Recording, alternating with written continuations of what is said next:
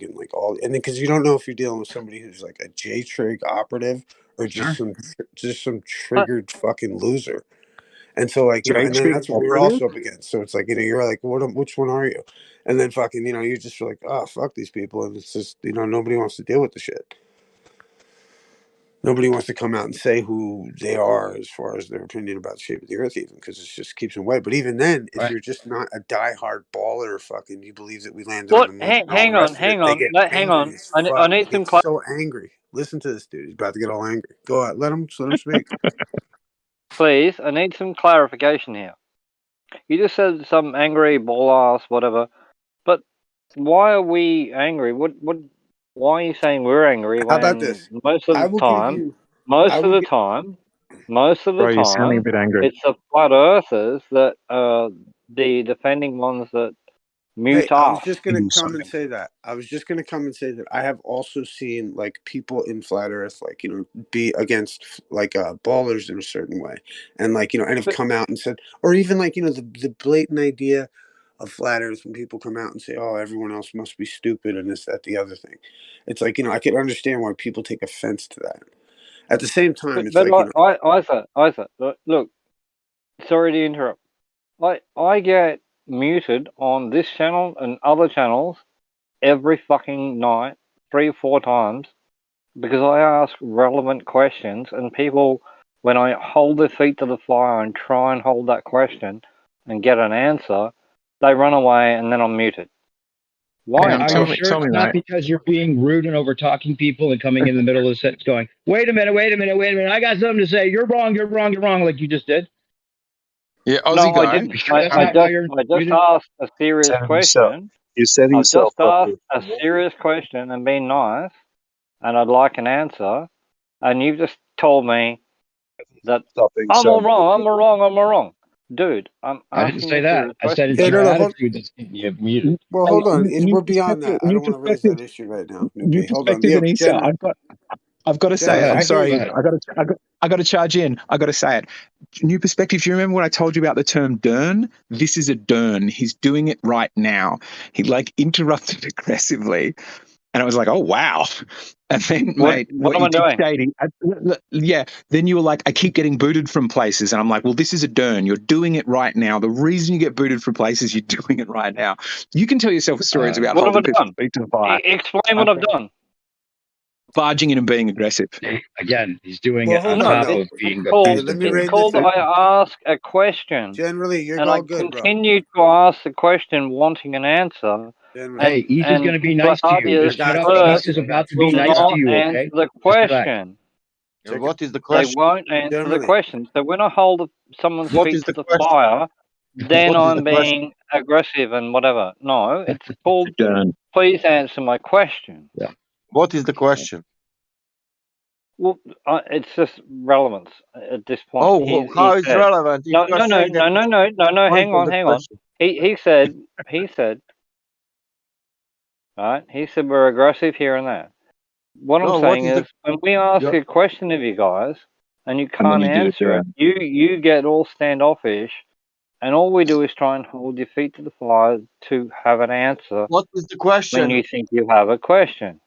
What is the question? What is making us It's a offended? dern. It's Well, still which one derning. would you like? I'm a Glover, so which question would you particularly like? do you want me to address it? Do you want me to address Would this? you Go like for it, the? Issa. Issa can settle Would this. you like Can I address tides, this?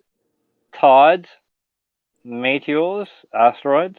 Hey, generally, guys, your like just to the point of your question earlier, which was like why are you attacked this way? Let's say as also part of the question, like how why you would be entitled to be angry in a certain way, because I get it. Like flat earthers, there are wild motherfucking flat earthers too. However, Yeah, like for yeah, instance, like fair to enough. get into the tide, to get into the you know what I mean. Like I'm not going to get into the tides and stuff just because it's off Yeah, topic you know you from won't, what we're because getting you have into. no fucking answers. Well, hold on one sec. So like, well, we can get it. We could open that up if you want to, but one sec, man. Like, but yeah, I completely understand because I've been attacked by groups of flat earthers too, especially for my legal opinions and shit like that. I dealt with a lot of that shit early on. I just think, we all deal with that, and I think like all we can do is affect how we behave in this regards to this information. Because Yeah, yeah, yeah. what's Okay, cool with these okay. discords. Okay, so you've talked a lot, but you haven't actually made anything, right? Now, my Sometimes point I is do. You know what? that when I ask I'm a known for question that. of Generally, I'm when I fucking ask a known for question that. of flat earthers, they refuse to answer. All right, hold on They one second. refuse. Regardless of This is that, no one owes you an explanation for one. Okay, and the other thing is that we're just here interested in these topics, which are all included. No one. Nobody. Hang on. No one owes anyone an explanation. So when we're in a discussion and we're all having a chat about shit, and we actually ask a relevant question, no one owes anyone, so they can just deny that question and run away from it, Well, and would that's you all agree What good. is if the they ask And an question? there's an What is irrelevant answer. the question? Is They question? don't that answer? it? Is What that is the it? question? So What you is the can run away question? from the question What is the and question? just deny it and run What is away. the question? What is the what's the question? question? We've just brought it up a couple of times, all right? I said What is the tides, question? I'm new one. tides, What is the question? tides, What with these tides? meteorites, What with the meteorite? I haven't heard of meteorite since like lunchtime. What tides, is the question, man? You are meteorites. saying half an hour. There is a question. What is the question? Must be a question. Who's You're going this? to have to Who the fuck answer am I me. talking to here? Who's asking me that question? Who's this? Sasha. Sasha. Right. Well, what What are is you the asking question? me directly? What are you actually asking me? I I'm said asking. explain You are tides, speaking half. You are speaking explain half an hour. tides, explain meteorites. Go. Is that a question? Explain tides. Explain tides and explain Is that meteorites. a Go. question? Explain On a tides. flat Earth, explain tides and explain meteorites. Go. Is that a question? You want Explain it tides. 100 times? I just said to you, You are fucking speaking about half an 10 hour times. about questions, Explain and now you are tides telling. and And Hey, yo, explain guys, meteorites. man, I'm listen about this. to. You are speaking half There's an the hour question. about some questions, and now you are telling explain tides. There's the That's question. not Yeah. a Explain question. tides and Hey explain guys, guess meteorites. what? Go. That's not a Generally, question. nobody gives a fuck right now anymore. We'd like to Yeah. get back to the discussion we were having Explain before. Exactly. tides and explain Okay, good. meteorites. You No, we asked don't me, give and a I'm shit. General, Nobody asking you. cares. Go to General, another server. You asked will me. you, Yeah, dude. General, you can't pull this shit on me because I'm a glober, right? We are having and have been One having second, point of multiple order. hours long. Eggshells, point of order. I've What? muted Sasha and General just because that was a shit show. So if you guys want to come back in a little bit calmer, then we can carry that on. But that's not But then I fun to can't listen to give for him. literally anyone. Yeah, go ahead. But I'm then I just saying can't give that's why him. Cheers, I've got to I'm give him just feedback. explaining. Eggshells, I'm just explaining why I muted them. Please go ahead. Yeah, sure. Yes, if we can unmute him in a bit, because my feedback to you, man, is you came in telling us you get booted from other servers. We're having a multiple hour long discussion about all sorts of stuff to do with frequencies and getting on quite well. And Issa gets halfway through making a point about how sometimes Globers can be aggressive, demanding to know your reasons for thinking something. And then you interrupted him aggressively before he got to the bit where he said, but flatties do it too. You did exactly that. You did this massive 45-minute long dern. You were doing it right now the whole time going, I get booted. They won't answer my questions. Why do I always get muted? It's because you weren't in the conversation. We don't like your style. We don't know you from Adam. And you've turned up being a dick. If you do this regularly in life, you will have fewer friends, shorter-lived relationships, worse jobs, more sadness. You'll even bump your head more often, I reckon. Here. So just like sort your shit, man. Like pay attention, read the room, go and spend time with adults. Lots in of the physical ad meat hom there reality. bullshit, dick face. Right? You can ad hom all you like, right? I It still described makes what you a just happened, man. wanker That and was a so wannabe. funny. I Still makes described you a what wanker and a happened. It's not an wannabe. ad hom. I ask questions. I ask relevant questions, and I get no answers. Sure. Are you an And I incel? do I'm this asking you a continually. relevant question. I ask, I'm asking a relevant question. I want explain. to know if you're an incel. You want to keep talking over me, motherfucker? Sure, yeah. Are you an incel? Do you have to answer people's questions? No, you don't. Now Is we it can your be go or my go? Because No, you you're had about to your get go. muted. Now it's my return to you, and you keep talking Yeah. over me. Maybe. Have you got some nuts or none? You know. Now look, I Standing here ask freeballing questions. after enough. I ask relevant questions, and everyone just runs away from them. Yeah, some Now, that please sounds like explain. a restaurant in Would Thailand, right? would flat earthers please explain tides, meteorites, and seasons, please? Go. You said I ask relevant questions. Can I first ask you to explain the relevance of tides to the conversation we were having before you asked that? Because that's what would make it relevant. If you say I ask relevant questions, I'll take you at your word. What was the relevance of tides or meteorites? Go. Yeah, well, wait a minute. He won't have an answer to that. He'll just keep asking about the Let him tides and the try. meteorites. Let him try to And you explain had the just relevance. pointed out, well, okay, I'll try. I'll let him. But I mean, it's funny because you just explained that what Issa was complaining about is people come in and demand that they have answers to their random things that have nothing to do with the discussion. And on top of you making that point, he totally missed it, didn't even hear what you said, and said, I demand that I have answers to these things that are not relevant to your fucking conversation. Yeah. Let's see if he even can get, after I expounded upon it, and after you've now asked that I unmute him, he's going to do the same thing. Which is hilarious, right? Like, it's a learning moment for him. And it's funny that you guys keep asking us to explain our model and why our model da da da da da. And as soon as we ask relevant questions back to you, you run and hide and mute people. Now, if you are on, the question, I'm done with that. The question was, how is it relevant to the conversation? New perspective. We're done with that. Let's go back to the previous conversation. No, new perspective was going well. His challenge was, what's the relevance of the tides and the meteors? He can type it in the chat when he thinks about it. He's not going to provide that. Yeah, guaranteed. He's just going to ruin the chat for everyone. I know you're. I understand that, Issa. One sec, Issa. I understand that you're trying to demonstrate that he's an arsehole, right? But that's not fun for anyone to listen to. Oh, no, so can we just move back to the previous conversation and just be done with that? Is that okay? Oh, yeah, no, Crypto, you're good. I was going to say, like, at some point in the Flat Earth discussion, we'll get there. You know what I mean? Like, don't worry. You know what I mean? At some point in the discussion, all 15 or 44 fucking topics will be brought up throughout the Flat Earth discussion. You know, like, well, that's kind of one of the main points, because the globe has answers, even though, you know, they're very, you know, easy to criticize and maybe very wrong in a lot of ways.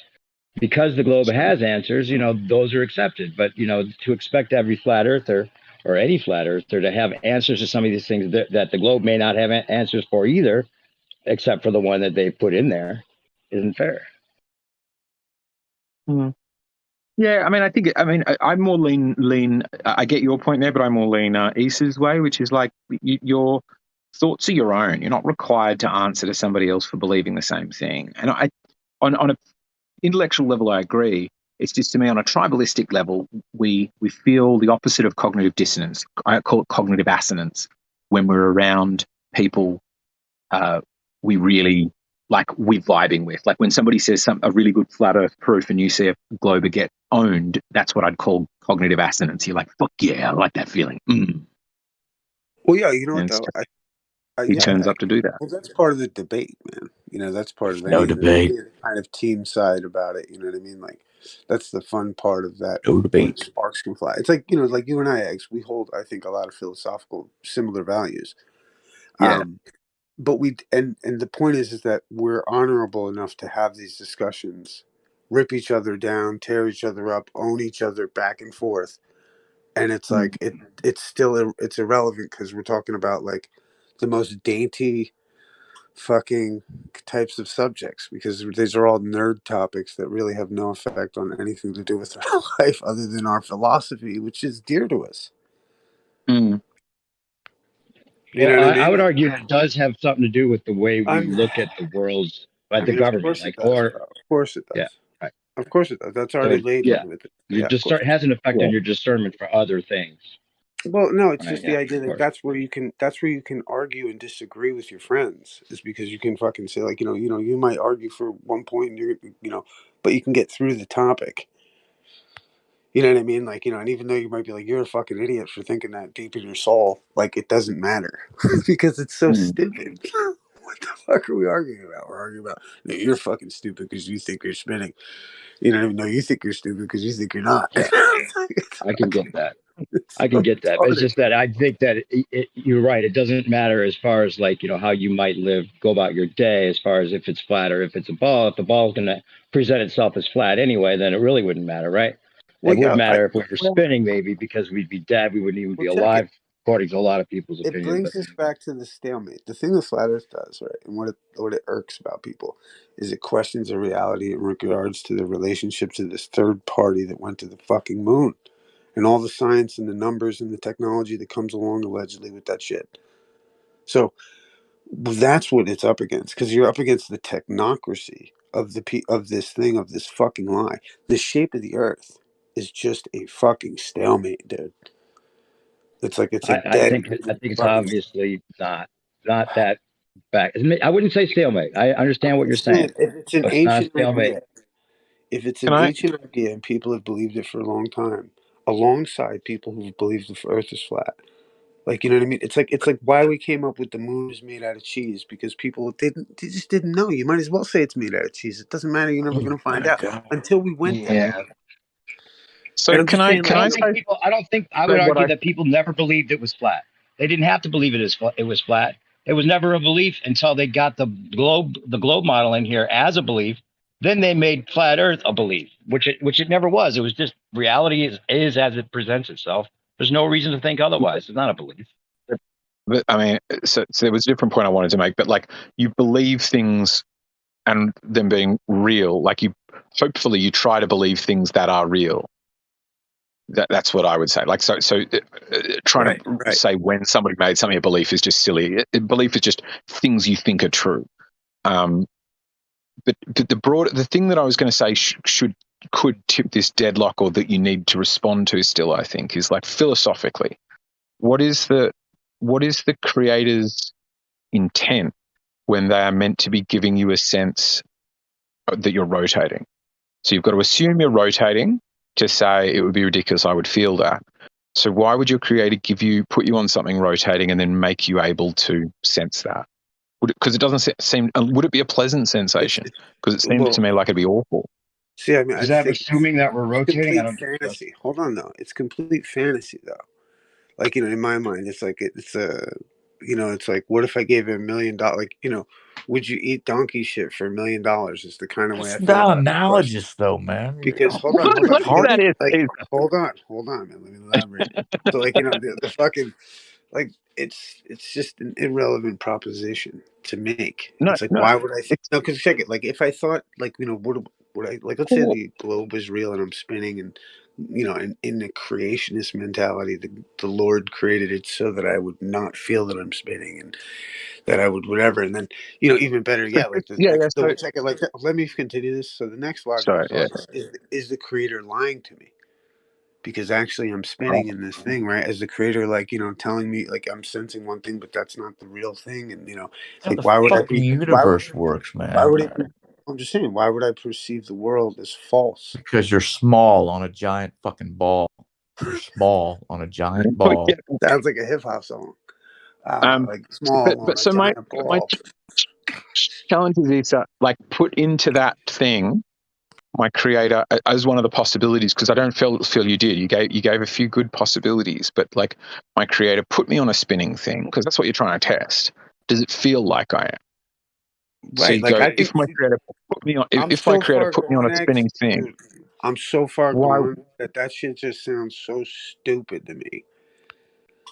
Bro, Right. that shit just sounds so fucking gay to me when somebody says, "Oh, you just, you know, you're just a little, you're a ball, and you're just not big enough to fucking dude." That's That not what sounds I like a said. That's kid. what that's what the other I mate no, no, no. said. I'm just, oh, I'm not, no, I'm just It pushing and the as envelope. goofy a I'm pushing the voice envelope. as Real you quick. want. Sorry. It's still the fucking truth, You know, man. I think, like, you know, when I hear, like, but that notion that I wouldn't detect it, that notion that I'm on this thing or whatever, this seems so fucking stupid and ludicrous to me at this point.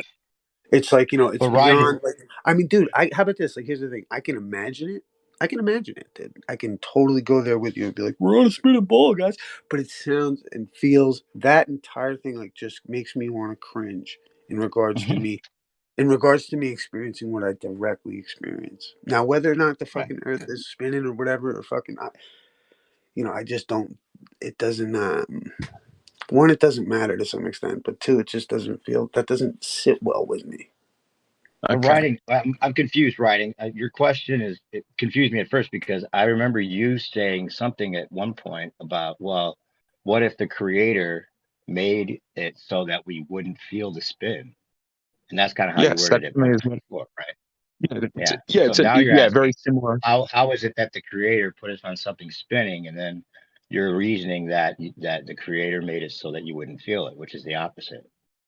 So I would describe the creator and evolution in a similar way. I'll just give evolution agency and say, I was created in such a way by a creator such that like a lot of really fortunate things happen. Like my finger fits in my nose, which is really useful. Like things like that. Like there are lots of good reasons. So I'm also able to judge speeds I would say up to about shooting an arrow or chucking a javelin. And I think I get worse at judging speeds the further they get divorced from that. So can I tell if two cars going 40 are going to hit one another at an intersection? Yeah, I'm actually really good at working that out. I'm going, oh my God, it's about to. But am I able to figure out like where to shoot a gun at a speeding car? Probably need to do some calculations or something. That's at least what I got to do when I play my computer games because I'm shut in. So I think my creator would give me the ability to discern things in proportion to how useful it is to me. So I'm going to need to hunt. So being able to chuck spears or gauge how high I can jump or have a sense of thirstiness or that I'm getting a sunburn. Those are skills I would want my creator to give me. But like the sense that the moment I open my eyes, I'm like, oh, fuck, here we go again, another 1,000 kilometer an hour day. Oh, God. Well, I try to make my cup of coffee, being confused about how I should hold my cup. It just seems like a preposterous position. But yeah, can you appreciate the preposterousness of the idea that the creator would make it a spinning ball and then make it so that the people can't feel it, and it was just right within this threreshold, like that? It sounds so convoluted that would be the way it would be created, and you're proposing it as if we're assuming we're spinning now, and now how is it that he created it? Why would the creator make it so that you can't feel it? Why wouldn't he just create it without spinning, and they wouldn't have to worry about whether they feel it or not? That's the whole point. Why would it have to be spinning? That might be a completely valid argument, but that's an argument for why would a creator make a spinning ball. My point's just on the I don't feel it, as if that is valid, because to me, unless there's a specific answer to this, why would your creator make you feel it? Then you're not actually comparing the two notions, because you're going, I already don't believe in the globe Earth, and because the creator wouldn't create it, and I think I would feel it, but I'm not able to offer justification why. All right, there's some straw men in there. First of all, the creator would make it so that you wouldn't feel it. Like, why? You're asking us, why would the creator make it so you can't feel it? That's what you're asking? All four possibilities. And first of all, and also the straw man that, it can't be a spinning ball because the creator wouldn't make it that way. It's not really the argument either. Well, sorry, yeah, that's true. So just the question of like, could a creator make it? And then like maybe they did a test batch, right? They did a batch of humans who they gave the ability to like sense the vastness of space, and they had a sense that they were spinning and corkscrewing through the galaxy, and what would that be like? Like, what's that useful for? Is that going to get me fed? Because chucking a spear, knowing how far to chuck a spear is going to get me fed. You've heard me talk before. I don't buy into necessarily a creator outside of this creation creating it for a certain reason or any of that. We've talked, and we actually agree upon maybe some of those actually, I've forgotten things. That. Yeah, sorry. That it always existed. It always will exist, or whatever. And maybe we are the creator altogether, right? We have to have the opposite sides that we're arguing about right now. Otherwise, there would be no friction and no contrast, and it wouldn't exist the way it should. Whether it was creator outside of us, or we are the creator that is creating itself always, forever, and always has, if that's the case. Yeah. Regardless of any of that philosophical stuff, though, you have to appreciate when we first started this argument, you started with how slow would it have to go before you wouldn't feel it? And then we agreed that, if it was as big, if the clock was as big as the circumference of the Earth, that the tip of that hour hand would actually be moving 1,000 miles an hour. So that question's irrelevant because it's actually 1,000 miles an hour. It's not moving slow. Right, and it's several different directions and all these things. But wait a minute. Back to the creator part. We would have to see the creator as a trickster, right? We would have to see the creator as a trickster. He made it just so big that you would never see the curvature, and just so fast that you would never feel it, and just so this and just so that. It would be a trickster god, really, wouldn't it? Well, you've done a very good job of the first. Why I jumped in there is you finished at the 1,000 miles an hour. where we finished with the 1,000 miles an hour was me asking a question that maybe I could put to you again. 1,000 miles an hour only means something in terms of relative to something else. Rate of rotation, that doesn't need to be relative because it's relative to itself, or G-forces, also not relative. You can measure G-forces, but you're saying it's spinning at 1,000 miles an hour. You need to say relative to what? Well, otherwise, I would feel it doesn't make sense. I understand your point, but okay, we've gotten over the part that it's not slow. 1,000 miles an hour is not slow according to what we're used to. According to what we're relative to what we're used to moving at, right? The speed. No. I don't mean. Right. I don't mean relative in your life. Well, we're always moving at it, so you're used to it, right? Is that what you're saying? No, I'm not saying relative to another period in your life. I mean, right. So if you're driving a car at about 1,000, that is relative to the surface of the Earth, relative to the track that it's driving over, or maybe it's on a public road. I tear shit up. Right. I tear tires. So it's got to be speed of 1,000 miles an hour has to be relative. New perspective. You've got to say relative to what. You can't say 1,000 miles an hour when I say relative to what. You don't have an answer because then you don't actually have 1,000 miles an hour. We don't sense absolute displacement. There's no way to test absolute displacement.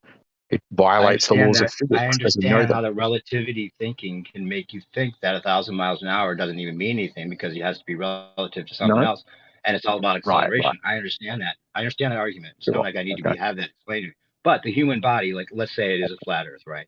Let's say we've always been stationary. Then 1,000 miles an hour would be relative to a stationary Earth and be very, very, very fast and faster than the human body is used to going at any time in their life, right? Right. Faster than the speed of sound, right? Might be some kind of physiological effect that might have on the body, right? If it was a flat Earth and we moved 1,000 miles an hour without a container, that might have some physiological effect that we don't know about, right? Well, yeah. So if we accept the flat Earth, then 1,000 miles an hour is fast, is what you're saying. I accept that. I think that's yeah, exactly. But it's 1,000 miles an hour. It could be fast for the human body, regardless of any of that. Because what if you go from the North Pole, where you're living your whole life, right? Then all of a sudden you're at the equator, moving 1,000 miles an hour. You're not going to feel a difference. It's not going to make any difference at all.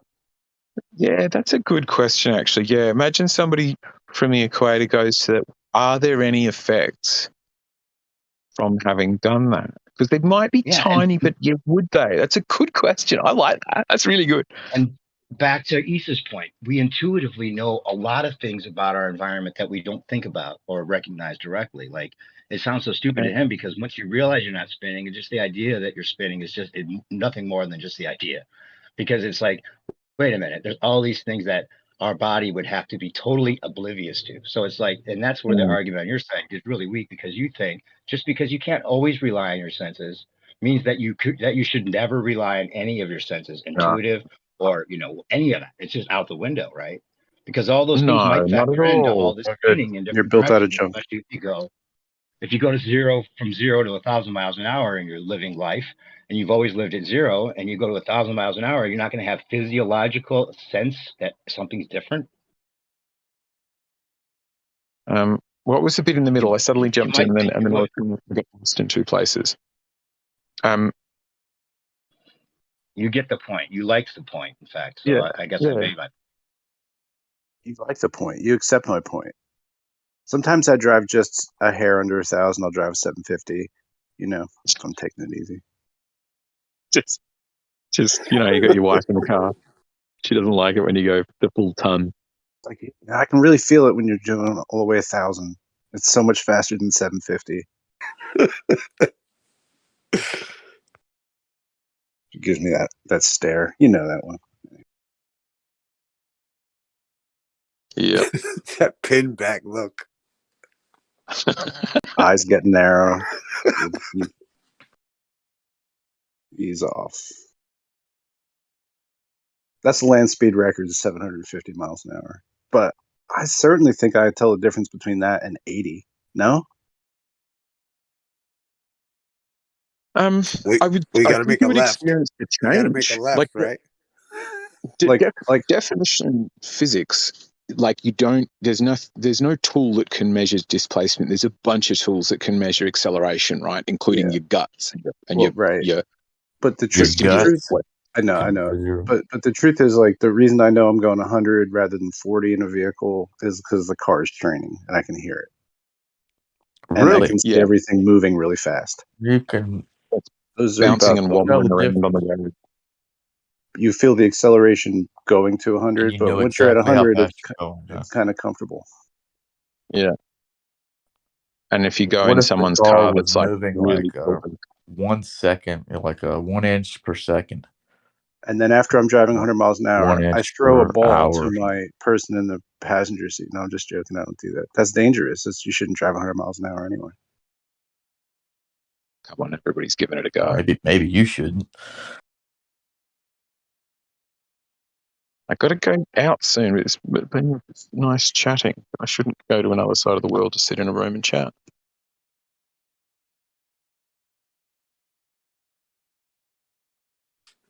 Yeah, man. Oh, fucking Thailand. That's awesome, dude. I'm a lady boy. Oh yeah, There's you a gotta few. watch out for that crazy shit. You're hot How's this micing for an whoever said interesting?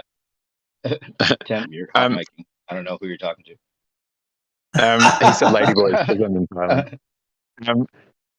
There's an interesting thing actually in Thai. So you know how many languages, including English, will say he or she, will genderize somebody's pronoun.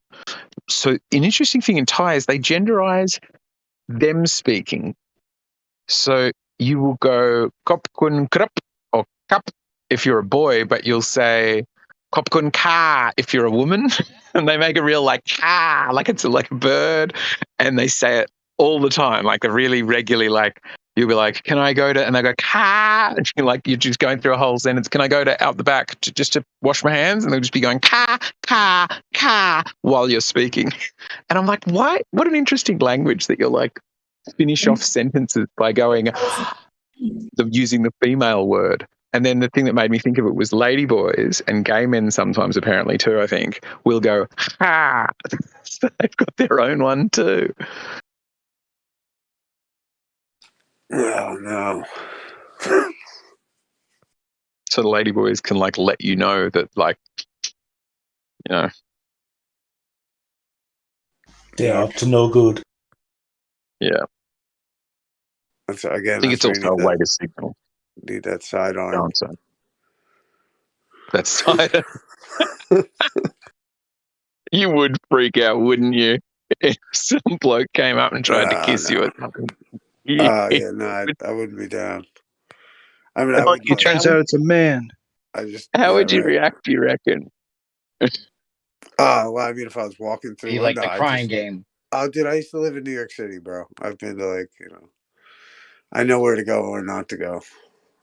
As far as I know, the ladyboys doesn't deceive you. They will tell you before you play. Yeah, I got no problem. You know what I mean? Like, I'm just like, I have no problem. But okay, do you reckon when you saw it, because they'll like sometimes get really boisterous and be out on the street and shout at you and be like, hey, like, come over here. Da, da, da. Would you be like, ooh, or would you be like, nah, love, I'm okay? Dude, I used to live in the city, right? And, like, across the street from me was, like, a fucking, like, one of these weird-ass places. It was, like, underground back in the day, too. It was just weird. And fucking, but all them dudes were cool, man. You know what I mean? We were cool. Yeah. It's just not me, man. You know what I mean? Like, they gotta respect that it ain't fucking for everybody, and they do. Yeah. I have a few friends that are gay, and one of them, usually a butch and a lady boy, that they get together.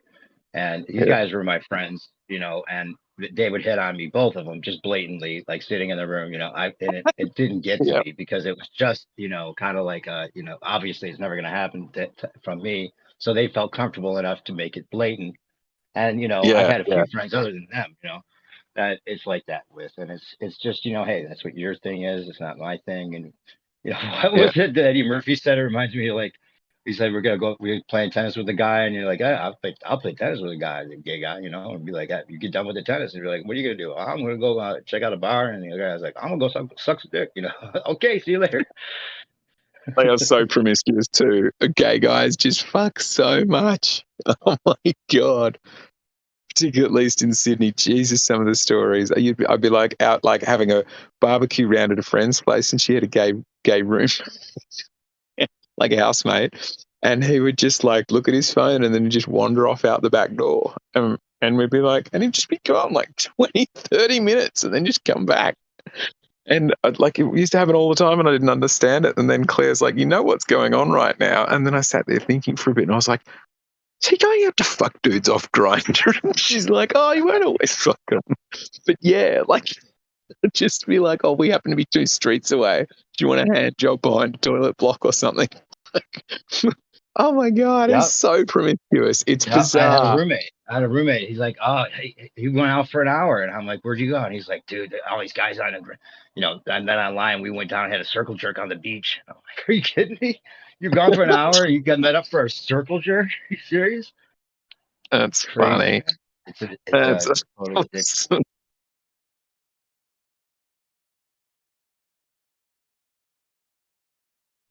Yeah. Are you guys done with your little gay powwow over here? I want to ask that new perspective. One more detail. So there was like they had to decide who was in the middle. So they would all circle jerk around one guy. Last question though, before we're off the gay stuff. New perspective. Have you ever kissed a dude? Nope. On the lip? Nope. That was a long pause, bro. That was a long pause. Well, you have to think. I've kissed many men in my family, on the cheek or whatever, for sure. Right. No, I mean like you lose a dare or something, and then you got to kiss your gay friend, or you just blow him because he's nice. Is that how it went down for you, Eggs? Usually how it works. Right, I swear. when in Thailand, Yeah.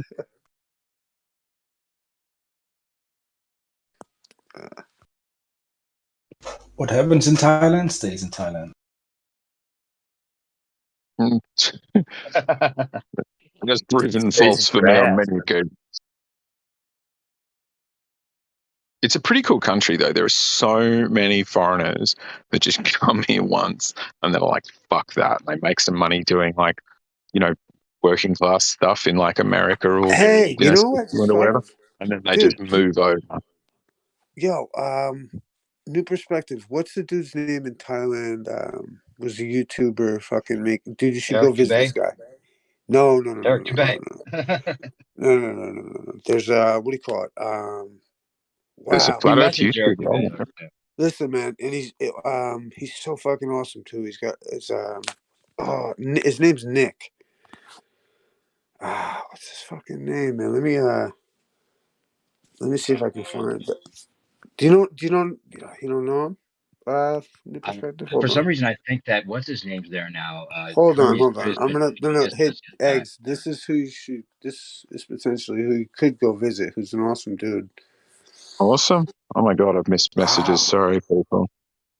What the fuck is this? It rings a bell actually, and I can't think of who it is now. Dude, it's Snack might know. I bet Snack. Old guy or new guy? Older guy with the Thai wife. Phuket word? Yeah, bro. Phuket word. Thank you, motherfucker. Oh, I get credit for knowing Snack would know. Listen, man, you need to go see this dude. He's awesome, man. He's fucking awesome, and he's still probably making videos like every fucking day. So He is. I wish I had guessed it right away. Yeah. Let me. I'm gonna send you his channel. I really don't know how to I used to be all linked up with these cats and like fucking on like Skype and shit, but I don't have any of that shit anymore. Let me see. Okay, world. I'll see if I can find him on my way.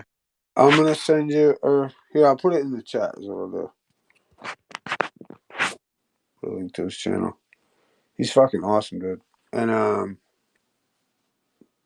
like I guess a couple of years ago, Rennie was really popping, like doing his thing, like because he come in waves with this shit. But I think he would be someone that you could intellectually get with. I think he's like an engine. I don't know. He's from England.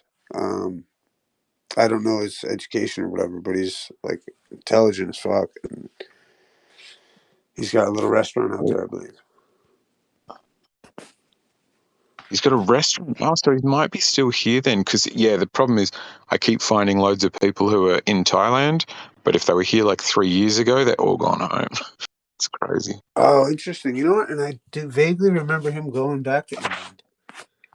I think I don't know if it was vacation or whether it was what, but I know his old lady was from there, I guess, so he was kind of bound to it. But yeah, very cool, very interesting cat too. Interesting videos. Like, you know, he did a lot of the early like Mirage videos, and he'd do them on these like long distances and like short distances, and he'd show the effects of the miraging on you know, across flat stuff, and how the illusions of what ballers call obstruction could be explained by, you know, the light and the heat and the atmospheric density and all the rest of it. And just an interesting cat.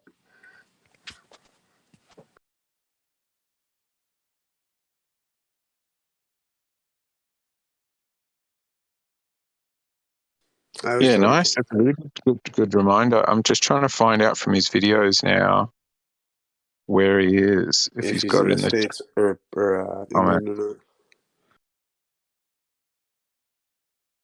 View range is increased. So let me try and see if like he does any update videos or anything. Yeah, I don't know if he does any like reels or anything. You know, dude, all of our shit is so censored, and like I gotta go seek it out if I want to watch any of it. 9 months ago is pretty recent. So Phuket, my girlfriend won't go with me there, so I might need to go by myself. Oh, to Phuket? Yeah, she hates those. Oh my god, I blasted right past it. Okay, maybe I'll see what the boating situation is. That's cool. Yeah, it'd be really cool if you get in touch with him. Yeah, it would be cool. Oh, see the whole of Phuket. Yeah, it's just an island. They're all islands, I guess. There's a bridge. That's good. Okay. Yeah, maybe. It is a big backtrack. Oh my god, that's a big backtrack. Oh, you'd have to be going backwards. Oh, don't worry about it. Yeah, bro. I If you're came past that. You're past all that. I don't know the geography out there well enough to. But yeah, if you're way past that on your trip, I wouldn't worry about it. Dude, you guys, I can't believe you're like fucking riding motorcycles, dude. Yeah. And that's the thing. It's brutal when you've like crossed the ground. Like if flying, it's like, oh, I'll just drop by on the way home. You know, it doesn't feel like anything to go back to a city you've been to. But when man. I went across the states, and I've been across the country and back a couple times, and it's like, you know, I've flown and driven and done all kinds of shit, trained, and on the ground it's just like treacherous. And I hate flying, but man, it's a trip. Like, it's crazy when you can get out of the plane and it's like a completely like 5 hours, 6 hours later, 8 hours later, and it's completely different. Everything's different. It's crazy. What a cool thing, planes and everything. Yeah. Yeah. Good point. Okay, I'm going to start getting myself ready to go out into the world. There's a night market on. Right on. Yeah, that's cool, man. I guess. What time's the sunset down there? Sun's still up? No, pretty well set now. What time is it over there again? Like, well, I guess you're like almost opposite. It's like 6 something. 7, quarter to 7 now. 7 what? Quarter to 7 p.m. Yeah, quarter to 7. Okay, yeah, cool. You're like literally exactly opposite to the world of me. It's 6:43 here. So, yeah. Well, let me cool. Yo, Jazza should be good. Yeah, there's all sorts of live music playing, and I can eat some snacks and stuff. Should be nice. Yeah, man. That's cool. Yeah, that's awesome. I guess did you guys ride all day or no? Hanging out? No, I've been chilling here. I got to Chiang Mai like a week or two ago, and I'm just that's how you do it, bro. Good. Yeah, man. Did your old lady get on the discussions? No, she hates them. I can't have them with her in the room. She sometimes quite likes when I will explain or steel man a flat Earth point. I'm telling you, man, chicks dig like, flat earthers, bro. Chicks dig flat earthers, man. Yeah. No, they don't. Chaz, you're all alone and shit. Stop. Sorry, man. I'm just chuckling to myself. Go ahead. Like, of course, by yourself. Exactly. I'm down in the dungeon. Right up. I tell you, I don't know what's better anymore. By yourself or who knows. But yeah, I always think like, I mean, it wouldn't be as funny if you're trying to just like speak to somebody in Thailand or something. But like, you know, at a bar or something. You know, actually, Jazz, I wonder if you haven't done that. I'd go to a bar and be like, you know, hey, have you heard of these stupid flat earthers? There's some hot chick. No, I'm very rarely by myself, apart from times when I'm by myself. Understandably, but yeah, no, I don't.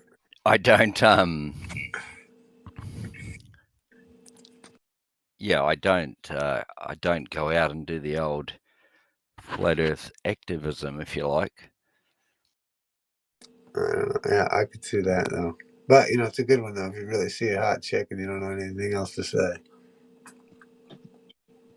Well, the last thing I'm going to say to her is, "Hey, you do realize the Earth's flat?" No, well, you could go that way. That's gay. But I'm saying you go. Have you heard about these stupid flat earthers? Oh yeah, that works every time. Right. That's what I was saying. You go, and that's the line. Have you heard about these stupid flat earthers? And then you got to make. And then you say all the arguments for flat Earth. No, you just say, have you heard about these stupid flat earthers? I'm a helicopter pilot. Let me take you for a flight up into the glacier. And they go, I'm fucking in. Fair enough. That's a good one. I'm glad that's working for you. I was always hoping it was, Chaz.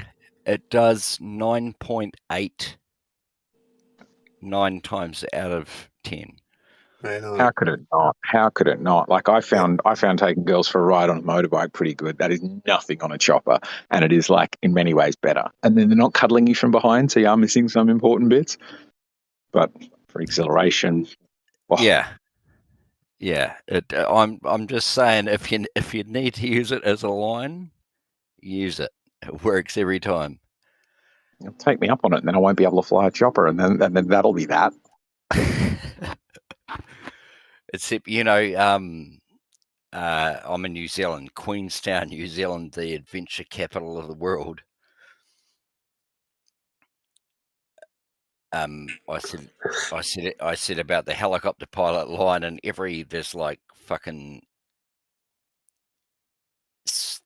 shit tons of helicopter pilots there, and they said you can't use the helicopter pilot line. You have to pretend. You have to put on an Australian accent and pretend you're from the Gold Coast, and tell the chicks that you're a dolphin trainer at SeaWorld.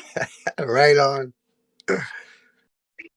Like you can fucking talk to the dolphins. Oh, that's awesome.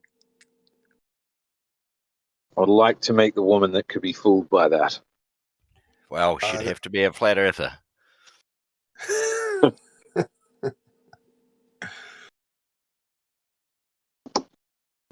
No offense. All right, guys.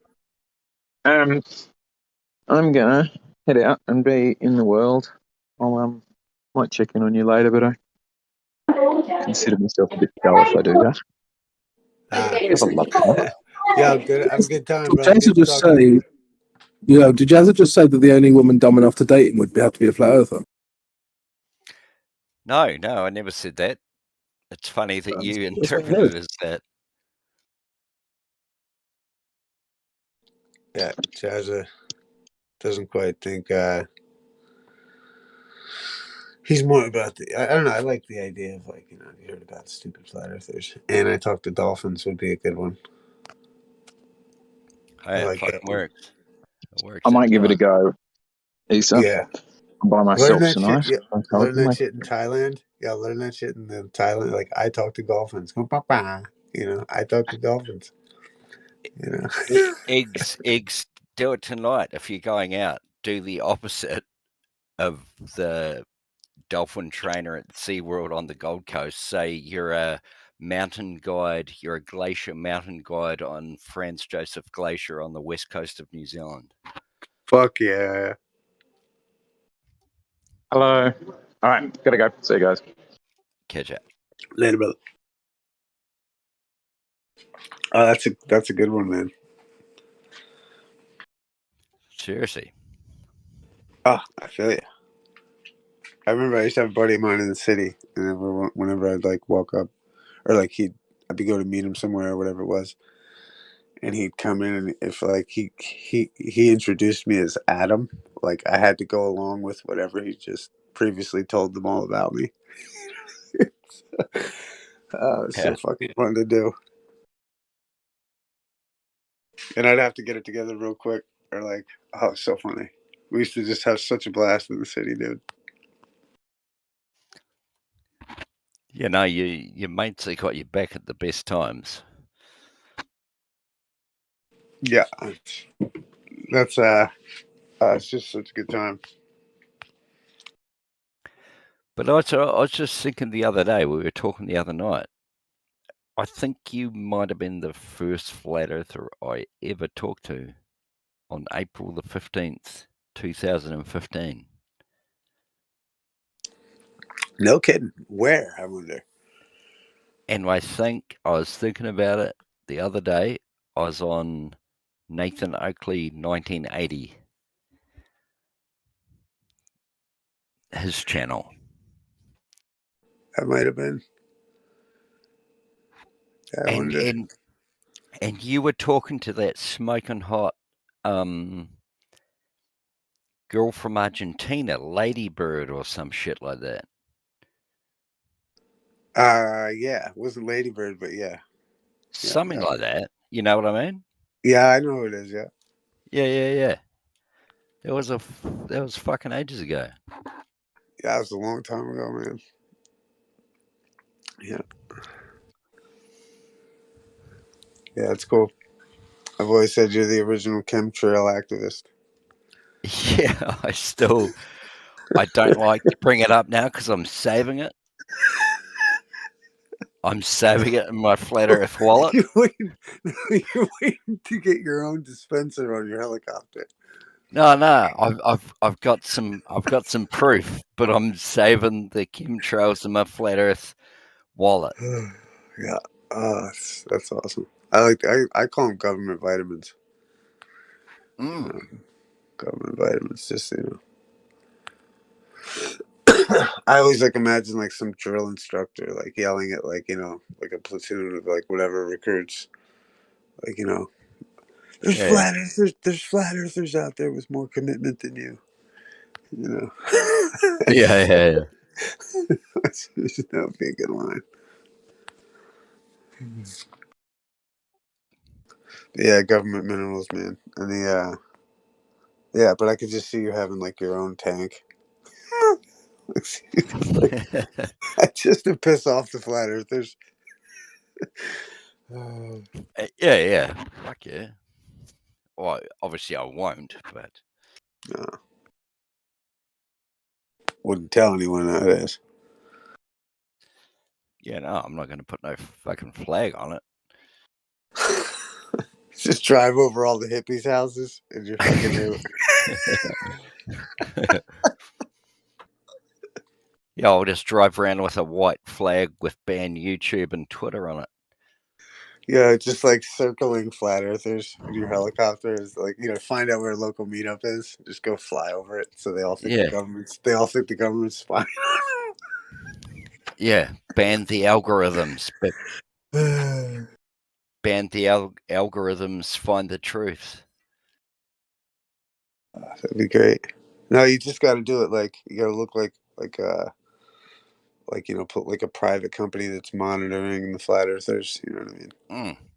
Right. I'll do it. Put on some chemtrails as you leave.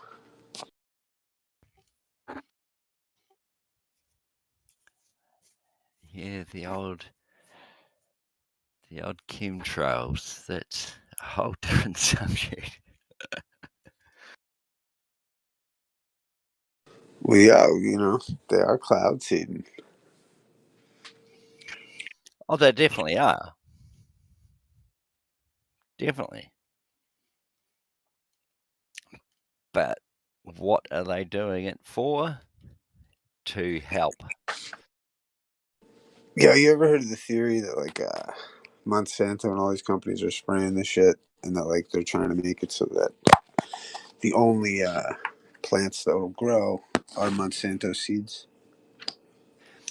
You see, I've always heard this, right? Right. And I've always heard this, and I've heard you guys, I respect you guys. I've heard you guys saying about chemtrails and Monsanto and everything, and they're trying to kill everyone with chemtrails and all that sort of shit, right? It wasn't. Fair enough. Okay, but just on the fly, it wasn't until 3 weeks ago I had to spend a week in hospital with a terrible fucking virus that tried to kill me. And A terrible what? A virus that everyone Uh-huh. has. Mm. Everyone's carrying viruses. You can contract viruses, but everyone has viruses. That's what antibiotics are for viruses that you already have. I don't know if antibiotics are for. Is it for viral? Antibiotics, Yeah. right? Yeah. Yeah, that's what viruses are. They're living organisms. But anyway, I was in the hospital for a week. Sick as fuck. And I realized, and I thought about not you, but your fellow flat earthers saying that, or not the flat earthers, but the chemtrailers, which are flat earthers, saying that they're trying to fucking spray us and kill us. Real quick, I just had to go look something up because it says antibiotics do not work on viruses. I don't know. I'm not a doctor. I could have this completely fucked up. I probably do. Well, yeah, but I'm just saying antibiotics do not work on viruses. Okay, look it up. I'm saying to you right now, as a normal human, I probably have that fucked up. Okay, go on then. What was your point? I was just checking it because I was like, wait a minute, I've heard that before. I just had to double check it. No, my point is that you guys say with the chemtrails they're trying to spray us and kill everyone. It's no. These smart as fuck individuals in these hospitals all over the world do everything they can to save lives. I thought I was going to be in there for 12 hours. I was there for 7 days. Every day at lunchtime, they'd come in and go, oh, yeah, you can go tomorrow. You can go tomorrow. And I was going, come on, let me out of here. I'm fine. And they're like, no, you're not. We've done these tests. If you go tomorrow, you're going to fucking die. I'm sorry to hear that, man. Jazz, I didn't know that. No. My point is that you guys keep saying, well, the chemtrails, forget the Are you trying to tell me they tried to No. I'm just saying divide. I'm just saying divide the conspiracies. Stop compounding them on one another. Well, I'll tell you what. It sounds like you're saying Monsanto tried to kill you, Jazza. No. All I'm saying is stop compounding the Monsanto and the chemtrails and the flat earth and all this shit into one. Jazza, you're the one who just got out of the hospital. I think you might want to pay heed We're saying, forgive me, I'm joking, but I'm just trying to give you. I'm just trying to give you a +1. I'm just trying to give you heads up to give you more support. They are trying to kill us, fucking bastards. Yeah. No. See, you just said they are trying to kill us. I just told you that they are doing the complete opposite. You sane motherfucker. Oh my God, Jazzy, you fucking got me rolling over here. Oh, fucking dying. I can't believe Monsanto would do that to you.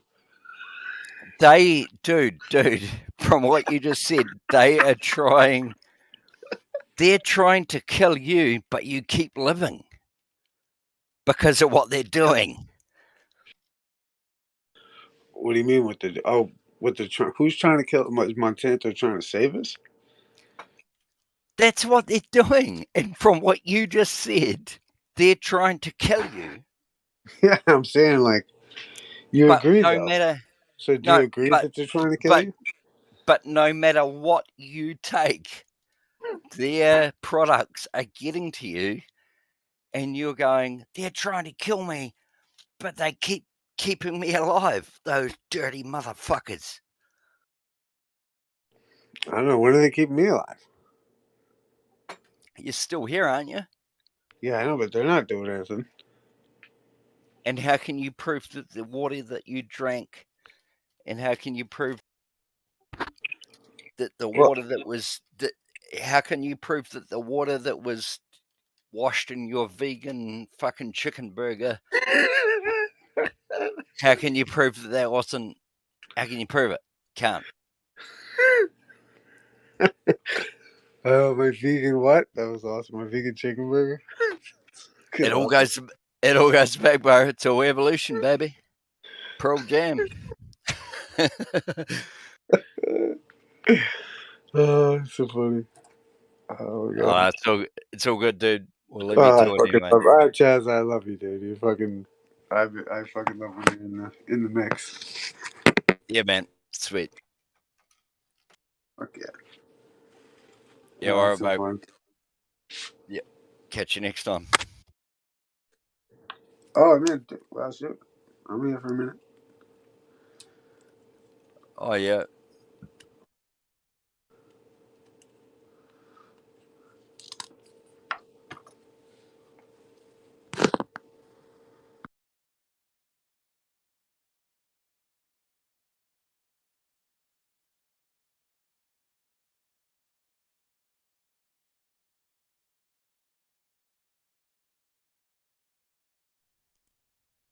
Yo, Sai. Been a minute.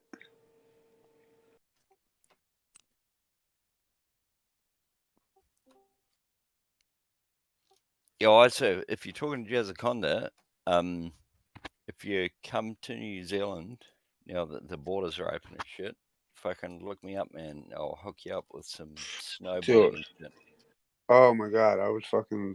Dude, thank you for the invitation, bro. I'm not saying come over, but just if you're in the sneak of the woods and you're into snowboarding. Come stay at Jazz's house. Fucking party at Jazz's. Flat Earth party at Jazz's. Like your worst nightmare. Come through with like a bunch of flat earthers. Some maps and shit. We'll put them all up on your walls. Fucking hell, I don't know if I'd do that because it would just be me and you at the house. Oh, man. No, we'll bring the whole Flat Earth Brigade. Your neighborhood will get involved. That's fun. Shit. No, that'd be so cool. I appreciate it, man. Thank you, man. Yeah, no. I tell you what, that's awesome. That's so cool because I don't know. I love traveling. I used to travel quite a bit, but but that's just so cool. I wonder what that flight's like. A friend of mine went to Australia, and I guess it was like fucking a long ass trip, man. Yeah. Oh, but yeah, I appreciate. Why don't they see the moon upside down in Australia? Because it rides along the ecliptic, which is essentially it rides along the ecliptic.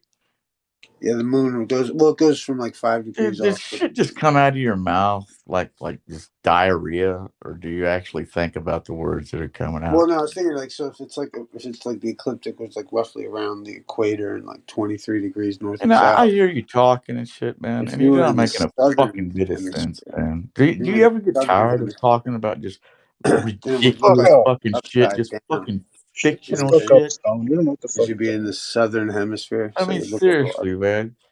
Uh, how old are you? How old are you, Issa? 12? Or is that your IQ? Fuck. nice one. Nice one. Seriously, man. How fucking stupid do you have to be, man, to not be able to figure out the shape of the fucking planet? Well, I mean, it's just an interesting discussion, dude. Why are you triggered An by this? interesting discussion And between why are you who? triggered Between by the fucking discussion about idiots? the shape of the Between Earth? people that can't understand physics? Shit, man. How long are you going to keep going? What, having an interesting conversation? What's interesting about it? Well, I Your mean, level of how about this? misunderstanding? How about this? How about this? What are one of your hobbies? What do you do? What do you find interesting? Let's see. I read, I write, I grow things, ride You write? ride around, do things. What I'm not really gonna tell you what I do, but your business. Right, so I'm just saying, like, if you're riding around on your bike with your pencil, fucking, then it might be like a particular kind of pencil that you're interested in, particular type of color that you like. You know what I mean? And you would have a discussion with people that are interested in like color dynamics and shit like that, and you'd be like, "Oh my god, look at the way you can make this sound and this pop and this da da da da." If you're into Yeah, but graphics. those are things that are in reality. Right, and that's what I'm saying. Is like you could be really intrigued by those things, right? But like for like me or someone like that, like I'm not into graph, right? I'm not the writers. Like I have got a lot of friends that are into it, but it's not my thing. And I think like that would be their discussion that they would have, that they geek out on, that they go about what color marker they're gonna fucking do this and that with, right? Tag and shit. So the thing is that it's just not my discussion to have with those gentlemen because they seem to know a lot more about it than I did. And if I just walked into their discussion about like some color, whatever, and some piece they're putting up, and I was like, "You guys are gay." What does this have to do with anything, man? Well, I'm Do just, you have a problem with like Is there any relating admin things to here? I'm Is just there saying admin? you're coming in here arguing about like what we're talking about. No, I'm not arguing about it. I think you're Yeah. fucking hilarious. You're a fucking idiot, man. You've been fucking not knowing the fucking shape of the planet for what 6'5"? How long? How long you been fucking Well, what do you think the retarded? shape is? What? What do you think the shape is?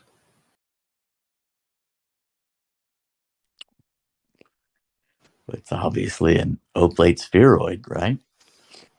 That's such a true answer, you damn son of a cunt. What'd you say? Huh? That's what I thought. A little bit. You're a bitch. Oh, I'm a bitch, huh? You're a bitch. You're a fucking dumbass, No, dude. you're You the wouldn't say first shit bitch about ass me. motherfucker there.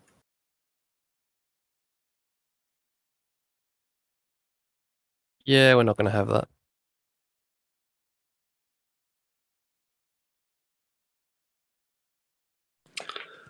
Yeah.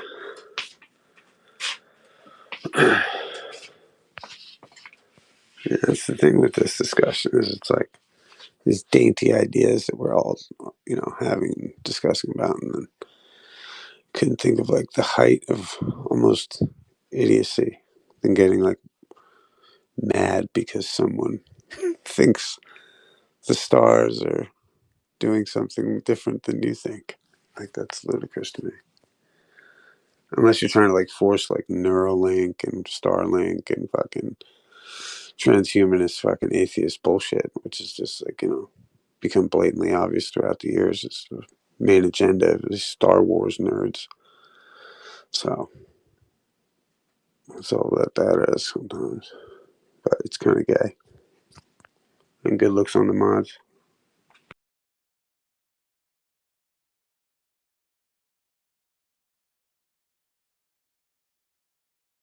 Yeah, it's always funny to see the Agent Smith programming come out when somebody's like, what do you think the shape of the Earth is? It just doesn't. It's irrelevant.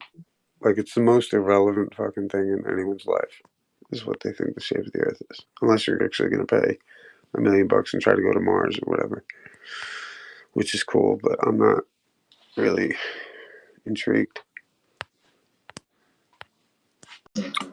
Look, in school, the teacher lied to us.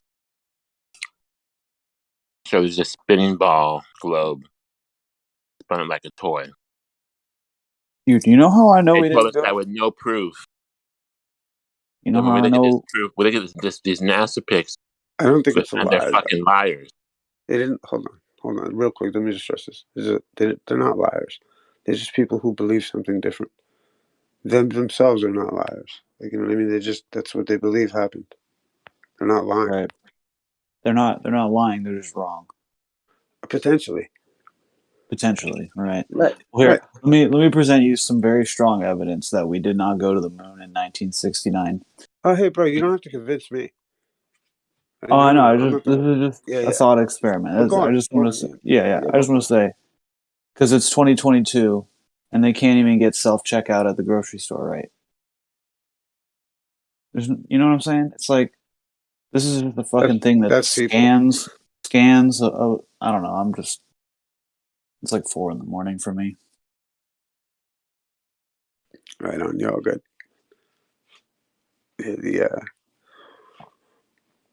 Yeah, margin of human error and shit. I agree. But,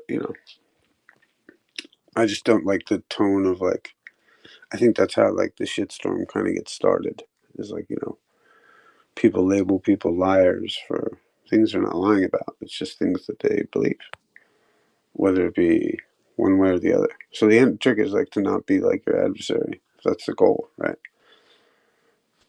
So it's like, where they condemn us, it's like, you have to give them leniency, regardless of their fucking antics. Because it shows. Everybody knows what's what. Ballers and people of intellect alike.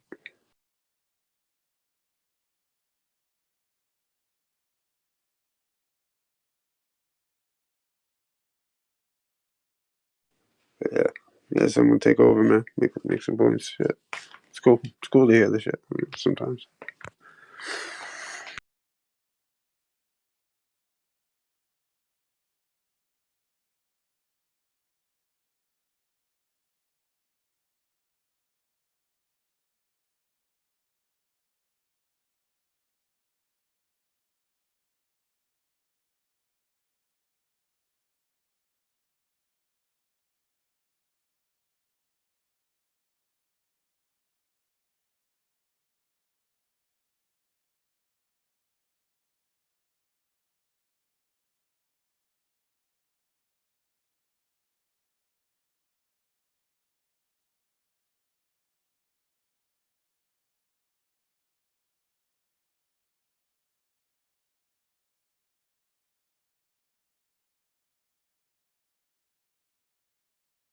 Those two guys still muted?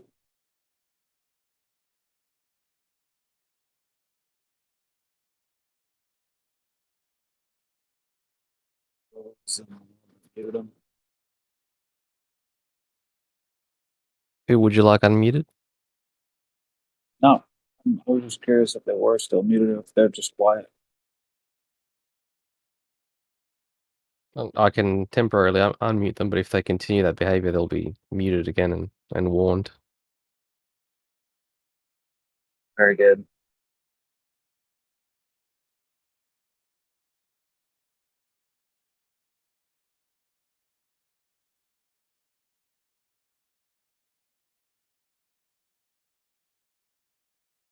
Oh, tell me why they think the Earth is an oblate spheroid. I heard somebody say that before it got all crazy.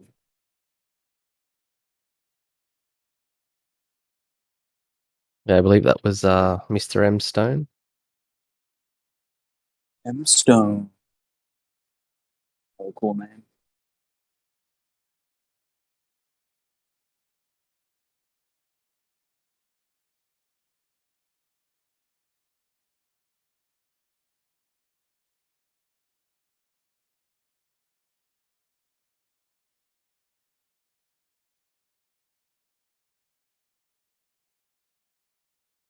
If you've got any evidence to the contrary, love to hear it. No, I don't. I'm just a normal dude. Just a normal guy. I just don't believe that there's like a bunch of robots on Mars or whatever. And space sounds pretty fantastic. Not real. So I'm just curious, like, why'd you buy into it?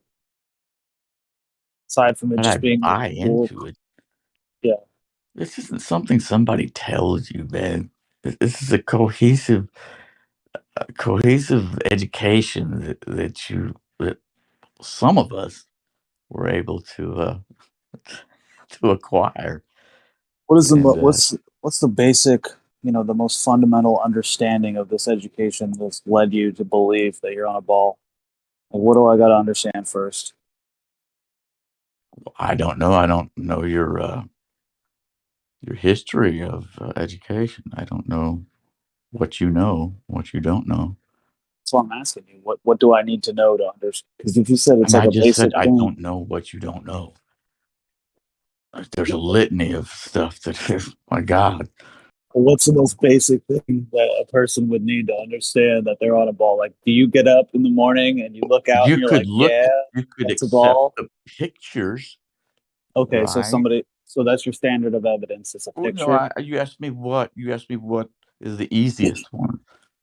All right, what's your highest standard of evidence for the shape of the Earth? Is it a picture, a video, somebody told you, math I problem? would say gravity, uh, spherical geometry, GPS, satellites, triangles being more than 180 degrees, planes. Gosh, we could go on. That's how you know it's a ball? Yes, that's how I know it's spherical. Wow. Can you give me any evidence that against what I said? Besides, I mean, wow. well, you didn't really make any like claims. I did. You just listed a bunch of things that I don't really know what That they have are to do with it attributed being to the spherical Earth. like, you want to like just pick one and go from there. Go where from there? Like, just pick one of the things that you said. Explain Okay, it to me when real surveyors easy. survey a land like a triangle, it has more than 180 degrees.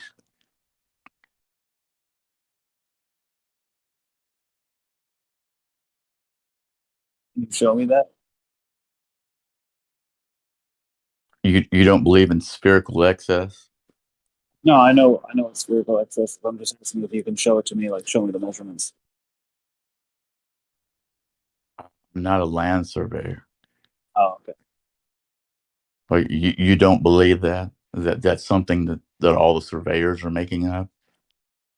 I've heard from both camps And of I guess all quote the unquote space surveyors. agencies, right?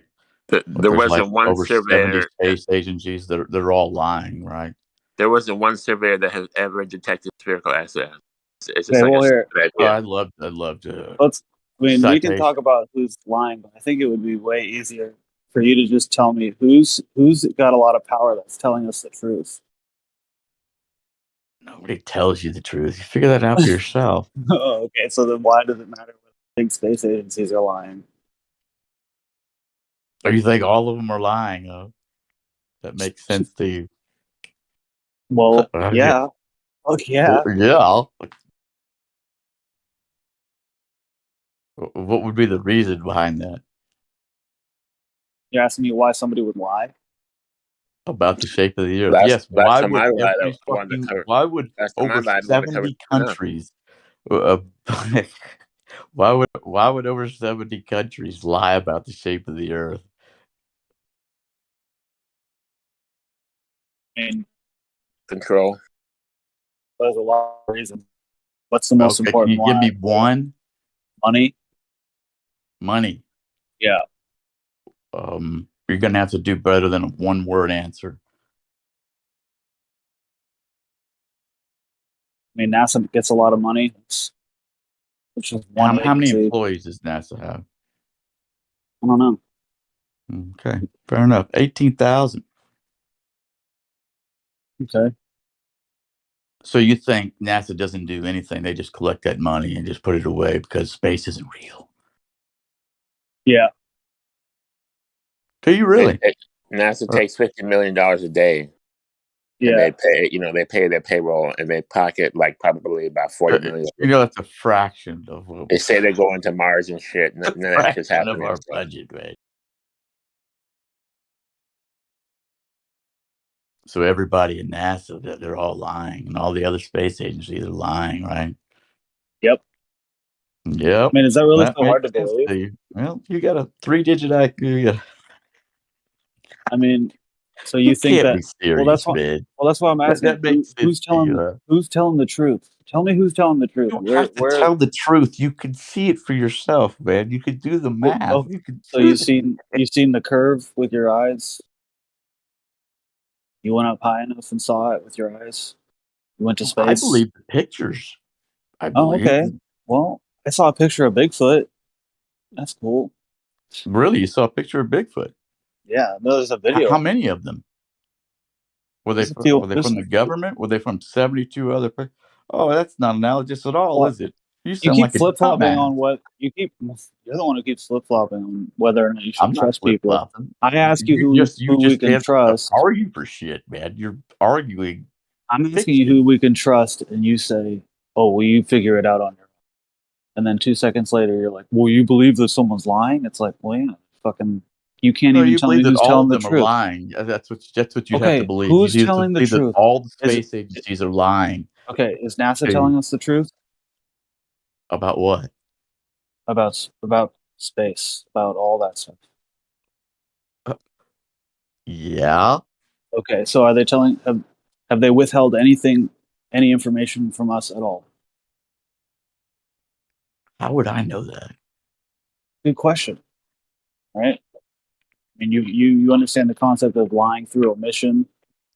Oh, but do you believe in aliens? NASA's lying, and then all the other agencies are lying through omission that they're sending rockets and whatnot into space, and Elon Musk is even involved, even private people.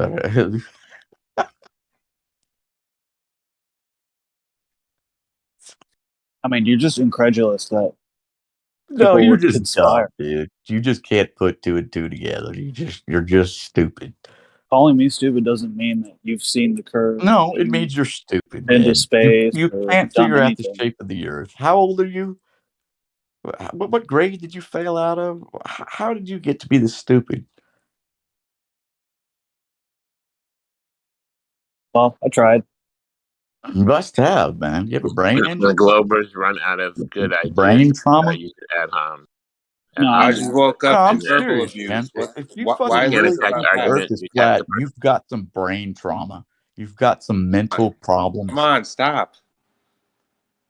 Yeah, it's a fact. I literally joined here to look forward to like seriously nice think the conversation. Earth is flat, And you you stop. have mental problems. You have. Oh my god. It's cool. I muted him. He got muted earlier for being like that. Yeah, I like roll out of bed, like interested in some like nice conversations. That's not what I want to wake up to. Imagine your alarm clock was that. That's crazy. Well, you just got a little triggered because you couldn't figure out why people lie or something like that.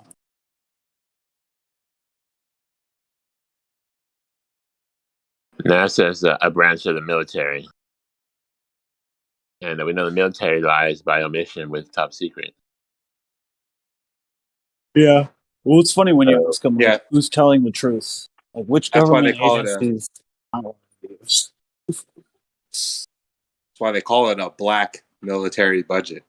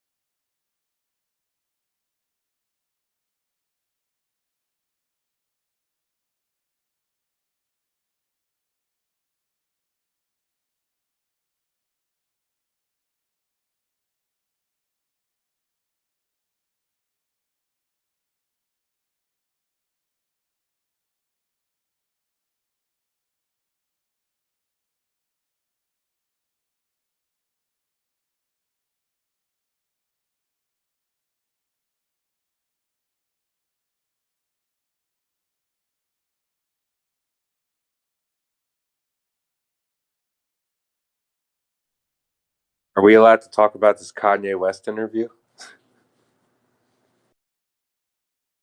Are we? Depends. Are we live? Probably cut off the live stream. We want to talk about it. I just watched Witsit cover it. I didn't watch the whole thing. Oh, do you have the link for that for us? Witsit covered it. I'll send it. Thank you.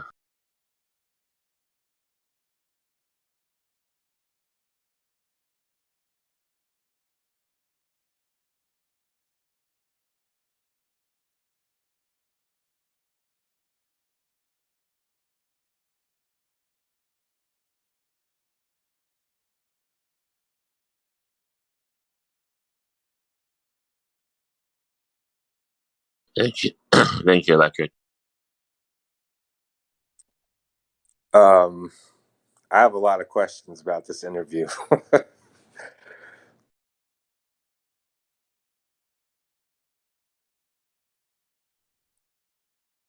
feel like he just walked like a portion of I guess people with ideas into like a new era of censorship. Like now they're gonna have to like really now they're gonna step in and censor us more. Why are they gonna censor us more? Because he just went on like a popular like news show and just slandered I mean what they would consider like hate speech. Sounds like Kanye. I like him for that. He's good for that.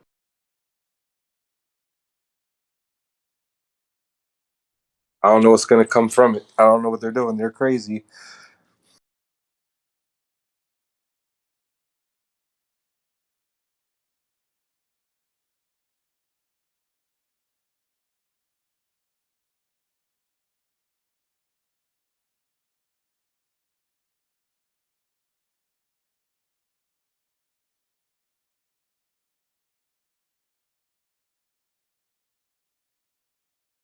Like think about the kind of language people are gonna be speaking in 20 years, like how like their thoughts are gonna have to align with being sensitive and like considering your thoughts microaggressions before you say them, and like how people are going to be forced to think is going to be like really narrowed down.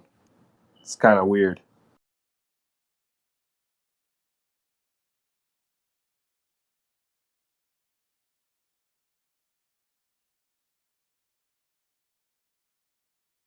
We have to fight for our freedom of speech, so I'm glad Kanye is doing that. I don't know if it's real. I don't know if Kanye is real, but I'm gonna assume he's real. I'm gonna assume that there's something real tries about to this interview for sure. closes accounts, and he's being fucked with. So I feel like he's lashing out, which I think is good. There's plenty of people in media that claim to have had their accounts frozen while exposing some quote unquote truths, and then they just continue on like a couple of years later as if like it didn't even affect them or something. I don't know. Like Alex Jones is my example. When they flip like that, I think maybe they turn them into clones.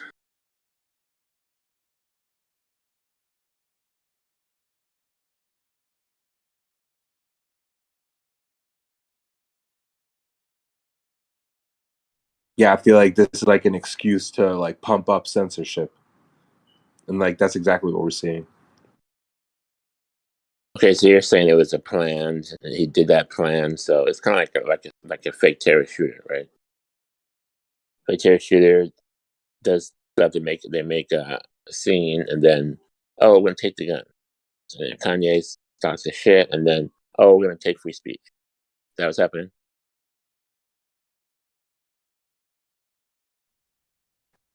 I didn't hear all that. What'd you say?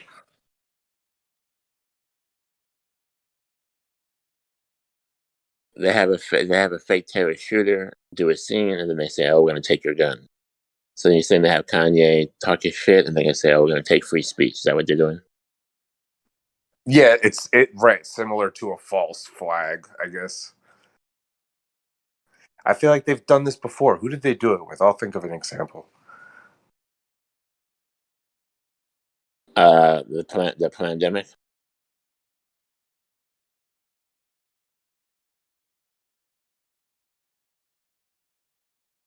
Global warming.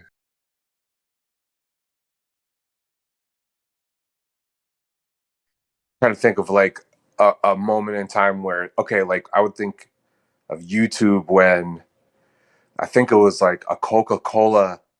It was like it was something like some kind of terrorist organization had a video on YouTube, and a Coca-Cola ad would play on it, and a lot of people were like, why is Coca-Cola ads on? So they had to like regulate and demonetize all this stuff and like review content before they put ads on it. So that wasn't really like censorship. It was more like demonetization. I don't know what to call this. It's just like I don't know. They make leaps and bounds in their legal stuff when it comes to the internet and social media. They're making it right now. Yeah.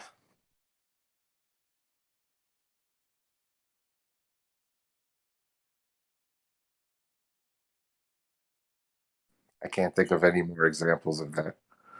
January 6th so-called attack.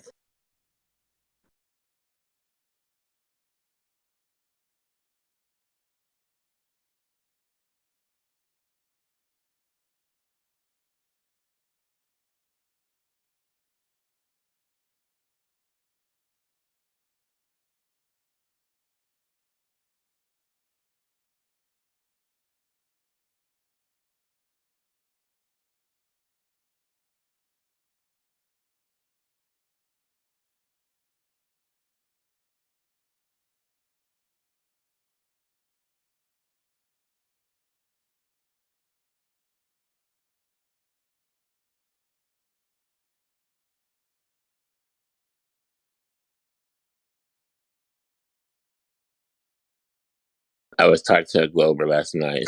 He was like, what are you going to do when the Artemis delivers? Are they delivering a man on the moon?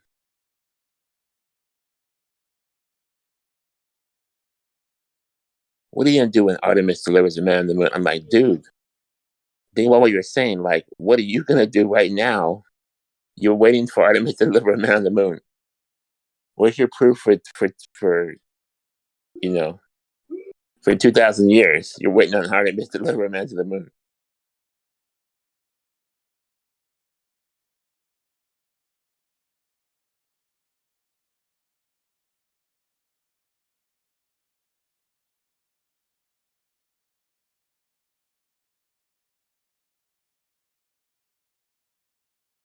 Globers really buy that out. The NASA advertising of Artemis and all the space programs, the moon missions, Elon Musk. It's like popcorn. It's like crack.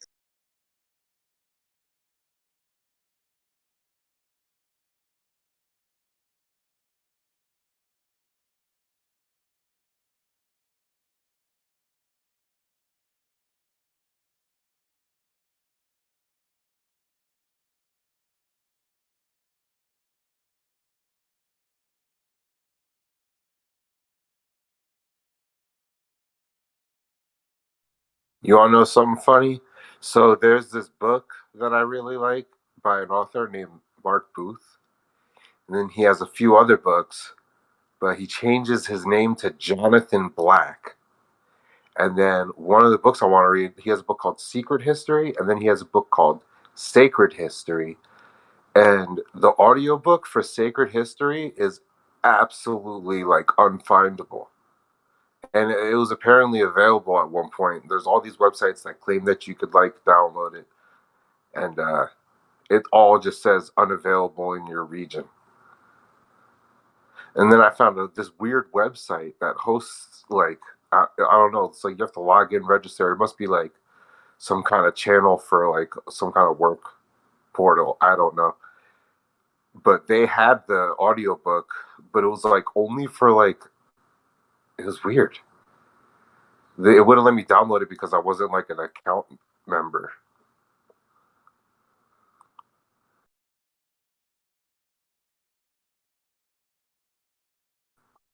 I'm just thinking of like, why is this so hard to come across like the type of content I'm looking for?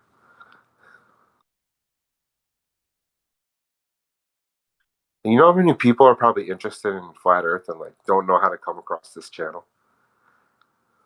But there's got to be like a good way to spread all this information around for like millions of people. It's still pretty low percentage, I think, that are going to be open to the concept of flat Earth. I guess we're just unique people. I don't know.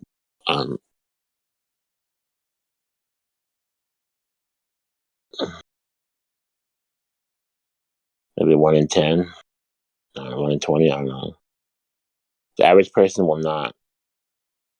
The average person is like Neo in the Matrix. No, it can't be. No, you know. So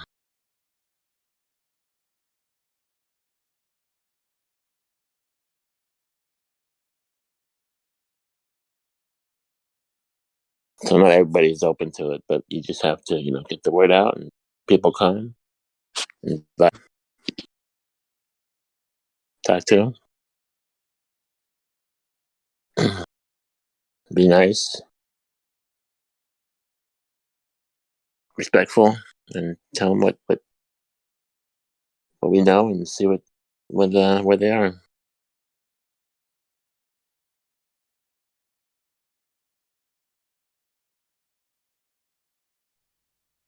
Mm-hmm. I'm thinking about this, dude. Like, I'm a big fan of like rap.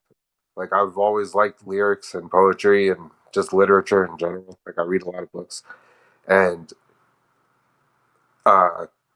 that B.O.B. Elements out. So I heard Witsit just shout out like, yeah, what if a lot of people listen to B.O.B. Elements? I'm like, oh, I never listened to this. And he's 6 years ago, he's talking about NASA fake and stuff in the ISS, like 6 years ago. How does this not come across my desk? Like, how did I completely miss this? B.O.B. the rapper? Yeah. He has an album. It's funny, like, what you can hear something, right, and not really hear it, right? You can hear it, but you don't really understand. I mean, you understand the word, you don't understand what they're trying to tell you. You know what I mean? that's the situation. Like people couldn't imagine the fucking Earth is flat. So it's like you have to really just come out. I mean, you can do lyrics, you can do rap, you can. ODD has some good stuff, but I know what you mean. I mean, B.O.B. is a decent rapper, and people hear his stuff. They don't know nothing about flat Earth. What did you say? He has the lyrics. His lyrics say what? You go with songs years, decades later. You go back to the lyrics. Damn, this guy was knew his shit.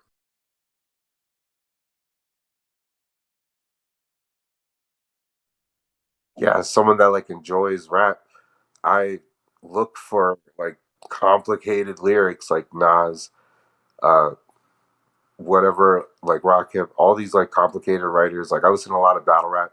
They use a lot of metaphors and like they pretty much are just wordsmiths at the end of the day. Like a lot of puns, a lot of punchlines, word flips. And then in the commercial state of rap right now is like so bad. You pretty much can just like say nothing and it'll be considered like everybody's just listening to the same stuff. And then you come across B.O.B. and you're like, oh, here's what, and they literally don't want it in their commercial circuit.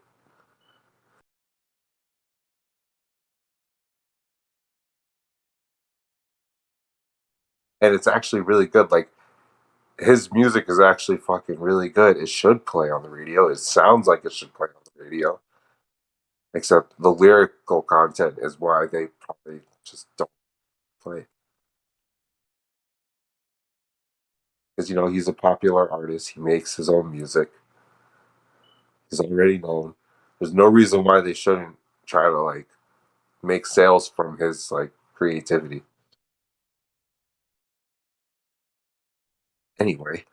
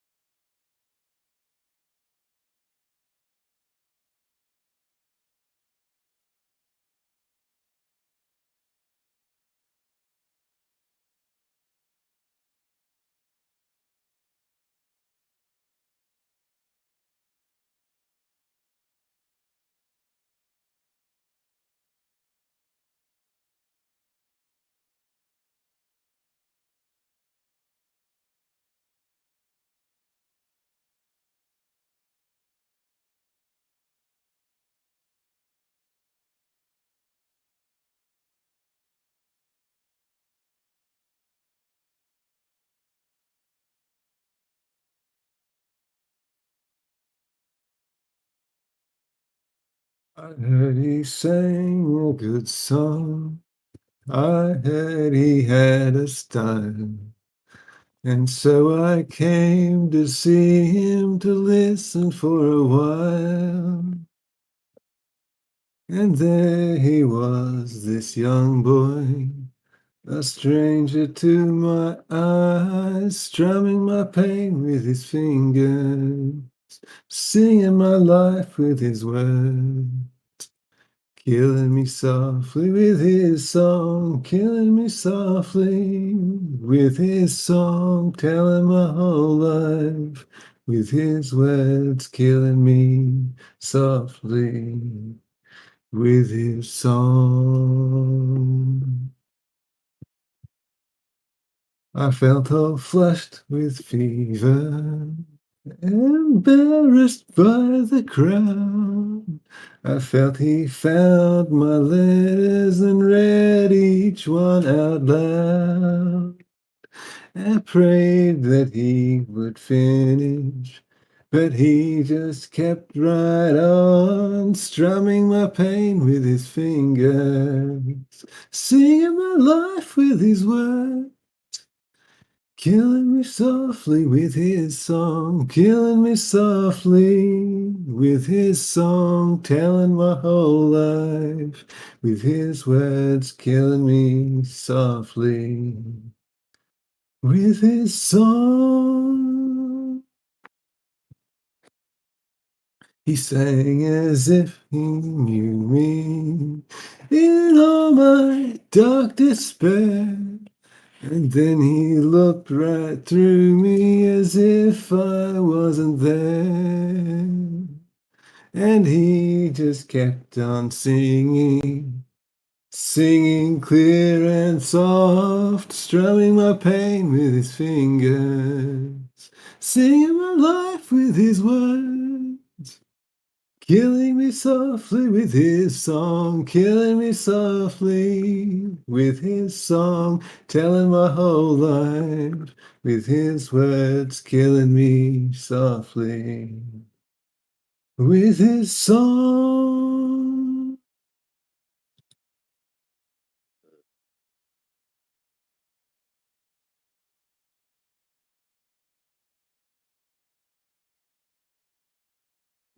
Is this singing hour? I'm sorry.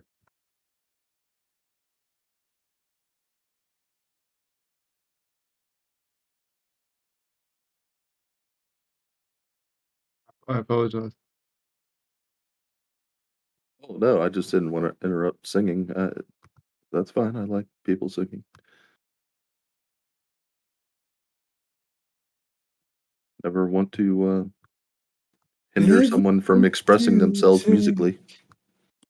And every move you make, every bond you break, every step you take, I'll be watching you. Every single day, and every word you say, every game you play, every night you stay, I'll be watching you. Oh, can't you see? You belong to me. How my poor heart aches with every step you take, every move you make, and every vow you break, every smile you fake, every claim you stake, I'll be watching you. A nice range you got there. Since you've gone, I've been lost without a trace. I dream at night and I can only see your face. I look around, but it's you I can't replace. I feel so cold and I long for your embrace. I keep crying, baby, baby, please.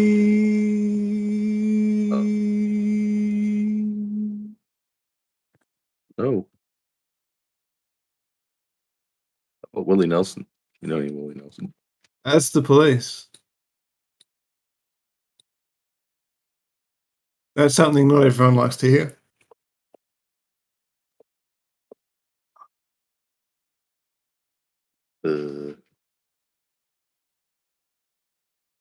That's not Jeremy, Gem Panda Jeremy, is it? Yeah. Yeah, he hasn't been over there ever. No, I'm not the Gem Panda Jeremy. Yes, he is. That's the Gem Panda Jeremy. No, Gem Panda's name is Jeremy. We have a long-standing history. Me and you? That's Gem Panda. No, I'm not Gem Panda. No. Clearly he does not have a British accent. Clearly I'm not a midget. I was really looking forward to it. I was going to accuse him of all sorts of things and telling me he was a bastard for banning me and all sorts of stuff. They give you a link again. You got banned from Gems? Yeah, I got banned and then I got let back and then I got banned and I got let back and then I got banned. Probably for How do you get banned from there? Singing? No, not for singing. This was many years ago before I was singing. And there's Oh, you can't basically say... you know what that whole server's for, right? It's so that they can get people in, and so it's just a little piss take. It's fun for them. It's like so that they can bring flat earthers in to use them as a punching bag.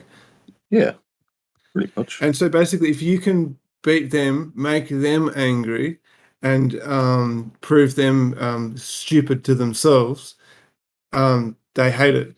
And that's no, but if you can prove them foolish to themselves, where there's no denying it, and they've been lying to themselves. I think I figured out why you were banned. Why? You're delusional. Hang on. Why would I be delusional? Because everything you're saying is a lie. Sorry, what's a lie? Everything you just said, the words that came out of your mouth just a moment ago, was a lie. I got into a lot of disagreements with people like his name was Water, and then it became curved water or something like that. Yes. And we call him curved now, not curved. Yeah, and he's quite silly. He thinks he knows, basically, right? He thinks he knows more than he does, and that's the whole joke with him. And they actually make fun of him a little bit, but basically we all he's like do that.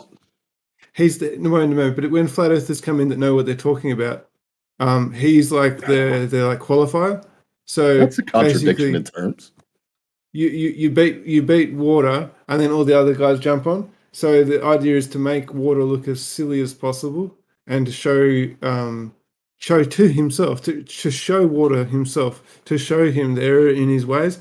And if you make it so obvious that they can't deny this self delusion that they have, you should ban this guy. He's angry. A troll. I would ban him. He's a troll. You can't ban me. You're a troll. You can't even be for real.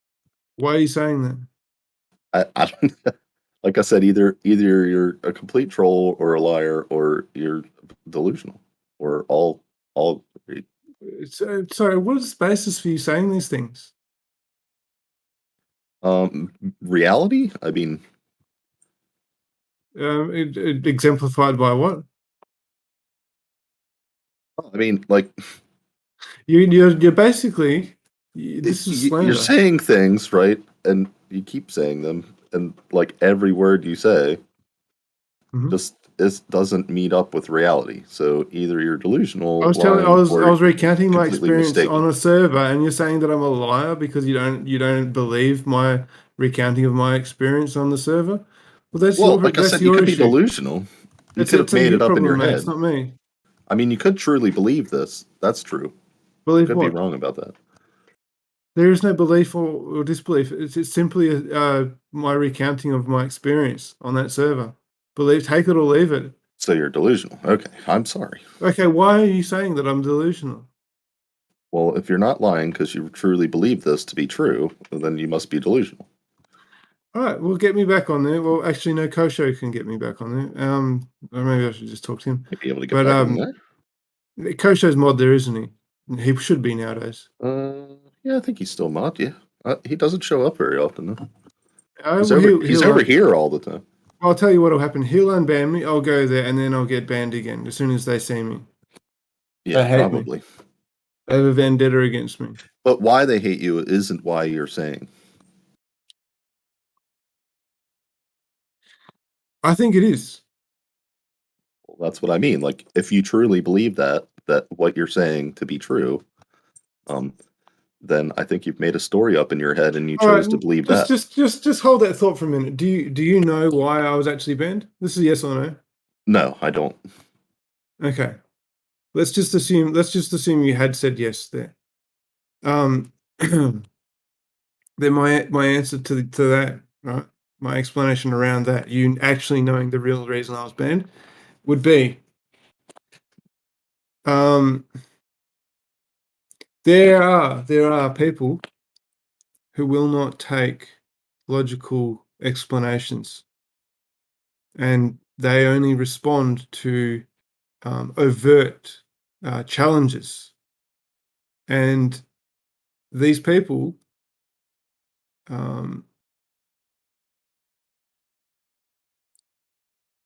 to get them to admit to their own fault or failure, you must in turn offer your own failure. And this is the point. It's got to be overt, it's got to be forceful, and if these people don't understand what you're saying, they will make a narrative of their own. It's like a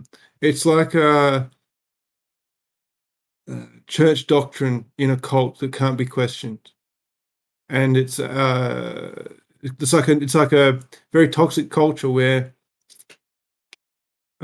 being reasonable makes you makes the rest of the group consider you weak. I mean, all that was a nice, interesting story. What am I supposed to do with that? What you're supposed to do with that is take that back to Gem Pandas and consider it, mull it over, stew it over in your head, think about it, and do with it what you will. It's not my. I'm not going to tell you what to do with your own life. You have agency. Yeah, I'll go and tell him some weirdo made up a delusional story, and that was very uninteresting. Is that what you want me to say, or excuse me, sir. I'm going to ask you to be a bit more polite. You're being polite. Yes, I'm calling balls and strikes. Listen to me. You're basically you're throwing slurs at me without any basis. No, absolutely you are. Being delusional is not a slur. There are things that I. You don't have a reason to call me delusional. You can find that I am delusional about. Because what the words coming out of your mouth cannot meet reality. So the experience of reality, right, is this thing. Tell me why. And then give me an example. We match it if you're up not with going your to explain words. it, if you're just going to talk, I'll talk over you. If you're not going to say the fucking answer, right? If you're not going to be reasonable, no, be serious. I'm being serious here. If you're not going to be reasonable, and you're going to being serious. Don't talk over him, please. No, seriously. If he's not going to be reasonable and he's just seriously. going to. No, seriously, Jeremy. don't talk over him. Jeremy, if he's just going to be rude and he's going to throw slurs at me, I will talk over him. What slur did I throw at you? You called him a liar. That's what slur. And now you're calling him delusional over and over and over. That's what. Don't ever do it. I corrected it and I said, I'm sorry, you're not lying. No, you didn't say that. You're delusional. You're lying again. I did rewind Now you're lying. Rewind it. Hey, wait, let's move on to something. Jeppo, why don't you? This is why he was banned, because he's a jerk. So I mean, this is the caliber of people you get on the Global Earth side. It's not a very high bar. It's basically just I people that singing at least think they understand. Your talking leads something science. To they think they get something that other people just struggle with for some reason. That's the level of their approach. You haven't even said anything High yet. class. Go sing, because your singing was good, but your words suck. All right, what do you want me to sing? No singing. Let's move on and talk about something real, please. I think I'm gonna play Minecraft.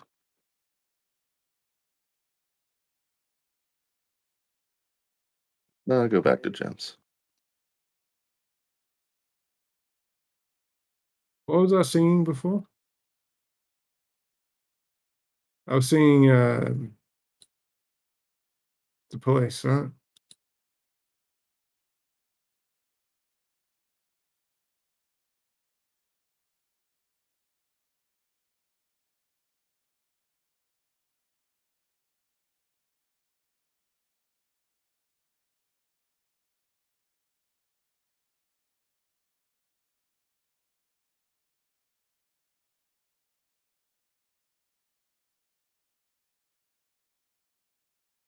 This is sung by a woman, so I don't know how I'm going to go, but.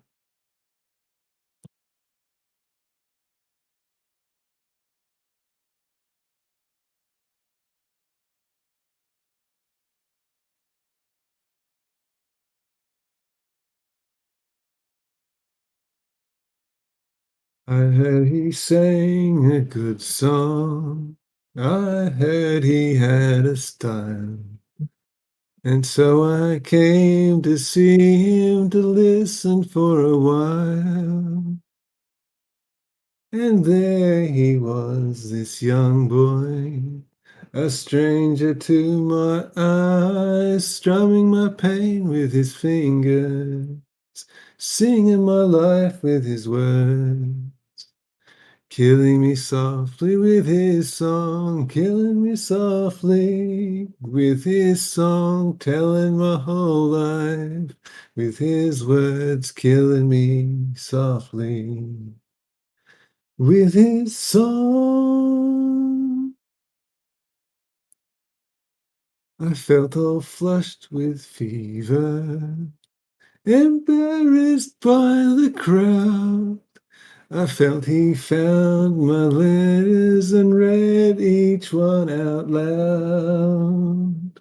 I prayed that he would finish, but he just kept right on, strumming my pain with his fingers, singing my life with his words. Killing me softly with his song, killing me softly with his song, telling my whole life with his words, killing me softly with his song. He sang as if he knew me in all my dark despair. And then he looked right through me as if I wasn't there. And he just kept on singing, singing clear and soft, strumming my pain with his fingers, singing my life with his words. Killing me softly with his song, killing me softly with his song, telling my whole life with his words, killing me softly with his song. Ah, la, la, la, la, la, la. Oh.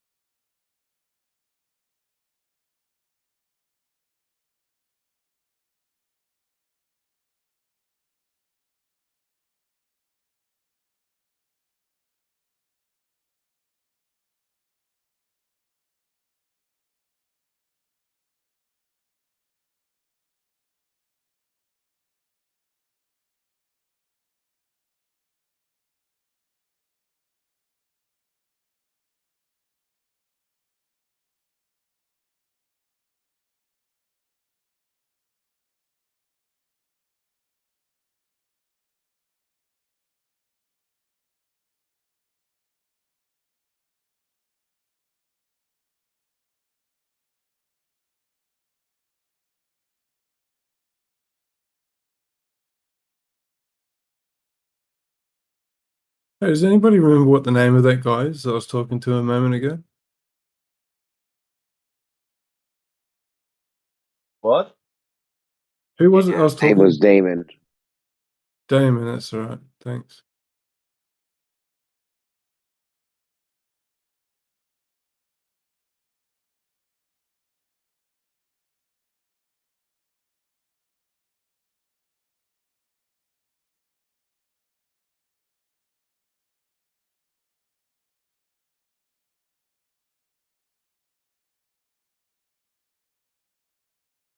So, Tapper, you sung before. Are you a musician? Musician? No, I'm not.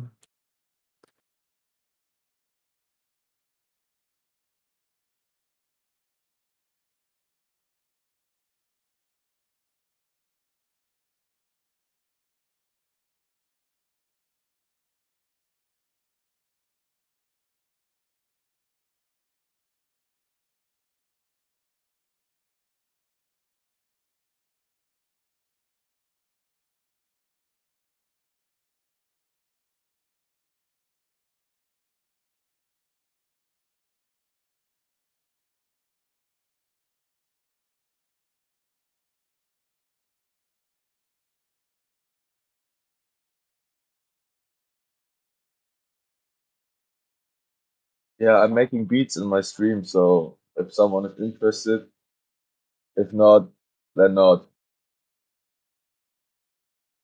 Ooh, what are you using? Is it mm, is it like Fruity Loops? It's from Native Instruments. It's called Machine, but you know, it has its similarities to Fruity Loops, but it's not like a standalone workstation. It's rather for really making beats, because you know, maybe from Fruity Loops, that you have the possibility to load your audio clips in one sequencer where you can view visually your audio clips. This is not possible here. You need to find workarounds for that, because here you just in a way have a step sequencer where you can click the sounds. So you don't really work with wave files you visually see. You rather use this as step sequencer.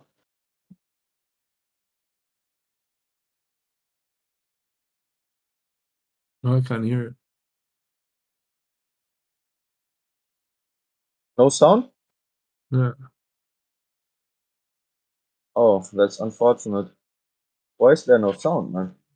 Are you streaming the screen or are you streaming the application? I think I'm streaming the application. Let me It try should again. work. Wait. It should be coming through then.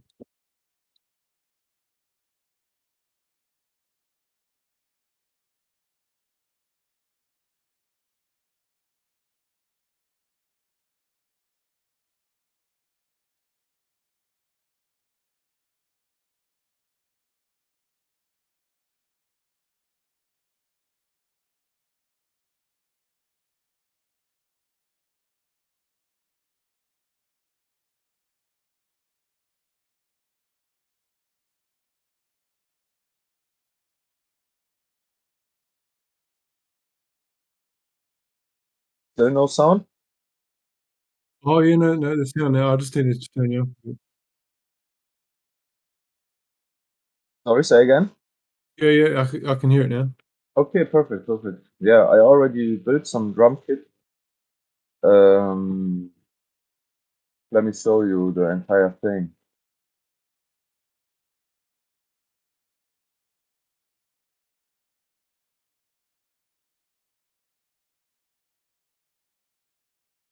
Oh,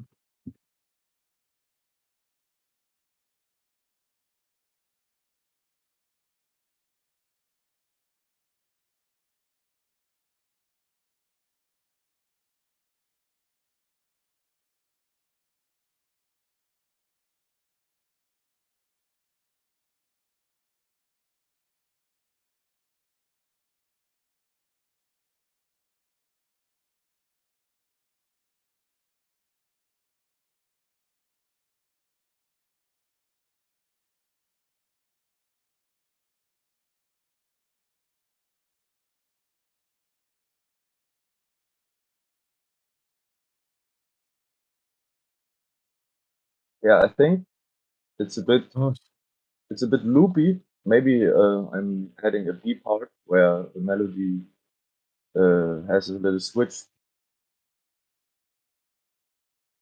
I can see you're switching the melody a little bit. It's just like a low and a high.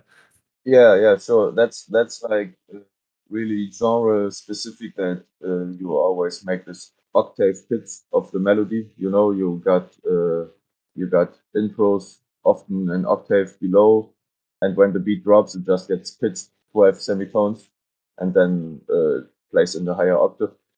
But I'm saying that maybe even change the arrangement a bit, maybe after 8 or 12 bars, so that there is kind of a like the key is maintained, but maybe the melody switches a little bit and chop and screw it or something.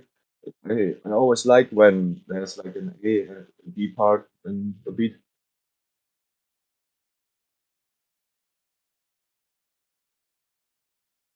No, I like those keys. The high notes. Thank you, man. I wonder what the real reason why he was banned. Does anybody know? What do you mean? What the real reason why? How do you say it? Seppa? If you're going to make a private conversation public, I'd advise you not to.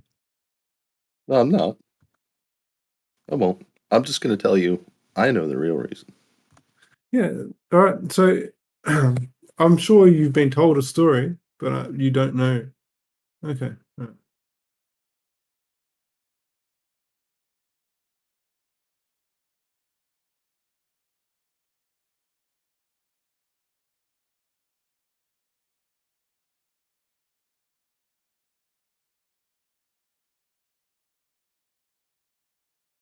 right. He won't even respond to my private messages. I don't know what these people have against. Yeah.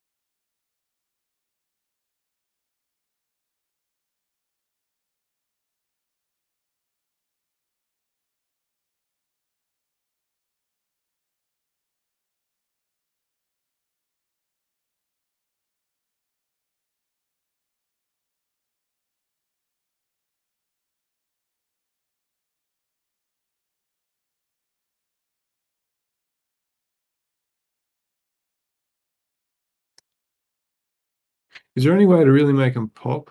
Like to get them to sound kind of like a train horn of the same, a train horn with heaps of reverb for the next bar.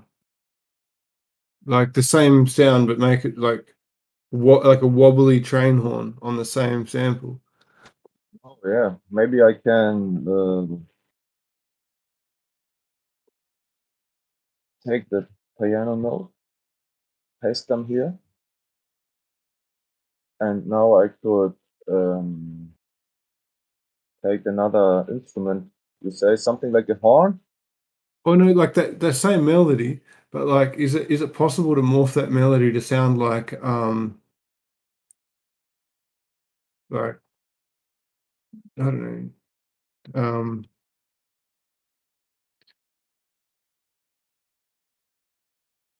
is it timber that I'm thinking of? It's like where you like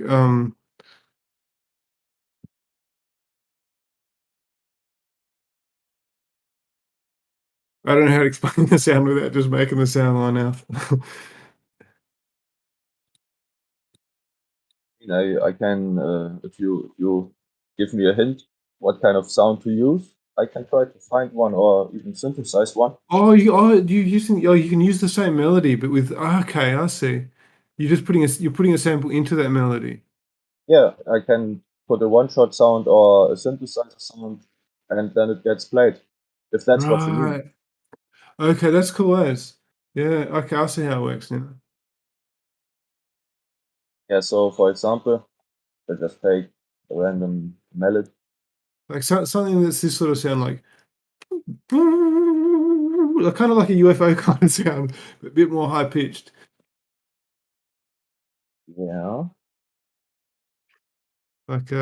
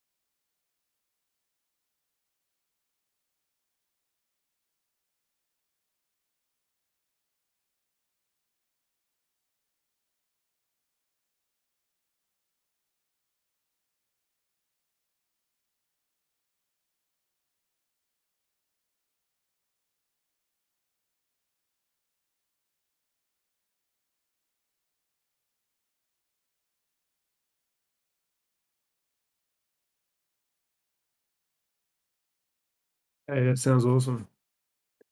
That goes hard.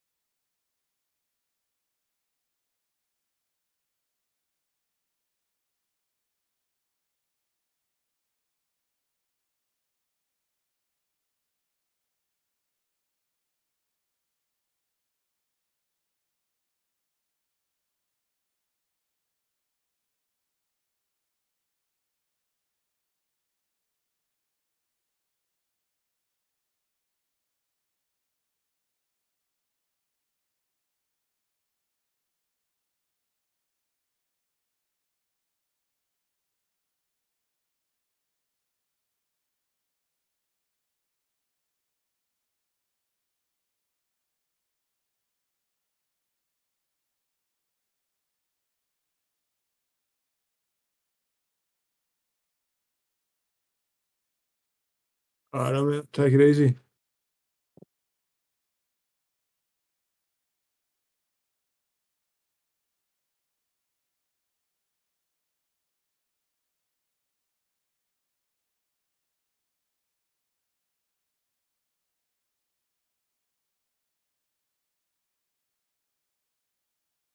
What up, what up?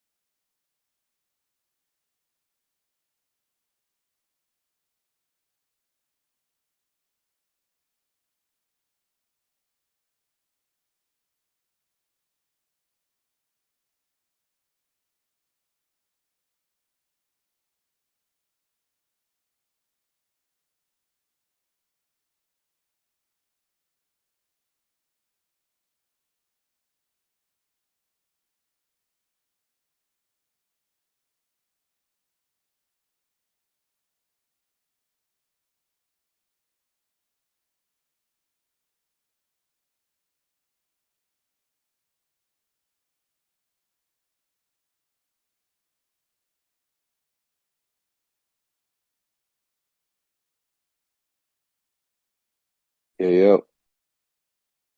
Good morning.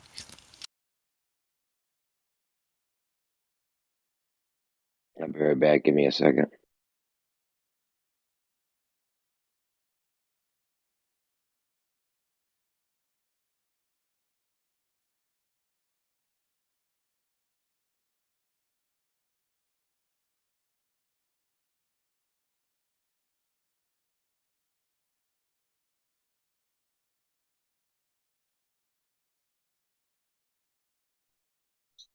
What's up, Gordon?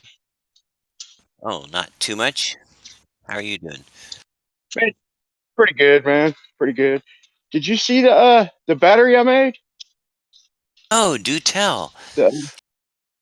Yeah, I made a lead acid battery. I'll post a 1-minute video of it in action, but I'm redoing it because the connections are bad. Because I wasn't. I mean, welding lead is pretty difficult. I mean, if you don't know how to do it, and I don't. So I just found out a method and everything. So I'm gonna redo it. But so look. I'll show you real quick what I got going. But I'm redoing it because I made it so big. I'm like, God, I really probably didn't need it that big. But see this I'm gonna show these plates on camera real quick. Oh, look at those. Did you cast those yourself? Yeah. This is look at a little $8 waffle iron. Oh, cool. Very cool. It's just a little. So it's like a 4-inch. I first did it with the big waffle iron, but I like these mini work perfect because I use a freaking PVC pipe. They fit in there real good. Yeah. And I got the clear top on it, but this is the one I have to redo. But I'm getting the sulfuric out of it, so I'm charging it to get so I can get better sulfuric acid back out of it. But I'm going to redo it. I got a stack of plates. Wow. And more of them on the way. And I'll post some. Say that again. You're cut out.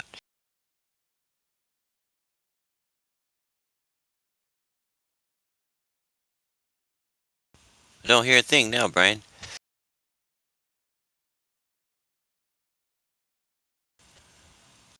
I think your video feed bumped you off.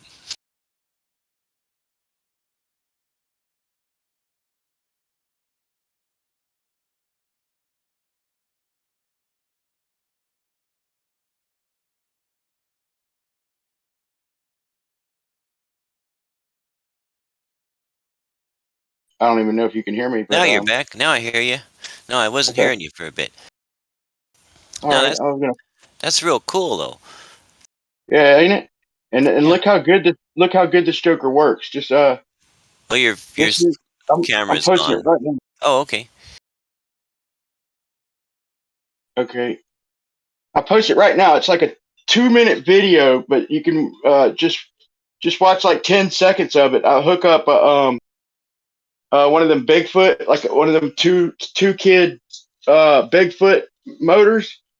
And so you go to turn it with your hand. It's pretty difficult because it's geared down, right? Oh, okay.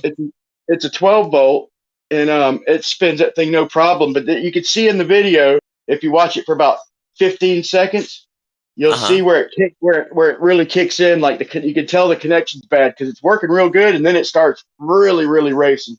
Wow. And I left it going for a while, man. It felt like forever, but it was probably like about 25, 30 minutes or something. But and then when I unplugged it, it rebounded. I forgot what it is. I said what it rebounded to in the video, but it worked its way down. And then as soon as I turned the motor off, I think I went down to like 12 volts or something. And it rebounded up to like 12.4. Like it was acting like a deep cycle battery because these plates are pretty thick, you know? Yeah. That's my hobby, man. I make batteries and shit. So my new hobby, anyway. I really enjoy it. So I'm trying to make some of these with thick plates, and I'll end it with this. This is my goal: is I'm gonna make them not as big as that battery, but I'm gonna make probably about 10 of them with thick plates where I don't got to worry about them corroding, and and for my solar, man. So I have like backup power. You know, I'm Oh, trying right. to get a few hundred watt hours. You know. Have you seen the? I think it's a zinc copper rechargeable battery cell type. Yeah, that's one I'm working on, man. That's one that God, there's so many different ways to do it, dude. So I'm working on the solid state kind of like a solid state with the zinc powder and the I bought some. I learned this from Robert Murray Smith, but he's like the secret ingredient is the try. What is it? Bismuth try. So or freak, I bought it. I have it. I don't even know the damn name. It's bismuth trioxide. He said Wow, that's the never. wonder. Yeah, yeah. He said that's the wonder ingredient for them copper zinc batteries, and he made a little version of one, and I've replicated it semi, but the exact instructions ain't really there. You know, it's just kind of approximations, and there's so many different ways to do this. But my problem is I've got some good copper zinc batteries, but man, they freaking self discharge. You know. Oh, They're even okay. rechargeable, but they don't like to hold a charge. You know, they like to be used right away, and they're pretty strong, dude. But Are they yeah, the that's what. flooded? Are they the flooded type or the No, non-flooded? the one that I just showed you is not my copper zinc. That's just Right, lead. right. Yeah, I understand. A ton of lead. I mean, the one I made is yeah. I mean, I've done the flooded and the solid state, but like the flooded really they self discharge fast, and the other ones ain't quite as bad, man. I think I got to get the amounts better. You know, I think I'm overdoing it, is what I think it is, man. So I'm just trying basically different. I'm basically trying different electrolytes, you know, and I'm getting different results. Pretty crazy, you know. You'd be surprised, man, or you may even not be surprised, but you get some wildly different. There's so many combinations, Jesse. I mean, it's just endless. I see why there's like battery departments in so many schools and stuff, man. There's just I don't think they could ever cover even 1 trillionth of the possible combinations. Because even if you take the same with just different amounts of everything, you know, and then different amounts of electrolyte, and then different electrolyte, and then try and add a little something. I mean, how many things could we add? Every compound on Earth, basically, right? To try and work it through. So they're always working on batteries, man. So I figure, man, I'll work on it, and maybe I'll get lucky. Yeah. But it's fun anyway, man. It's fun. It's satisfying seeing your battery in action, man. Definitely. Yeah.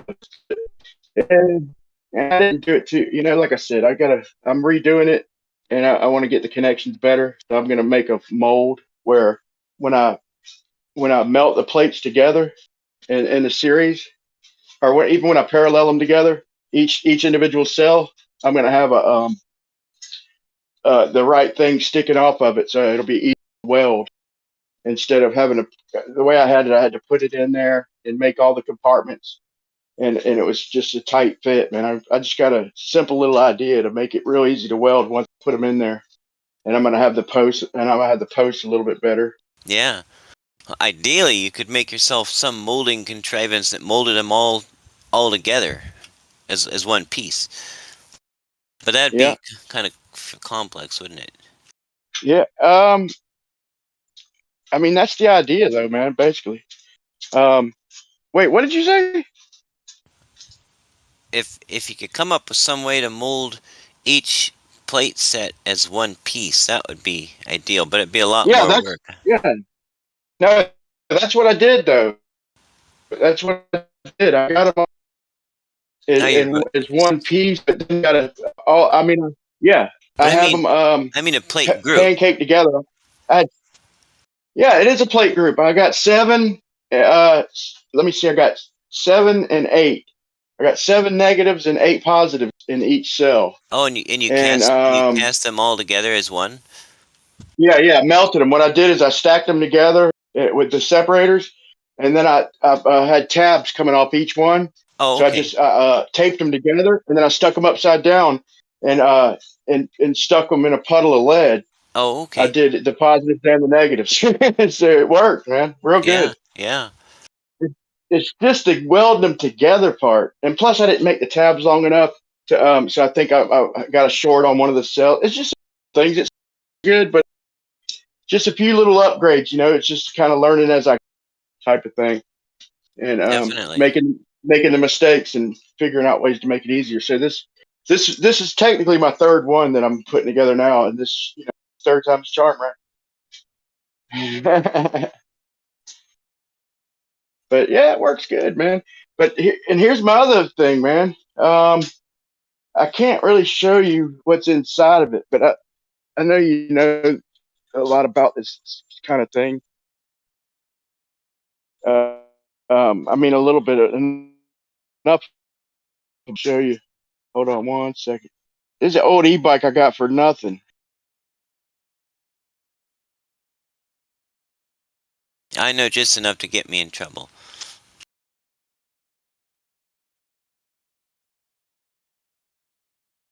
Okay, there it is. I don't know if you could see it or not. Oh, I can But see it. I got this e-bike for nothing, man. And but because the battery was messed up and the battery went in there, right? Oh, So what okay. I did is a good one too, man. I mean, it was like $1,500, and they chunked it because of the battery. So it's got a nice little motor back here, and so this is my battery back behind the seat. I got to find a way to make it look pretty, but I just got it out of the way. So what I did is I saved all the batteries that were good, right? So I got a little switch and a little capacitor and everything, man. So there's my little I got the microwave switches, and I just stick a nickel in there, Uh-huh. and this is the switch to the bike right here. So I just turn this on, and then the power jumps up, and look, I'll just lift it in the air. You should hear it. But that's just that. I mean, this thing books. This thing will get me a lot of miles before I have to recharge it and everything. And the way I did that is I took the all the good cells that were in the bad battery. They're 18650s, right? The lithium. Yeah, yeah. And, I salvaged about over half of them. Say that again. You roboted out. Of them. And I salvaged about probably quarters, about 2/3, maybe 3/4 of the batteries that were already in there when I took it apart. And then I added from old Ryobi batteries and a couple of DeWalt that I took apart that also had 18650s that went bad. And everything that goes bad with these batteries, I haven't seen one yet where a battery goes bad. Just something I've seen where just some of the little circuit board gets rusty. But in any case, there's always some good batteries in the old batteries that don't work. There's always some good cells. Let me say it like that. There's always some good 18650 cells. So I just had a bunch of them, a bunch of old batteries. I took them apart and I just put them in a PVC pipe, a 3/4 inch thick PVC, because it's a pretty tight fit. And I just went positive, negative, positive, negative, positive. So I put 5 of them in each cell. And so what you see under that plastic was like 16 1-foot PVC pipes with batteries in them. I did them 20 volts each because it's a 40-volt bike, or I think it's rated at 36, but I got it at 40, which is it's worked for a while now. I pretty much got each cell in a series, 5 cells, so it's about 18 to 22 volts, whatever you want to call it. And I have that broke down in 2, so I put 8 of them together in parallel, and then I put another 8 together in parallel, and then I series them to get to 40 volts. So I have 2 basically 20-volt halves, 20 in one, 20 in the other, and then I series them, and it's worked like a charm for probably almost a year, man. We fiddled with a couple of the pipes where the tops, but basically I just put the top on and I don't glue it, right? I put a hole. You know what a cap is? Yeah, for the yeah. PVC pipe. I do So my own plumbing. Yeah. Yeah, okay, so you know exactly what that is. So I put a cap on it, and you know they go on pretty tight without even gluing it. In fact, you probably don't even have to glue it if it's a good fit, but you know you should anyway. But with these I don't. So what I do is I put a little pinhole in the top of each cap with a stainless steel screw, and it's a pointy screw, but I shave the pointy part off where it's a little more connection, and I just drill it straight down, and it tightens up, and that's when I stop, and it doesn't let me over tighten it because it'll just pop the cap off. You know what I'm saying? Yeah, By yeah. not, it kind of gauges it for me almost perfectly, man. And so once I get it tight where they don't wiggle at all, then and then it's pretty much a done sell. It's 5 18 650s, and that's about almost a foot in length, and I just got them all together. I balanced them all before I started it.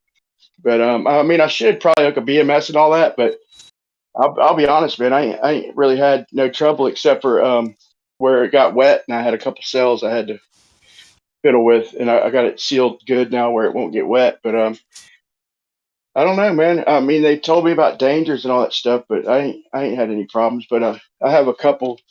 You know that I got it kind of back there in case something happens. I can just throw the bike off and let it roll because I've seen. I mean, so many people warn about the batteries, but I think you got to do something pretty bad to them, man, to get them to combust, man.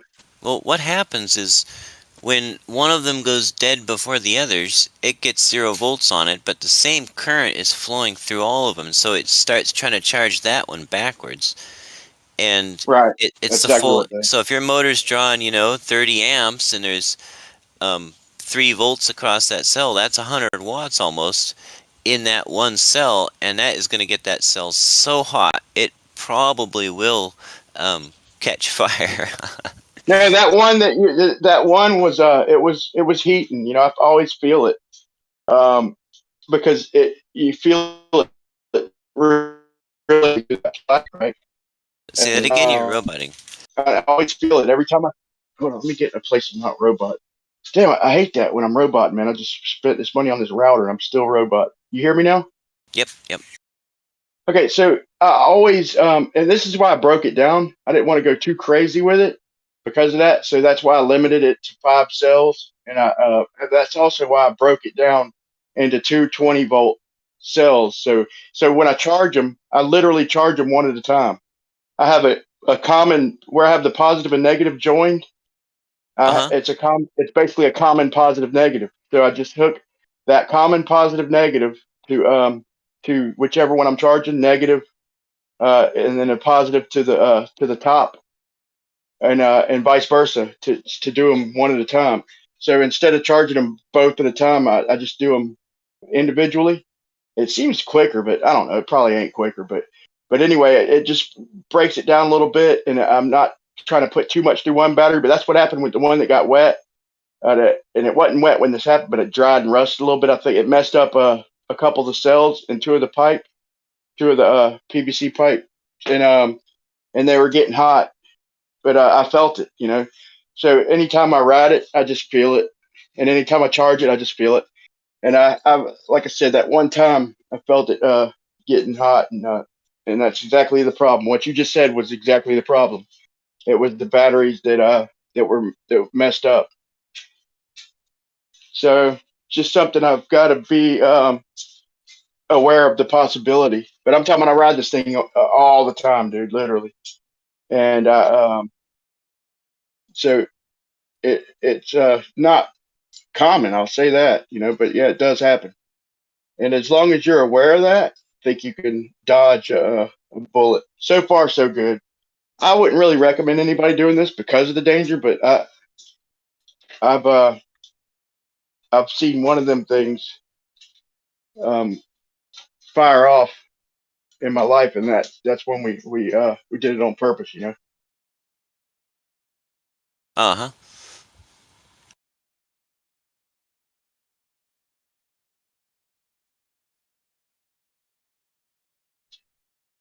I'll probably take it apart.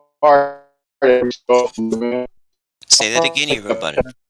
I'll probably take it apart, and because when I did the other one, when I messed with them couple bad ones, I went ahead and tested them all, and so I'll probably take it apart occasionally just to test it as far as balancing. Or I might just hook a damn.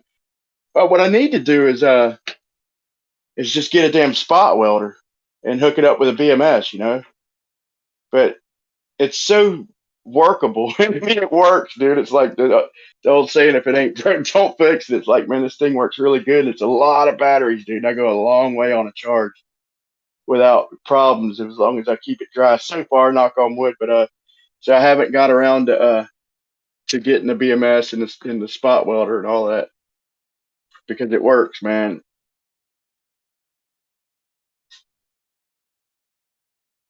Have you ever heard of one firing off on somebody? No. Like without them doing it on purpose? No. Although one time I had one short. It was in an old laptop battery pack, and I charged it up, and at first it was working, and then I noticed it was getting hot. But it had series parallel configuration, so one of the cells had shorted, and its neighboring cells were dumping all of their energy into it, and it got pretty scorching hot. I threw it out in the yard. It didn't actually catch fire. It's scary, dude, but you got to get it out of there, right? Yeah. Dude, this just happened to me, and I think I was on this channel when it happened, I think, because I announced what happened. But look, this is just the other day, man. I mean, probably about a month ago now, but it just feels like the other day. So I was just doing an easy charger, and I got these little round neodymium batteries, and it just makes for an easy connector, Just put when you can't get a alligator clip around it, just put a little neodymium magnet, and you can charge them individually that way. It's just a real easy way to do it, but you got to make sure that you don't do what I did, and that is when I went to unplug it after I got it full charge, man, and I had two of them, and the one I just butt them together and tape it where they're butted together to just speed up the process a little bit. But the neodymium little round button cell on top that was going to the positive, when I went to unhook it, I was careless and I pulled the clip off and it moved the magnet over just enough to sit right on the edge of the freaking cell. So it was literally bridging the positive and the negative together, and it was heating up like hot, man. And I've looked at it, I started to run away from it, and I'm like, wait, I gotta get it out of here, man. And so I grabbed it with the pliers real quick, and just threw it over out by the door. And it didn't never ignite though, man. But it got hot. I mean, it melted. It literally just got the neodymium magnet that was bridging it. It just turned it into ash, bro. It killed the battery too, bro. Yeah. Hey, have you checked into used cells out of like Nissan Leaf or Spark batteries, like electric car batteries? Where can I do that at? eBay has them. What happens is, people buy an electric car and it has a range of 100 miles on a charge, and after, so many charge cycles, it's down to, 60 miles on a charge, and that makes people grumpy, so they replace the batteries. So you can oftentimes get the cells. They're kind of expensive, but I mean, if you look at the number of 18650s they replace, it's not that bad. Yeah, I was watching this one video where a guy did that's a good idea. I will check into that, man. But I was watching this one show where the guy spent $650 on a 3.5 kilowatt hour power bank, like a portable power bank, and he used let's see, it was 14 times 13 times 2 basically. So he had a bunch. He had it was like 300 and who cares? It was about 350 something. I don't even feel like doing it in my head even. But it was over 300 of them, and he got them, and he said he did it all for like under $650. But he already had the charge controller, and he already had something else. He had the inverter, Yeah. But he got them batteries for, I think he said he got them for $300, and they come in some kind of pack. I was gonna go back and watch it, see exactly where he said he got it, but he got them for like $1.50, or no, he got them for less than that. It wound up being about a little less than $1 each. I think he said he paid $300. Wait, what did he say? Okay, he paid whatever it is. It was 3 per pack, and he showed how to unhook them. And they were gray and pink. Most of them were gray, and they were like 28 milliwatt hour 18650s, and he got them for real cheap, man. And he wound up getting over 300 of them for like right around $300. So, man, that's probably a one. Hold on. That's probably a once in a lifetime deal, man. But so you say they sell these used things on eBay too, huh? Let me get a link for you. Yeah, man, that would be awesome. I appreciate that. I like my lead acid, man, but they just ain't the same. Lead acid, I can make them, and I haven't learned or even really tried the lithium yet. But yeah, as far as doing stuff, man, these 18650s, these lithium batteries are the next level, right? Yeah, so look at these. I just pasted you a link. So these originally were 64 amp hour probably, but now they've got 38 to 40 amp hours left in them, which kind of limits your range in a car, but you can still get a lot of use out of them for your backup power system. So 40 amp hours is like worth about 20 18650s. It's how many? 20. It would take 20 18650s to get 40 amp hours. Okay, 18 to get 40 amp hours. Okay, so this guy was okay. Yeah, he said 3.5 kilowatt hours. So yes, okay, that makes sense. So 18 of them, you can get about 40 watt hours. That's incredible. No, amp hours. I mean, amp hours. Yeah, That's 18 more. 18650s at 2 amp hours each would be 36 amp hours. That's incredible. So that's like a lot of watt hours. That's more, even more watt hours than if that's the amp hours. Yeah, a single, yeah, exactly. A single one of these leaf batteries is 38 amp hours, and they are 7.4 volts because they've got 2 cells in series in each one. So each one of those is equivalent to like 40 18650s. So it's okay, basically 40 of them. So you just take out a couple bad ones and go with it. Right. So when you buy that 8-pack of Nissan Leaf cells that I just linked you to, that's 4 times 8. What's 4 times 8? 32. 300. That's the equivalent of 320 18650s, and it's a whole lot easier to wire up. So I know 500 and whatever dollars is a lot of money, but if you compared that to 300 and some odd 18650s plus not having to wire up that many, it's actually pretty tempting. Yeah, that is tempting, man. My money's a little funny right now, but yeah. If I mean, I just sold a few jobs, so it's a roller coaster, man. If I hustled and spent less of my time, just living my life, I could make a lot more money because I got good advertising and so I just kind of pick and choose my customers. Like I literally work for good people, decent people, hardworking people. Like I don't even like to go out there and work for the snobs and stuff, man. I could probably make more money doing that, but I don't know, man. I'm just kind of picky, as long as I can be, right? Right. And I give people good deals, man. I could charge like I charge under the fair industry value, man, for decent people, man, like who would otherwise not be able to get some of the things they want, So I'm kind of picky, man, and I do a good job. I do most of my work with just me and one dude, and then helpers, basically. And I need to slow down on the work because my back ain't getting any younger. But still, if I want to hustle, I can make a lot of money, man, because I don't have any. I was set up a long time ago, man, where I was about to break the gap of having to go to a different tax bracket I think it was over 20 employees in it.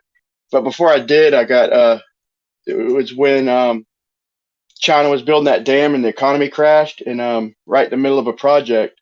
It was like I think it was a $76,000 project, which is a lot for me, dude. At the time, I staked everything on it.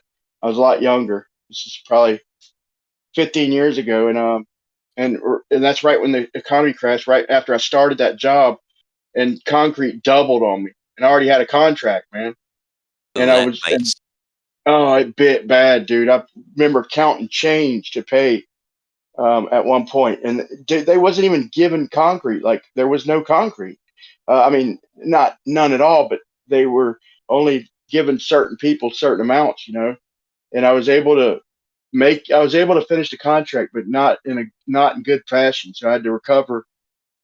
Like I lost 27 grand out the deal, man. And if I would have done it just a few months sooner, like my whole life would probably be different right now. But I'm kind of glad it happened, man, because I after that I just downsized and everything, and I didn't people depend on me. You're roboting I really just made bad. up my mind that all right, hold on.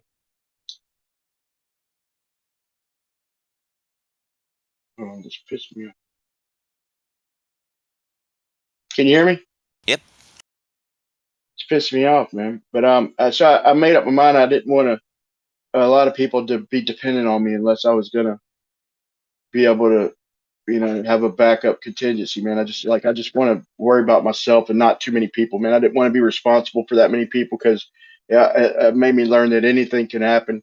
So I can take care of a few people reliably. So I just did that and started doing homeowner work. And for people who actually appreciate it, out in the commercial world, there is more money, but it's so much more headache, man. And nobody appreciates good work. It's like, you know, you don't even get paid as you got to do the jobs and then wait, and it's sometimes a hassle to get your money. You got to watch out for sharks out there. Like some of the contractors aren't honest, and it's just a big pain in the butt, man. And it's not that much more money, and so I just been doing that ever since. Just kind of doing my own work, Yeah. doing residential. I do some decorative and stuff, and if I want to hustle, I can get far ahead. So sometimes I'll just do it in spurts. It's like a roller coaster, man. I'll hit it hard for a couple months, and then kind of take it easy for a couple months, and just give the guys enough to do, and just stay in a certain tax bracket, man, and just kind of living my life, man, enjoying it, man. I just realized that it ain't all about money, you know. I don't want to spend all my time work, more, more, more, you know. So I just try to find a good balance, man. Understood.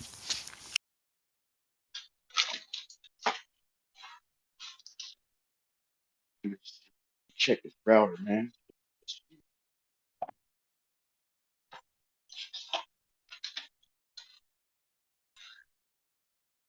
What do you do, man? If unless you don't want to tell. Oh no, it's no problem. Plumbing? So, yeah, it's no problem. I was a network and electronics engineer for about 12 years, and then I decided I wanted to get out of that rat race, and so I got out of that and got a business license, and so now I'm a sole proprietor mobile mechanic. That's awesome, dude. That's literally awesome. My dad did mobile automotive. He opened that up in let's see what year was it? In '85. He was one of the very first to do that, man. And he's also an engineer. He does shutdowns. He don't do the mobile automotive anymore, but he went back to doing shutdowns, like factory shutdowns and stuff. And he's old. I think he just stopped doing it, man. He just turned 80 years old, man. And he was doing these shutdowns like he was working about I think a month and a half out of the year up until a year or two ago. I think he might even still be doing it, but I doubt it. But man, he's in super good shape, man. I mean, he's still even intimidating, dude, for an old man. Like he's still big and intimidating, man. It's crazy. Like I hope I'm half as healthy as him. I hope I'm even alive at that age, man.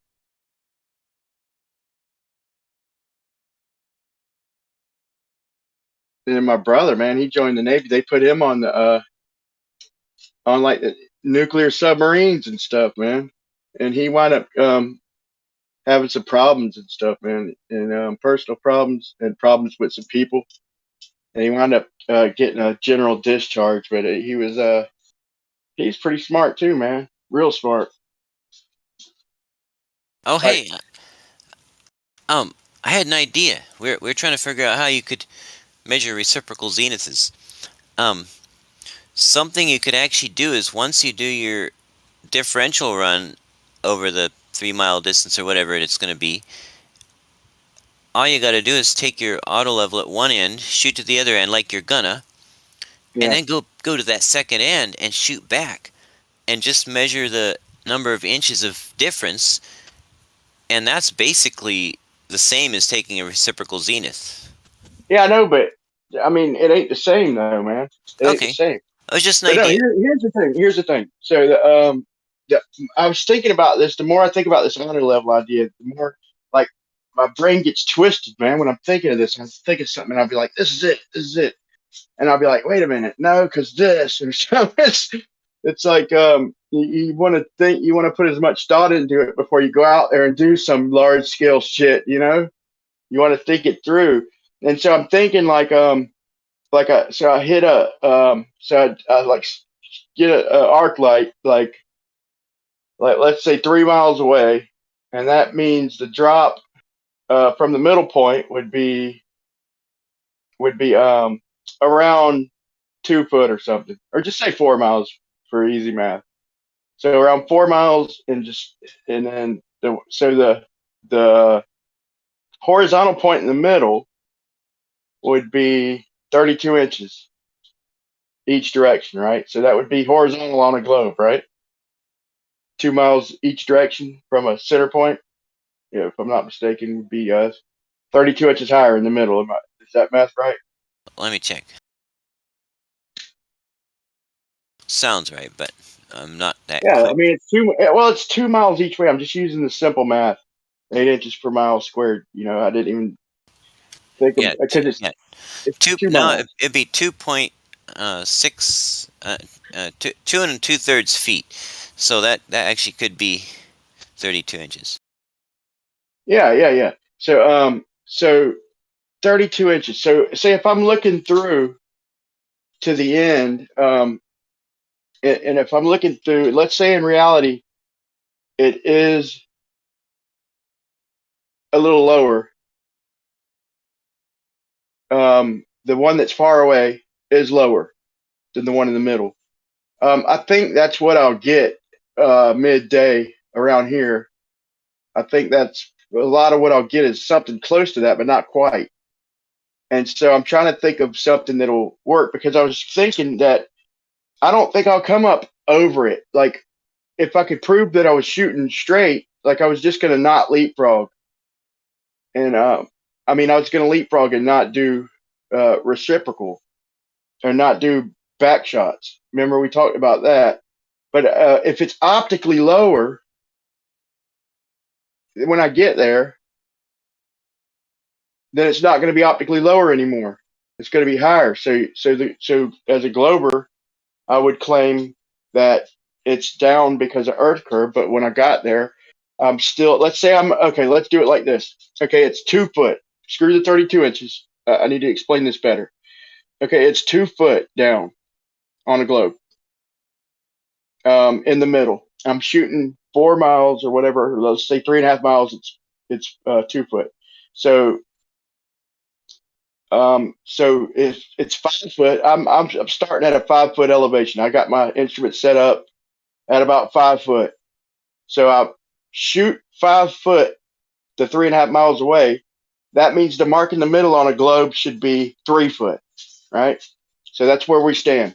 We've got 2 5 foot markers, one where we're at, one 3.5 miles away, and then we have a 3 foot mark in the middle. Okay, which replicates a globe. All right, are you with me? I think so, but say it again. Okay, I've got 3 posts. One where I'm at, with just an auto level. I shoot. I'm at 5 foot, so I've got a 5 foot mark. Let's just say a 5 foot stake where I'm at. Now 3.5 miles away, I mark another 5 foot stake. So I shoot. Let's do it like this. I see where the disconnect is. Okay, so let's say I'm at the middle, and I'm at 5 foot. Wait, I'm at 3 foot. Hold on, damn it! I just thought of something else. Okay, anyway, so here's how it's going to be on a globe. If I have two 5 foot posts, 3.5 miles apart, we're just going to say the math is exactly 2 feet each direction from the center. That from the center is going to be. Wait, in your model, it's going to be higher. Wait, this might work. Hold on. So in your model, no, it ain't. If I have 3 5 foot posts, and then the one in the middle is I'm gonna have to put a mark at 3 foot, right? It's going to be low. Right. Okay. So in your model, that one in the middle is going to be lower. Right. Okay. And let's say,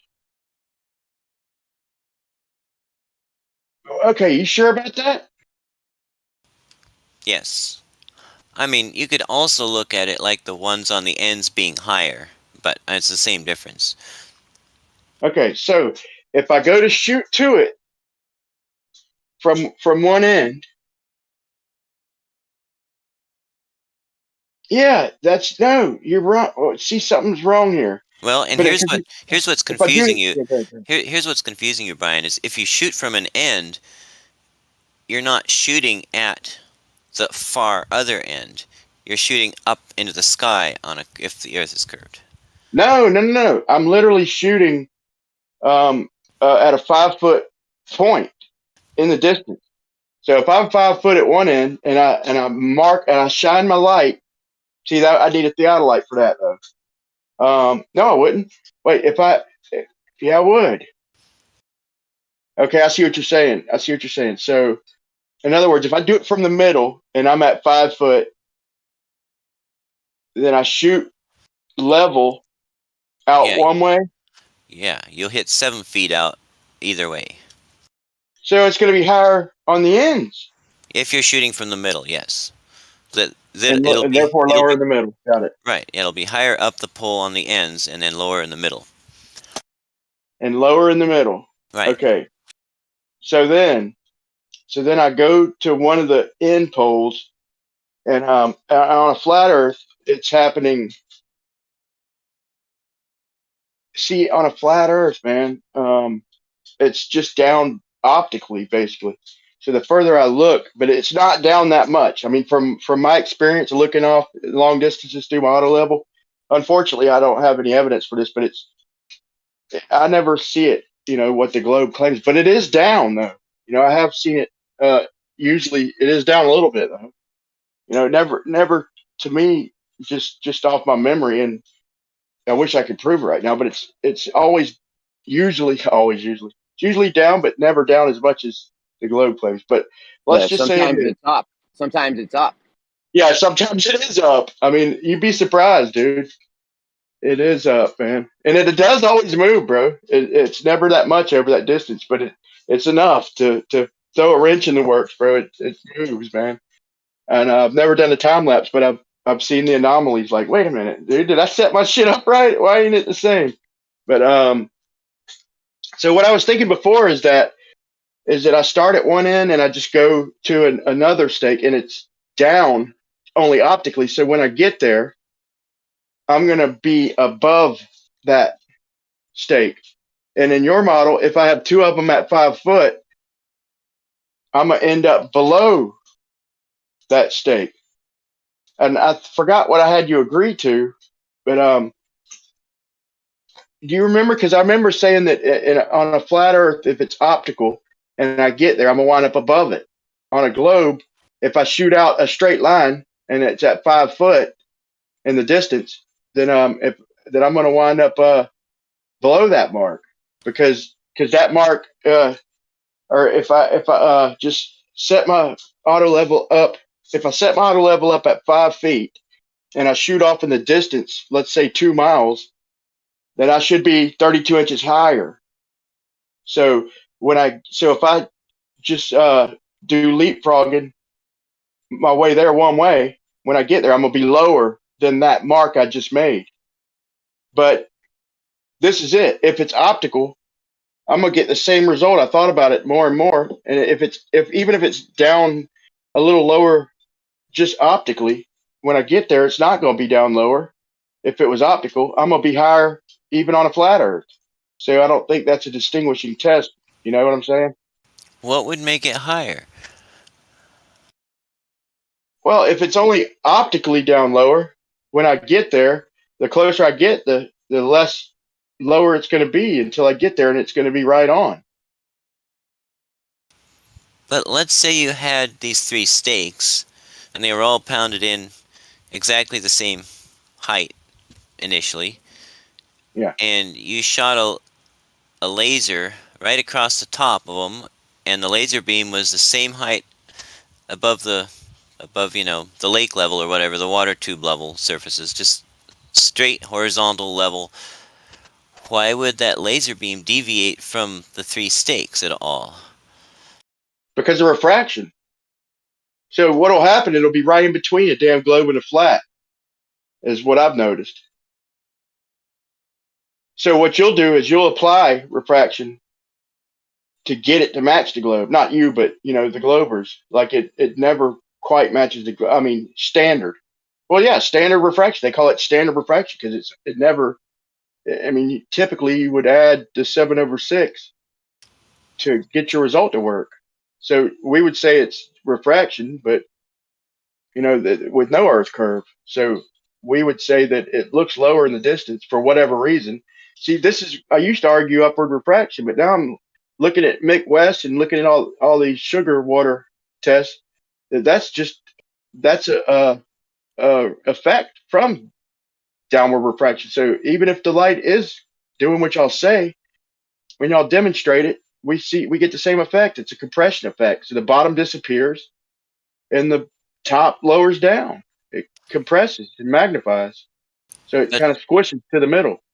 But doesn't this downward refraction make things look higher, not lower? That's what I thought. But like I'm saying, in the example, like you seen the videos I posted of Mick West examples of exactly what we see with line of sight. We see compression. So naturally with compression, the top comes down and the bottom tries to come up, but it's got nowhere to go. So the bottom just basically squishes out of sight, and it makes it look like obstruction. Can I step in real quick? Certainly. Yeah. So I've been listening to this subject sometimes, and if I understood it correctly, are you saying there is some observation of downward bending of refraction making the bottom of something disappear? I'll post it. Yeah, right. I'll post it. It's Glober's example too, man. Because that sounds a bit impossible to. I know. Yeah, I thought so too. I thought so too, bro. But look, let me take a look at. Okay, I just put it in. I mean, it's a hit piece on McToon, but just look past the bullshit and just look at the effects. Because literally, we get bottom up obstruction with line of sight. He tried to put a ramp at the bottom, but he as he lowered his camera, he never. This effect happens well before you get to that ramp, and he even says in his video he had to lower the ramp and mess with the ramp and all this. Like, yeah, of course you did. Then he's trying to show a laser going around it, and he had to go off to the side of it. Like, and I was like, why did you just hide showing the whole damn ramp? He zoomed in and showed the laser bending down, but it was off to the side. And I got thinking, I don't even think he can make it bend around the ramp, because why did he not show it? And why did he have to zoom in and just show the side of the ramp where he had to go beside it to get it to appear on the bottom of the tank? But I'll let you be the judge. You want to watch it. And but if you want to see the full video of where I clipped that shit from, it's a Mick West video. But either way, man, This is a consequence of Yeah, I didn't line see. of sight. I didn't see the bottom obstruction there. Is there any other video, or can you? You watch that 4-minute video that quick? Yeah, hold on. I'll give you a screenshot. Well, I skipped the parts in which the image wasn't changing.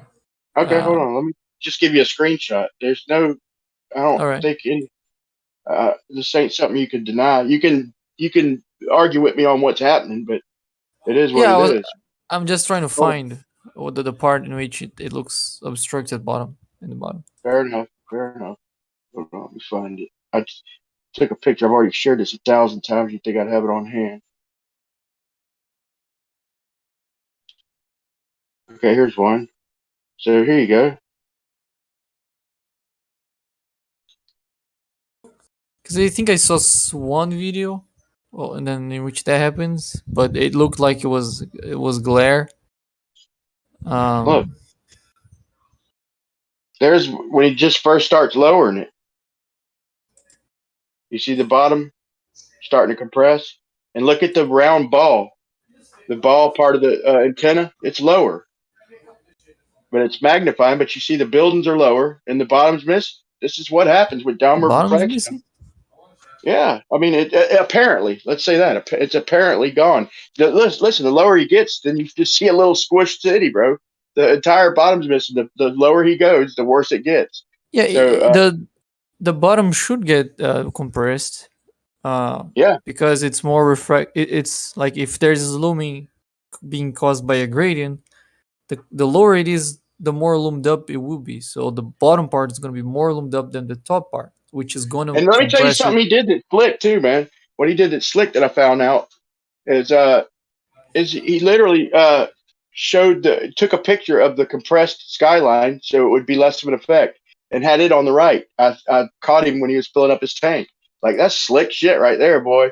Instead of showing two exact photographs, why are you going to show a compressed one on the side you're filling up the water? And he switches it mid edit. He edits it, and I proved it because I showed something in the bottom of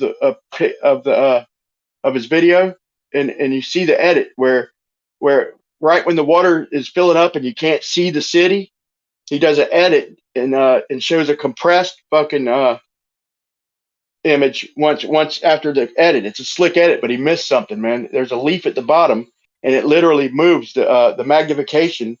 Literally makes it move up, so it's obviously a different photo. You have to watch it, man, to see what I'm talking about. But he did a lot of slick shit in this video. But still, the end result, and everybody who's done this, is the lower you get, the more the bottom is compressed, so it's obstructed, basically. I mean, you could make an argument some other way, but you can't say that bottom ain't apparently missing. Well, it looks compressed. I'm not sure if I can say that there's anything being obstructed there. Okay, well, will you say this? Will you say that the round ball part of the antenna is lower than the unmagnified city, and the building right to the left of the antenna building is a little bit lower? So, in other words, things aren't looking higher, bro. They're literally they're looking lower, just a little bit. But I don't know that, because I don't know how he's like what's the orientation of the camera in both frames. It didn't move the camera. Apparently, he says he didn't. Well, how are the pictures different if he's just taking twice the same photo? Well, the camera's in the same place, and one of them is with sugar water. The one on the right is with sugar water, and therefore downward refraction. And the effect ain't what he claims. He's trying to make a point with a laser. I'm like, fuck the laser. I'm like, let's look at at what we get. If downward refraction is the way it's working, what are we seeing with line of sight? And with line of sight, we're seeing the tops come down and the bottom apparently obstruct. Are you sure the camera is in the exact same spot, in the exact same distance? No, because I didn't do it, but he claims it is. Okay. Yeah, I think the camera might be just slightly different from between one. Well, then that's even more slick.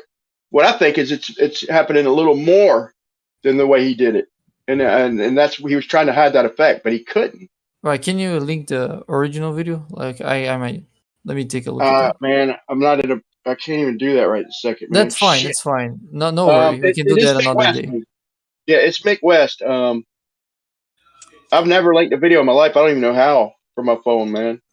Or I'd link every time I give somebody a shout out. I'd link their shit. But, No problem.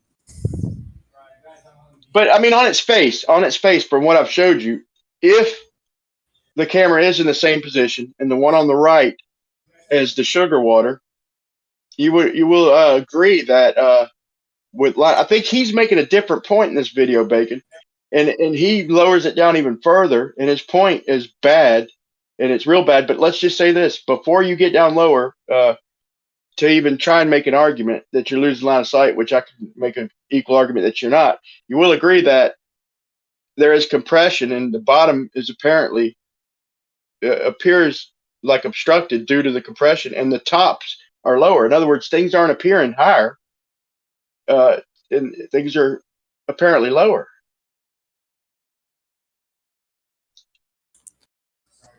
Yeah, well, not much. If you have the camera unchanged, you can say that. But I don't know. I'll feel more comfortable agreeing with that if I can see the whole original video. Fair enough. But let's just say, because I'm pretty certain that, in fact, I'm 99% certain. But what are you going to say if the camera is in the same place? I don't think I would have a response to that. I'll just try to replicate that. Maybe I'll try to do it myself, see if I get the same thing. And if I get the same thing, then I think we understand refraction completely wrong. Yeah.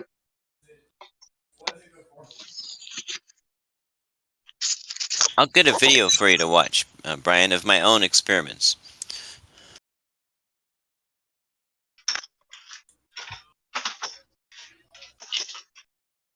The salted water?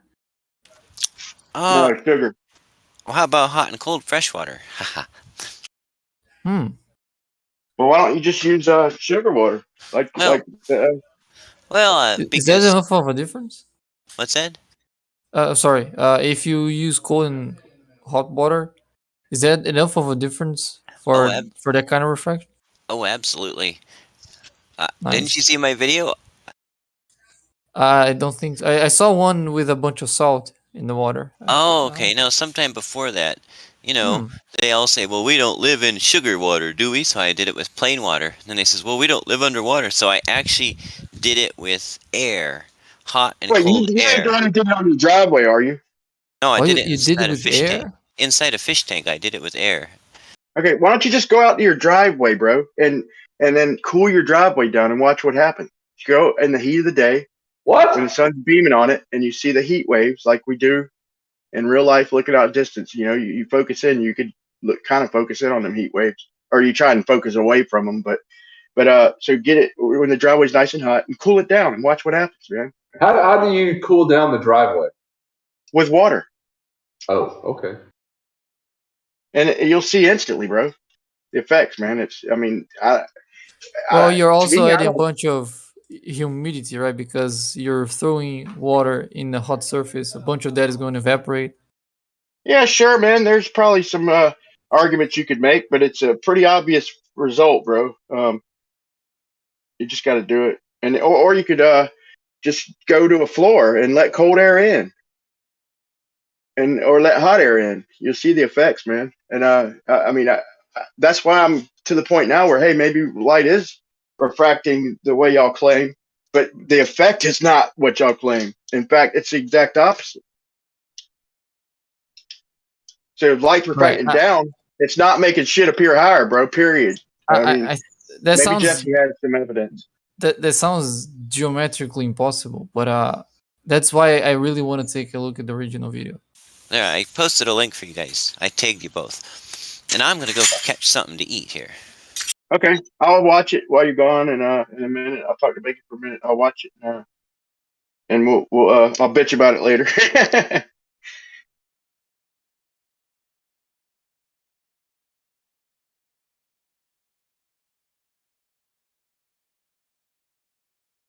You know, with all the arguments, the videos, the pictures, the debates, the discussions, the textbooks, everything, like it's pointless now. Years we've been pointing out discrepancies, and for years they've been deflecting and creating new terms and new theories to counter what you're coming to realize with your own reality, with your own senses. Like, I don't For know example, how, for example, you are seeing something way in the distance when mathematically it's supposed to be 4 miles away, and then it's behind the ball, and then all of a sudden, oh, refraction, oh yeah, curves, light bands, yeah, it's gonna bring it up, yeah, we can see over a hill, blah blah blah blah blah. Okay, whatever. For years we've been discussing the fact that our eyes are seeing something we technically shouldn't be seeing, but then, oh, you're stupid, you don't understand when you refraction. say mathematically, are you talking about mathematics that assumes no light bending, right? Yeah, I'm talking about Geometry. the geometry, the Earth geometry, the Earth calculations of saying that there should be a certain distance we should see before that curved Earth is now behind itself.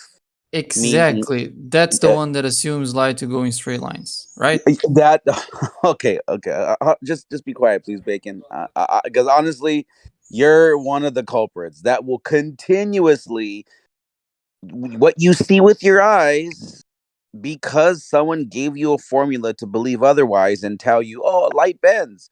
So technically you can see your asshole from where you stand if the light bent the correct way.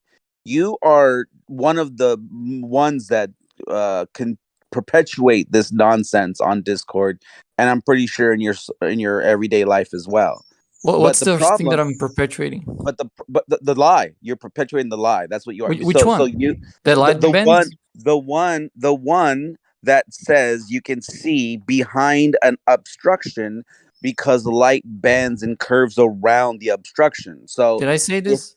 If well, you just said that refraction. I didn't say that. The bending of the light, right? What is refraction? Bending of light. I simply asked if the thing you said we shouldn't be able to see, if that's assuming light to go in straight lines. You didn't answer that, but the answer is yes. That math assumes light. So are you saying that you don't agree with that? I'm trying to respond to you. I know, but I'm just cutting you off because I already know where you're going with it. So are you saying that are you saying that you don't agree with the fact that we aren't able to see behind an obstruction? Apocryphon, did you just say that you're already cutting him, or you're cutting him off because you already know he's wrong, or something like that? Because I already know what he's going to say, because it's the same answer all the time. It's not our first discussion, and he always says the same thing. Just I like don't remember talking to you about refraction. You still gotta let him finish, though, right? You're right. You're right. Respectfully, you're right. Go ahead and say the nonsense you've been saying for as long as I've known you. Go on. What's your question? If you want me to say something nonsensical. Well, you're the one that jumped in. What is your question? You're the one that jumped in while I was talking, and you said, "Are you talking about the one where it's bending light?" Right, the math of light bending. No, I said, are you talking about the one that assumes light to go in straight lines? Because that is the assumption of that formula.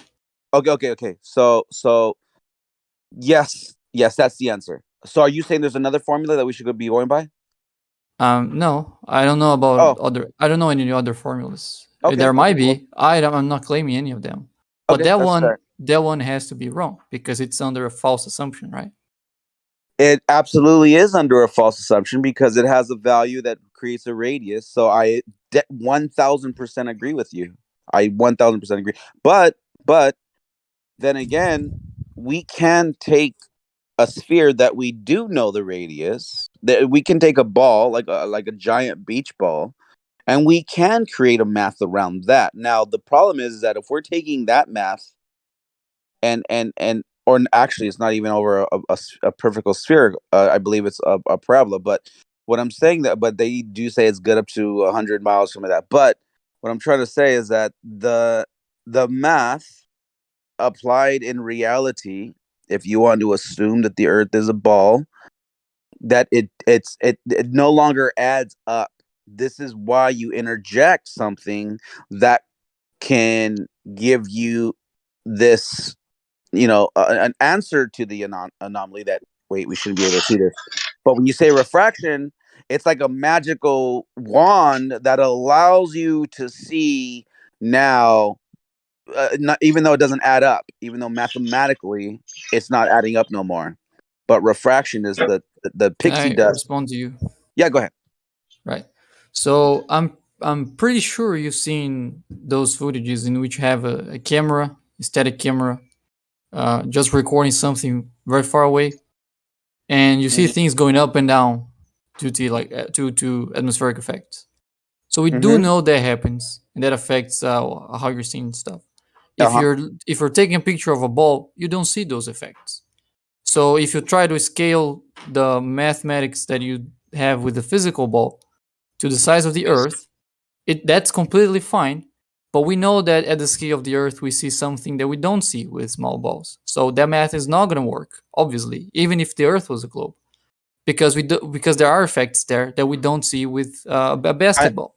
And I do agree with you, because on a basketball, your aim is so close to you. By the way, you're not having the obstructions that is in the sky when you're overlooking 15 miles. So I agree with you there. There is a difference optically, but then why is it argued then when we point out that, wait, if mathematically it should be 4 miles, but we're now seeing 17 miles away, why then do you use your guys' nonsense to justify why you're able to see so far?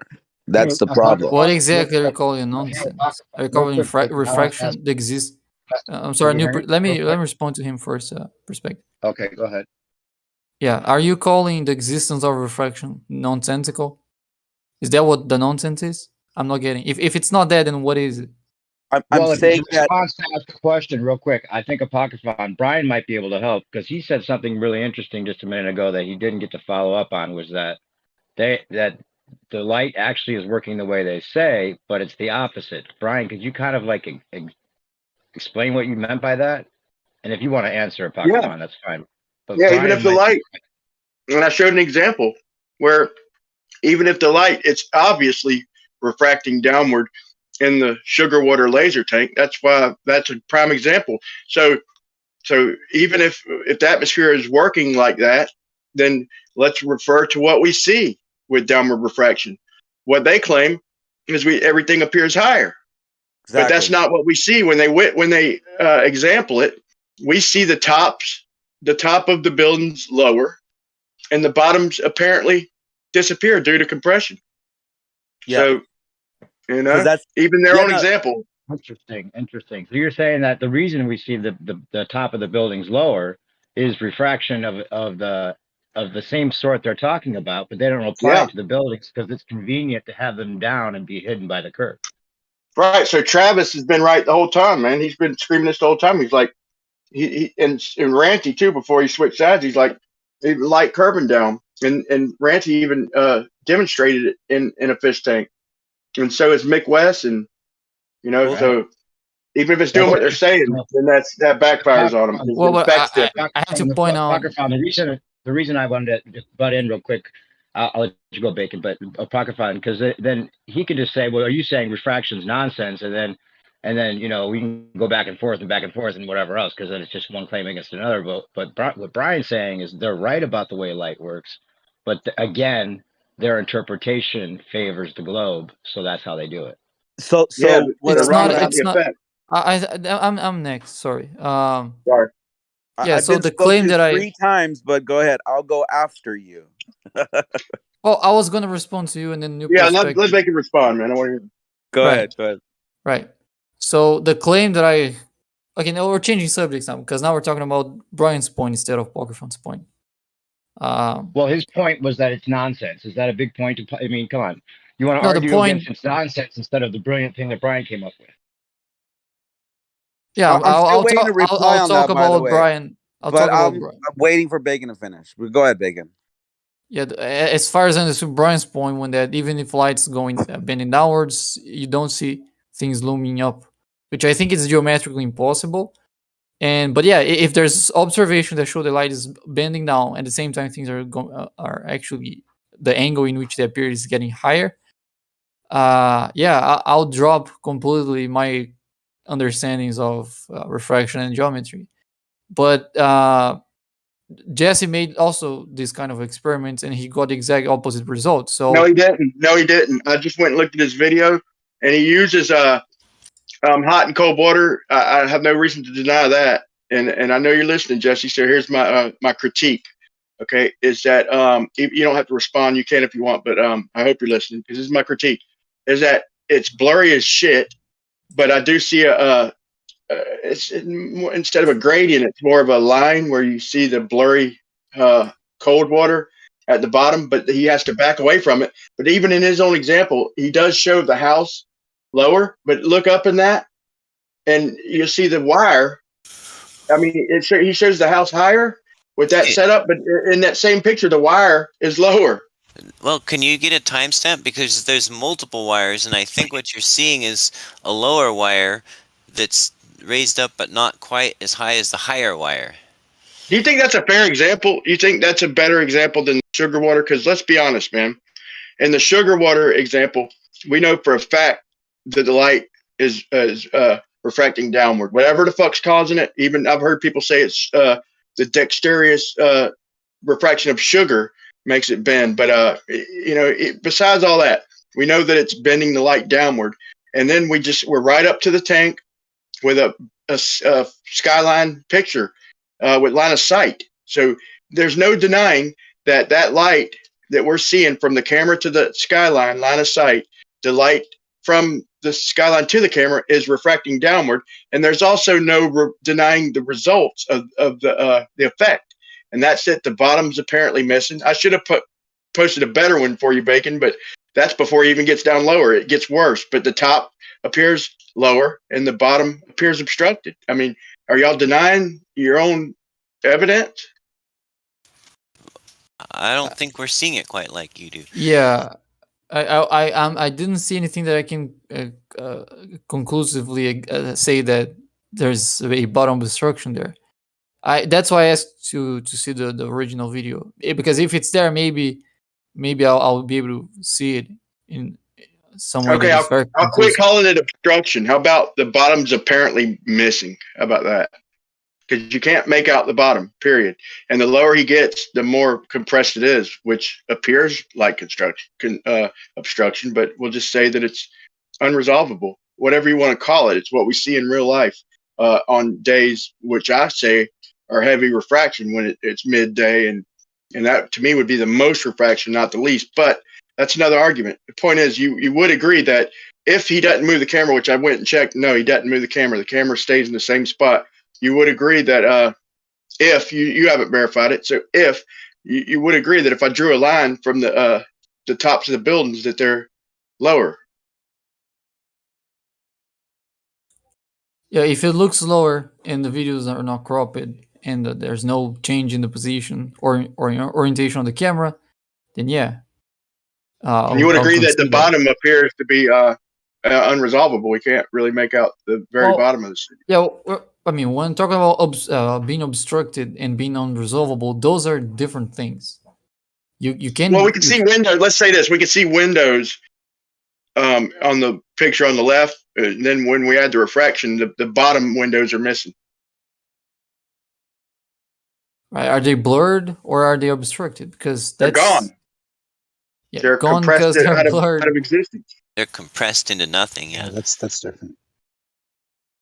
Well, I think they'll mean they're unresolvable. If you can't see them because they're too compressed, I would say that's they being unresolvable, not they being obstructed. Right? It's not that there's something in front of them. Is that they're so but small. How would you know if something's compressed in the distance? If the only effect is that the bottom's missing. Well, my if point you can is, see the bottom just compressing all the way until you can't resolve, then it's what we've been saying the whole time, and there's the effect. I understand that. Fair enough. Right. but for example, yeah, there are many observations in which the bottom of things are missing, and there's nothing being squeezed vertically. Like you can, I mean, I'm pretty sure you've seen B-Ball's observations. There's a bunch of them in which there's exactly like the laser. It's a line of sight, bro. It's exactly like the laser in fish water. I mean, in sugar water. Because in those examples, if things are compressing so much that you can't see them anymore, then you can see the windows. You would be able to see the windows getting shrunk vertically, which that's not what we see in the sugar water, bro. We don't see windows getting smaller. So you can't say that they're being compressed, bro. All we see is the bottom ones missing. There's no getting smaller. I mean, we've seen it in reality a couple times, but that's not what we see in the sugar water. We just see the bottom not there. Whatever's causing it. I gotta see the video then, because I can't argue about a video I haven't seen. I'm only arguing hypotheticals because I give you that, so I can't really argue with you either if you admit you haven't seen it. But I do recommend that you see it with fair eyes. Just sure. When you look at it, you try and see my point of view. So whether you agree with it or not, you'll at least see where I'm coming from, and it's a really good argument, whether it's your reality or not. I would. I have no problem considering that the argument is a good argument, even if I don't agree with the conclusion. Even if there might be some catch, I'll still agree that it's a good argument. But I have to see it first. A minute ago, Bacon, you said that you'd have to give up everything you know about how refraction works, but that's not really his point, though. His point is that it works just like you think. It's just your interpretation of it that is the problem. So if it does work the way he's talking about, would you then at least be willing to say, okay, that could solve a lot of things? It could be flat. I'm not sure, but I would say definitely the way I think about refraction is wrong, because to me it's geometrically impossible for you to have light bending down and things not being loomed up at the same time. Those to me sound like you can't separate them. If light is bending down, then the thing you're seeing has to come to you at a higher angle because it's bending down. And same goes for if it's bending up, like a mirage. Like in a mirage. Well, that's what we expected. That's just not what happened, So all these reciprocal zenith angles, all this bottom up obstruction, all this claim to be looming shit, it's all right there in front of your face. So yeah, just watch it, man. You're gonna have to. You got some splaining to do. I'll leave it at that. Yeah. I really have to rethink a lot of stuff if that gets confirmed. That just sounds impossible to me. Yeah, it should. I was shocked. I was shocked to see it. I was like, why did I not look at this sooner? I've seen a bunch of other people do it. I've seen flat earthers do it and literally demonstrate it, but I didn't know that globe earthers literally demonstrated the same thing, dude. I'm like, I'm way late. I'm late to the game here, man. I'm way late to the game. I'm like, I should have seen this and made it and streamed it to the rooftops a long time ago, but somehow it got past me. We'd already made the argument. Brandon and Ranty and one other guy, I forgot his name, showed that with sugar water we don't get looming, but hostile witness is 10 times more credible. This is your guy showing it plain as day, right? So Yeah, what well, was nonsense? Thanks, Jesse. Thanks, Jesse. So what was nonsense that I said a long time ago was your rebuttal. The fact that you use refraction, which is a real thing, but the way you guys use it and explain it to justify the way we are supposedly seeing over a curve. That's what I was saying, which is nonsense for those that were whatever thinking. I don't know what you were thinking, but that's why I said that, and I just wanted to point that out. I wasn't trying to call what you said nonsense. I was just attacking what he was attacking you with just straw manning it as if you're saying refraction doesn't exist or something like that. Yeah, no, and definitely, you're absolutely right on that. I'm not saying that refraction isn't a real thing. I think that there's a lot of things that are real, but unfortunately, today's science, they use real science and they mix it with pseudoscience, and then that becomes a new science. And I don't like that they do that, because it allows them to wiggle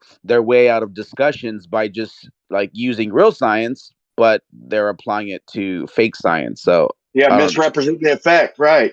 In other words, they're just kind of, they do that a lot, dude. They act like, oh well, we showed that, or just because you showed something, you haven't disproven the effects. You know, correct. I wish I had a better example than to just claim it in general, but like with God, I had a good example. Let me think about it, man. Somebody help me out.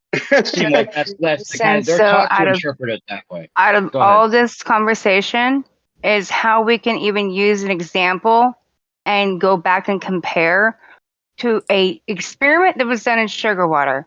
I don't live in sugar water. I'm not breathing. We're talking about atmosphere. We're talking about things that happen and what we're seeing in our reality. And I don't live in that. So when people want to use that as an example for anything in my reality, I automatically throw it out the window. What do you think that experiment is trying to demonstrate? We talked about this. You guys want to show light bending in a manner that it doesn't bend. Right. And we're not talking about that, and that is not compared to my reality, though. You can do whatever you want in sugar water. That is not what's happening in our atmosphere out here. Do an experiment like that, and then we can start talking about comparing, but not sugar water. Let me help you too. I think one point is he's trying to show a laser while we're seeing these lasers over distance, but what he failed to fucking take into account was the plain line of sight view of what he's shining the laser at, and also why in his experiment, I told you he did an edit in there and used a magnified city on the right, or it would have been even worse, Bacon. But why? When he does shine the laser, he has to shine it from behind the tank. So why in his example doesn't he shine the laser, let it bend around and hit the city? Because he can't. He had to shine the laser from behind the city skyline, or from up above. So he everything about that experiment backfired on you guys, man. Let me answer Stacy. So the point of the experiment, well, there are many reasons why you would mention such an experiment.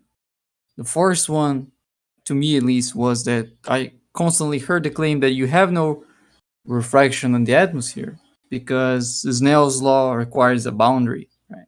So if you have a gradient of the same medium, so if everything is just water or just air, then there's no boundary, then there's no refraction according to Snell's law. That was the first thing I heard, that experiment was a good answer to, because there's also no boundary there, and there's clear refraction there. And it doesn't matter if it's sugar water, because the one that Jesse did, he didn't use sugar water, he used just air. So the whole thing is air. You're looking only through air, and you get the light bending, right? So yeah, I think it's a valid experiment depending on what. Did you see his video? Yes. I'll get, I'll say a valiant effort, bro, but he's just showing a blurred out. He's basically just showing basically a tank full of water. I mean, well, he do that with a glass of water. You could have done the same thing.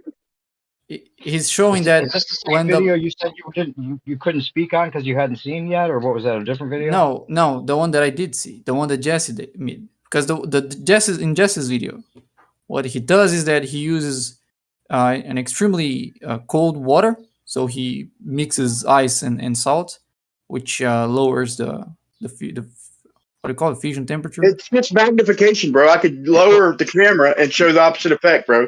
And I would argue that we're at the bottom of the atmosphere. So if it's the atmosphere acting like a lens representing Jesse's tank, then he's gonna have to represent it at the bottom of that lens, not at the top. That's the same thing that Mr. Sensible did around his basketball.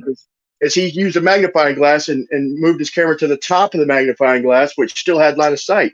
If the atmosphere is what's acting like the lens, we're seeing through the bottom of that magnifying glass. You see what I'm saying? So it backfires every. I don't see what you're saying. I was trying to finish what I was saying. Oh, I'm sorry, I thought you did. Right.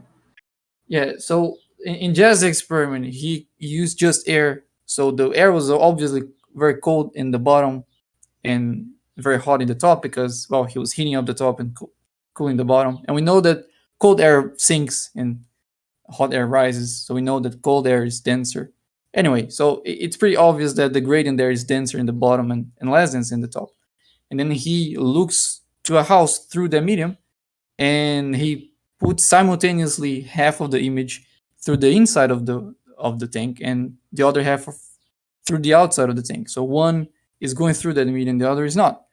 And when he looks through the medium, and you can compare to the other side, it's either more or less the same height or is slightly higher. So that's what his experiment is demonstrating. And it's the opposite of what you're claiming there. That's why I think it's completely a valid experiment, even if that's not the atmosphere we live in. It's a valid counter argument. How does it backfire again, Brian? Let's hear that part again. I don't think we got a good response to that. Yeah. Oh, I was not responding to that. So yeah, go ahead, Brian. He stopped listening. Yeah, when I try to respond to one person and someone says something else, if I pay attention in which the other person is saying, I forget what I was going to say to the first one. Dude, I'm tired of y'all slick shit, dude. Jesse, man, get your ass back in here.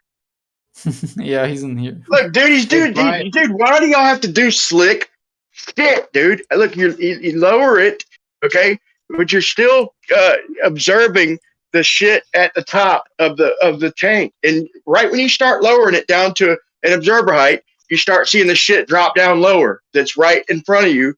The bushes literally drop down lower, and you stop going down even further, bro. I mean, you should at least been fair and go down to ground level, like with the camera, or maybe I'm wrong and you did, but it's just the same effect. Look, dude, it's the same effect. We're seeing shit lower. Look at the bushes when you drop your camera down to regular, like, no more than 100 miles off the ground, like in comparison. So anything under 100 miles off the ground by comparison, and that fish tank would be like toward the end of your video, we see the bushes drop down lower, not loom. But I mean, if maybe you just did it real quick and didn't, but it seems like you omitting information, man. To me, I'm not gonna flat out accuse you of it, but to me, it looks like omission of information, and that would be the full view through that tank. And once again, and to end it at the bottom, when you're looking straight out into the distance, not up toward the other water, that we see the bushes drop lower, no looming. Can you send the frame in which that happens? I am not finding it. Just look where he drops the camera and watch what happens to the bushes. But it's 17 video. 17 minutes video. He's playing around all the time. You're watching the wrong video. Hold on. Let me repost it. Okay. It's 5 minutes. Oh yeah, it is that long of a video. Okay, hold on. It's gonna be okay. Right at there it goes. It starts to go down at about 5 minutes. Watch 5 minutes to 5:30.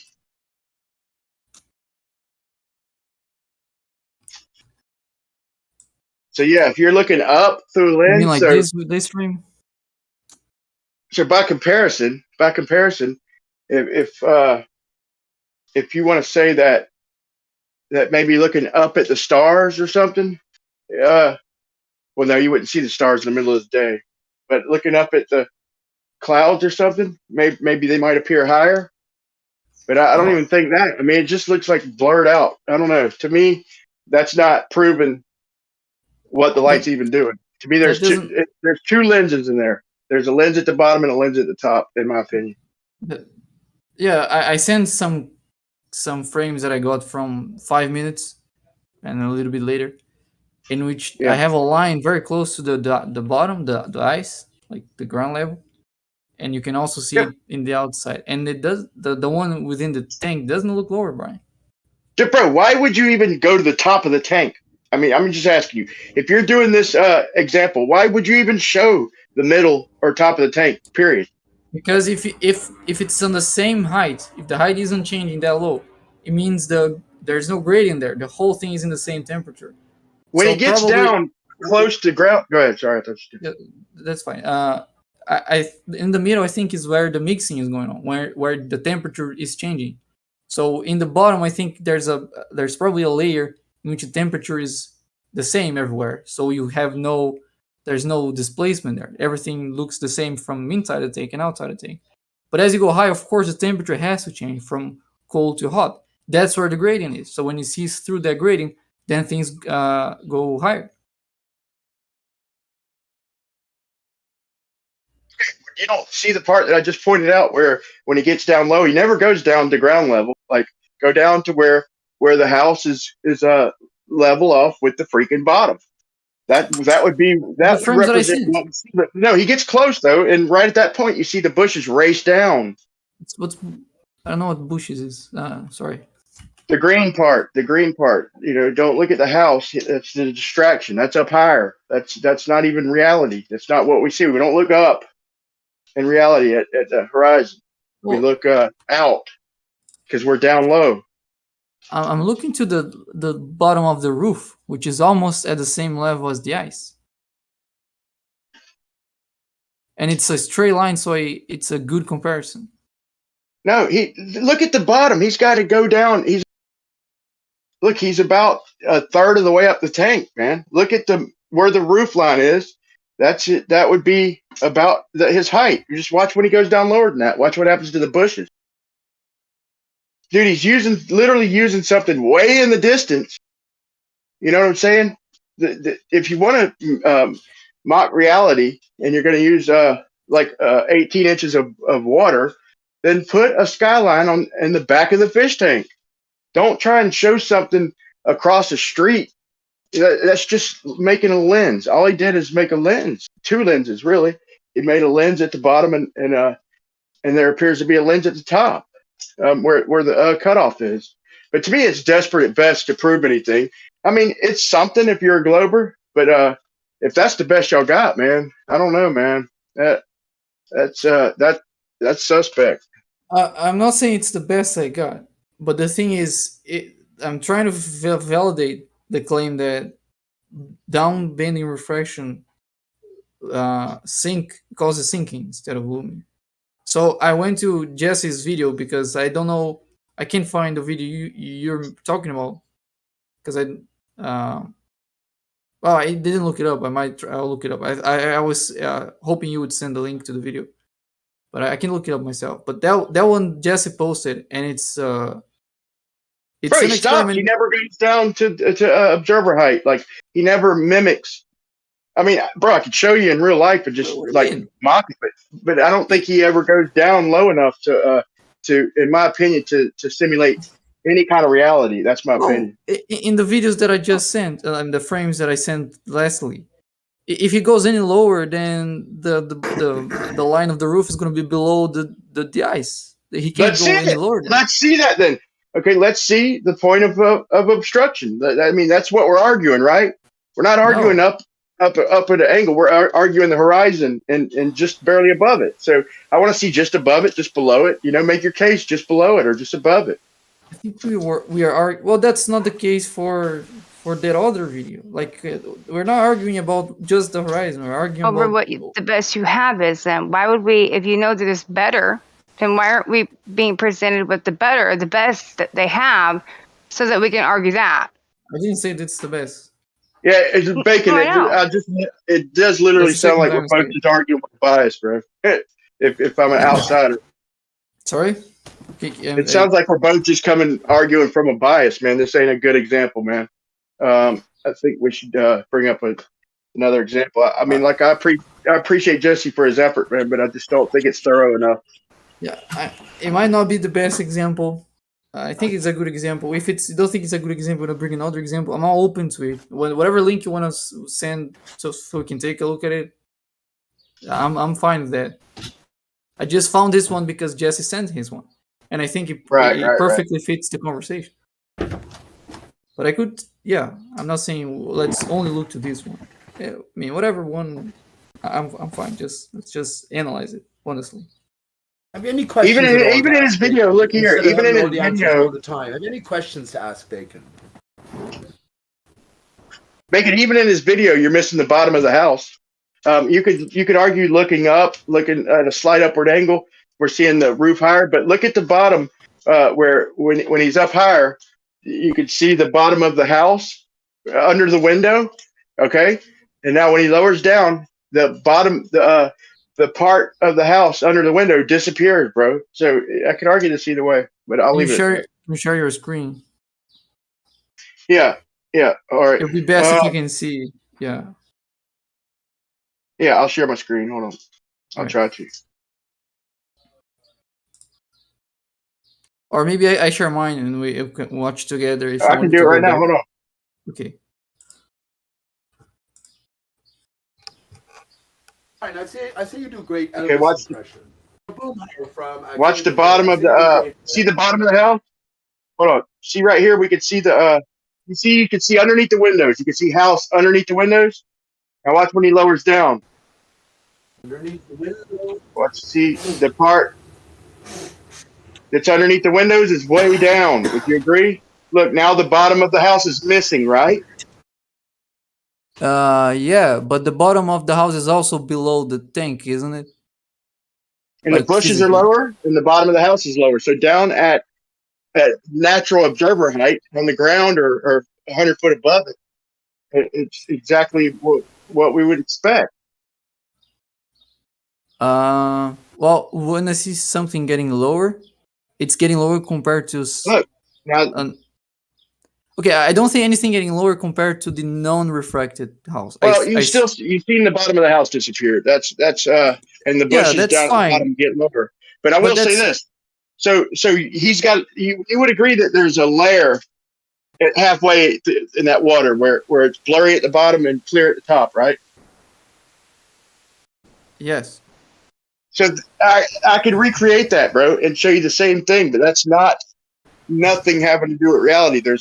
That's an effect. That's if I didn't know it was Jesse, I'd call it trickery, man. Well, but here's the whole deal of the video. There's no point in which the when you the refracted house, any point of the refracted house is lower than the non-refracted house.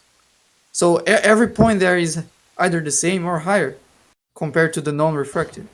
So even if it's not looming uniformly, there's still no sinking. There's just looming there.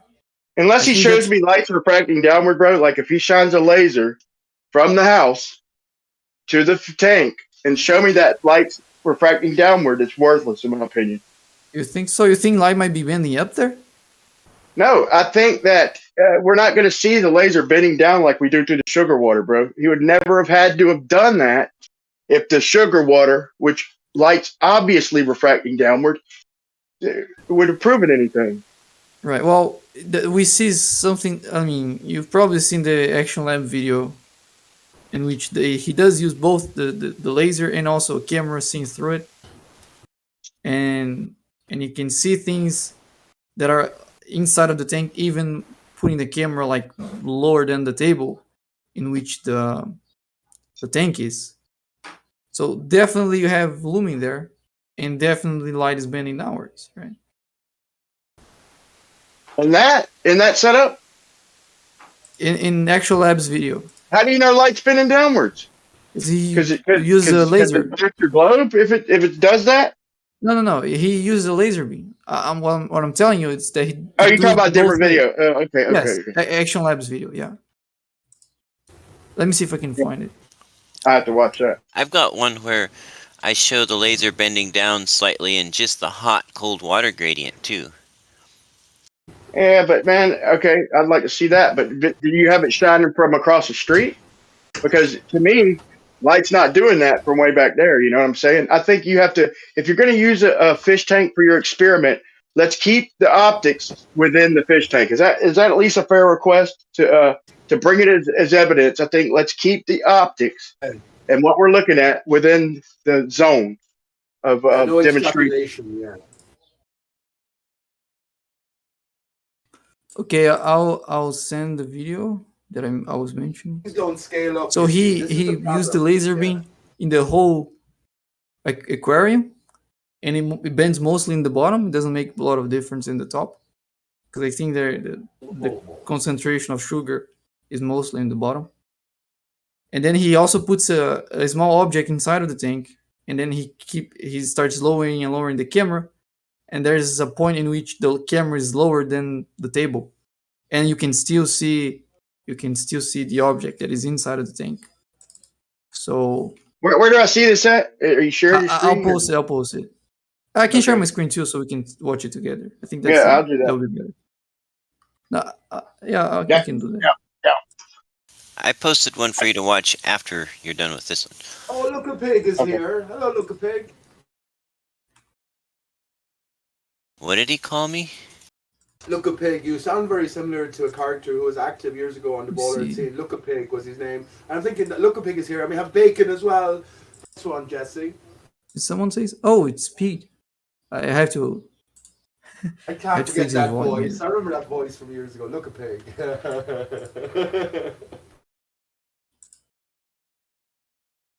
Well, of all the barnyard animals, I don't know why you had to pick that one for me, but I guess I could pick one for you, huh? Well, Bacon picked Bacon. Mike is a little low, honey, for some reason. I'm low. No. Pete is his dodo. Okay, sorry. Hello, Blaze. I was just at the window, and I was just making jokes. Although Jesse Gordon reminds me of the character Look a Pig, who was an ardent ball earther years ago. So that's all I'm saying there. No, it wasn't me. Right. He's a bird. You want to call him a pecker? I gotta go back and watch it. I had already watched some of that video, Jesse, because when I just went to play it halfway through. So let me see what you got going, Bacon. But yo, Pete, I just thought of an instrument that you could use. Go on, bud. A dodometer. Dodometer. That is what do you call it? A dodoism from years ago. I used to make Of course connections. Of course. Oh, yes, it was. Okay, I'm watching, Bacon. Very good though. Right. So here's where he's like trying to show By the how way, the bending goes. So anecdotal was brilliant. spinning down. So that was a brilliant one. Sorry, off we go. And then let me see. That's awesome, Pete. Here. So here he puts like a marble inside. Yeah. And then he starts like lowering the camera. Look at the bottom of the marble disappearing. Look at that.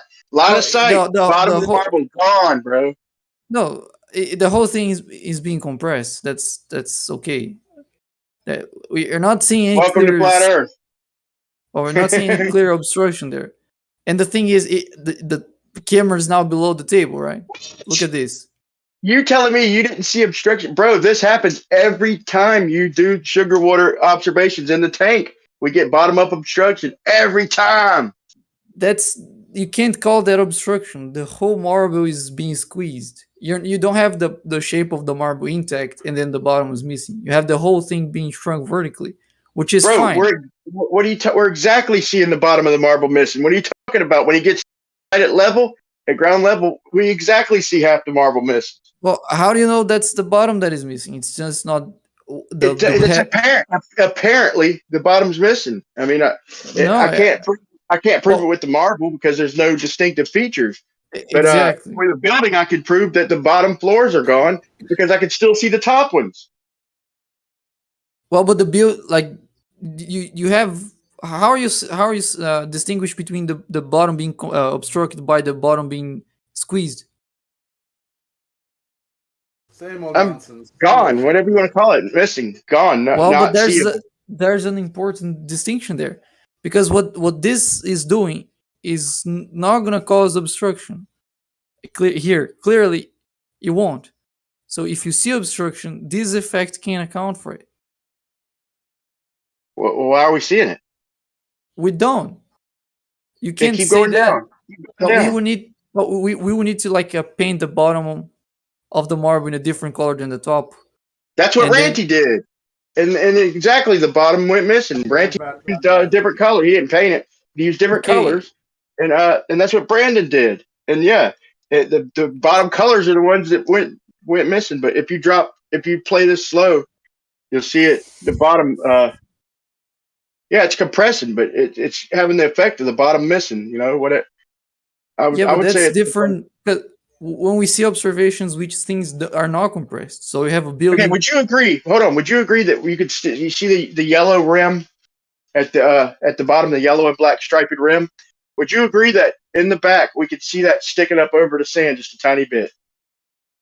And in the front, the sand's a little higher, right? In the front, the sand's a little higher than the rim, and in the back, the rim is just a little higher than the sand. Would you agree with me on that? The rim?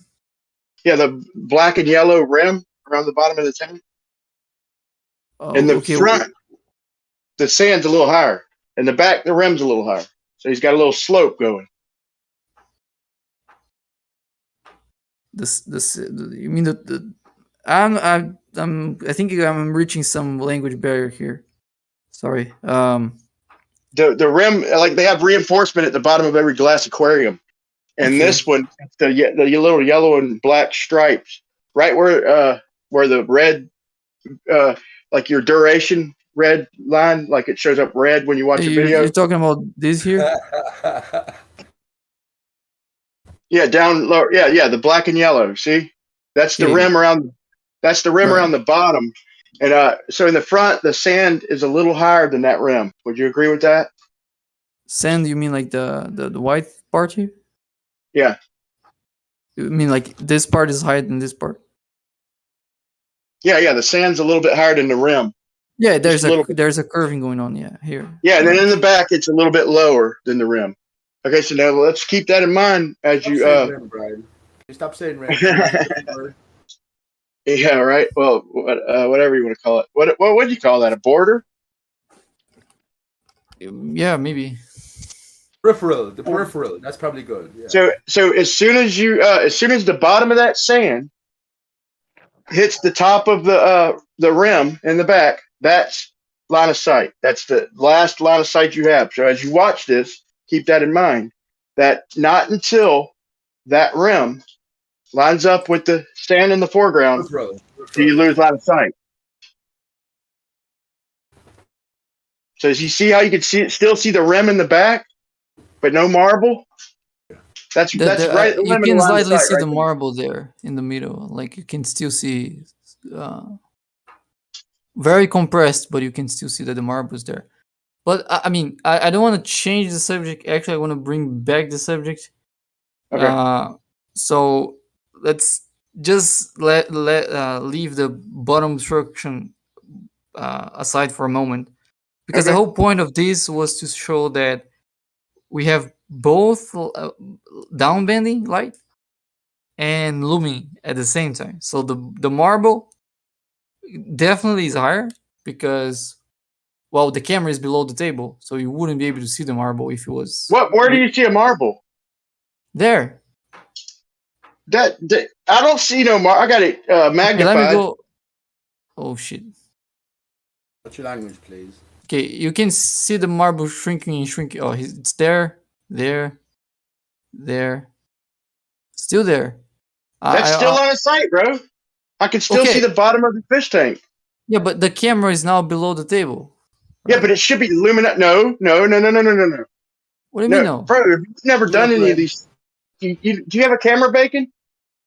I have a phone. Oh, okay. Here, let me just go back some frames.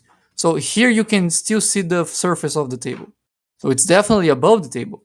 And as you advance, see the whole slope from beginning to end at that point. Yeah. That's way above it. That's about 3 inches above it. I can see the entire this slope. Is refracted. This is the tank isn't physically ramping up. This is just because it's refracted. The tank is simply over the table. What do you mean? Look at this. Look at the tank. Hold on, I'm not laughing at you, Bacon. I just had a funny thought, bro. That's why I started laughing. I was just thinking we need a little mini auto level. All right. Yeah, someone cut that out. What do you mean? No,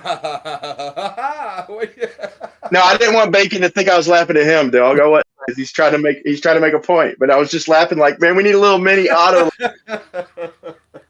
Okay. So the tank is over the table here, and when he's getting lower and lower with the camera, you can see here. Let me go back a little bit. See, but when Mick West did his, he showed what we've seen with regular water, and then with sugar water. Can you concede that? Well, I think you have to concede that at least in this video, you have looming being caused by down pending refraction.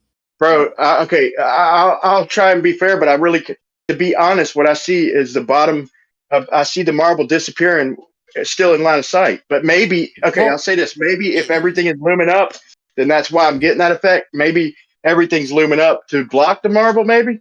And maybe everything is higher, but I still think we have to see the effects before the sugar water and then after. I think that's the only fair way to do it.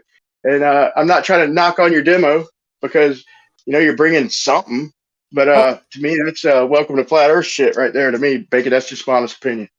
But I mean, the whole point of this video is to just get one concession, and I think you can't not give it because look at this. I mean, you can see the surface of the table here, so the focal point of the camera is above the table, and if you go just 2 frames later, then you can't see the surface of the table anymore. So you're exactly level with the table at this point. And this whole white part here, all this the marble's gone, bro. I see what you're saying. Doesn't matter. The white part is the bottom of the tank. Okay, if that's what you're saying is happening, but shouldn't the marble be looming up at the point of the demonstration? Why the marble is looming right up there. You can slightly see the marble, but the point is, even if you can't see the marble anymore, you can still see the bottom of the tank from the level of the table, which requires. Okay, so the bottom of the tank. So the bottom of the tank is making it look like the bottom half of the marble skyline's missing, right? Marble Skyline. That's a good song title, Brian. Nice one. Marble Skyline. I like it. I was just trying to compare the two. Like, look, if that was a city skyline, we would not see the bottom of it right now with line of sight. Can you concede that if there was no sugar water here, you would not be able to see the bottom of the tank from below the table? I'll say maybe. I would love. I would like. Wait, you said if there was no sugar water there, I'd like to see that. Well, I'd like to if see you're that. below the table, how can you see the surface of the table? Oh, he's not below the table, bro. The middle of his lens, bro. When he's listen, bro. If you knew how cameras work, listen, Bacon. I'm not trying to be a dick, but you are skipping something very important. Wherever the middle of that camera is, whatever's in the middle of his view, is the middle of that lens, bro. You should fucking know that. I know, but it's pointing out. Hold on. The white sand is not in the middle of that lens. Therefore, he is not down low at level with it. I'm talking about in the foreground. I'm not talking about refracted. I'm not talking about refracted shit in the background. I'm talking about in the foreground. When he's down level with that fucking sand, then the sand will be in the middle of the lens, bro. Deep breath, Brian. Yeah, I know, right? Yeah, chill a little bit. So there's a difference between the level of the camera and the line of sight of the camera. The line of sight is definitely shooting up higher than the camera there.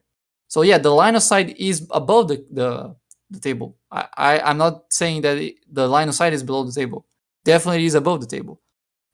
So you would agree this, though? You would agree that the foreground appears to be moving a little bit. No, I ain't trying to do that. Push maybe. Bacon. You have to try and do that. Get him on a point. So the foreground is apparently blocking the marble, apparently. And he's not even down quite to the bottom. I'm not even talking about that right now. All I'm saying is that you have the line of sight, and you have the focal point of the camera, which is like where the lights converge. It's basically where the observer would be. The point in which the observer is like the focal point of the camera. And yeah, I'd say he's right down. He's almost down level. The middle is almost level with the sand, but it's not underneath, bro. Well, here, let's say here. So you start to get this object being obstructed here. So he can't see. Yep. Right. So he can't see the surface of the table anymore, but he can still see the surface of the bottom of the tank. But he can't see the marble, and the foreground's apparently blocking it. Welcome to that doesn't matter because my whole point is that this is being loomed up. He has to be. How can you have an object being obstructed by the table and see the bottom of the tank also? So at you the same admit time? that the foreground is blocking the marble, then, right? And in real life it's not, but apparently it is, though, right? And let's say yes. Can you concede at least that there's lumen here? You conceded yes. So I will say something's lumen. Yes, I'll say something's lumen. Yeah. Well, the yeah. whole thing inside of the tank is lumen because the whole thing is except the marble. Hold on, except the marble. Well, just go some frames below it. You can. Oh, okay. I'll send frame by frame. So can you see the marble there? Hold on, let me zoom in. Yeah, I see the top of the marble. I think that's the whole marble. It's just scaled down vertically. But okay, tell me in which point you stop seeing the marble. All right. Right there. Oh, I still see some details of it. Maybe it's yeah, resolution maybe a tiny bit, maybe a t tiny. It's hard to tell at that point, but I got it zoomed all the way in. Barely, maybe. Well, I'll send some. Well, zoom out real quick, or let me zoom out and see where the sand is according to the lens. Okay, the sand is pretty close to halfway, but maybe not quite. So, to me, that's line of sight. That's standing on the ground. Maybe if I'm a be nice, I'm gonna say maybe it's dead level with the center of the lens. Well, something could be lumen, but to me, it's the obstruction. To me, what's lumen is causing the marble not to be seen much at all, if any. There's a dark spot in the marble that I can see. That dark spot never disappears, even when the camera is the focal point of the camera is below the table. So the level of the table. The camera is below the table, even if it's pointing up. And that dark spot is like always there. So even if there's some part of the marble missing, it's definitely being lubed up. And you can see the whole bottom of the tank. So you have to agree that the whole bottom of the tank is being lubed up. Maybe we should do this so we can know for sure all the variables, man. Maybe me and you should do it. Okay. You know what I'm saying? I think I might have an old fish tank, man. But and then we could show exactly where the camera is and to double test all the variables, because maybe this is a null experiment, but to me it still helps us. To you it helps y'all, so maybe we should try and repeat this and see. Brian, what extrapolations can you make about the greater reality? The problem, I would say, just to interject briefly with Bacon, is the one thing that the ball don't consider is scaling. When they look at a mountain dropping in a great distance, or seemingly over a curve, they don't consider the scaling. We as flat earthers do, though. We understand that if the mountain is, let's say, 50 miles away, you know that there's 50 miles along the ground, the mountain might be 1,000 meters high or something, or a mile high.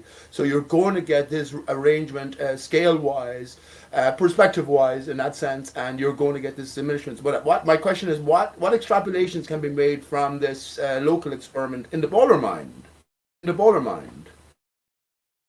Man, to be honest, anything 100% conclusive.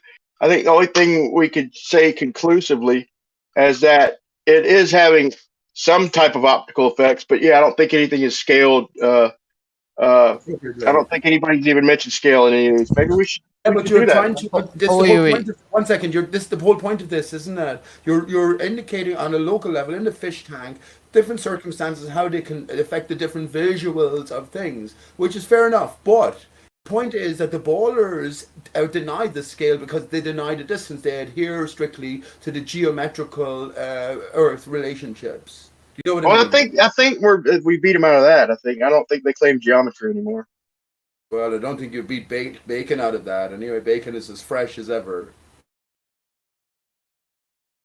Anyway, sorry about that. That's just a consideration, because these are ultimately experiments to determine reality, right? What we're seeing in reality on a greater scale, the larger macro scale. But the point is fundamentally different for a flat earther to a ball earther. When we see the mountain as flat earthers, we understand that we're looking over the water to 50 miles. Ultimately, everything's been compressed to the greater distance to our vision. But a ball earther will say, if you're at the same height at the beach, you're only looking over 3 miles, and everything else then is in the greater distance. There's no appropriate scaling done or entertained or accepted. Anyway. Hey, Brian.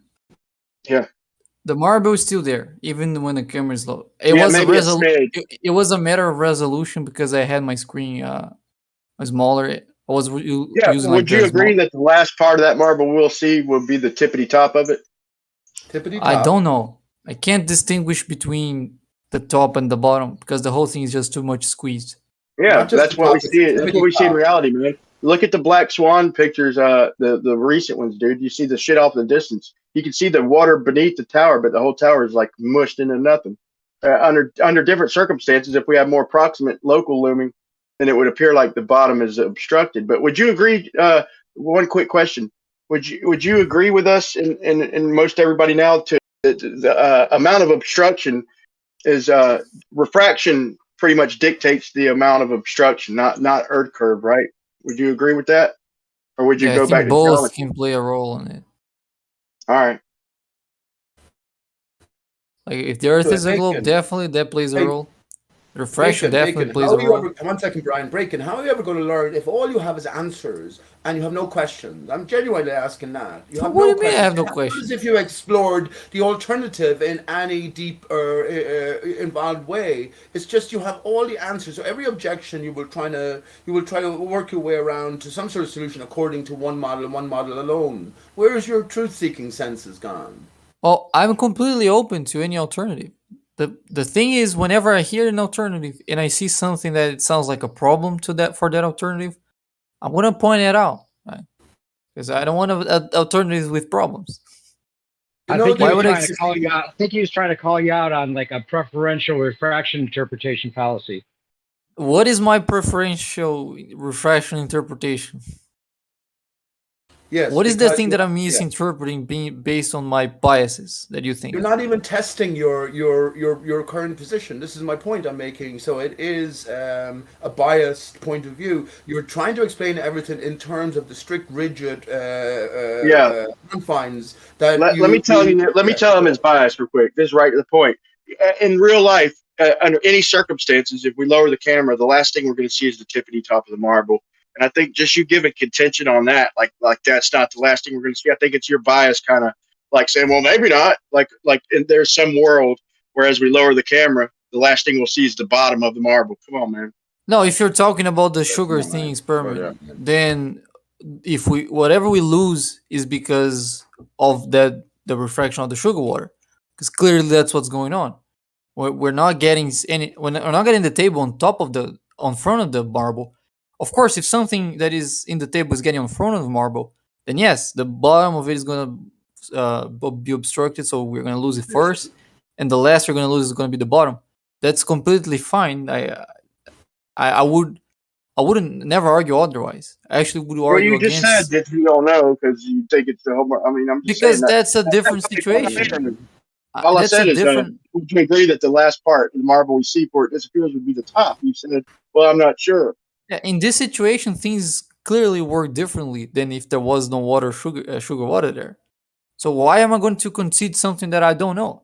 No, at what world would the last thing we see not be the top of that marble? I don't get it. In the world in which I think it's your bias kind of reaching out a little. That was my point. in a world that refraction is not creating obstruction, just shrinking. So the last time you see it is when the whole marble fits within a pixel.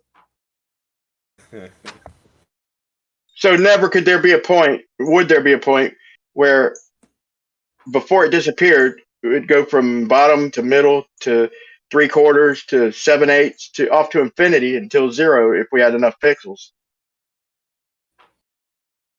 This is a problem. Well, if something's getting smaller, I can't say that I'm seeing one part of it less than the other part.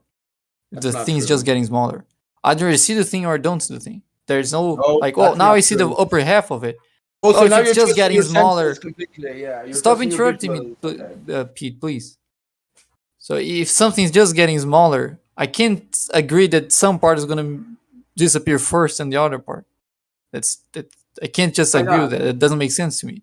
Okay, so you don't agree that if I lower my camera to the point of disappearance, then the last thing I'm going to see is the tippity top of that fucking marble, given enough pixels or given any real world example.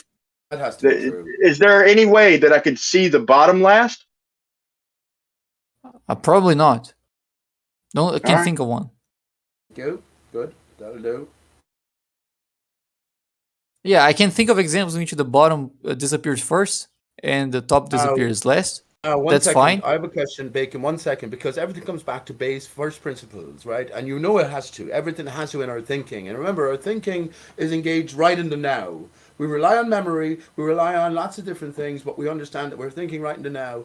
Can you tell me what was the first principle? Was it that the Earth was a globe, or that the Earth was in motion? Because something had to come first to be developed upon in any model. But what is your answer to that, if you don't mind? It's along the same lines, but I know it's a bit of a diversion away from what you were talking about.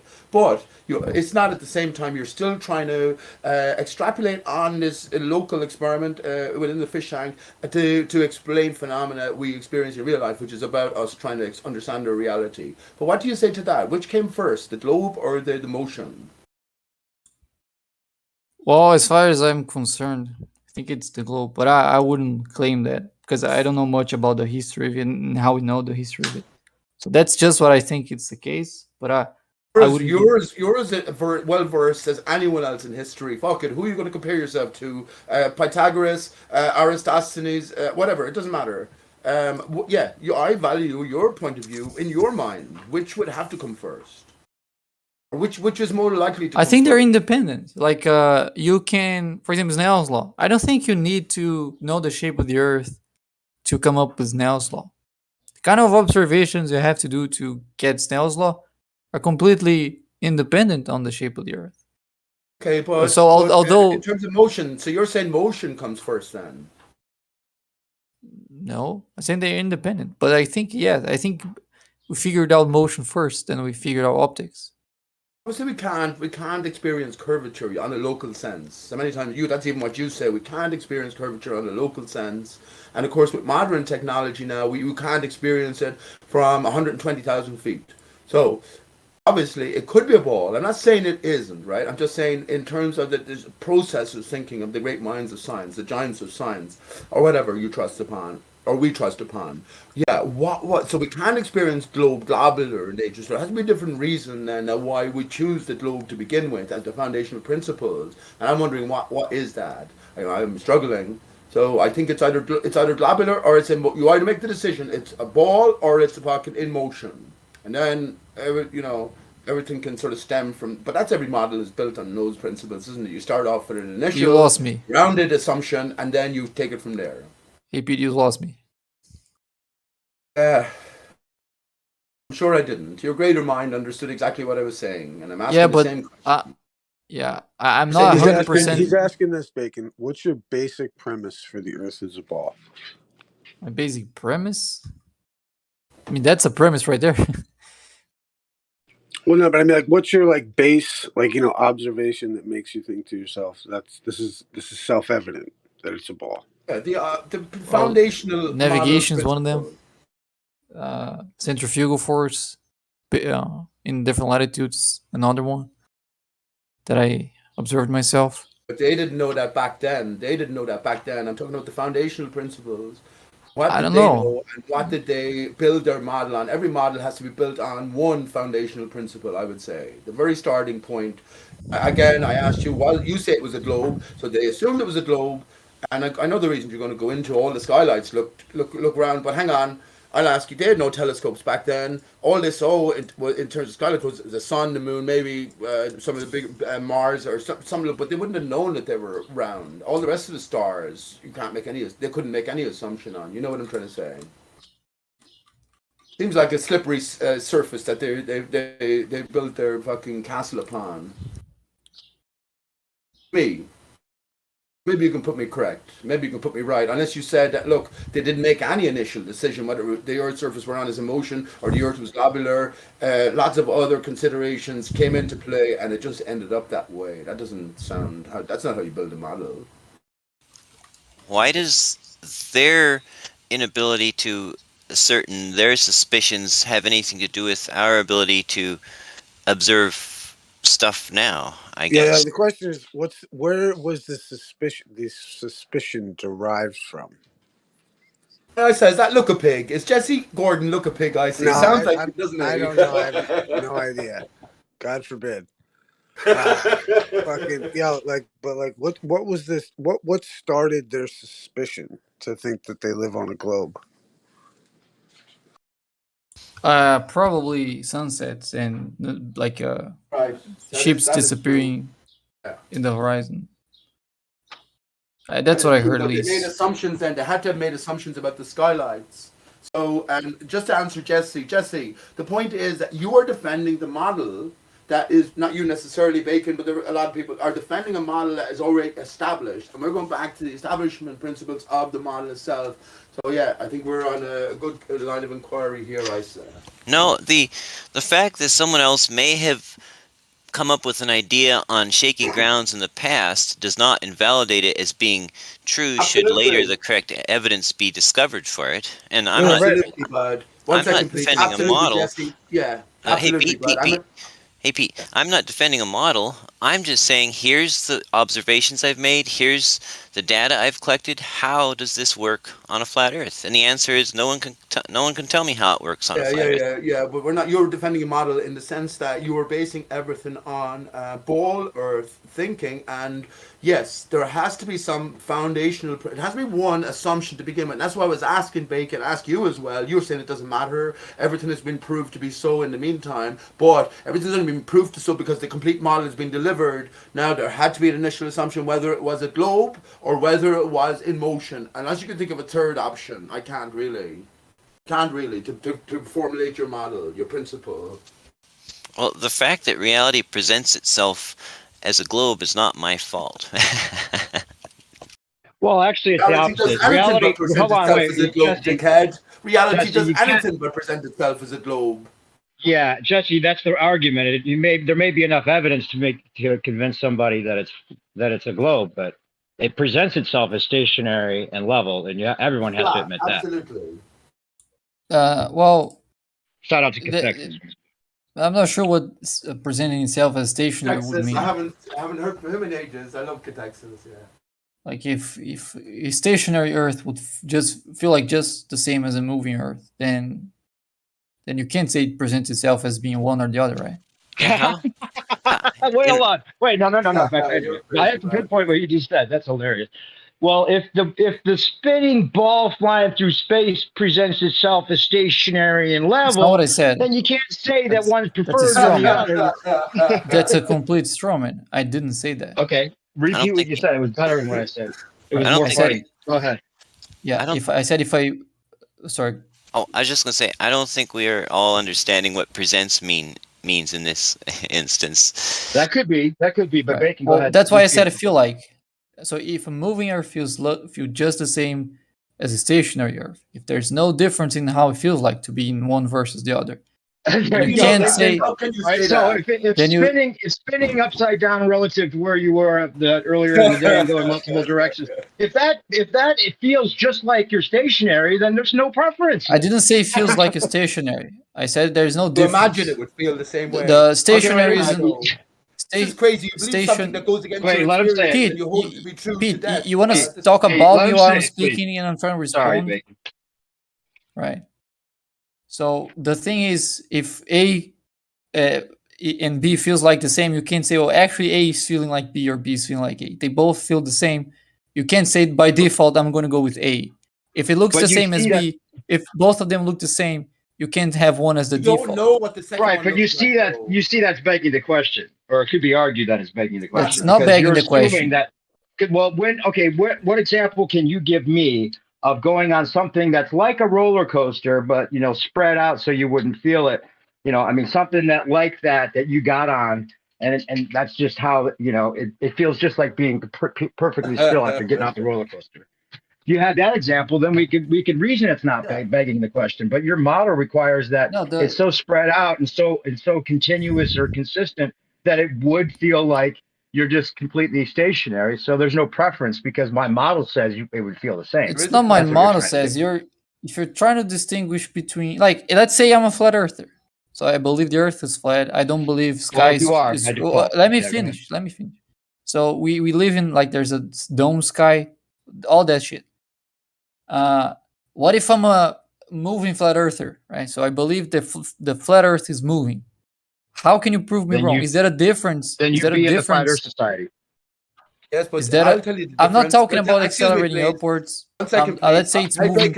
I'll tell you the difference. The difference is that, just as new perspective, Dave said, that all we experience is a stationary Earth surface. Now, you are entertaining different models there in your. So if you were a flat earther who are on a surface that moves, you still have to go beyond your experience. So that is incorporating a mental that isn't answering the a question. thought process that you have no relation to. So it could be true, and that's the exact same as what you're saying about the ball Earth. It could be true as well. This is how I expect it to work. So okay. If it could be true, if it could be true, I know how you're trying to argue this backwards and make it seem like there's I no was difference, trying to but answer let me just you ask you a better question.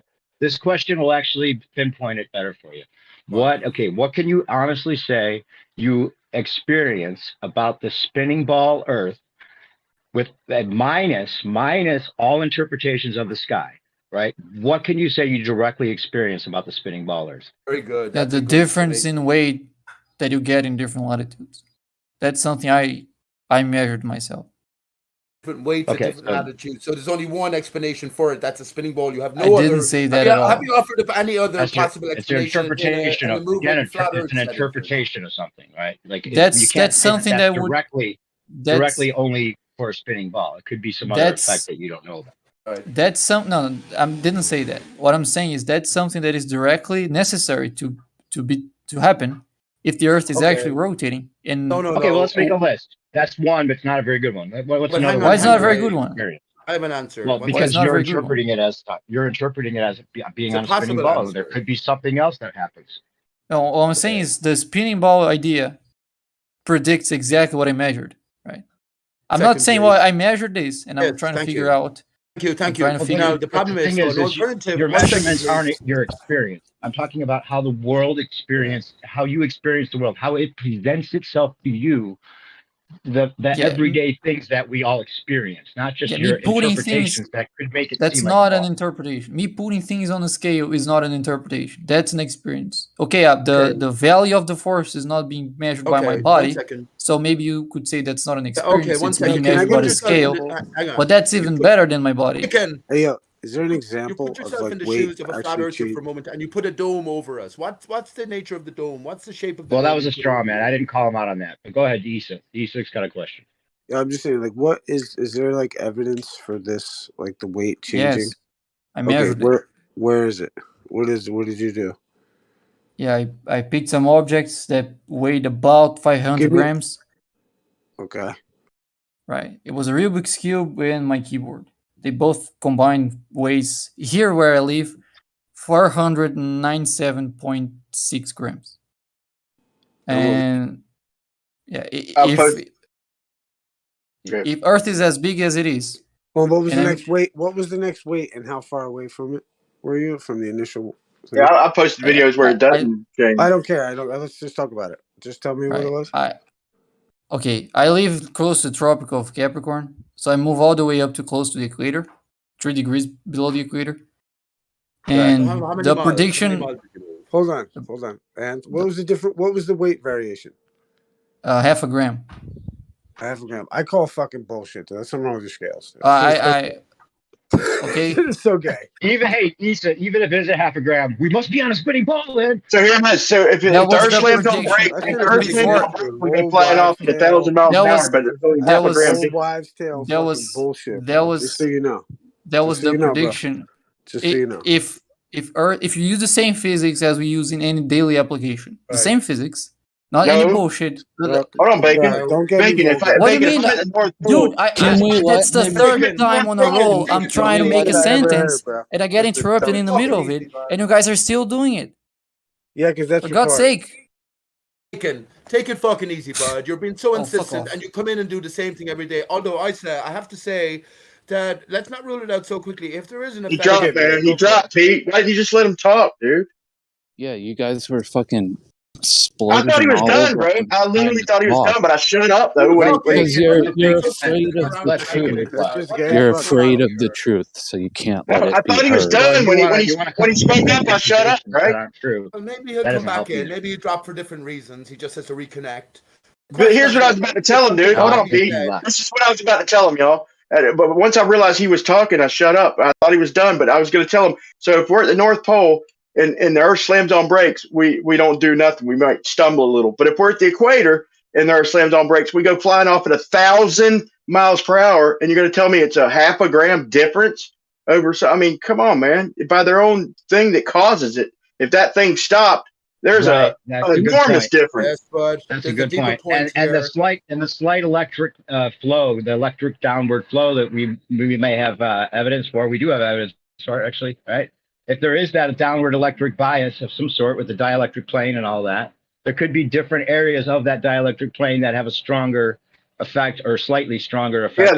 Yeah, I would say there ain't no could be. It definitely would be if we could prove that. That's why. Hey, Brian, what is the shape of the barrier, Brian, above? Hey, new perspective, Dave. What's the shape of the barrier you picture in your mind above, separating us from what's beyond? It looks like a dome, but it's probably flat. Hey, yeah. Why is there inclement weather as we go north and Hold on, south, and we real have quick. tropical climes at the equator? What's going on there? Hold on, real quick. Let me just offer this solution for bacon also too. Is the I wonder what the air pressure was, the barometer. Like you'd have to check what the air pressure was, exactly. like all that shit, dude. Because that is some bullshit. Fucking half a gram. Oh my god, fucking evidence for what the fuck? And that's what the ancients. That was what arose their suspicion that the Earth was a That was ball. number that's one on the list. How they experienced the ball. They're like, we're experiencing a spinning ball right now from this measurement that could have a half a gram missing, and that must be I'm upside down relative to right side up all the time, and I don't even notice the difference. Look at the ratio, bro. Years. These are the same arguments going back fucking 7 years. I said, and Dave, you fucking know it. Have you the patience of Job or something to just continually go through the same thing? It's and hilarious. It's constantly hilarious, Pete, and so are you, by the way. No, it's I not. think There's more to it, Dave. There's more to it, bud. If the effect is real, are we not challenged and we're trying to come to some sort of terms, flatter terms with it? Isaac gave a good answer though, man. Listen, Pete. Brian, I will say that my thoughts are that the barrier that we're under is at the highest point at the equator, and then as you go north and south, stretching out more at the south, you have this greater sort of closer proximity to the barrier itself. That's why you have the more inclement weather. You have a greater pressure. We hear you. Listen to this, Pete. Listen to this, bro. Yeah. That's a good example. But look, I explained. And new perspective, I think that's explained and you explained, but I think Isaac's answer was the best. He didn't give it any explanation. Like half a gram, you're talking 500 grams, and it's a half a gram difference. That's 1/1000th difference, bro. He just called bullshit. I think that's the right answer. He's like, I call bullshit. I thought you were going to say that the barometer, air pressure had good. Listen, what is weight? Tell me, Brian, what is weight? Go on.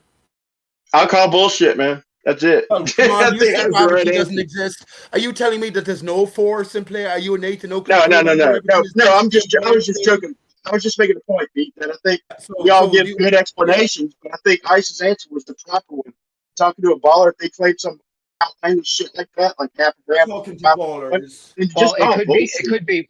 Hey, Brian, it could be that there's a half a gram for some of those other reasons we named too, because I do think that they have to weigh gold. They have a standard of what the gold weighs in the way of doing a specific gravity test wherever they are, just in case there is a difference in the It's a similar air pressure idea, Dave, with the Foucault's pendulum. How they insist that there is a variation as you travel away from the equator. Now we can deny that. We can scoff. Yeah, it like could be the Machian effect. If there is some sort of effect in play, and there is a barrier in play, and we have some sort of central emanating force, well, then isn't it behold us to fucking try and sounds like Yankees trying to rip somebody off to me. Bacon and the bowl earthers. It sounds like Yankees trying to rip somebody off. Like, oh, when we shipped it down to you Southerners, that shit weighed fucking 100 grams or 1,000 grams, and now you're telling me it's $9.99? Fucking somebody's paying for the shit. We ain't paying for it. It could have happened that way, Brian. That could be how they discovered it, right? There might be that half a gram difference in that huge 500 gram. It's not much, but it would be enough for them to notice. The pressure difference. If the pressure changes from a good to a bad day, will you not get a variation on the fucking scales? Surely you have to. Hey, Brian, you've seen those areas where there's like the gravity kind of seems to work differently, right? Like things are rolling uphill a little bit. Yeah, that was my point. Is I've got a video of a guy I really trust with triple decimal fucking scale showing various fucking changes at the same damn latitude and at different latitudes. There's nothing consistent about it. More than a half just like Foucault pendulum, bro. I've done it 100 times, and there's never anything consistent about it. Hey, Brian, way more than a half a gram, right? in those variations? Man, I forgot the amounts, bro, but it was wildly inconsistent, man. That's the only part I remember. I don't want to misquote him, but I'll post a video. Well, why are you trying to fucking debunk the ball all the time rather than dealing with reality and trying to figure it? Surely the people who give us the ball, they know the fucking truth of it. They knew it from the start. They developed the mod. Someone does anyway. Some powers do. They developed the ball Earth model, heliocentric model. They knew from the start that there's a different reality in play. They had to make the lie as close to our observation or our ability to test in reality. That's the fascinating part, Pete. That's what's fascinating about it. You know, that the model is amazingly well engineered to fit the reality with the interpretation of it being a spinning ball. It's amazing. It's unbelievable. But it's not amazing, totally you see. convinced. Well, our reality is amazing. Our metaphysical venture here is amazing. But what I'm saying, which is, unlike Nathan Oakley and crew, don't fucking throw at anything that the ball has to give. Because it is a clue. The lie is built on the truth. So our onus then is to decode it somewhat. And as I said, major keys to our decoding is to invert everything and to mirror it. Right? But Pete, you were on to something. No, last thing I'll say, because you know in your intellectual mind that there's powers that be in play over the centuries, however long you want to go back, know the fucking true nature of our Earth. So we got to guess their minds as opposed to debunk Bacon's. Right, and the more we know about how they reverse engineered it, or whatever you want to call it, figured out how to make it work as a spinning ball. The more you know, then you see how complicated the psyops can be, and then future psyops are easier, as we know, to take apart once you realize how complicated these are, where they're using the truth to sell more lies as partial truths, and you have to kind of pick it apart, and then also use your discernment in other areas with who you're talking to and everything. Man, they took down Rob and they took down his backup channel too. Can I just say one thing? I've been trying to say something for like 5 minutes. Yeah, but I was going to respond to Dave before you get in, so you'll have another 10 seconds of patience, if you please, and understanding, Dave, more significantly, that we're in some sort of metaphysical reality. We are greater than the material, so maybe ingrained within us, we have the ability to piece things together. Off you go, bud. Yeah, so you were on to something, Pete, before. Rather than like trying to ad hoc, post hoc explain individual phenomena in a vacuum, you should make a unifying hypothesis. From that hypothesis, we can then derive all the effects that we can measure, also known as predictions, and then see how well those derived values for different measurements match up to what we measure in reality. Right, and that's how the globe does. Yeah, the globe does that. They have a cycle that it they explains observe, and all they of call it a reality. prediction. Yeah, but it's reverse engineered automatically because that's what they do. They make observations, they see the cycles, and then they call them predictions. No, not even close. We make a singular hypothesis, right? And from that, we derive predictions for measured values. Well, the hypothesis is based on the observation of those cycles, correct? Of what cycles? What the hell are you talking about? The cycles of all the stars and the stereo cycles.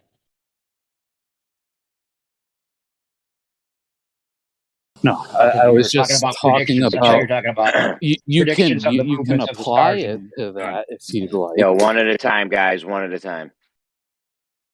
And I'm done. I was just noting that rather than this faulty logic that's trying to be applied, we should actually use good logic. Yeah, like have a model all worked out and then see if you can fit everything to that rather than, okay, there's things we don't know yet, so we're going to try to make sure we're honest about it and not just like, say that it's this way, it's got to be this way and then make everything fit that. We're not doing that at least. No, the globe has a bunch of derived predictions, and then we measure those values and see how well they match.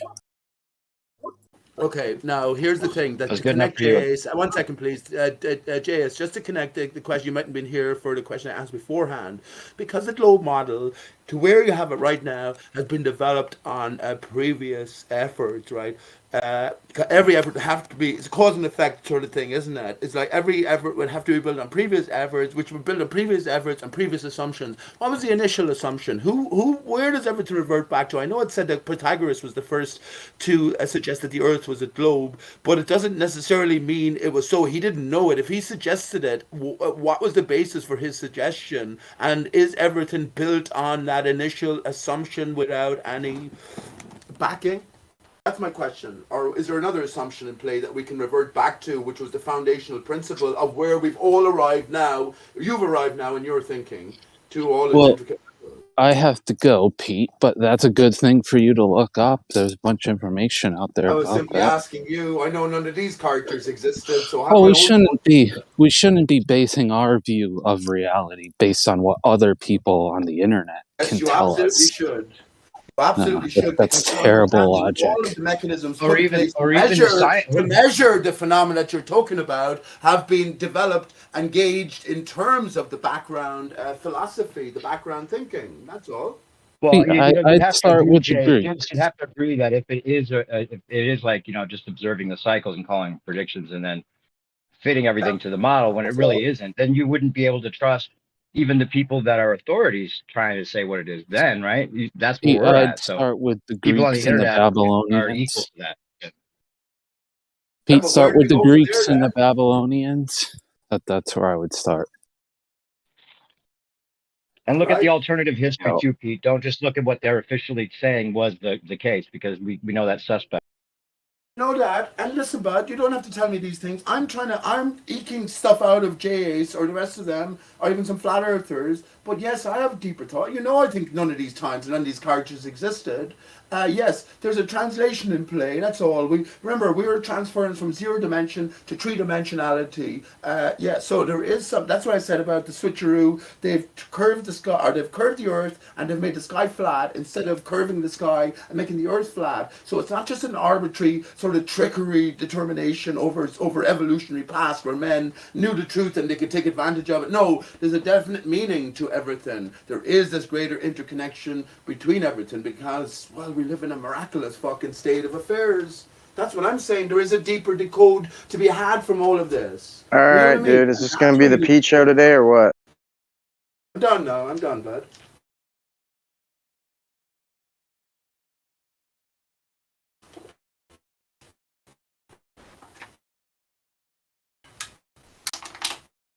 You can't just come in and say it's going to be the Pete show and then not follow it up with a new topic to talk about or something. Well, I mean, what I don't want to take over the. I'm just trying to put the ball earthers on the spot. First of all, I think we all should be listing whether we're ball earthers, flat earthers, or truthers. I should think a truther covers the other two, right? Because we're trying to figure out amongst all of the fucking information overload what the fuck is the truth. So yeah, I can suggest a million and one topics to talk about, which would be brilliant. It's okay. I don't want to take up all the time. I'd love to know why ISA, for instance, is not a 9/11 hoaxer like Tim Osman. Hey, you're good, Pete. You had nothing wrong with what you said today that I can see. But yeah, was it Dicelo that said that? What's up, Dicelo? You want to talk about something what else? up? No, I mean, I'm good with the topic, but there was a lot of other people that were trying to get in earlier and they weren't able to. Yeah. So. Well, the topic this is 24 hours 7, I don't know what and else I'm in my time here in Ireland, which is it's about 8 o'clock, and I know it's afternoon in the US, so it is 24/7. Bacon was talking for ages with Brian. No one stopped him. He got pissed off apparently when I said something innocuous, but that's okay. Is there a schedule here? Did you hear what happened with Brian here? And he was throwing down some pretty good interpretations of refraction that could be like, the double snafu that we usually experience. Oh shit, you're roboting. You're not coming through, bro. Brian, the grandson of a billionaire you're talking about, Dave? The what?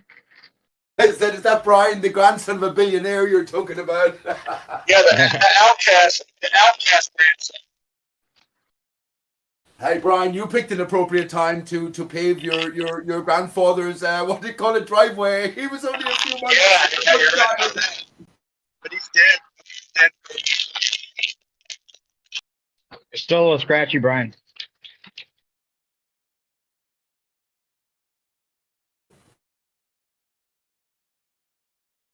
Hey, Dave, That's why I don't like talking to Dave, because now every time you mention my name, it's gonna fucking mention my damn fucking grandfather. now you're a little bit robot-y. Scratchy robot.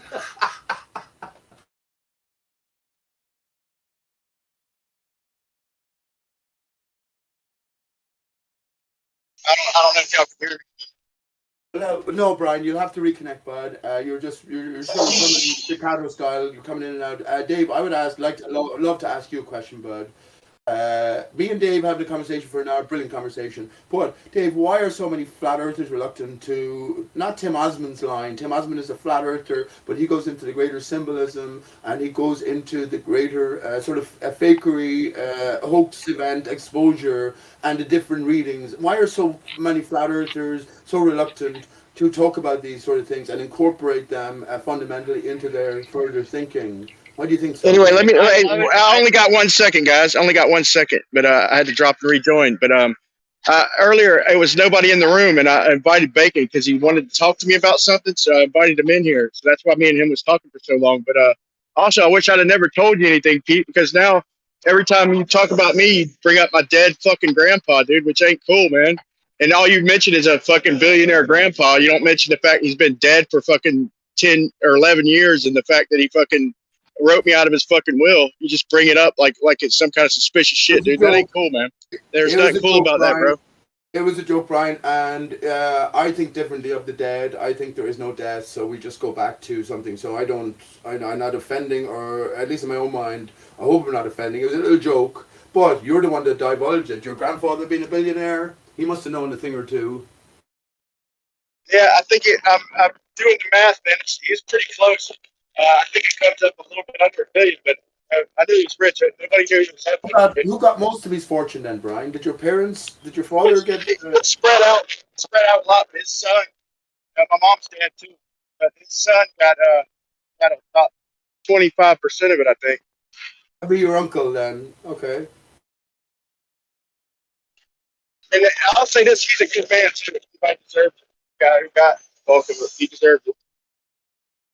Annie B, who was here last night, told me that when his grandfather, pretty similar to your situation now in Iceland, that his grandfather was a very, very wealthy man, and he told Johnny when Johnny was 5 or 6, that the Earth was stationary and flat. Things to know. Johnny then has his own sort of life story, whether you believe him or not. He talks about espionage. He talks about deeper knowledge, working for the. He talks about him being a Freemason. Johnny B himself being a Freemason. And more especially, he talks about Icelandic Freemasons being of a different type than, let's say, your typical American Freemason. So I don't know, Brian. When I made that jibe there, a joke, it was a joke, but at the same time then, it's a concern. Do you know what I mean? It's a concern. It's a concern. What do you mean by concern? What do you mean by concern? If you're concerned about me, that just makes me suspicious. Okay. Yeah, that's kind of weird. Like, he was calling you out for saying that it seems suspicious he had a really rich grandfather who was maybe in a Freemason or something. That's weird that now you're doing exactly what he was calling you out for. And you were almost about to do that with the question to me about why do flat earthers not want to talk about 9/11, or they're like, it's like you're always trying to find some shill amongst the crowd that makes people I wasn't doing that. The point, listen, the point I'm making is that I have no such affiliations. If Brian's grandfather or Johnny's grandfather knew the Earth was flat, stationary, back 50 years ago, where did they learn it from? So there's secret knowledge going back ages. You're let into the truth of matters, and then you I don't know, you profit, you progress, you die, but you have some sort of secret. I don't have any such influence. I don't have any such encounters, and don't be fucking offending me by being pissed off. No, not pissed off, by being suspicious about these sort of things. Who knows what in this arena, Dave? I wasn't trying to set anyone up. You said he was a king of Ireland. I am the king of Era, not Ireland. Ireland, Ire is anger. That's why we have the trouble, symbolic, where we have the division between the north and the south. Era is the whole united land, Brian. I am king of Era, and every man, woman, and child born on this land is king of and queen of Era. They're the highest. I'd vote for you, man. I'd vote for you, Pete. No, he's not a vote. A king is a servant, understanding the value of all of his fellow, people. I'd serve you, man. But you don't have to. Thank you for that, Brian. But you don't have to. I'd serve you, my friend. I respect you as the king of if you want. I'm just using these terms lightly. I respect you as the king of America. Thank you, man. Yeah. I'd serve you anything you want, Brian. If you needed a true favor or anything, of course I would oblige. I would oblige. My point ultimately is. I mean, what makes a king? Like, what makes a king? Like, I mean, why not be a damn king of America or king of Ireland or wherever else? Like I don't see how that shit still flies nowadays. Like, what's special about them? Maybe if I don't know if they did something great. I think to be a king nowadays, you should have to earn it. Or a queen, or it should be earned, not just because you're family. Wait a minute, Brian. Are you saying nowadays, as if things have gotten better? Yeah, Brian, is that to assume that they're actually being fair now these days, or something? Yeah. Well, hang on 1 second. Do you know the way every president? Yeah, good point. America, yeah, 1 second. I was just going to answer Brian, Dave. Do you know the way every president of America is related or associated with Queen Elizabeth or Queen Victoria, something like that? They all trace their roots back to, in some way, I say that the Queen, they're all stewards. They're waiting for us. That's why the Queen had no license plate. I had no license plate in my car. Yeah, the Queen doesn't have any license plate because she is sovereign. We are not. What they say or what we think we are. So I think that they're waiting for us to come to terms with our true existence, and maybe this is what Flat Earth is ultimately about, bringing us back to our relationship, not just with our fellow man, with the land, with Earth itself, and with, I guess, the divine. Divine, by the way, is vine is what represents the vine more than anything else, the tree. So divine is separated from the tree or separated from the vine because we are not material. That's the material representation. We are in a material shell, a vehicle, but we are beyond that. Okay, I'm done. Hey Pete, since you said sovereign, I have to ask you because I was trying to clarify with Issa a couple nights ago or something about something you said that I wanted to. I asked Issa if he knew anything about it, but he said he didn't think it was necessarily what you were saying. Okay, go on, bud. You said something the about the I thick. should have said as well. Yeah. No, you said something about the thick credit card, like those black cards, those really thick credit cards. You were saying that's like somehow like related to like your social security number or your secret account or something like that. Was that kind of the indication?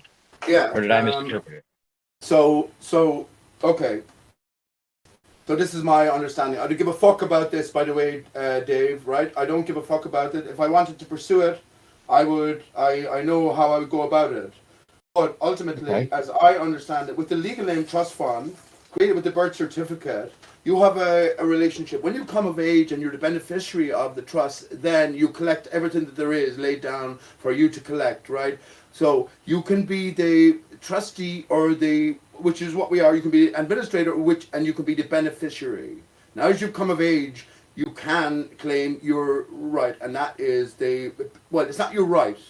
It's someone else's devising. Do you know what I mean? But if you're operating within the system, now you can go along and claim this, what they call a black card, which gives you ultimate access to the trust fund that's set up in the legal name. But it's all false. It's all money is fake. Money is promissory notes. You know the story.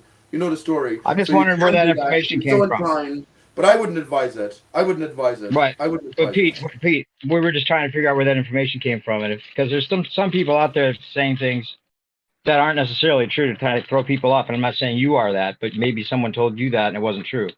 I don't know. Fuck no, listen, bud. I've been in this fucking arena for years and years. Yeah, I mean.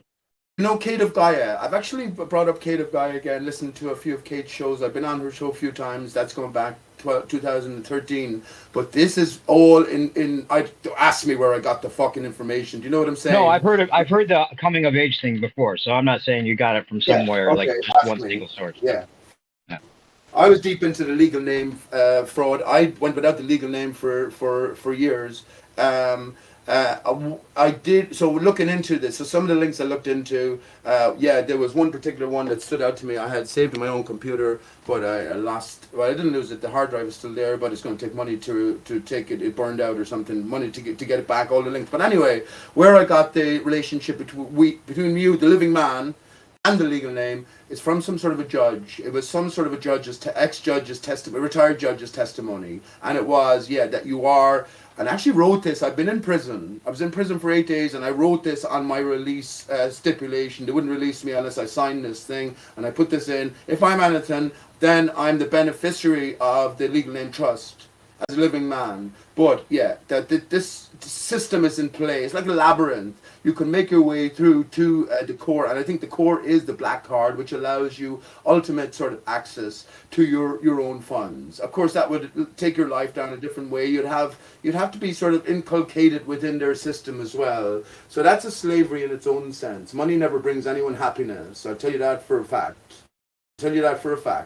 But yeah, you can go down that path if it's up to you. And now that's where you can actually take steps.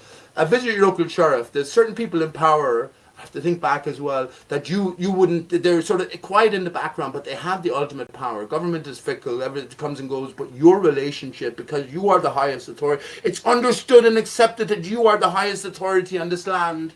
But you just don't know it. This is about what the pauper prince is about. I think in a sense. You know what I mean? So yeah, if you want to then, so take it, okay, I will say this is what I think, if you're interested in figuring out or getting access to your own black card, understand that with the birth certificate, you have there's a trust fund, legal name trust fund, you have a certain relationship to that. You're either the trustee, the administrator, or the beneficiary. If you want to collect the black card, you have to declare yourself as the beneficiary to the appropriate authorities and then take further steps. And that will be a correspondence. It won't be easy, I'm sure, but yes, I think the pathway is laid there for us to come to terms with. Definitely. Black Rock I'm thinking of immediately as well, but the black card it is called. And I haven't Googled that now in ages, but and again, don't ask me what links I got it from. It's years and years all over but I guess if you Google that and you sort of you or not maybe Google it, go to some other DuckDuckGo or some other more independent search engine site. Maybe then you'll follow that pathway, and it'll be your own individual journey to take you to that, if that's what you want. I don't give a fuck for it. I don't want it at all. No, I mean I've looked into this too, and I was Issa's a pretty good person to talk to about some of the stuff, and he would agree with you about the individuals has the most power, they don't even know it. So maybe if he looks into what you're talking about with the black card, he'll find something else. I don't know. I haven't heard that the black card thing. Hey, 1 second, Dave. Issa already knows that, and he already admitted it at a prior time, that it's illegal to use the legal name because it's not your property. It's not your property. You're allowed to use it because it benefits the owners, but it's not you. It's not your property. So yeah, you have to become inculcated within that game. So if you're going to collect off someone else, there's always a price to pay. So that black card, it's called a black card. I'm thinking for a reason. Do you know what I mean? You know what I mean? But as I say, I don't recommend it. Yeah, I see that. I say and his forgiveness. I just remember you saying it. I'm like, oh yeah. Okay. I've seen a lot of those cards. I've taken them. I was waiting tables, and I've taken a lot of those cards, and and actually one of them was from a Freemason that I used to wait on, and he would talk about going to meetings, with the family in Bavaria and all that. So, I suspect you might be right. Yeah, and listen, all our bills are already paid. This is why I was asking Isa the other day. I mean, once a fraud is exposed, will God not just be on our side? I think God is always on our side. But yeah, it depends on what we come to value. And you know it more than anyone else, Dave. The most valuable thing that we've learned from Flat Earth is, I don't know, that we are priceless. We are beyond material evaluation. estimation. So I guess if you do get engrossed in that, you're selling yourself short in some sort of a way. It's been taken advantage of, if you want to say it, by the devil. The devil lived backwards, right? So that's what lived. What do we live in? The material world. I'm living in the material world. Well, yeah, all the ball earthers are materialists. I was for years myself, atheist materialist. Well, not any longer. Hey, I bet you were a pretty big Madonna fan at one point in your life too, weren't you? I wasn't actually. I never took to her so much. But she's looking better now than she was when she was 17. Tim yeah, Osmond she looks 20 reckons years younger than when she started. Yeah, it's funny, isn't it? Tim Osmond reckons, and look, I don't. Tim, you know, I love Tim, and he goes through everything meticulously. He's a brilliant man, as you said. I actually said it to Tim, Dave. What you said, I said Dave was telling me that, reckoning that if Mark Sargent was CIA, then Tim was Illuminati. I did say it to him on one of his Discord chats. But yeah, he would tell you that himself, probably. Yeah. Oh, well, he tells you a lot of things. And I know Tim came in the scene as I am Mark Sargent. So what I reckon is Tim is now the leading clue giver. And that's why I asked you earlier on, why do you think so many flat earthers are reluctant to go down the pathway? Not just to Tim. Tim doesn't like to go into details about 9/11 being a hoax and the hoax death. But other people have. Simon Shack, Let's Roll forums, that's September Clues, Clues forums, Fake Colleges, lots of other places have. Like, you know what I mean? So that's what I was asking you. Why are flat earthers simply so reluctant? That's what I was asking you. Pete, where can I find Tim Osmond's shit nowadays? I can't find any of his fucking stuff. Infinite Plane Radio. Infinite Plane Society. Where? You can join the Just Discord. type in Infinite Plane Radio, and you yeah, bro. YouTube. Okay. Yeah. So actually, it's infiniteplane.monster. If you go to infiniteplane.monster, I think he has a blog. So he has all of his information there, he is the most prolific producer over honestly, Dave, that man is a fucking genius. That man is, Tim he's a really good moderator. 13 years, and I've never heard I don't trust everything he says. The last video on his thing was 8 months ago. Unless I'm on the wrong one. I've been trying to find this guy. I'll send you a link to the latest, bro. I'll send it to you. Yeah, he had a show about 2 days ago. Speaking of sending things, hey Pete, could you? You're gonna fucking love Tim Osmond. He had a show about 2 days ago. I showed it to him already. He's wanting to look for more of it because I gave him a link to it a while back. But Pete, would you send me an invitation? Would you send me an invitation to the Discord? Do you have to pay to get into that or anything? I think Tim would leave you in for nothing, but I can indeed ask. I'm on his Discord here. He made it seem like you have to join his whatever to become a Discord member or something. He made it seem like you have to pay the $1. I don't. Yeah, I know. So just send me an invite. Don't say anything. Yeah. I know IPS. I'll just smooth it over when I get in there. Unless you're not supposed to send invites. So I don't know how to send. Can someone send me a link? I just want to check out the content. I don't want to be a part of it. What I'll do, Dave, is you're missing out on. What are you talking about? That you're not a member of Discord, Dave? Or Tim's Discord. You're missing out on. I was, but I got dropped a long time ago, and he made it sound like you have to, pay. And I don't trust him and everything. Anyway. I will momentarily leave a message in Tim's Discord, and I will just say, new perspective, Dave, and lots of people know you, is interested in joining. I don't think the €2 is he doesn't charge me for the €2, but you're missing out on some absolutely fantastic stuff. And remember, this is beyond the curve in a sense. So yeah, when we get into the hoaxery and all of the obviously fake media stuff, and Tim talks about much more as well, and all the callers he has, unbelievable. But not to mind all the contributors within the forum itself. But yeah, this is beyond flat Earth and beyond. The Metascript's interesting. I like that part of it. Yeah, I don't trust that's why I like it. But his last YouTube channel got fucking taken down, and all the other 130 channels taken down. You can't find the fucker anywhere. Yeah, but that's the problem, dude. Is I can't find this guy. If you go to Infinite, hang on, please. You don't have to pay for this. If you go to infiniteplane.monster, I think it is .com. Is it .monster.com? You will find his blogs. He's what do you call it? His foundation. He's what do you call that thing in the army? His base. That's his base. So you'll get to hear all the upgrades. You'll get to hear all of the daily stories or whatever. And I'm sure actually No server by that name could be found. Infinite Plane .monster. I think it's Infinite Plane .monster. I will. If that doesn't work, I'll Am have. I spelling it wrong? Like, what the fuck's going on? Infinite Plane. It's PLANE, not AIN. PLANE. Yeah, I'm sure that's with it. it. Okay, .monster. I'm pretty sure that's what I just put in. Okay, 1 second, but that might be correct now. I haven't been there myself, but I know that he operates. Let me put in the old site that I have. I know that he operates. Yeah, because I've been looking to fucking follow this guy for fucking months man, since you're this fucking you're YouTube kidding went me, down. God. I've been You are looking for this kidding guy me. for I months. sent you his latest For YouTube months. video, bro. Oh, thanks. Yeah, You're New going to be Perspective's the so one who showed enthralled, me him If you originally. haven't heard from Tim in ages, you're going to be so enthralled by that. Definitely join the Discord, and you're going to be so enthralled by all of the different advanced, in a sense, information. You've auto hoaxers there for years. Auto hoaxers there for years. We already accept, of course. There's no point arguing against ballers because there's a different truth in place. But what is the truth being delivered then via all of these meta script dual stories? That's a word of Tim's, and absolutely it is. Oh, here we go. I have the site here. Yeah, this video is not even on his channel. This No, I fucking have guy the is site so here. hard to One second. find. He has about 130 channels. I say that's purposeful as well. I have the old site, so if Infinite Plane .monster isn't working, that definitely works there. So maybe Can you that send will a keep link you for the away. old site? Put it somewhere. Here it is. I See? just posted it, bud. Oh, I see it. Thanks, bro.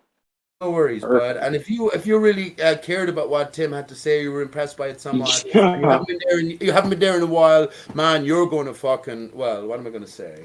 Bro, there was a point where he was posting he was talking like once a day or or once every other Still day and doing it. He posting did it. 2 shows And the I other was day. fucking I was Did 2 listening to shows him of 2 hours every long the other day, day. bud. And they were And then he taken got down taken down and I could immediately. never find him again. Yeah.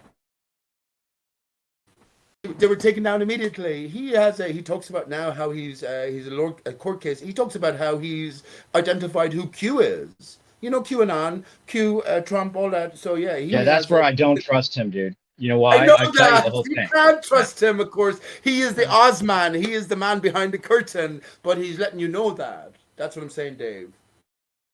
Yeah, he doesn't know who Q is because you know what? The guy who he says Q is the guy that he had like the whole beef with this whole time. That it kind of seems like Marcus Goldfinch. it's Very yeah, 1984 and those two. isn't I think I think they know each other, and they play a foil to each other, and that creates the excitement about their relationship and everything else. Dave, consider this. Marcus 1 second, Goldfinch please. 1 owns that second. channel. Hang on, please. No, he's wrong. Dave, you're wrong. Consider this. Kanye West now is much associated with Kyrie Irving and Owen Benjamin, 2 fucking flat earthers, right? I said to Tim, he's probably the most famous man on earth. I said, and I hold to it right now. He is the top character in the greater stage, and he knows I know he's a character. I don't dwell on it so much. Actually, I'll post you an image here. I already said this to Tim, and believe me, I'm not. I understand that I value being a member there, so I can't go certain places. But I posted this to Tim, and I'm not sure if he laughed, but he deleted it immediately as we continued talking. You see this? And it's I'm almost going to say it's profound, but you won't believe me. Here we go. Anyway, the whole Marcus Goldfinch thing, you know, that guy owns George News radio on YouTube, right? Now, but he replays IPS's stuff all the time. Okay. He streams IPS's show. I don't get involved in that. I already know they're all actors on the stage, but Dave, I wonder what you consider. Well, because this comparison has never been made by anyone else. And I have my own sort of motivation for it as well, my own pathway. So I wonder what you make of this comparison. It's almost like the dodo missing etching, right? And the face of Paul McCartney showing up underneath the dodo's wing. If the character was created on the initial deliverance, right, then maybe the same thing is happening here. But what do you think about this side by side? Who's the guy on the left again? Well, Forget. I'll tell you who that is in a second. But what do you think, just generally? Yeah, it's pretty good. I'm not. Right. I'm not gonna think. I'm not gonna call him So a vampire quite yet until I figure out a few more it's so details. isn't that so uncanny almost? But here's the greater connection. Then shortly after I came to realization of the significance of the dodo, Tim Osman developed the Fepe. Right. So we have two birds. On the left there is Lewis Carroll, who's the author of Alice in Oh, okay, Wonderland. yeah, that's right. I recognize him. His nickname Right. is Dodo. When I said Tim is the man behind the curtain, the Wizard of Oz. How do you know his nickname's Dodo, Pete? Where do you get that his nickname? One second, Howard. 1 second. Let me just clarify by saying this. Kanye West, most famous man on earth right now, I guess, if you want to put it in certain sense, right? He knows Owen Benjamin. He knows Kyrie Irving. So flat earthers, they for certain know Tim Osman. As you say, Dave, none of these people can talk overtly about what we talk about. So Tim then becomes the greatest influencer, in a sense, in that backdrop. You know what I mean? So, yeah, that's why I said Tim is probably the most famous man on Earth. If Flat Earth came out in the morning, the two most famous people would be Mark Sargent and Patricia Steere. They were the male and female Mr. Flat Earth. You know what I mean? When everyone else was fucking swallowed up by all the bullshit, they were the pivotal characters representing this ultimate fight. Now, Well, Tim who would you Osman think? entered Who onto the scene. Hang would on, be please. the Here's the point. Tim Osman famous entered for the onto the right scene reasons? with the "I am Mark Sargent" meme. That's true. I know. I remember. am Mark Sargent. That's how But Tim maybe Osman. more importantly, to ask, who would be the most prolific or the most respected person if Flat Earth was announced or admitted to or whatever. I'll tell you something for nothing, and I don't mean to say this. I'm probably up there. I'm probably up there. I didn't say most entertaining. I said most respected. I'm up there, bud. I'm kidding. I'm kidding. Because people who encounter me, I'm and kidding. especially people who are playing their respect part, know that they have a certain role to play, and they know that I'm unaffiliated. Sure. You're calling everyone out on both sides. That's true. Sometimes overly calling out people, maybe, but yeah. Well, tell me where I'm wrong, then, Dave. Tell me someone I've. Well, I don't think you should be suspicious of Brian because he had a rich grandpa. No, I'm suspicious of Brian for other reasons as well. He won't call out. Oh, really? Okay, Steve. Yes, hang on, I wouldn't be Dave. suspicious Hang on, of Dave. Brian. You don't Come need on. to interrupt me when I'm in mid sentence. I'm saying yes, it's a perfect suspicious of example. Brian. Excuse me, please. I'm Fuck suspicious off, of Brian. dude. I'm right here listening, you fucking prick. Yes, but can I finish my sentence? I'm suspicious of Brian for other reasons. I may be right, I may be wrong, but his failure to go deeper into 9/11, for instance, is like Witt said. Witchet vouches for David. What are you talking about, dude? Dude, you just let me know that you're a fucking pope. That's all you just did. I'm talking about you. That doesn't mean I'm talking to you. So wait your turn. Be polite. No, but I'm telling you, what you just did is let me know you're a fucking pope, bro. Now I can dismiss everything you say. I tried to warn you, Pete. I said that it may be a little overly suspicious sometimes, and then you proved yourself to be just that. Yeah, but you mentioned Brian. I didn't. So when I started commenting, then yeah, but you're the one that Brian jumped in. Can I not explain?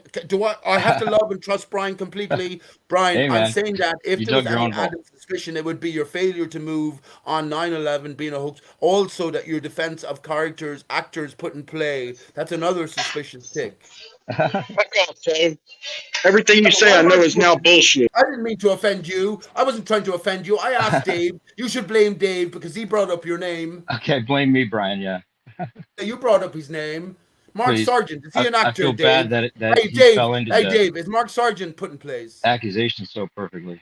Is Mark Sargent put in place? Yes or no, Dave? I said, that's why I said when you said the most famous people after they admit to flat Earth, I mean, I wouldn't think famous is the thing to worry about because those are the people that possibly were supposed to be, tagged with flat Earth, but we don't really appreciate. My whole point here, though, man. What the hell are you missing here? That's my whole point. What do you mean? I'm not missing anything.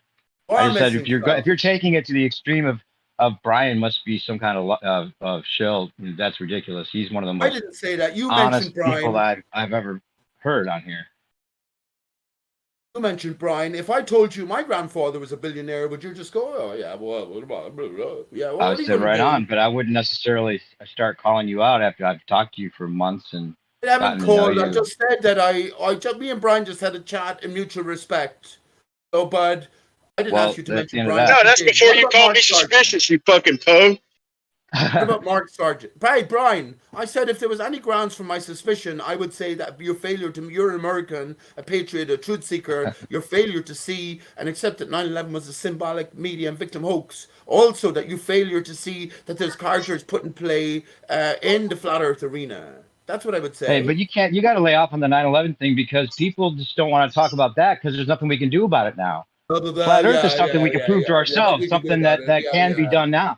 You can't change 9/11. At least Flat Earth seems like more said that, man. He's full of shit, change your mind and not be horrified by 3,000 people being crushed to fucking death. You can change your mind. What I thought nobody died. He's making shit up, bro. I never said anything about 9/11. Full of shit, dude. No, he's saying you don't talk about it. Hey, please, excuse me. I talked to you before, Brian, and asked you these questions. Are you telling me that 9/11 wasn't a hoax? What do you think I think, Pete?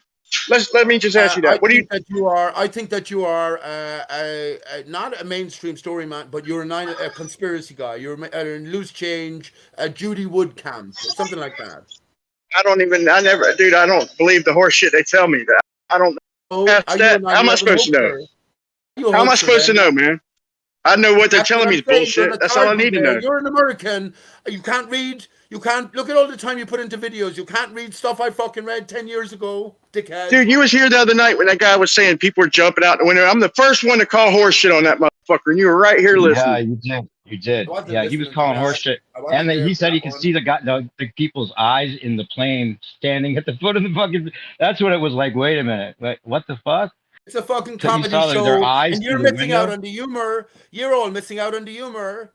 Bob from Globebusters actually Bob is another up there, another prominent man, a hero for the future. But he did the impossible. He banned me from Globebusters. Just calling out our comrades, man. That's all you're doing, bro. He actually offered, because I'm mid-sentence, dickhead. He actually offered to leave me back in because he heard me talking about ether and how I accept ether. I was sort of anti-Nathan Oakley sort of crew position. But he did the impossible, Brian and Dave. He only went and did the impossible and went from understanding that 9/11 was a hoax via September Clues or Clues Forum back to the fucking Judy Wood camp.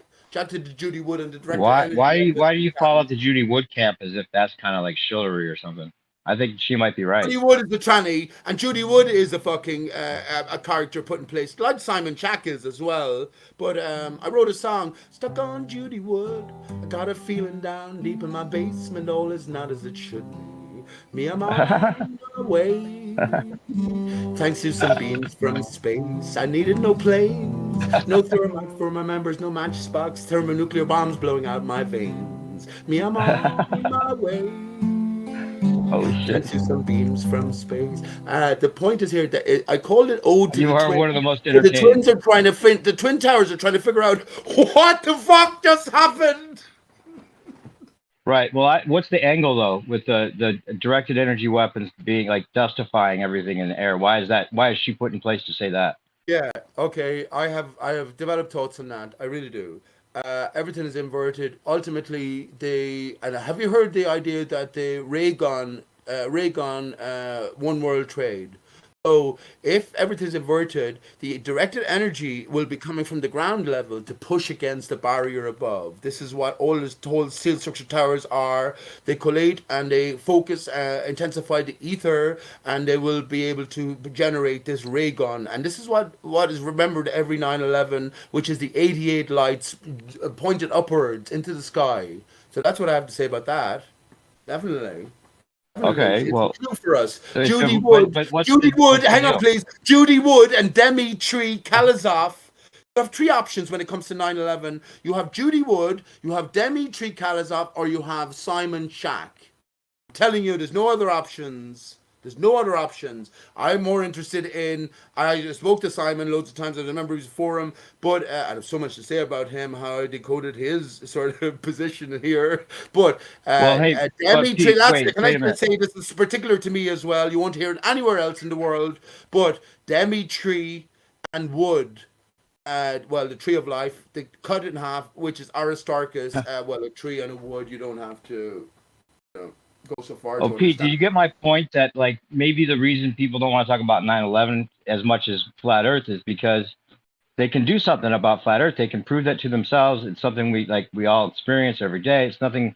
It's something that could change the future if enough people were to be aware of it. 9/11, you can't really do much about it, and we're not going to ever know exactly what happened. There's many interpretations, and a lot of them are put out there on purpose. That's lazy. That's agent I've looked talk, into it.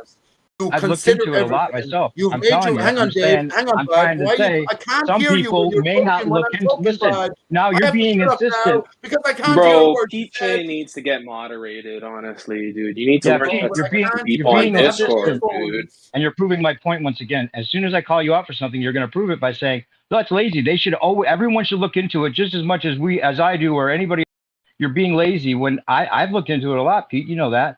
I'm saying some people might not for their own reasons, and you should be okay with that and not call them a shill automatically just because they don't have the greatest interest in it, as you do. Yeah. Plus, what are we supposed to think of a guy that hangs out with shills and agents all day? I mean, let's get real. How can we trust a guy like that? But anyways, does my mic sound good, or I did some surgery on my AirPods? Sound great, actually. 1, 2, 3, 4, 5. That might When be did you hear the me best start? That's at 1. You might be the best I've ever heard you on here, Jeremy. Yeah. Best I ever had, no doubt. 100 times better. Yeah, Pete, why don't you relax a little bit? Chill. Let's chill out. Take it easy. I'm so upset. We just found out Brian's a shill. Listen. I'm trying to take it easy. All of the greater point I'm trying to raise here, Jeremy, is when Dave, you finish your question. The minute I start answering, you talked, and it's not as I don't have earphones, so I can't hear what you're saying. I know you're talking in the background, so I have the option to stop answering, even though I just started answering and listen to what you have to say, or not. That's why I was trying to hoping get you would. I was trying to save you, Pete, from falling into just proving my point by doing exactly what I just called you out for. As soon as I call you out for it. So are flat earthers truthers? See, you're gonna do it. You're gonna still do it. Oh, right? Are flat earthers truthers? You're still gonna try to make your point and make my point by making your point, which is that all flat earthers should be the same, have the same interest in all of the fringe conspiracies or major conspiracies or whatever. They should, if they don't have the same interest you do, then you're suspicious of them, and that's You're not fair. American, for God's sake. 9/11 is such a pivotal thing here. See, and you're what gonna are you do it doing again. here, You're Dave? just gonna insist, This you? makes me You're just suspicious of you, insisting. Dave. You don't ever try to compromise, Pete. You don't compromise. You just say that's my opinion. I've decided it, and there's no way you're ever going to change my mind or get me to be more reasonable. I'm reasonable enough, and if you don't like it, fuck you. And that's fine if you're that way. That's your prerogative, which is what you should do for other people. We accept a lot of things about you going off and doing all that. People accept all kinds of things about everybody, and there's you have to be a little bit lenient on your end instead of calling everybody out. And then when they ever try to say anything critical of you, you act like, oh, they should never say anything about me because I'm perfect. That's kind of what it seems like, Pete. People get annoyed with it, but I love you. Okay, well, I mean, what am I going to say to that? I wasn't trying to be antagonistic with you. I appeal to more than anyone else because I know I love that you have a Pete. more I'm just open saying, mind. other people. Brian's pissed off at you. He might not even talk to you again now. That's okay, man. You will talk to Snack, won't you? Hoi polloi. That's okay. What are you talking about Snack for? Just saying. You have to be random. Simon Chak and Hoi polloi solved 9/11. Okay. But does that mean everybody should go and be as interested in every single thing you're interested in because you are? That means that they're still if they're not. I'm not saying you're saying that completely. Okay, 1 second, please. Can I answer? Yes. Well, flat earthers out there, instead of coming back in, arguing with Bacon or Zanuck or Mayock, man, on a continuous basis, you can do that, but just put one day aside a week for a little bit of research into 9/11 decoding. Why don't you? Well, you can say that without calling someone a shill. Just suggest that then if you think that's important to do. You mentioned Brian. But just because they haven't done it already or they don't want to talk about it as readily as you doesn't put them in the shill category. You That's why mentioned Brian, people get upset, man. It's like, why do you have to do that? Brian is the one who divulged that his grandfather. I mean, you actually specifically mentioned Brian. That's why I said forget about Brian. Hang on, Dave. I said forget about Brian. Can we ask Mark? Is Mark Other people got to Sargent? talk too, Pete. Yeah, Fuck, but it's he's not just talking Pete now, and it makes monologue me time. seem bad because he interrupted me. God damn, he talks nonstop, man. In the middle of him talking. I'll be going shortly, bud. I get more time to talk over in Jim Pandas or anywhere else. Here, would you believe? Brian, you were trying to say something about Brian in 9/11, and he was calling all kinds of shit about that just the other day. So I think you assume because people aren't as interested as you. Sometimes you overly assume that they are just like not interested at all, and that's usually not the case. They're just more focused on flat Earth or whatever. And even if they weren't interested, it doesn't give you a right to call them out of the show. It doesn't even have to be about 9/11. He can find anything to call someone a shill or a tranny. That's just what Pete does. Sometimes it's too much, Pete. That's all I'm saying. But I love you. And what's there to decode, Pete? 3 buildings fell, free fall, obviously a fixed job. What else? What else is there to decode? I mean, do you guys want to engage Pete or not? Like, do I leave him muted, or do you guys want to keep engaging him? No. You don't have to keep him muted. I don't want him to feel like he's being shut out. I just trying to make a point so that we don't have this back and forth when he comes in, because I like him here when he's like really engaging and making productive comments and stuff. But when it's calling out people that are in the room as shills, that even if they were, it wouldn't be the appropriate thing for the conversation for everyone else's comfortability or any of that. We're trying to get somewhere with a discussion, not about who's who. It's like gossip, Pete, and it's also highly speculative. But please remember this. Well, he's doing exactly what an agent would do. So I mean, that's the other thing. You don't like it yourself, Pete. You wouldn't like people saying you're an agent because you're calling out agents, right? Okay, so I can't respond. And by the way, Dave, every time I try to respond, I hear your voice in the background. I can't hear what you're saying, just your voice. Damn. Okay, I asked you a question. You mentioned Brian specifically, and is that my only reason for suspicion about Brian? No, I gave you other reasons for my suspicion about Brian. I'm not calling out Brian. I already told you that me and Brian just expressed mutual respect beforehand. You're the one that mentioned Brian, but if I had other things that I would bring to bear, these would be the things, and especially not calling out agents. Now, forgetting about Brian, would you say Mark Sargent is an agent put in place? I don't know, Dave. Everyone's if I had to speculate, I'd put a bunch of people on that possible list. But that's not what not the people in this room, and not people that I've talked to for months that I've had a lot of honest discussions with. I mean, that's why it's weird. Pete, you understand, Pete? Weird, is it? But you insist on everyone here is Clint Eastwood and James Dean. You insist on these weird connections, right? I'm not insisting on anything. I'm just saying what my opinion is. I'm not trying to insist other people have the same opinion. Yo, did you guys hear me count from 5 just now, real quick? It's okay. Continue on. Let's drop we did a little bit. 1, 2, 3. Yes. Good for you, Jeremy. Count to 5 in French. You got me at 1. Did you get me at 1 now? Yes. Yes, we did. You're good. I think you fixed it. Hey. Jeremy rose to prominence real quick. He has the ability to mute men willy-nilly. Nice one. It looks like it's doing it on and off, honestly. 1, 2, 3. We can hear you. All right. I heard 1. You're coming in good. Hey, Jeremy, did you see the video I posted? I did surgery on my iPods, Essie, because you yelled at me yesterday. All right. I feel bad about it, bro, but somebody had to do it. I'm glad. I did surgery on my iPods. Jeremy, I had a little pin out and a screwdriver. Nothing personal, bro. I love you. You know that. Hanger? Is that what it was, Jeremy? It sounded like you were talking from a hanger?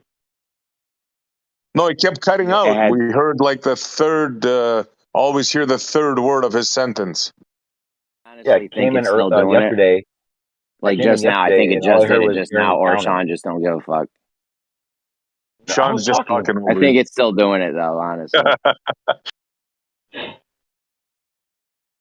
Try it again. Do the countdown. Go. 1, 2, 3, 4. Oh, perfect, bro. Perfect. Yeah. Go to YouTube and listen and do that so you can hear. You can hear what we hear. That's how you test it. Yeah, no doubt. I can tell if I'm looking at my phone, I can tell if it's happening or not because I'll either light up instantly or I won't. Oh, So green hopefully light this is flag. So good. But Jeremy, check this out, bro. The video I posted, if you go to minute 50, remember we were saying we should expect 8K, no doubt, of the flyby? oh, I mean, when they get back though, they can't transmit it because they don't No, they no, don't have enough no. Check, bandwidth. yeah, that when they get back. But check this out. He said that he didn't know. Listen to this now. He said that he didn't know that they can both, uh, uh, make a video of the film and transmit live video at the same time. But he said now that we know that going forward, we're gonna do that. That was like 4 or 5 days ago. Has anybody seen live high res video from Artemis? Hands Who up. was saying that? Who was saying that? What did they post a link in the chat, Montreal? Yeah. I'll post a link. They was- did a press conference. So there was 3 guys. The guy in the middle looks like their handler. Wait until you see this dude, man. I'm gonna Who was post. saying? Who was saying that they couldn't know that they could record and send it at the same time? One of the top guys in from NASA. So there's They a didn't guy know in the how middle, a cameras bald work. guy. Sorry. How cameras work. Yeah. He was saying that he didn't know that they can both collect their data, record it, and transmit live. Imagine now. one of the Wait, guys what? from NASA. Yeah. Wait, so he's saying that they were recording data, and he didn't know that they could transmit it back at the same time. Yeah, like show live, like do their science stuff. Let me put it bluntly: do their stuff and broadcast live. He didn't know that, but now that they know that, we'll be doing much more. That'll be the norm, he says. I I'll think post the his video. PR people. I think his PR people need to talk to him about how he speaks about stuff. That doesn't even sound right. That would contradict live footage from the ISS, for instance. Yeah, I found it strange. That's why I'm mentioning it, and because Jeremy brought it up. No doubt they're going to show us when we get back 8K. Because I told them they went within 60 miles of the moon surface, but the excuse was over the Apollo landing site, right? And everybody's saying, well, you can fly by and capture images of it, right? But guess what? Damn, it happened to be nighttime when they passed over. But he said on the second flyby, like we should be able to be in the daytime, and no doubt we'll have video, and that's going to be the norm from now on. Live, high res video. I haven't seen one since then. Anybody? Nope, I haven't. But yeah, it sounds like his PR people need to talk to his stupid ass. Yeah, I'll post a I video kind of get. so you guys don't. Yeah, I kind of get what you're saying or what he's trying to say, but yeah, he sounds really ridiculous. Like I haven't seen it yet, but if that's what's happened, he sounds ridiculous. When I post a video, check it out. Tell me, does that guy in the middle, the bald guy, does he look like the handler? Because the 2 other guys look like scientists, but this guy looks like a handler. Like by the way he like they nod, they look at each other. Yeah, it's really freaky, man.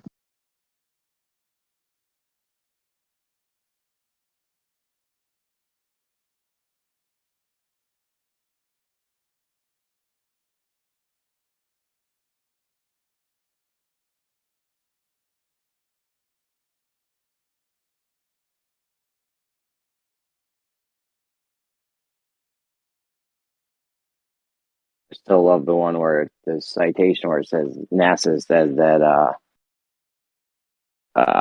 escape velocity is crucial to us traveling in space, and then the Glober's arguing that escape velocity has nothing to do with rockets. I don't know. Maybe NASA's. That was beautiful. It's ridiculous.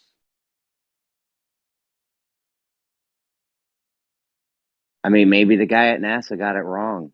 I don't know. They didn't know how cameras worked a little while ago, so I don't. This wouldn't surprise me.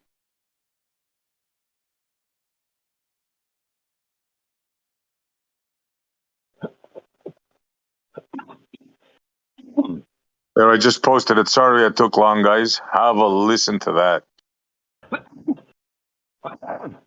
Rakia, you're a poker player. Check out the guy in the middle, bro. If that ain't a handler, a controller, I don't know what is, man.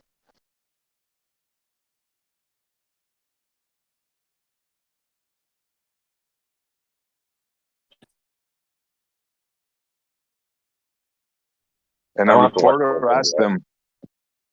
Sorry? You have to watch the whole thing.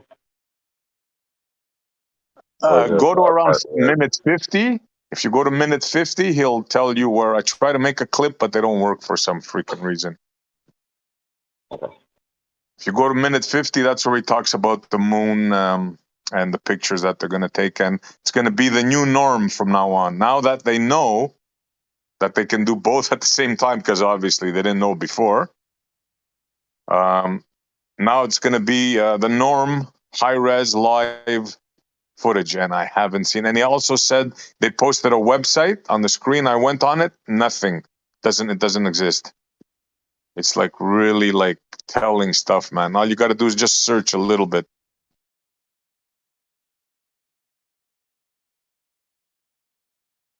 Yo, Essie, you know what was pretty telling, bro? Is one of these like new Globers. Well, I don't know if he's new, but I never seen him here before. Was like trying to debate me in the chat box, and I was like, I asked him for some evidence of Artemis or something. You know what he sent me? He sent me a video, a YouTube video. And the YouTube video started with someone on the ground filming the rocket launch into the sky.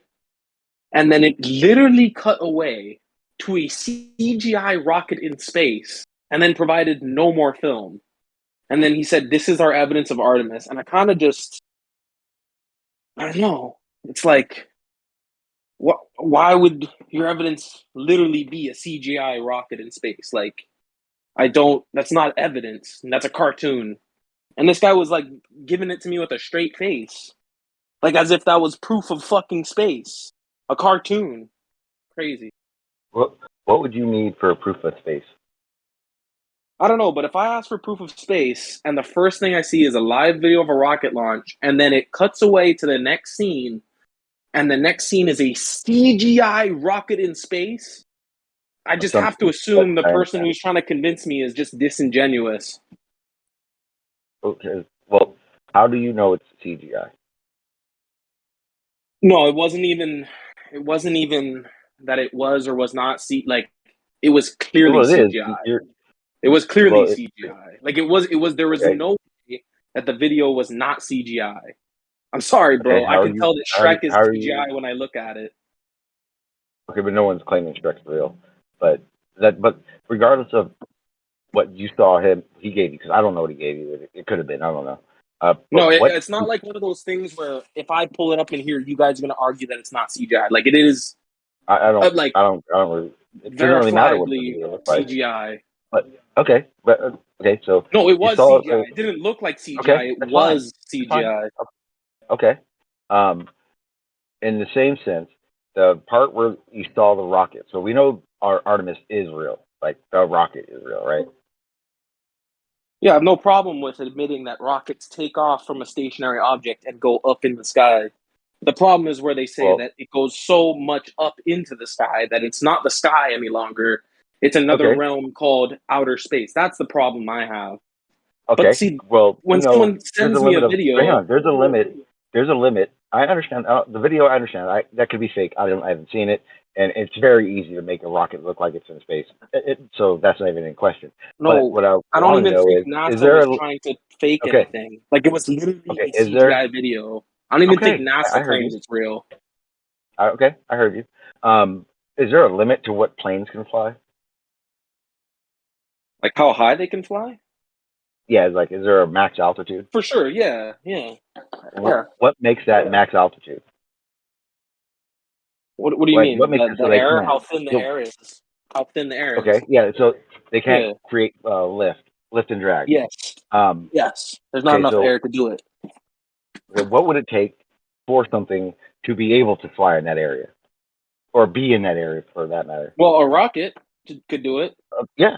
Okay. So then, what stops a rocket from continuing up beyond that?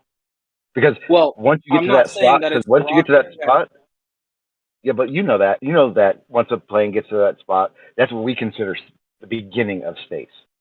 So I mean, line. a rocket Is that what can. you're talking about? Yeah. Yeah. Okay. So a rocket can go to space. I mean, we've already agreed upon that already. So then, what's the limit to how far that rocket can go in that space? Yeah, I'm not sure if I'm specifically arguing about the Kármán line or not, but I'll agree that in the globe model, the Kármán line is a great space to indicate where space, outer space begins and atmosphere ends. I think it's a good. Well, the I think it's Kármán a line. good place. But the Kármán line is there regardless of the shape, flat or globe. The Kármán line is a place where planes can no longer fly above it. I mean, that's just Are you American? Are you American, Sean? Yeah, of course. Well, that Kármán line doesn't apply for you, bro. You have a different. It does. No, it doesn't. That's the international one. If you're American, it's 50 miles. You get your wings 50 miles. That's when the Americans consider space. And the Kármán line is 60 miles, Sean. Okay. Well, I know it also fluctuates wherever you're at. It could be a little bit more, a little less.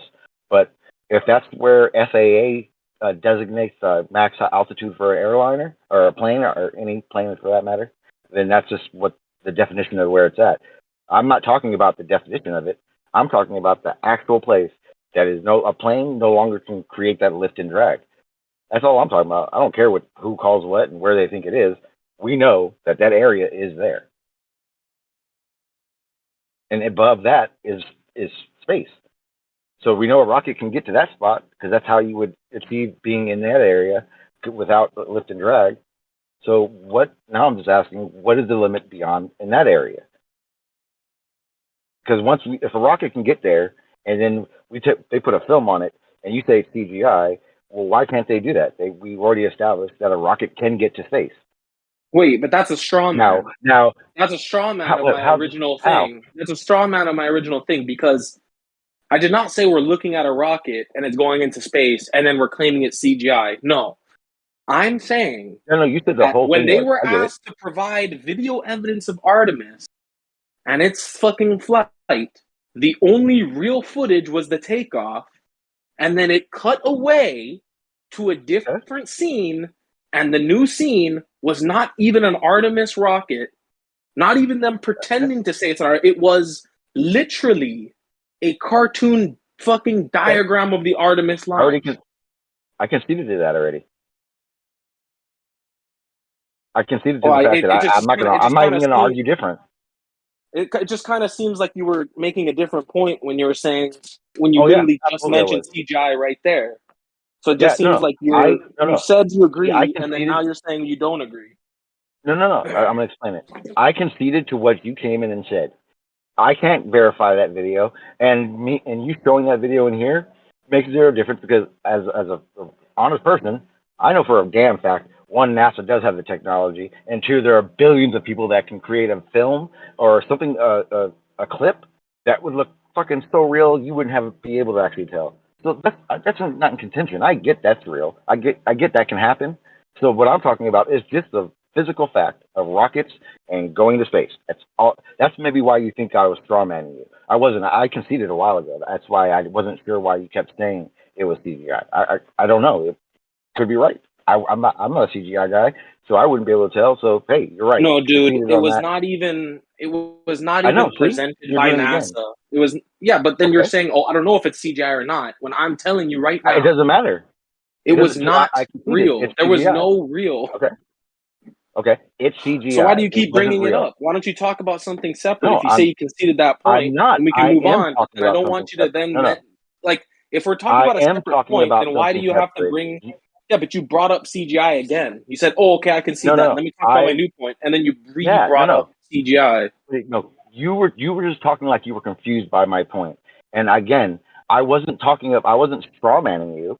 Because if I was strawmanning you, I would be saying, okay, well, because you think that's fake, now you're saying that you can't get there. No, that's a straw man. That's not what I did. What I did was concede to the fact of whatever video someone showed you that wasn't presented by NASA, that was a picture of the rocket taking off, cut, and then a rocket in space with CGI.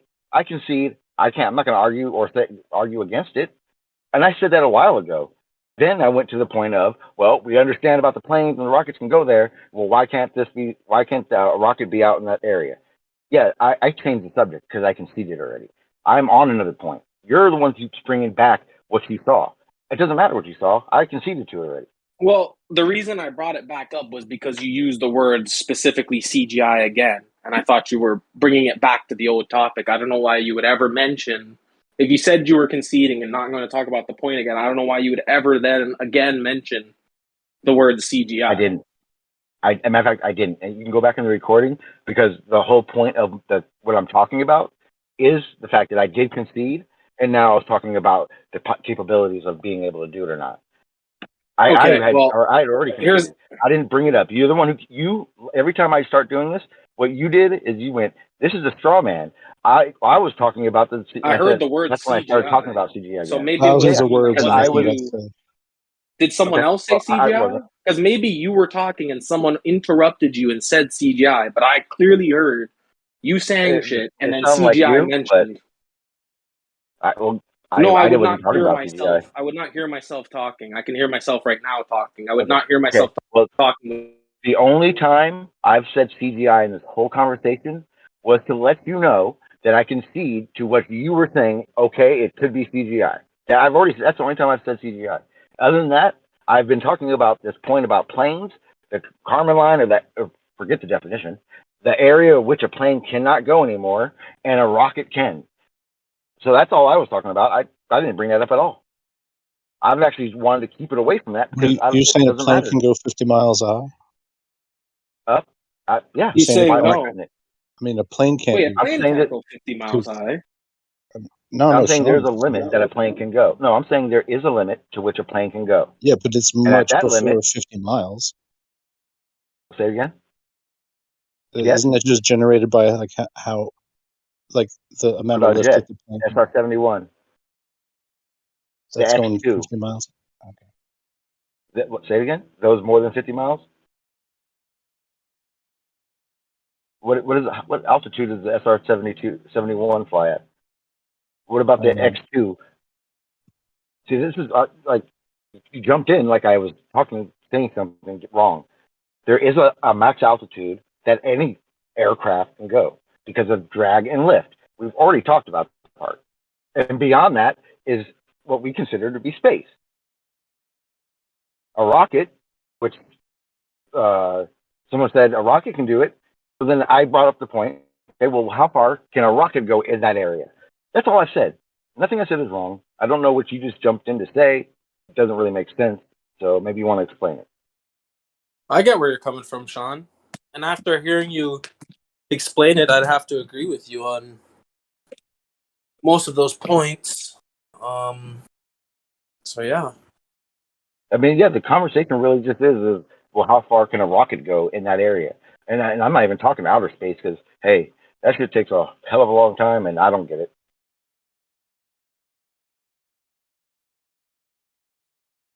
And like I said, and for everyone gets it, I'm not even 100% on the Apollo moon landings, but I'm fucking interested in Artemis in the future because it's in our time. It's something we can actually see and witness happening. So when it happens, we'll see. When I get to watch all the footage and take it all in, then I get to take my opinion on it. That's a good point of view to have, but so far, you have to take his point, Sean, and he has a good one. All we see is and it's an impressive sight, no doubt. Like, you hear the ground rumbling, right? The rocket takes off, then it does its turn, and then it disappears, and then we see CGI, bro. I mean, that's not acceptable for me. Well, here's the thing. That, again, I would have to concede because there's one thing that happened when I was doing my flat earth thing, and I even have live streaming of it and recorded. I know for a fact that NASA has that employs companies to make augmented reality, and then there's another one, but I can't. Oh, I always forget the name. But it's augmented reality is editing on a live with delay. There's another one that can edit live with no delay. So the realization is the software is out there. So why argue against if they can or can't? Because we know they can. So that's not in contention either. Look, I just looked it up. Can I just say this real quick? Just to let you know, it's 16 miles is the maximum altitude of the SR-71. Okay, what about the X2? Yeah, what about? I just gave you the information you asked for. Yeah, but I know the X2 went higher. So, and I also said the X2 in my questioning about him. So, just because you said a 737 can only go 45,000, then that's as high as it goes. Okay, well, there's other aircraft that go higher. That's what we're talking about. What goalpost did you want to move now to? I'm just saying that. Do you think it's going to be 50 miles? Wait. What? Is that what you think? You think it's Did going I to be 50 move? miles? You think it's going to be 50 What miles? What goalpost did I move? Because we were discussing the maximum height an aircraft can have lift and drag. Doesn't matter which aircraft. No. What matters is that you're defining space, and you picked one and decided that's where that's at. What matters is that you're defining space by the maximum height that an aircraft can fly, but that's not true. Okay. So you're just misrepresenting. Oh. That's okay. All. So you're saying that the highest aircraft that is known to man can only go 16 miles. Is that what you're saying? If it is, then you're wrong, because we know there's other aircraft that can go higher. There's other aircraft that are able to create lift and drag in an area, and that area is around 50 miles. If you don't like that, I'm sorry. So above 85,000 feet, you're going to create a lot of thrust, do you think? Depends on the engine. Do you think that? Do you think you're going to generate a lot of thrust from 85,000 feet? Yes, if you have a big enough engine and enough thrust, yes. How am I wrong? Because you sound like you want to, it's like a gotcha, because it's possible. It is. It's just, it depends on how much you want to move the goalposts. But anyway, SR-71, 16 miles. That's all. So enough thrust in any area is me moving the goalpost, or is it answering your question? I mean, do you want to just go through every aircraft ever created, and then I'll check, and then No. Why don't we just go to the aircraft that has the maximum altitude? But do you want to just maybe, before we do that, do you maybe just want to walk back that one goes, and then we'll just stay there instead of going, well, how high does the 747 go? I don't know. Well, how high does the fucking jet go? Like, let's not do that. Let's just go to the maximum one, so we don't have to play this goalpost game you think it's being played. You want me to find out? I'll find out for us. Yeah, go ahead and move your own goalpost. Don't make me do it. Which goalpost am I moving? Don't explain which one. Which aircraft? Which aircraft do you want to select? Okay, right now I will Google search what is the highest flown aircraft. So you have no idea. You're record. Just going to just ask Google. Okay, roll the dice. No, okay, fine. The X2. We'll talk about the X2 because I know for a fact that one. It's something you do know for a fact. No, I know a lot for a fact. It's just regardless of what you want to listen to or not, right? Am I right? Sorry, I don't want to take over with this here. Somebody else. I know. You can continue on, but I just wanted to just let you know. Point wasn't made. Just I'm trying to inform you. Okay. So now you can know this, right? Oh, what did you inform me of? Because all I heard was the SR-72. Well, you said the SR-72. Your thought was that the SR-71 flies at the edge of space, right? You're thinking of the SR-71 and the X2. And so, if you want to say what I said, then why don't you look up the rest of the ones I said? Because I didn't just say one.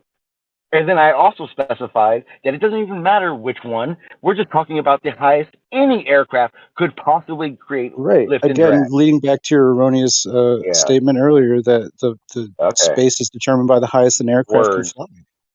Yes. What the fuck? Okay, what defines space? You tell me. You're the one who made I'll tell you, it's an arbitrary line chosen by two different, shall we say, agencies. Okay. Yeah. And in that definition, what is a characteristic of that? Where what an aircraft can no longer fly? Okay, so why can't we call that space? Why isn't that okay? Tell me.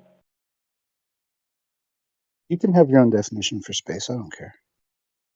Okay, well, that's the funny part, because 10 minutes ago, this whole conversation, everyone here understood that there is a maximum height that an aircraft can fly. And beyond that, a rocket, and beyond that, to go beyond that, you would use a rocket. And in that area, which I would consider space, regardless, well, how far can that go? That was where the conversation left off.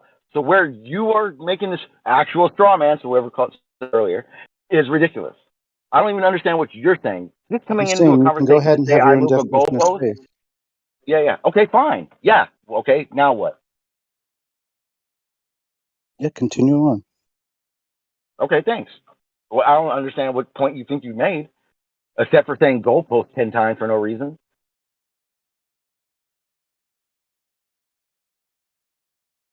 Okay, thanks. Do you know when Bezos and the other dude, was it Elon that went up, or was it the other dude there? Was it the British Not guy? Elon. Who were the two guys that went up? Was Elon, right? I think. Oh, no, Yeah. the British guy. Fuck. The guy. He was part of the V2. Was it V2? I don't remember what the hell his thing was called.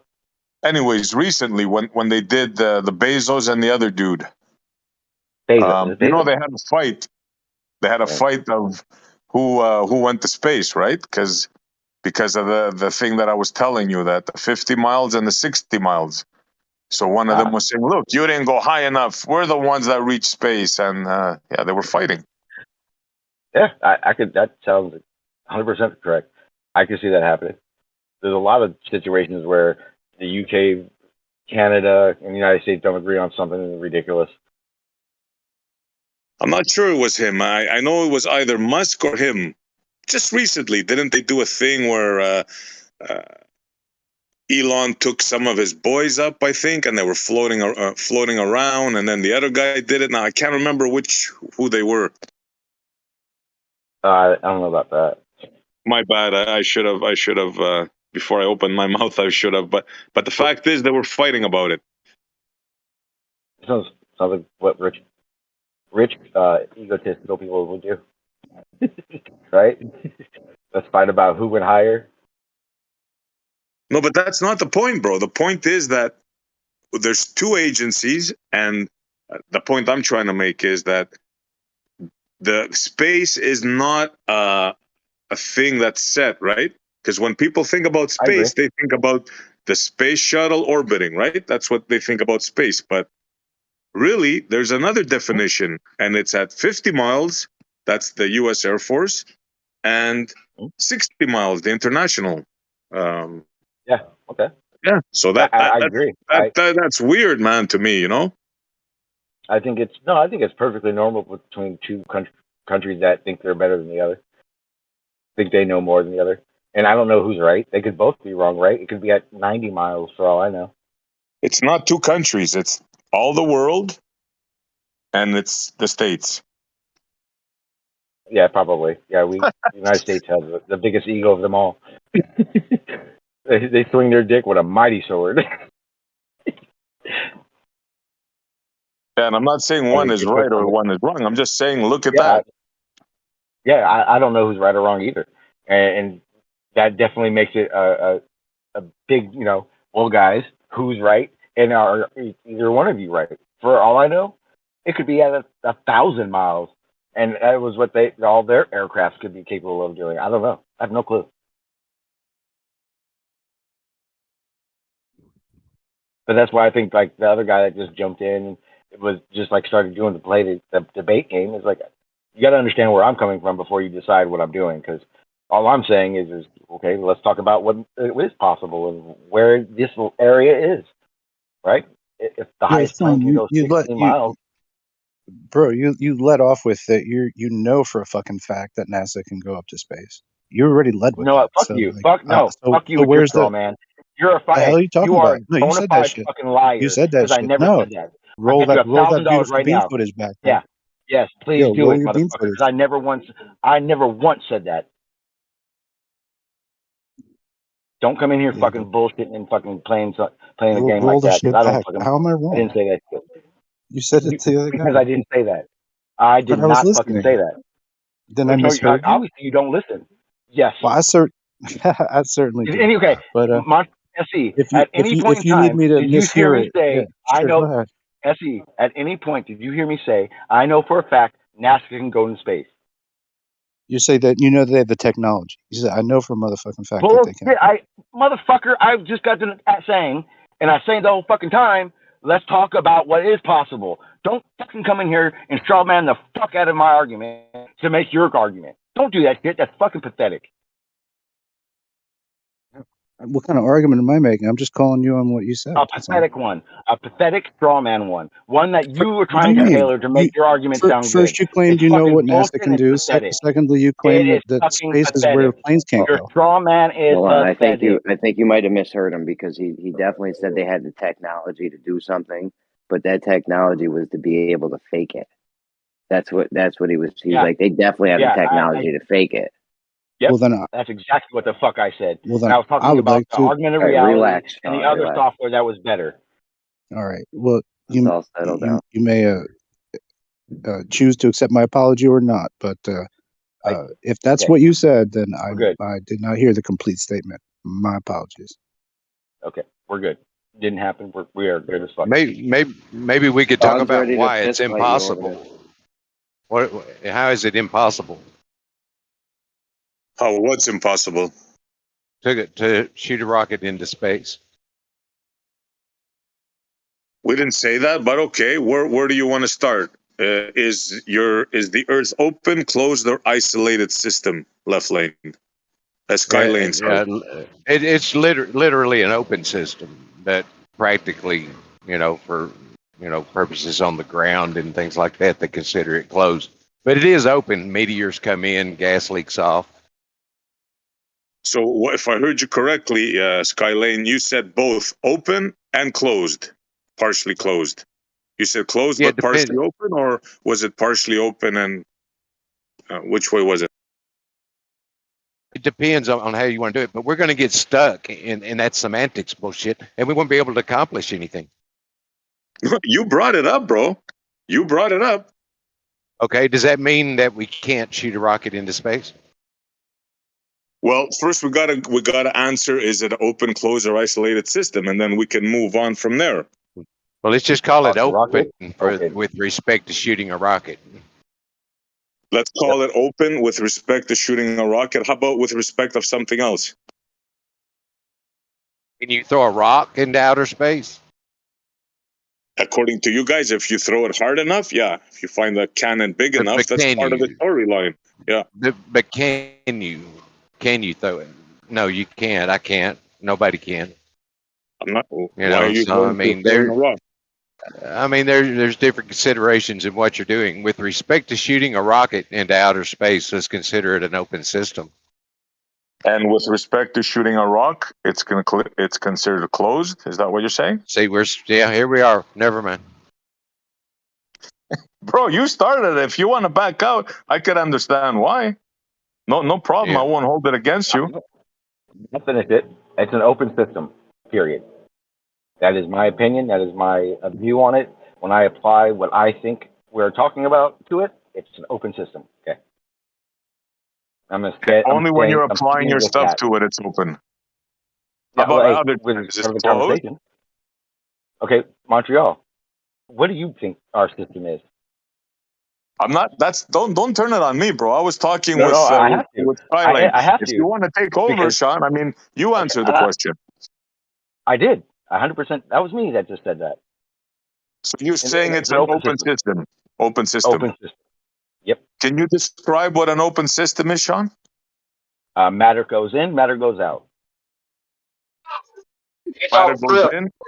Okay. And is the Atmos considered matter? Absolutely. How come it's not going out? How come it's still in? Nope, it does. What do you mean it does? We have a pressure gradient. Our atmosphere does. So it's much more dense at the surface, and as you go up, it dissipates. Where's it So it's dissipating to? selectively open? You're saying it's selectively open? Nope, I did not. That's a straw man. I said it's open. Okay, so by definition, matter escapes, right? So Yes. the atmos, which you said was matter, Mm-hmm. and everything else on it should be escaping, Yep. right? It tries. It definitely tries. It tries. And Yeah. it does. It does. Yeah. So for the same reason, if you took a balloon and filled it with helium, it would rise, correct? Uh-huh. Right? Okay. If you take that same balloon, fill it with helium, and tie a brick to it, does the balloon still try to go up? What does that have to do with open, closed, and isolated system? Okay. We're not tying rocks to stuff, No, Sean. it definitely does. Hang on. Montreal, it definitely does. Go ahead. Bring out the G. Okay. I know you're dying to bring out the G. Go ahead and say it. Gravity, right? No, I don't need to. You did. Thank you. Yep, that's what I call the effect. You can call it something else, but regardless, that happens. You have to come and up with because of fantasies. Yeah, you have to come up with No. fantasies, explanations. Okay. Yep. I guess Okay, so which But one? Which gravity does this? But Which it one? is. It is. Oh, definitely force. Oh, it's mass attracts mass for me. Oh, it's mass attracting mass to you. Yeah, absolutely. So you're going against the current thing, which is a depression in space time. Nope. So, The you're going against all the current understanding ready? of Check science. this out. Ready for this? A mass still creates that gravity well. So for me, a force still creates that acceleration. For me, it's a force. So let's get this straight now. What you're telling the people, it's a depression in the space-time fabric that's keeping the atmos from leaving into the vacuum. A curve, a depression. All of the above.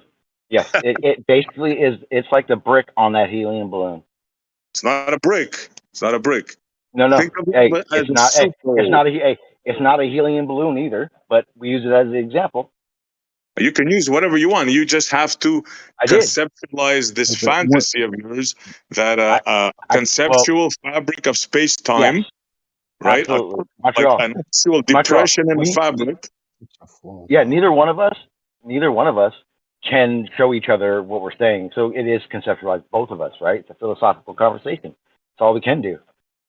No, what I'm doing is exposing the model that it's ridiculous. What you're choosing to do, Sean, is you're choosing to believe it. Okay, well, here's what I'm trying to say. Can you show me it's ridiculous, or can we talk about it?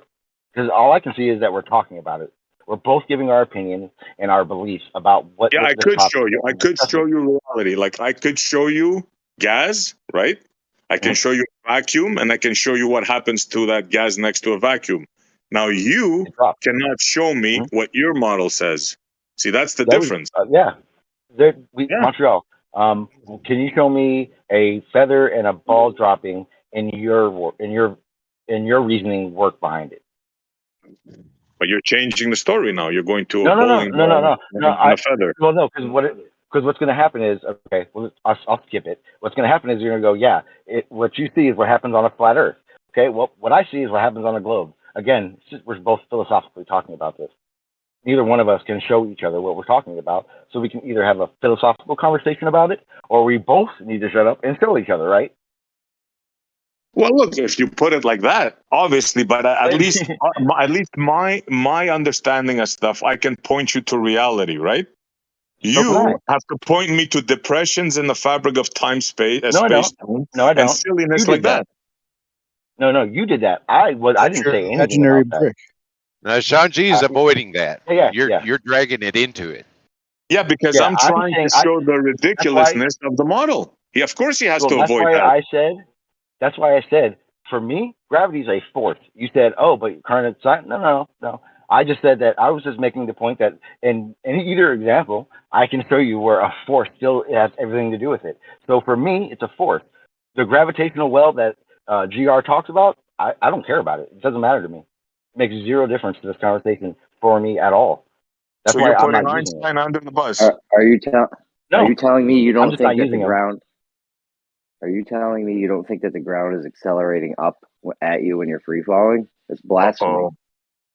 Yeah, I think again, it's mass attracts mass. So at every given point, Earth is pushing up on you as much as you are pushing up on it, but not at the same amount. I don't know if you took it that way. It's just how it's explained. Bro, any way you take it, it's a fantasy. 100%. Land accelerating, depressions. Okay, fantasy is a fantasy. Okay, what in my fantasy have I said that is incorrect? My fantasy works in my model. Your fantasy works in your model. But I don't have a fantasy. I go with reality. Okay, show me. Show you. Okay, Again, we just talked about this. You think you're moving. I know I'm stationary. That's you not think showing you're me. revolving. You think the sky. You think the sky is stationary and you're revolving. I think the sky is revolving around me. See the difference? See the difference? That's not even true. I think everything is moving. I don't think anything's stationary out there or here.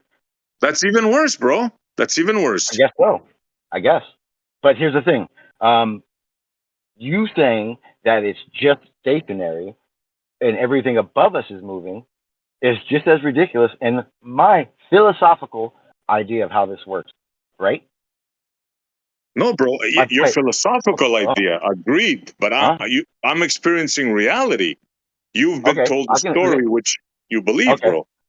No. What everything I've said right now is things that I experience and observe. I'm not bringing any if that's the case, any fantasy. I'm bringing the same things, an understanding for my model as you are for yours. So again, this is still a philosophical conversation. We're not showing each other anything. So if mine's a fantasy, yours has to be just as well. No, but I didn't bring you a model, bro.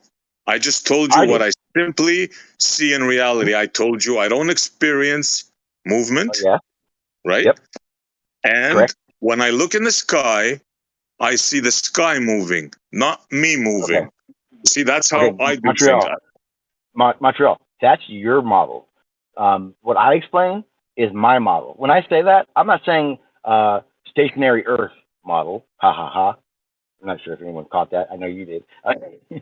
And I'm not bringing the globe model. I'm bringing Sean's model, my observations and my opinion of it. Well, then I can't argue. If you tell me it's your opinion, convo ends here. There's nothing more that I can. Yeah.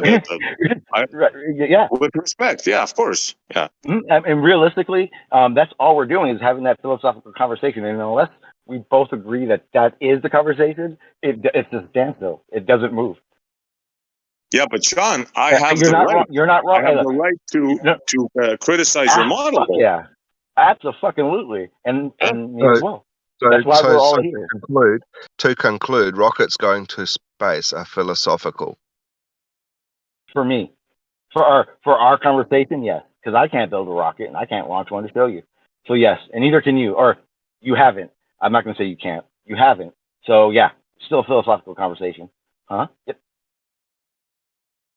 And here's the best part. Yeah, in Montreal, here's the best part. Getting that point out to anyone else is fucking impossible. This is why I want to debate you, because it's either us having a conversation or it's a standstill. And it's not that disrespectful. Any debate now, if you want to look at it that way. I mean, yeah, we're not. Me and you are not going to get. This is what's going to happen with me and you. That's all it's going to be. It's going to be boring as hell. So this is it. Yeah. Yeah. But the point. This is how our debate would have went. Exactly. Yeah, but the reality of that is the only way for it to move is if both of us accept what the other is saying and continue talking, because it's literally something that neither one. We're on freaking Discord. Like neither one of us are like at our own fucking rocket lab going, "Hey fucker, you ready?" Let's see who goes high. You never hear me argue against somebody that tells me this is what I believe, right?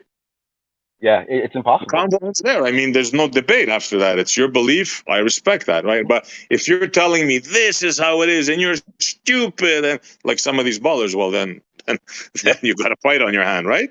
That's a different story. And here's in Montreal, and I know you've heard me say this 1,000 times, so I'll probably click the second I say it. This is exactly why I stream for so fucking long. Because realistically, Montreal, you come on here every day and go, you don't go. I'm gonna switch a fucking baller to stationary Earth today. Never in your life, have you? Never said that. No, never thought that. Yeah. So realistically, all we're doing right now is being verbiage and words for other people to hear. So every time you have this conversation, it's someone new is hearing it, and then they're taking their opinion of what they're hearing. And my version of this conversation is either, it's what I believe, because who the fuck am I? It's what you believe, because who the fuck are you? And neither one of us are showing the listener actual what we're talking about. So it's literally just a think tank. It's a conversation, and if you can't accept it, then what's the point, right?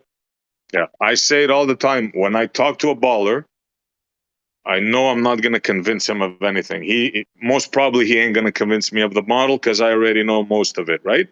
So the only thing that I hope to accomplish is the listener that hasn't heard these arguments, like, puts it in their head and starts thinking about it. That's the only thing I think I can accomplish. You see, if in Sir Montreal, Edmund Hillary, you don't. if on the if on the journey Sir Edmund Hillary took to the top of Mount Everest, he was halfway up, and we had a video of him going up, and then suddenly it changed into a cartoon of Sir Edmund Hillary putting the flag on the top of Mount Everest. What would you think? Oh, bloody good, a fucking example, bro. Good on you. Yeah, absolutely. I like that one. What do you think? That was brilliant. I didn't. I forgot what I was going to say now because you cut me off to say whatever that was. Who said that, man? Who was that? Carlos. Nice, Carlos. So that Exactly sums what's happening. right there, Sean. What do you like? Seriously, what do you say to that? I say it again because I was more trying to remember what I was going to say. I think it was a dead end waste of time. That's what I think. Of course you did, Carlos. You mind repeating that? I think that was brilliant. So if Sir Edmund Hillary was getting filmed on his journey up to the top of Mount Everest, and halfway through it turned into a cartoon of him putting a flag on the top, what would you think? I wouldn't give a fuck. I don't even know who that is. And I think I can show you 1,000 people who go on adventures, and their pictures are just segments of what they're doing, and you actually never see them up there. And then we have Photoshop, so they can make a Photoshop of them doing it. Okay, what's the point? That's a lame ass response. Okay, it's a lame ass response to you, but in reality, what's wrong with it? It's lame. Okay, how about this? Let me show you an example of this. What if I showed you a video of me riding my mountain bike down a hill, and about halfway down the hill, it cut to me standing on the podium in second place. That's what the fuck you just did.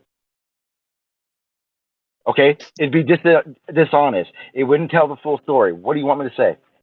Was it a cartoon of you in second place? I can make one. There's plenty of filters.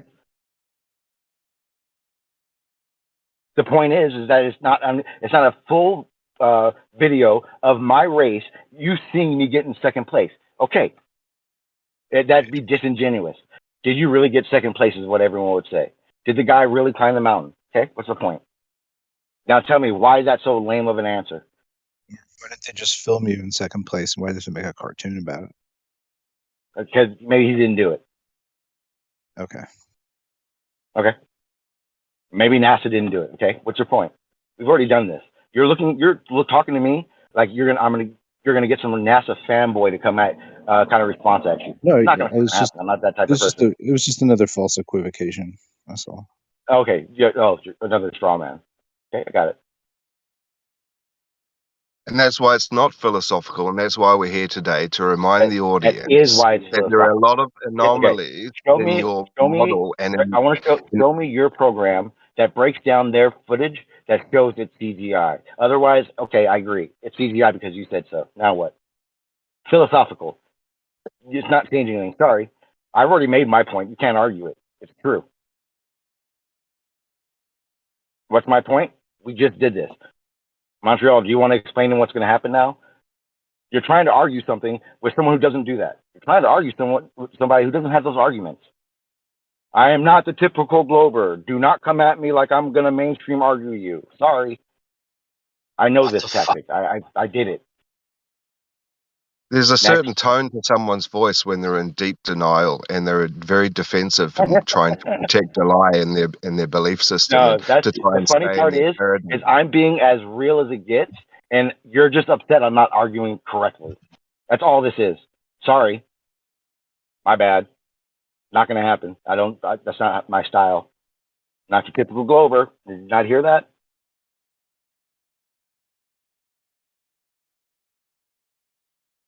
It was cute though. Nice try though. Look, your system, you guys got to understand this, man. Your system has a lot of holes, right? You saw with Skylane, right?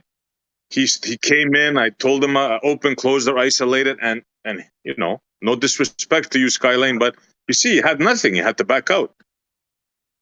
Your system is full of holes, man, and just there's some people that see it, man, and you guys got to understand that. It's full of contradictions. Absolutely, 100%. So is the problem. Okay, well, I won't say that. I'll just say you're right. And all I can do is take what I understand and apply what I understand to my understanding, right? So when we got into that conversation, it's an open system. But the science says it's open and closed. Fuck that. It's open to me. I don't see how it's closed. In my brain, I can clearly show and explain in my brain how it's open. Closed, not so much. And both open and partially closed? I mean, that's ridiculous as well, right? No, I just think I think open. Why partially closed? Why closed? Well, that's what they say. It's closed for the gas, but it's open for the rockets, bro. It's ridiculous. No. They don't say it's closed for gas because gas does leave helium, different gas. Some gas, both for some gas. Yeah. The one we need to breathe, that's cool. That'll stick around for us. Well, yeah, but like I said, that's why for me, in my opinion, that's fucking contradicting and it's ridiculous. But all I can do is take my understanding and make my opinion of what I think it is. To me, it's open, and I don't see any other reason for it. If someone says there's a dome, if you don't say it's isolated, then you've lost your mind, right? If you say it's closed, then you think that sun and moon are like super close. Because whatever height you think we can go, the sun and the moon have to be inside that. Yeah. There's no evidence for gases leaving anywhere. Helium's a perfect example. Where's the path of evidence? Where's the evidence for the gases leaving? What do you call it? They're pressure gradients. Samples taken from a pressure satellite. gradient. A pressure gradient. A helium balloon rises. I mean, that's just obvious. I'm not even. There's no bullshitting in that. You've got evidence of gas going up to a limit, but you don't have any evidence of it leaving anywhere. Okay, where does it go? When a balloon rises to 300,000 feet, where does it go? It dissipates. It doesn't mean that it's leaving any further. It's leaving the surface of this Earth. Well, that's when you jump off the ground, you're leaving the surface of the Earth. Yes, you are. When you're flying in a plane, you're off the surface of the Earth. It doesn't mean that the helium gases are going into outer space. I didn't say outer space. Don't straw man. Well, you said the gases are leaving. It must be a closed system if they're not leaving. Correct. What next? Dude, like you're trying so hard. Your evidence that it's not a closed system is that gases are leaving. You don't have evidence of gases leaving. I just gave you evidence for gases leaving the surface of the Earth. 100%. That is your number one evidence that it's not a closed system. Things leave the surface of the Earth. Anything for me above my head is leaving the Earth. Open. Yes. Next. Okay. And if I'm wrong, you tell me how high does a balloon go before it can't?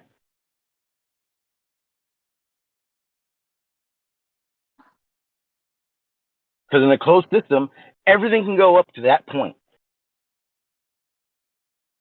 And remember, the sun and the moon, they don't have to be inside the system. They can be outside of it. So you can say it's 3,000 miles. You can say it's 1 million. It doesn't matter what distance is that at that point. Again, you're having a conversation like you want me to say both, but I'm not going to. The reality of it is you can make your choice too. What do you think it is? Do you think it's open, closed, or isolated? You've just Which taken one do you other think? people's word. You've taken other people's No, word that again, gas screw is you. moving. Okay, what do you think it is? Yeah, I think it would be fair. SE would not answer either. I don't understand why you won't Yeah. answer that question. What do Which you one? think? Which Because what one? it does, I what always it does, answer. Which one? just say, which one do you think it is? Open, closed, or isolated? Which one? Which one I think it is? Anybody. I'm Logically. asking. Hey, look. Yeah, I'm sorry. Well, look. If I was to think logically, right? If your like, are you saying what I think it is, or according to your Yeah, model, but what I no, think no, it is? no. What you think it is, in your worldview, your SE's model. What do you believe it is? Believe, not pinning you Honestly, to it. bro. Honestly, I have no clue. But I know one thing, right? In order for there to be gas, there has to be containment, right? I've said gas, True. especially I if agree. it's So that's as far as I'll go. And Okay. water That's also all. needs That's all. containment. Let me finish. I'm not afraid to speculate. And water also Yeah. needs containment. So that's it. That's where I draw the line. In Montreal, that is as honest of an answer as you can give, and guess all I can do? Take it. Why? Because that's your opinion. The same way, in my opinion, it's open. So I'm not sure who I've been talking to, but what do you believe it is? Again, you're I not just going to get told a you. NASA fanboy conversation. I just No, told not you. USC. No, not you. The guy that was grilling me with the questions like I was going to answer differently. Not USC. You answered honest. That's all it can be. I don't know who I was talking to. That's why I'm asking whoever I was talking to if they want to answer the question. Do you have an opinion, or do you just only know how to try to grill people? Bringing me into this conversation.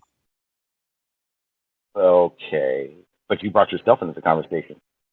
You're asking my opinion. Yes. Yeah, I don't know. I'm not giving you a mainstream Glober argument here. I'm not trying to get you a gotcha. I'm trying to make you understand that you're trying to attack me, but all you're gonna get is my opinion. I'm not here trying to dish facts at you like I know it all. I'm not Not me. attacking you That's because not I how I don't roll. like your opinion. I'm attacking you because of the structure of your logic, and I thought that No, there were false the funny part equivocations. is all you can do is make yourself look bad in that situation, because I'm realistically as honest and as purposeful of a conversation as it's going to get, because literally I'm not here to change your mind, and I know damn well you're not going to change mine. So Right, guess what? but it would be good if That's you're why I keep saying opinion and belief, and I'm not sitting there trying to stuff fact at you or proofs at you or trying to get you or got you like you're trying right. You're the one saying that I was trying to get you gotcha. All I was saying is I was correcting the I'm sorry, the equivocations that you were trying to make. I wasn't making any equivocations. Again, you're straw manning. Yeah, you want to play you that game? talked I'll about show a you where you're balloon wrong. and a brick. You Yep. talked about a balloon and a brick. You said, okay, well, I mean, You're telling me you're my comparing understanding is wrong. I'm saying You're it's a false telling me my equivocation. understanding is wrong. You're That's a telling me false my belief equivocation, then. and my understanding is wrong. Right. Well, But you understand I it's would a say false. that Well, It's your a false understanding is wrong. equivocation. Now what are we gonna get? Now what do we get? I would I'm You're trying wrong. to point out a Okay? hole in one your evidence logic. to show that there It's is a not a ceiling hole. is It is though. sprites Again, it's show not that there is the a reason there's firmament. no hole. The It's reason called there's no like hole an is because it's equivocation. my opinion. No, I'm not acting as it's a if it's flaw in fact. your thinking. Nope. It's a flaw. It's I going am to lead not you to acting as if it's fact. incorrect conclusions. Sorry, I'm not acting as if it's fact, so it's not a false equivocation. You're Just straw manning me That's again. okay. That's all you've done. All you've done y'all is try to go make one my at a argument. time, please. Y'all try to go one at a time. Y'all all over each other. Okay, well, let's make it clear. Stop trying to draw me into an argument that you want to have. It's not going to happen. Let's just have a conversation. If you don't want to, just say you don't. I'll go my own way. Period. I've had it. Me and Montreal talked. You We both literally were reached honest out of with the each air other. and grabbed Look, me and me said, and like, Montreal had our conversation. We were honest with each other. Look how it went. And me and Montreal have 1,000 more. If you can't have that, I'm not interested in it. And if you want to keep it going, I'll be more interested in showing you how you're wrong for just strawmanning this whole conversation. no, I haven't There's two of you strawmanned in you at all. Yeah, Yeah, you did. You did. Except You where I was wrong. apologized for it. Except where I misheard you, which I was just Yeah, but I which was correctly based quoted on half of everything what you you said. said. Yeah, Yeah, which but is based on everything you've been saying. but the other things are equivocations that I do. No, they're not. Just my opinion. Agreed. Again, not spouting anything as fact. Again, you're trying, but it's not working. You were trying to That's why. describe gravity Okay, here. before. Nope. You were Okay. trying to So describe the you're saying like this is the whole my thing. view, Why my you're opinion. All you can do. Look. Here's why you lose. Because over, so all you just can do like in we this move on. conversation, is just give me your opinion, and that's it. Again, I'm not saying anything's fact. I'm giving you my opinion, my belief. Montreal and I just had this conversation 2 seconds ago.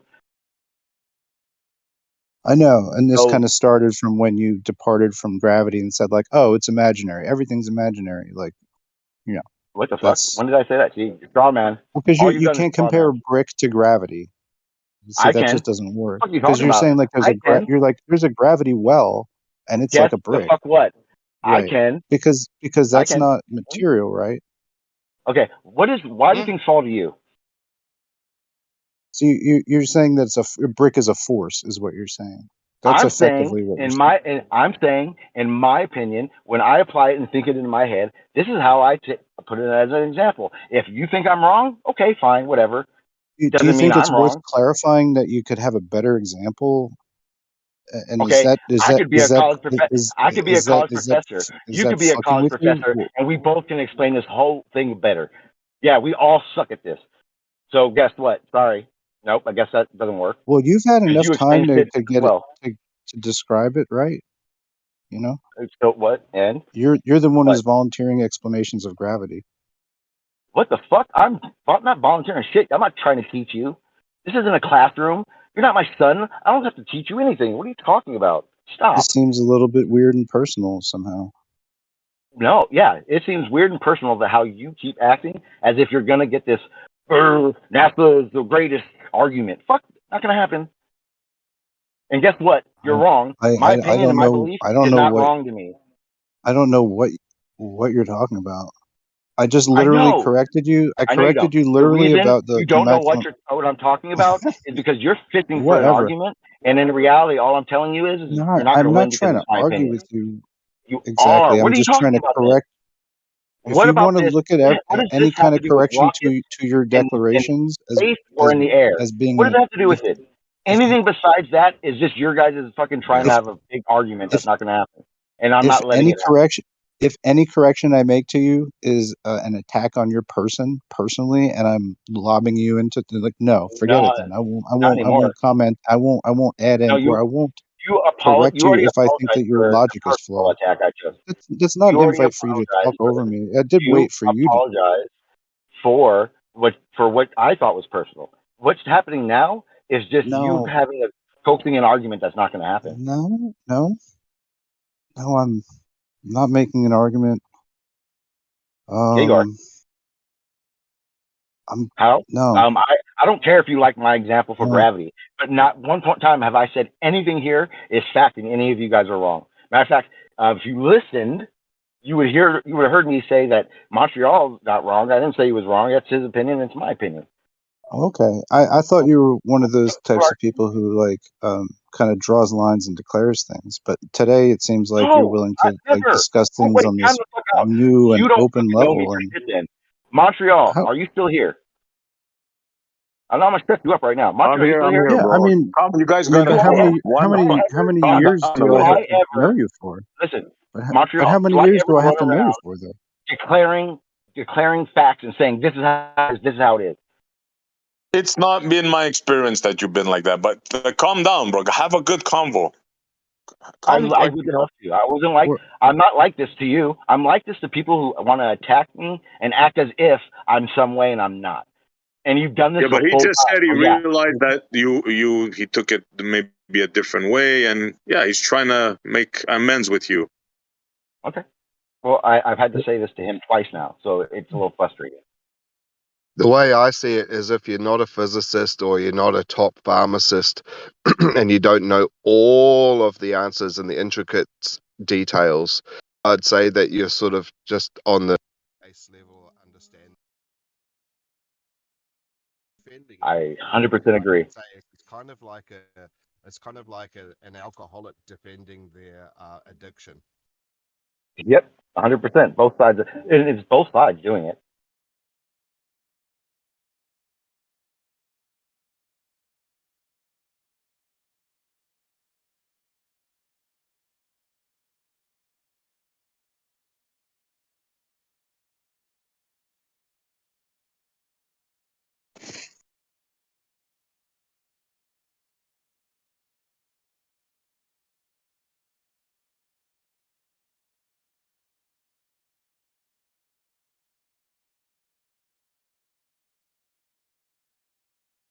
I'll say one final thing on this matter. It's so easy for us to be fooled, especially by images of space, because we've all seen the movies and all that. We've all been conditioned. Perfect example was, and this is, I find this very fascinating. Like, it's got to be at least 5-6 ballers when I brought up Artemis. I say a few things. They have to prove me wrong. You know how that works, right? Because I said it. They go online, they find the first video, and that really is bad because the first video they find when they do our Artemis thing is a CGI, a guy that's doing a rendering. And you don't know how many guys got fooled by that. Brought it to me as proof. Hey, I see. What are you talking? You don't know what you're talking about. Look, they have live footage right now, and it's a rendering, clear-cut rendering. One of the people that got fooled is Zanuck, and he was fighting for it for a while. And it took Kosho and other people. I think, who was it that? I think it was Jesse or Bacon. We had to convince them that that was a rendering. That's how easily they can fool us, man. Well, yeah, look at the technology they have. It's easy. Perfect. I mean, reality of it is.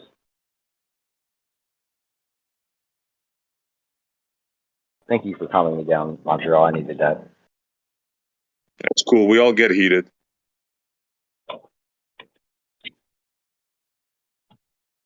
And I'm not sure who I was talking to. I do apologize for getting triggered.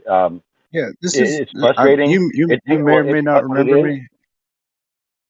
This is Snack to the Future from the past. Oh shit. Okay. What's up, man? So, I guess I still hold and harbor lingering feelings of repressed Glober aggression towards you, and possibly that was filtering through.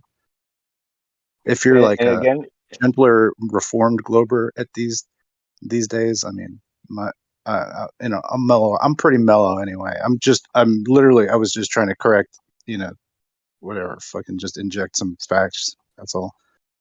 I didn't mean for it to get confrontational that way. Well, I have my times, but yeah, you do. I don't like. I think that whole, like Essie was just saying, that whole I know Pay Nasser Hill is like the perfect example.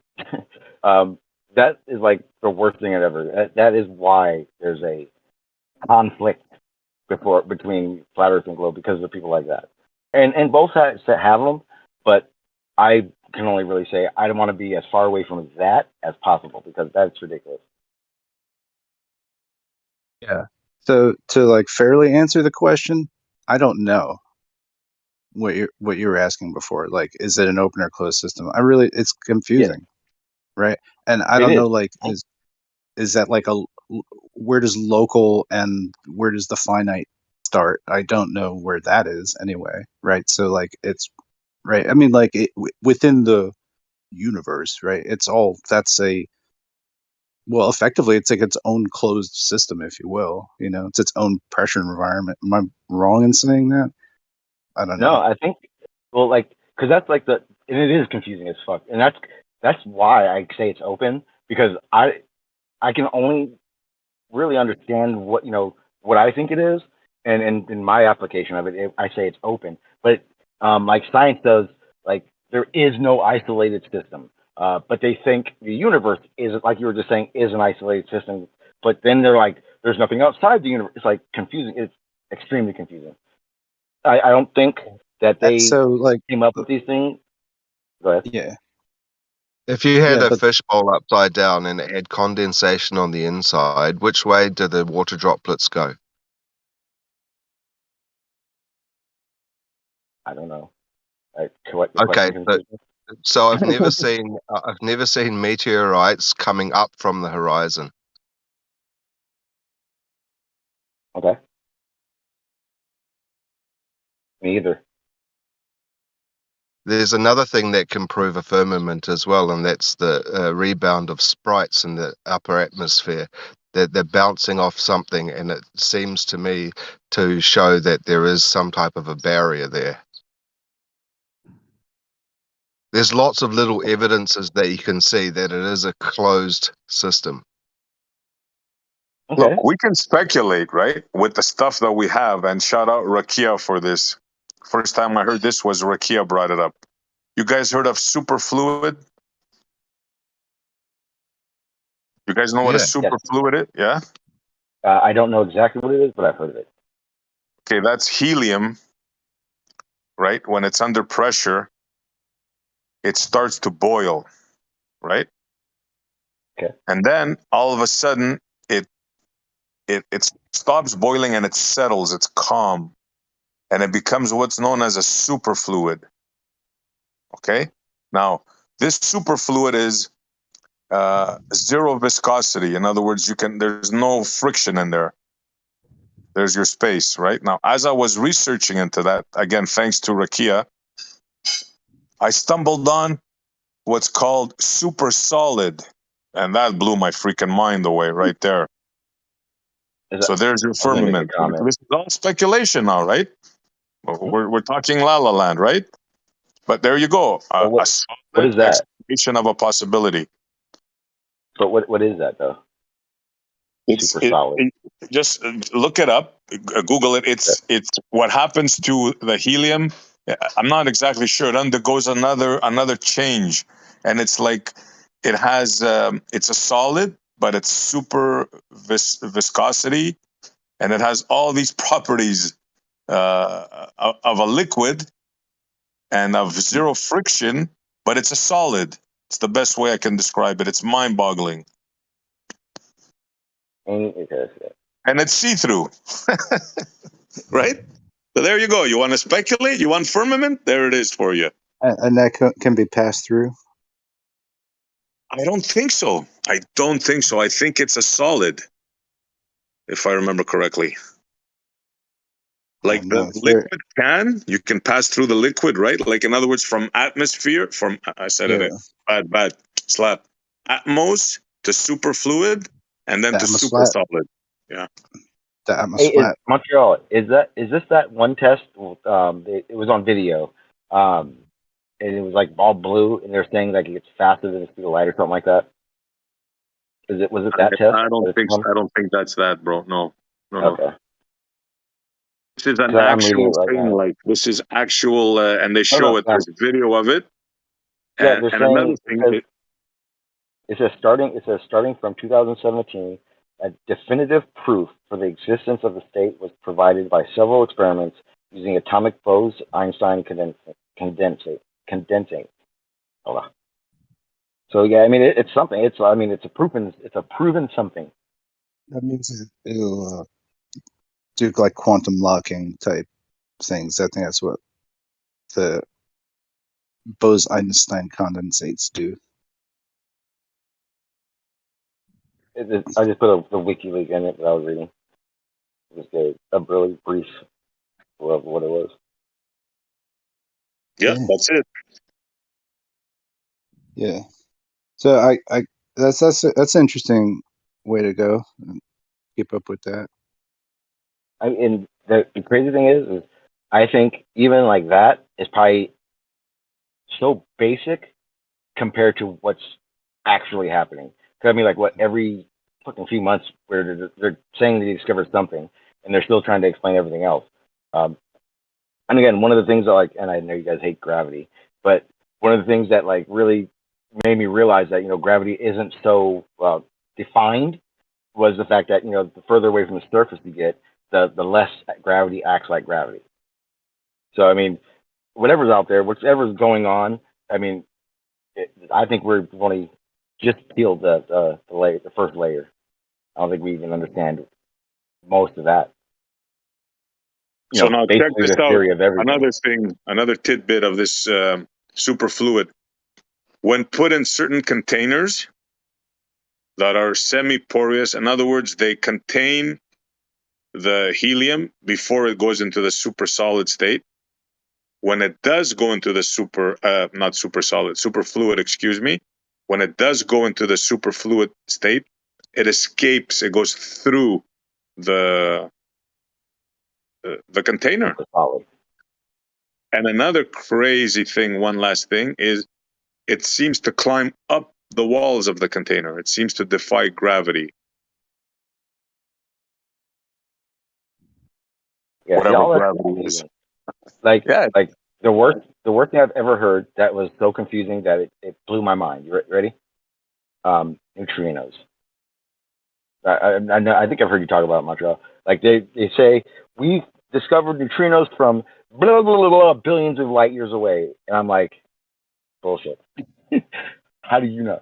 How do you know that quote unquote neutrino isn't coming from like a foot away?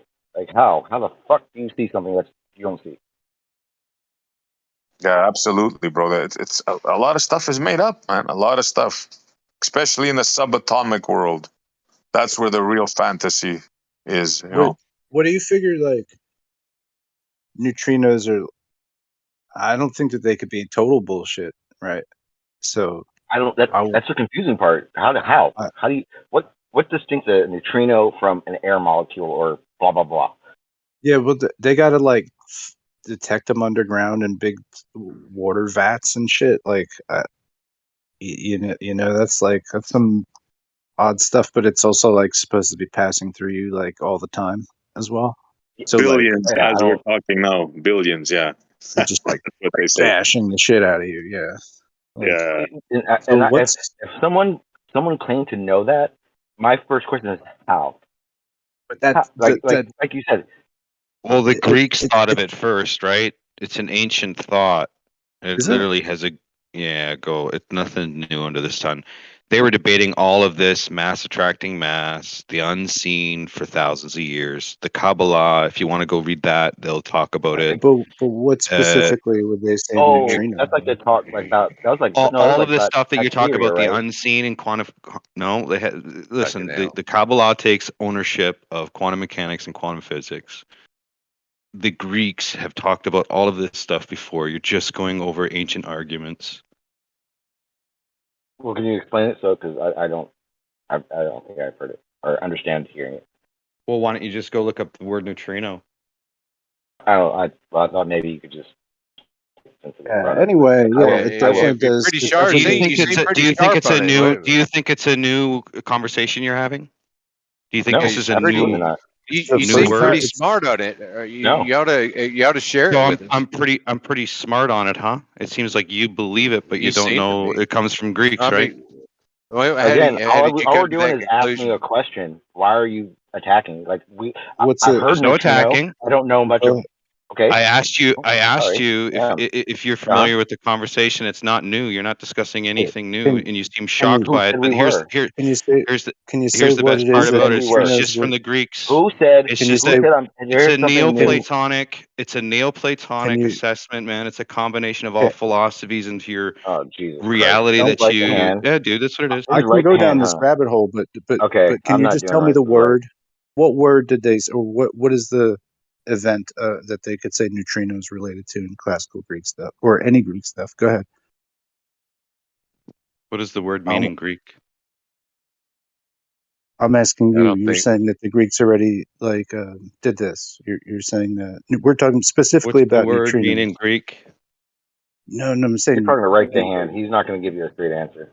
Oh, he's not. Oh, let's write the hand. Oh, okay. He got, He just okay, says all right. shit. He just says shit, Yeah, and then right. just go look it up. I noticed. I know. I noticed who it know. was. Every interaction is a losing one. I'll bow out. Go ahead. Jenna. Yep, I'm out too.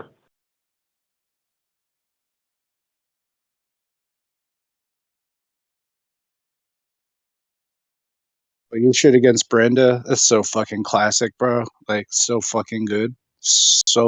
I respect you forever for that, but I won't fucking have a conversation with you. That's no good.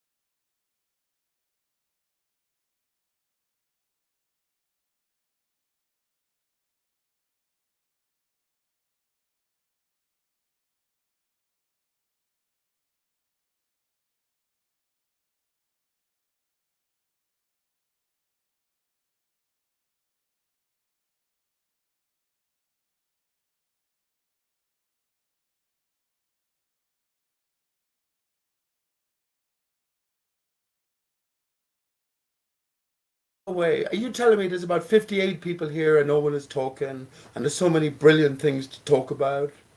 Unbelievable. Unbelievable. I thought my phone was messed up and like the volume was Yeah, it off. was just complete silence. What's going on though?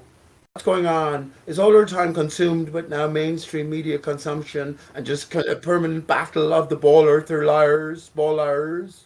Is that all it is about? There's no deeper development that we can help each other out? No, that's what I'm thinking, bud. That's what I'm thinking. Nice.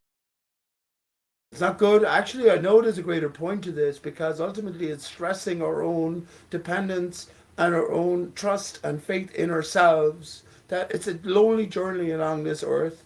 What you do is you follow the clues, you follow your own pathway, remaining true and loyal, but you take people and you understand their limitations, then you move on alone. Needs must. Ultimately, maybe with the hope that we all get to the same destination via different routes together. You know, what's the point in all of this otherwise? What's the point in it?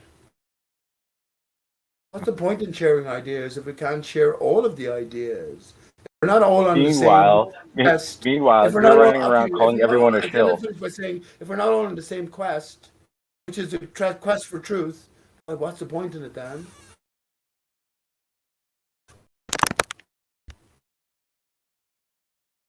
Yeah, I don't know. I don't know why there's still an argument.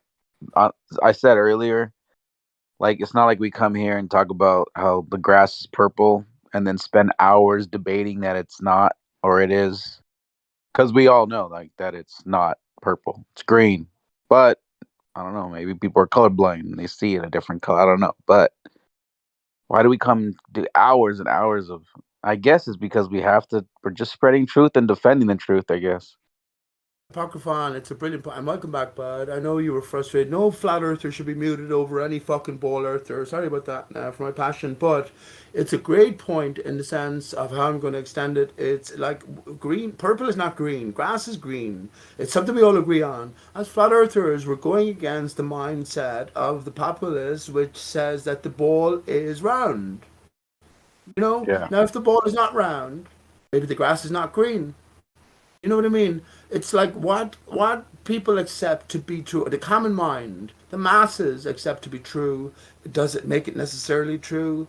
If there are word designations, green is a word. It's a descriptive. Well, what is green? What is green? How can you describe what green? about the first man? What about the first man who was ordained to name everything, and he This is a spoke good that point. word? Listen, it's a great point. You cannot describe so exactly. So green cannot be used except in a context. You have to apply that term to a noun, something. So therefore, green on its own doesn't make sense. It can't. It can't make sense. Who's the first man? Who named all these? Who named soul, the soul of your shoe, and your own soul? Who named? Who said this or the soul fish? Who named these things?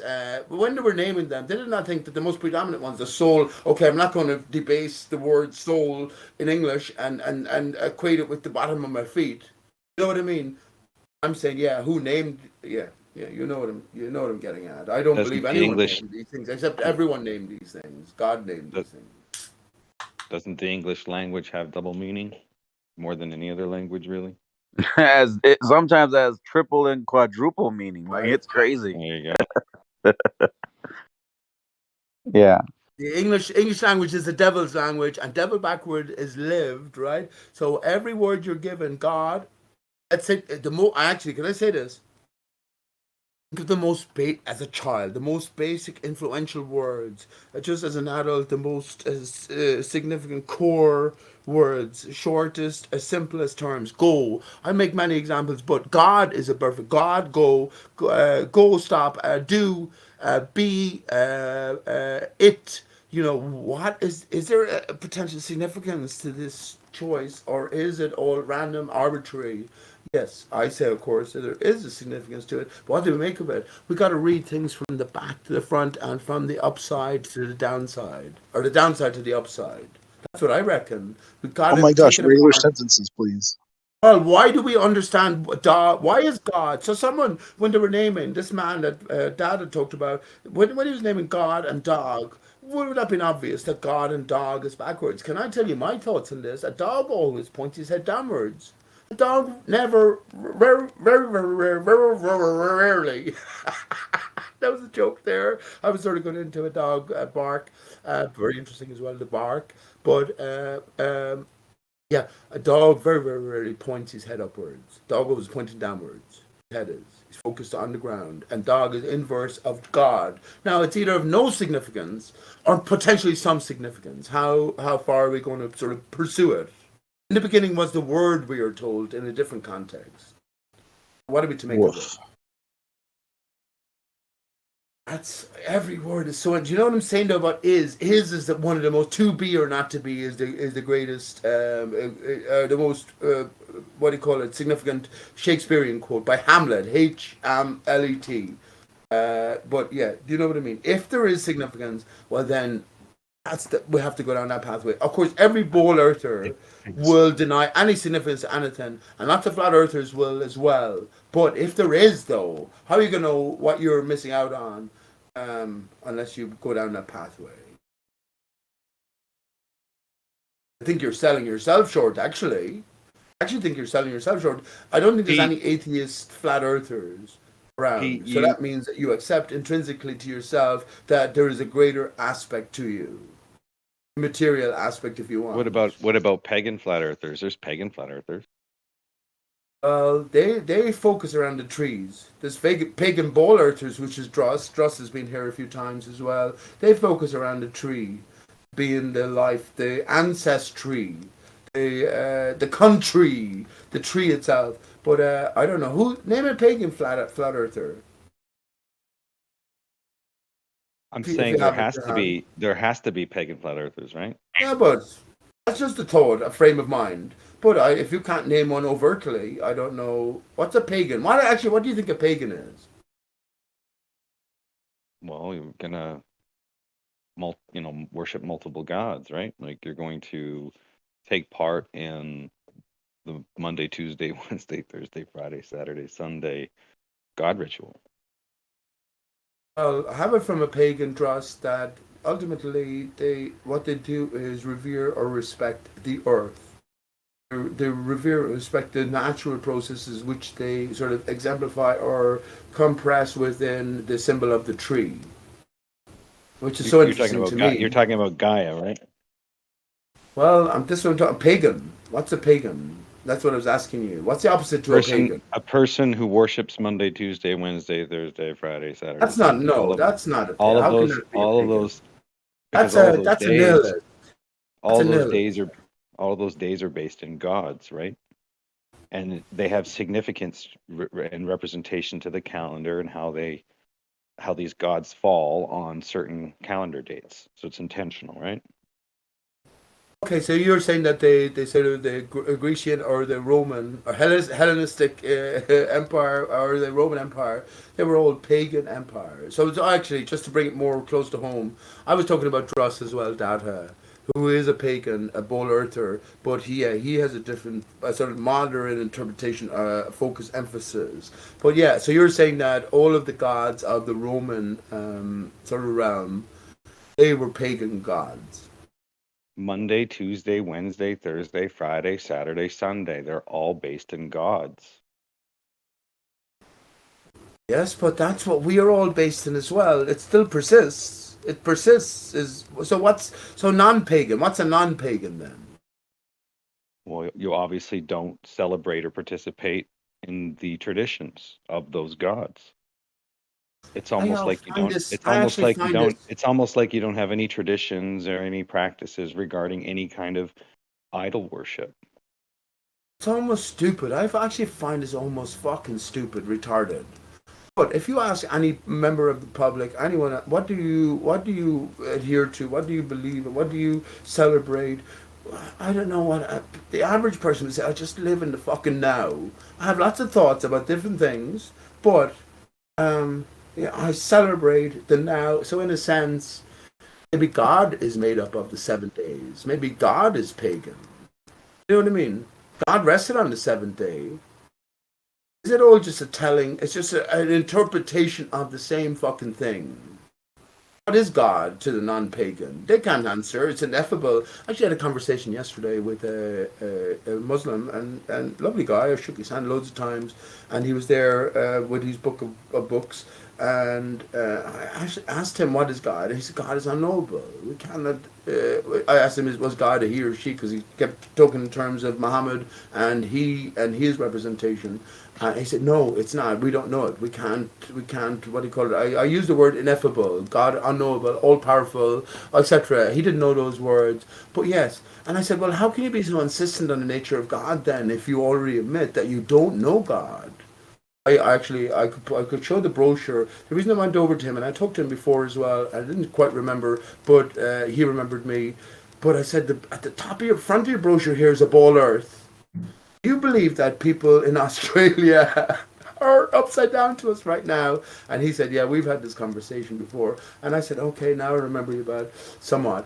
But yeah, that's what I was asking him, and it was along these lines. So if he's selling me some specific God, which is the Islamic God, Allah, but you're also at the same time saying you can't trust the words of man, and you don't know, or man can't know the nature of God. How can you sell God? How can anyone sell anything? Be true and loyal and Well, it remain. would. It wouldn't be selling God. It would be showing a consistent pattern and a recognition of that pattern, and then a language to describe it. And I think without that essential information that's been around us, man wouldn't been able to create the system they have, right? Because of the inherent information that's in the system that they discovered. I think it's about data, and look, I will ask you a direct question, but I think it's about ultimately deciding whether there's wonder or magic to this world or to this experience. Is there magic to this experience we're having, data? True magic, outside of any scientific sort Well, of I think if we always mimic and emulate what we see and believe, right? So we do that as homage or tribute or that's why we do Mm. traditions in the first place. So if our So you know, mind was corrupted, if we were told that it was ingrained within us that we were just little blips in time on a ball, that's just a little blip in a little system within the greater unimaginable extent of the universe, then we would think a different way, wouldn't we, about our own existence, our own place within that existence, our own mindset within our mind. And is that maybe the key? Is that the trick to it? Maybe that we don't know our own power, and it's only by coming back to certain realizations or recognitions that we can, you know, resurrect. We can be born again. We can understand that we have power over the material. Is this what the trick is? Just our change of mind, a change of thought process. Isn't this what flat Earth is fundamentally about? Any pre-flat earther, post-flat earther, God, no God, God. I'm thinking that's probably the general, trend. But God, well, that's why the Bible literalists are waiting at the door of flat Earth for us. I was going, hang on, I'm Irish and I am Irish. What the fuck does that mean? But I was born up. I went to Catholic school. I was taught by nuns at an early stage. I was religious iconography all around. That's my idea of God formulated early doors. Everything then after that, I will compare to that initial formulation. You know what I mean? If I was brought up in a different scenario, different mindset, I would think completely different. Does that mean God doesn't exist? No, I don't think so. But it definitely means that God doesn't exist in the form that you think it does exist. And that's what I was saying. Come to Flat Earth, come to Conspiracy Land, leaving every other official fucking story thrown down the drain almost. And now I have to accept the basic official story delivered to me. Well, ideally, here's what's synonymous with flat Earth, though, and ideally, what's happening is we're going back to certain ideologies, and how is that dictated? Well, you would look at the Chaldean era and Babylonian era, like around I don't know how far back, but like thousands of years, and you would see what kind of gods were. Yeah, you look at the writings. You would see what kind of gods they would worship back then, right? And if you look at earlier cosmology, the Chaldeans, Babylonians, and Chinese, I think Babylonians and Chinese mostly mapped out the stars, but always considered the Earth to be flat, right? That's what the documents say. And it was the Greek mind that came in with the spherical essence, right? Hellenistic mind, of reality. Yeah, Pythagoras. And, yeah. Yeah, and they came along and they, created two armillary spheres, and with that particular concept of placing themselves at the center and projecting things as a sphere to match the celestial body outside of Earth, these armillary spheres would show shadow durations and interval changes, right? So they could. You're a great mind, Dada. You're a fucking fantastic mind, bud. But the point, if as you come to these realizations, obviously, the more so if you take the initial idea and follow it to fruition, the more you're going to be separated from pretty much everyone you ever would speak to or relate to. What's the purpose then? Is there any point to garnering this greater not realization, ultimate realization, but you know what I mean? Is there any point to following this greater path? What's the point? Well, you first of all have to be fascinated in the origins, the primitives, I call it, and if you're looking at that history, well, you got to see who's telling the story. Where's the? It's entertaining to me. So people have to be entertained by it. No, I wasn't talking about the history. I was talking about from your mindset, from your being's point of view. Oh, it's just to tell a story, Pete. It's just history to tell a story, and I found it quite fascinating that there'd be. I found it quite fascinating. It's just an understanding that remains, or a connection, a series of connections that remains in your mind and your mind only until you die, and that's it. You can't share it with anyone. You can't. No, it's more like when you came across, like for me, I was really appreciative of the Library of Congress, man. A lot of really old books were there, and because of the overloaded videos you'd get from YouTube back in the day, I didn't trust a lot of the sources, so I went to Library of Congress and downloaded the books and the stories and the navigators and all that stuff, right? So I kind of wanted to dip my toes in the conspiracy, so to speak, but I also wanted to be like not misled or kind of incited to look for certain things. And when you notice the basic argument, which is it's a tiny little observer, and this is how you can see the change between the Greek mind and the Hellenistic mind, Chinese. Yeah. Hellenistic. Well, no, Hellenistic is the sphere, so it'd be Platonist to Platonic to Hellenistic. Well, it was a Hellenistic age, right? So, and we also have the heliocentric system, right? Exactly. It went from Platonic to Hellenistic. And when you see that in literature and in conversation, I just find that absolutely fascinating. So if you want to tell a story about it, because what I noticed, there was no complete story about it. It was sort of a little disinformation here, a little misinformation there. You know what I mean? And Yeah, of course. it wasn't necessarily about whether the Earth was flat or a globe. Although what was really interesting about I guess the intensity sometimes that would come out, it would be the bait and switch of maybe being ignorant to a certain belief, but or a certain model, but you would either entrap people by saying something purposely incorrect to bring on more debate. You know what I mean? And when you pick up on how to grow a debate, that would be one way to do it. Is right. It's to sort of like appear to Do you turn think the these? tide Do you sort think of through Plato time, right? existed as a man? Do you think Plato existed as a man, Dada?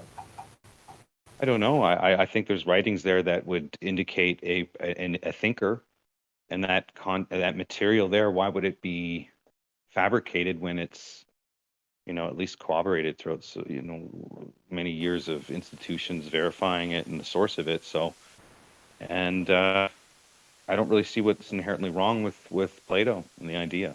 It's just a There's combination nothing of wrong with this the idea, and Neoplatonic. doesn't Plato deal? Doesn't Plato deal in Plato's theory of ideas or ideals?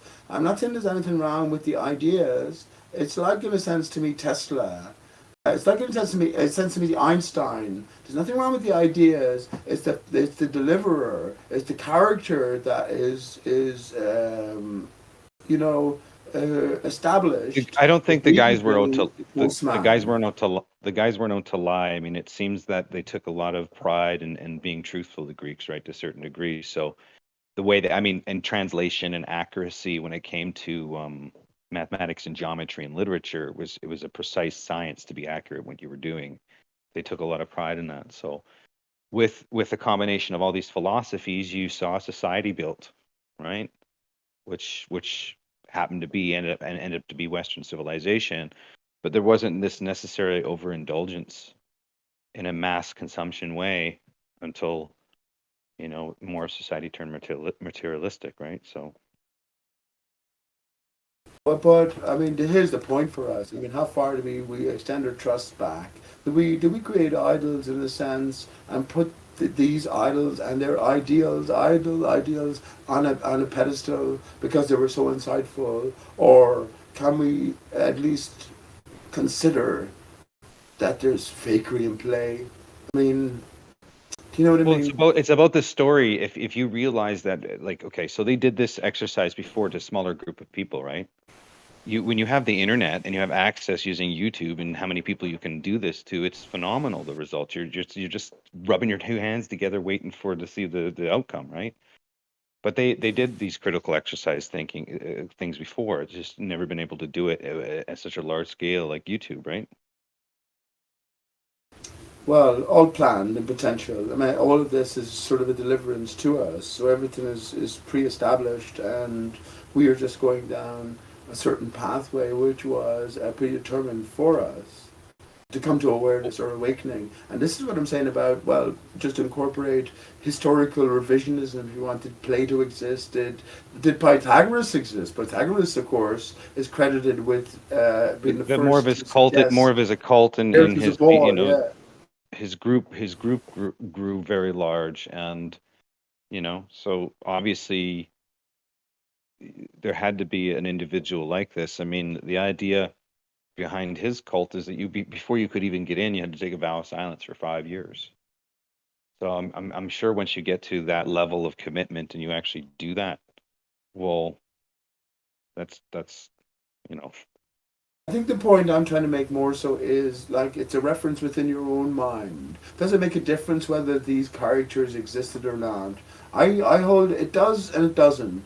The core truths that they're transmitting, they remain are not truths. What would you call them? Sort of pointers, if you want, references. they They have they have remain solid, they have but the character axioms and itself, yeah. postulates. Axioms and postulates, basically, the way I look at it, same as Euclid, right? Axioms and postulates towards um, how they viewed things. Yeah, but does it matter? Yes. So you're ultimately saying that the character itself doesn't matter. It's just what they present. You agree yourself, or do you? I don't know. 'Cause I don't believe the character Plato I existed. haven't. I I have don't no believe reason to. I Pythagoras have no existed. reason. See. I have no reason to say he did. He did or didn't. There's no reason for it. Yes, there The is. information. You're a flat earther. You've come to realize that everything you've been told is a fucking lie. So an official story being No, true is the no, same as the no, no. Bible What I literalist think is waiting at the door, it's bud. not a lie. See this is what I've this is about learning the story.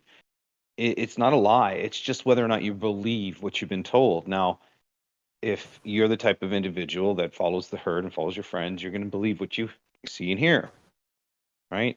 Naturally, if you have a disposition not to, then you're going to go find out what you're seeing and hearing, see if it's true. You're just looking at an exercise on a large scale that maybe inspired more people to do that. But as a That's what I grand was asking. scale, What does it as a matter? grand scale and Okay. as a whole thing, no, not That's what I was everything's a trying to lie. get No. to. But that's what I was trying to get to begin with, which was, what does it matter for the mind of the individual? You're only in your own shoes all your life. Is it a deception in the ultimate sense that, okay, you've come to incorporate certain facts or relationships in your mind, but at the end of your days you're still going to die the same. Doesn't matter what you know in your head. You know what I mean? What's the point in it? Is there any point in having the internet right now? Is there any point in any of us talking? Where does it lead us? Where does it lead? Where can it lead? What Well, to understanding? you're here for a reason, right? You come to this thing just like I come to this thing, is to kind of express thoughts and ideas. Yeah, so I got to So decide so whether I Plato so was real or not. I tell you, sure. bud, So I you got to come here decide and whether you Aristarchus is real or not. And this led me to my. Let me just say this, Dad, please. This is my whole point. I'm not trying to catch you out or anything like that, but I'm telling you how pivotal. I will answer all of the questions I asked you deliberately and definitely for myself. But I had to decide that characters like Pythagoras, Plato, and most particularly Aristarchus were not real. Now I look at the story that's delivered to me from them or from the scriptwriters in a different sense, there for decoding. If I took it literally, it makes all the difference in the world. So that's what I'm just saying from my point of view. And I was simply asking your only, because I love you and fucking respect you, bud. You're one of the greatest minds going. But yeah, that's what I was trying to get at. What's the point in having or all this information in our brain? Does it change our life, our destiny? I have my own answer, but I'd like to hear other people's answers as well. You know what I mean? well, if you Oh, look at any shit. I'm sorry about that. civilization, Long-winded. if you ever look at any civilization, they take over by conquering or whatever, family marrying, they're gonna take over their scholars' works and their philosophies and things that they built their cities off of. And so, if you eventually get enough data together because you grew to be a large, powerful civilization, you could go through the best of that data and provide the best philosophy, mathematics, healthcare, right? So when you say it's the purpose of conversation is what you're here is to express whether discontent or you want to find the truth for whatever reason. That's why you come here. So there is a purpose. The purpose is to gather Well, all the I data, the gather. information, and build a story for yourself. And look, I appreciate it, bud. And this is the fucking difficulty, isn't it? What do we do about this? We've been given maybe the internet, in a sense, You is have been massive given the books. gift. You've But been hang paid. on, You've been. let me just say Hold this. on, hold on, Maybe dude. Listen. You've been given the ability to take the information and translate it to song by singing and playing. So you already have a greater gift than a large majority of the population. So you have been given the idea. You could sing about Pythagoras, buddy. You could belt your heart out, or Plato. Plato yeah, we sucked. should It write a didn't song exist, about. right? You're musical, Well, bud. I think you're musical, aren't you? I like playing, yeah. But That's fun. We should, you, me and you, bud. Me and you. If we went into a music room and just Pythagoras, right? So the whole idea, the song we built about Pythagoras, but in a flat Earth reckoning, I reckon Pythagoras. Yeah, he didn't exist. It's a whole. It's a whole. This is I my would point of disagree. view. I would disagree with you because if you're going to talk about music, do you understand that?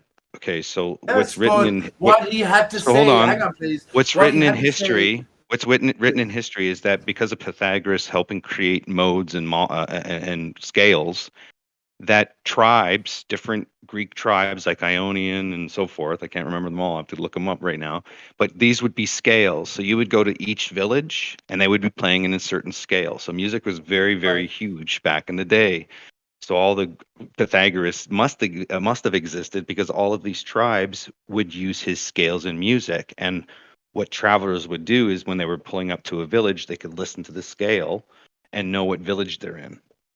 What do you mean? See, there you go. Hang on, please. I'm not taking away from this universal sort of. I'm not saying not even universal. There's lots of different scales, but I'm not taking away from this universal connection we all have. What I'm saying is the character of Pythagoras didn't exist, but what he had to say is absolutely of value, of great application, and of great encoded significance.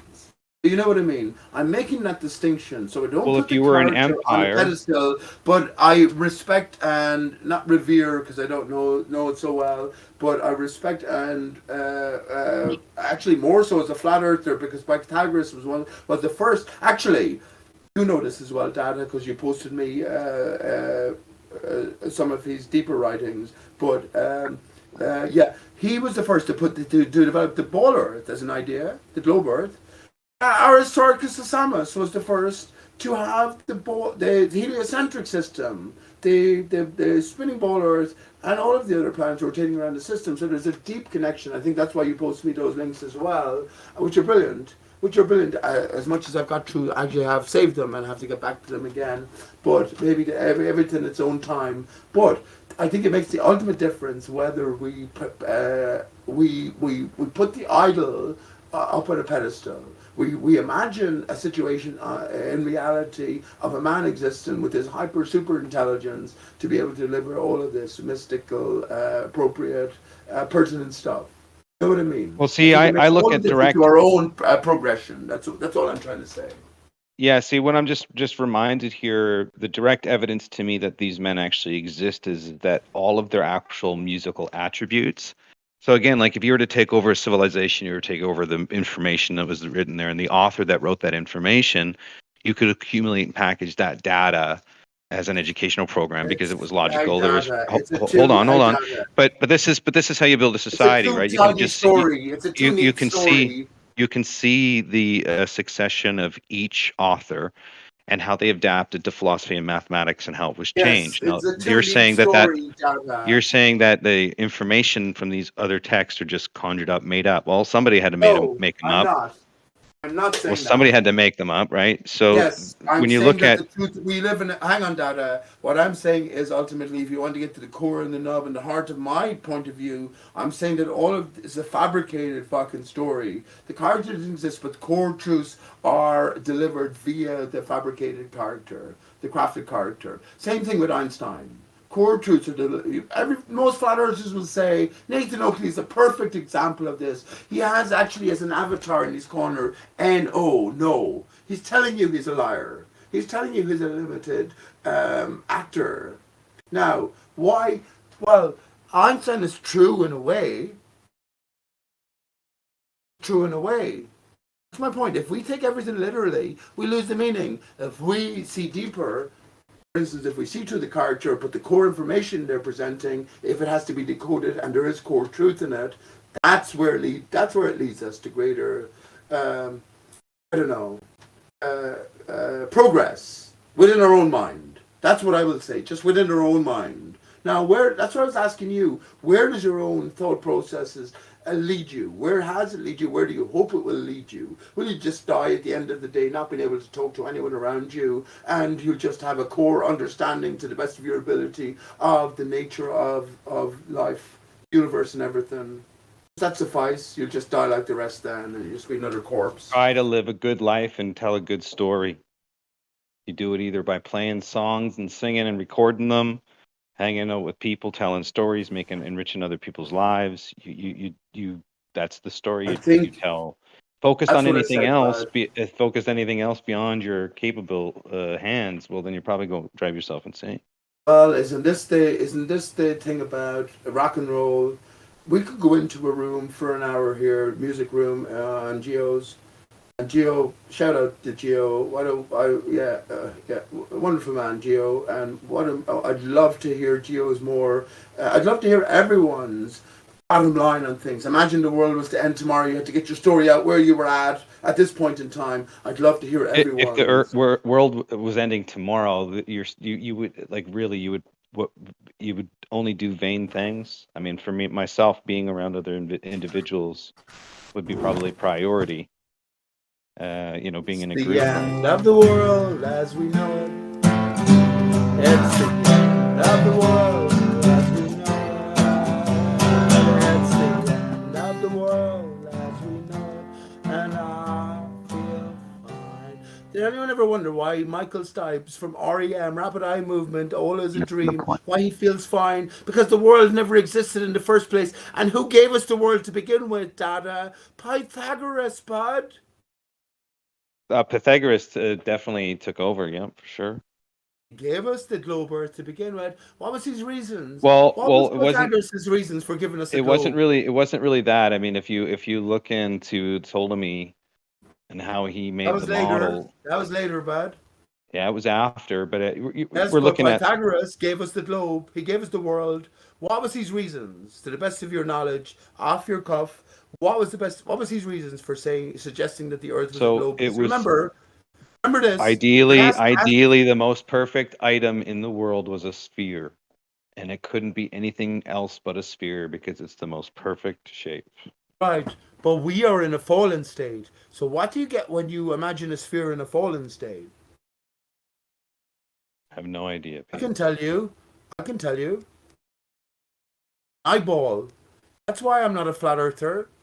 I imagine the Earth now, tree stump. There's a tree below, generating a barrier which separates the Earth, a massive scale, separates the Earth round from the waters beyond. There was a tree atop as well, but the tree was cut, and it was generating a similar barrier. The tree was cut. Now we have a much collapsed barrier. We're living on the surface of it, little ants as we are. We're all just as big as we're small, but yeah, little ants as we are. Do you know what I see when I zoom out now to ISS distances and beyond? I see an eyeball. I see a globular Earth in motion. I see an eyeball, but it's a collapsed form. It's not a perfect sphere because we are immersed in an imperfect state. And if you don't believe me, all you have to do is look at your life's motivations. Life is about sex and death.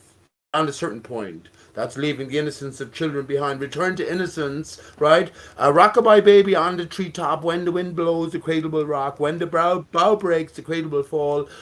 Down will come baby, cradle and all. We are told at the very start that we are in for this bittersweet, divided affair. Do you know what I mean? So yeah, now when that sphere Earth comes into place, a fallen sphere if you want, maybe there's some pun to be made out of that or some wordplay to be made out of that.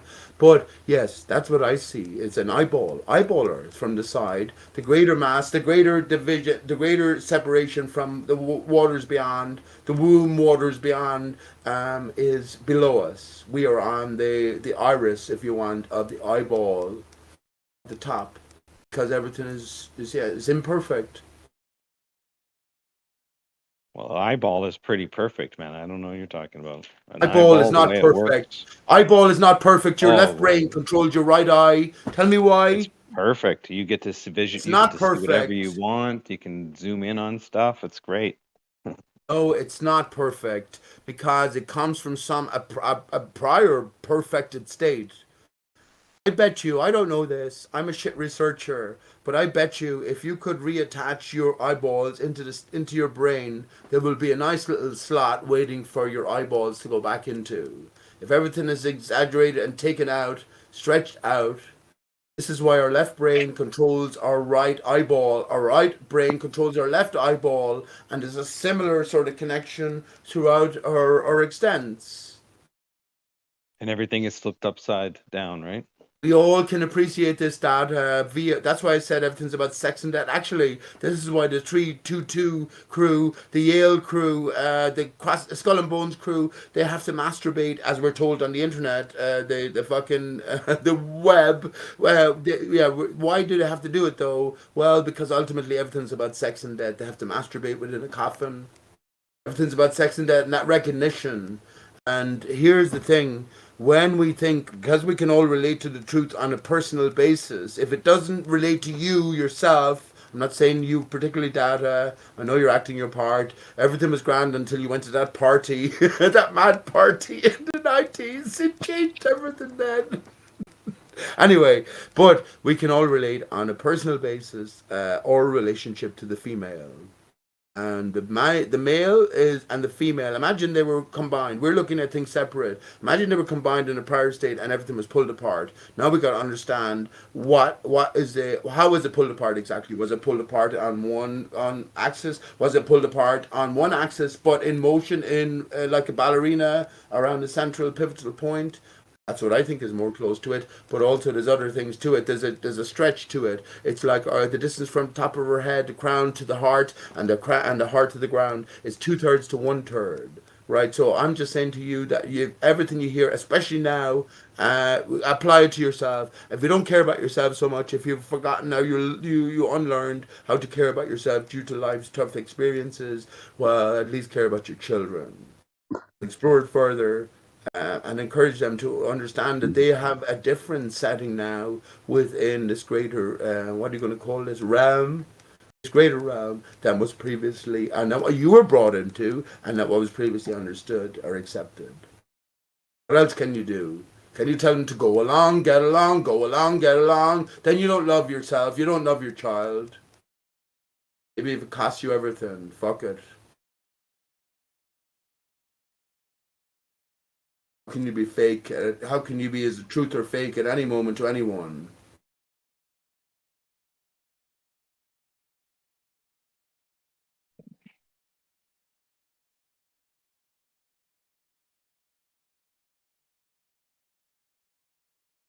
That's so interesting, though. Pythagoras, Aristarchus relationship. That's so interesting. It is really so interesting. And can I say, it also goes back to Bacon, I was talking about earlier on, and also J.A.'s and all the rest as well. Which is the most particular assumption that their current model is based that what is it based? So the current model they accept in all of its exaggeration, all of its extrapolation. What is the prime assumption? What is the prime foundational pillar? You either have two things, as far as I'm concerned, that the Earth is either stationary, the Earth is in motion, or the Earth is flat or it's round. And not see no, it's either that the Earth's surface that we're all on is in motion, or that the Earth is a ball. So Pythagoras says that the Earth is a ball, and when I asked you about it, you said, well, it's the perfect spheres of God ultimately. But yes, they're dealing in idealism. So that's their foundation. Then they're on shaky territory, or haven't they surely to be on unscientific territory? Because you're talking about a philosopher of 2,000 years ago and beyond, 2,500 years ago, whatever. But yeah, he starting off this first nail, the first fucking pillar, which is that everything has to be a sphere because it's philosophically sound to be that way. Fair enough, no problem with that. But I will say to them, he didn't have a fucking telescope. He didn't have the internet. Well, who the fuck was he? How am I supposed to know whether his assumption was right or not? You're telling me that his assumption was right because your model now that you clarify and classify and you sell is validated based on Pythagoras' initial assumption. How wondrous is that? How coincidentally, how divine almost is that? Yeah, anyway, you understand the point I'm making, anyone listening? I reckon Pythagoras is a good, there's a TH as well, Thromby. If someone is listening, they'll know what this means. Thromby.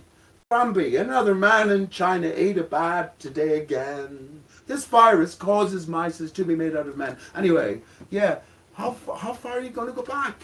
How far are you going to fucking trust the story? Pythagoras, I reckon the Earth, if we're all in a construct, Game of Thrones like construct, and we live forever, we've just entered into a limited setting, I reckon the Earth was destroyed by fire.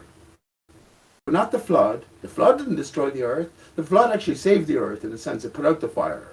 That's what I reckon. That's what I reckon. Pyramids. Pythagoras. Alice in Wonderland. I know there's lots of gamers here. I haven't played the game myself. I can't even remember the name of it, but it's about Alice and Beyond or something. It's a very popular game. But within that, they show that the Earth was destroyed by fire. Actually, here's another great one. Here's another great clue for us. Space was made. Hang on. Space may be the final frontier, but it's made in a Hollywood basement. That's a quote often referenced by flat earthers to oppose ball earth. You know, that there's insiders letting us know in a certain way. It's almost too obvious. I bet many people haven't looked through the whole video. Well, within a section in that video I noticed years ago, there is giant trees being felled by fire. By fire. So you know what I mean? If the surface clue is the only thing, which is the obvious clue you're only going to dwell on, well, what are you missing if you don't go further and you spend all your time debating against people who will say your surface clue is ridiculous, you're retarded. Anyway, that's why I mentioned pyramid and Pythagoras.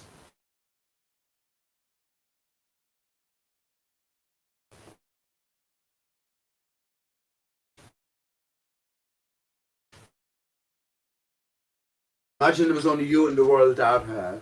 You probably already know this anyway. Imagine there's only you in the world, and that's all there is you in this world.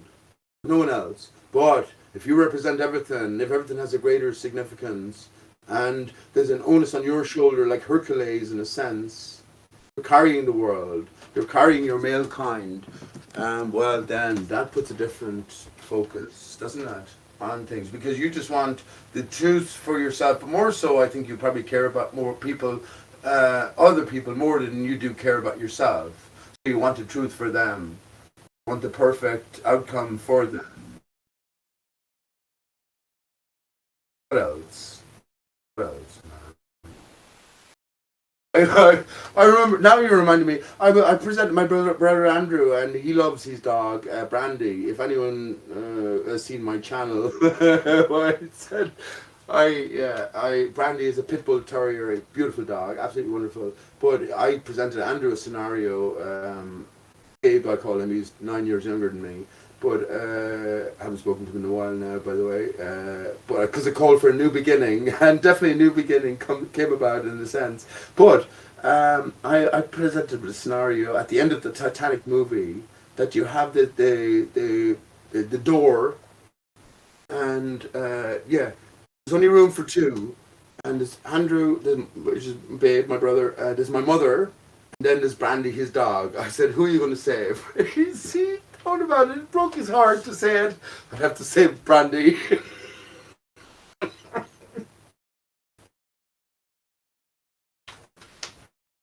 That's so funny. That's a side story. Just, of course, at the moment, I was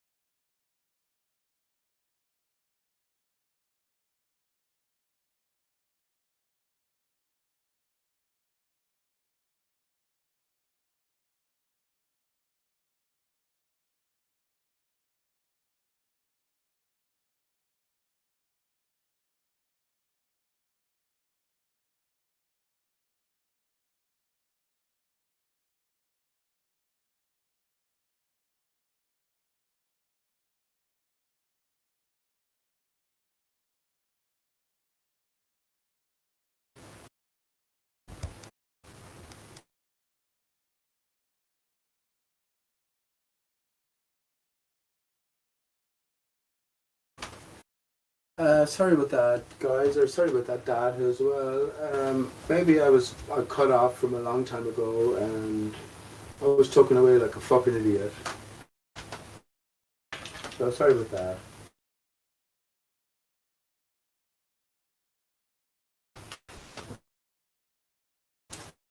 If that was the case.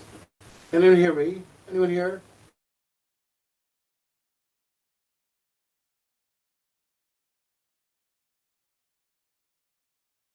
Yeah, I'm here, bro. What's up? Yeah, I'm here, Pete. I'm here, Pete. All right, bud. I was talking away, and I didn't hear any. Had a great chat with Dad. We're talking about Yeah, I was Pythagoras. listening. It's very good, though. It's a very, very deep sort of delving, but at the same time, it's a shallow delving.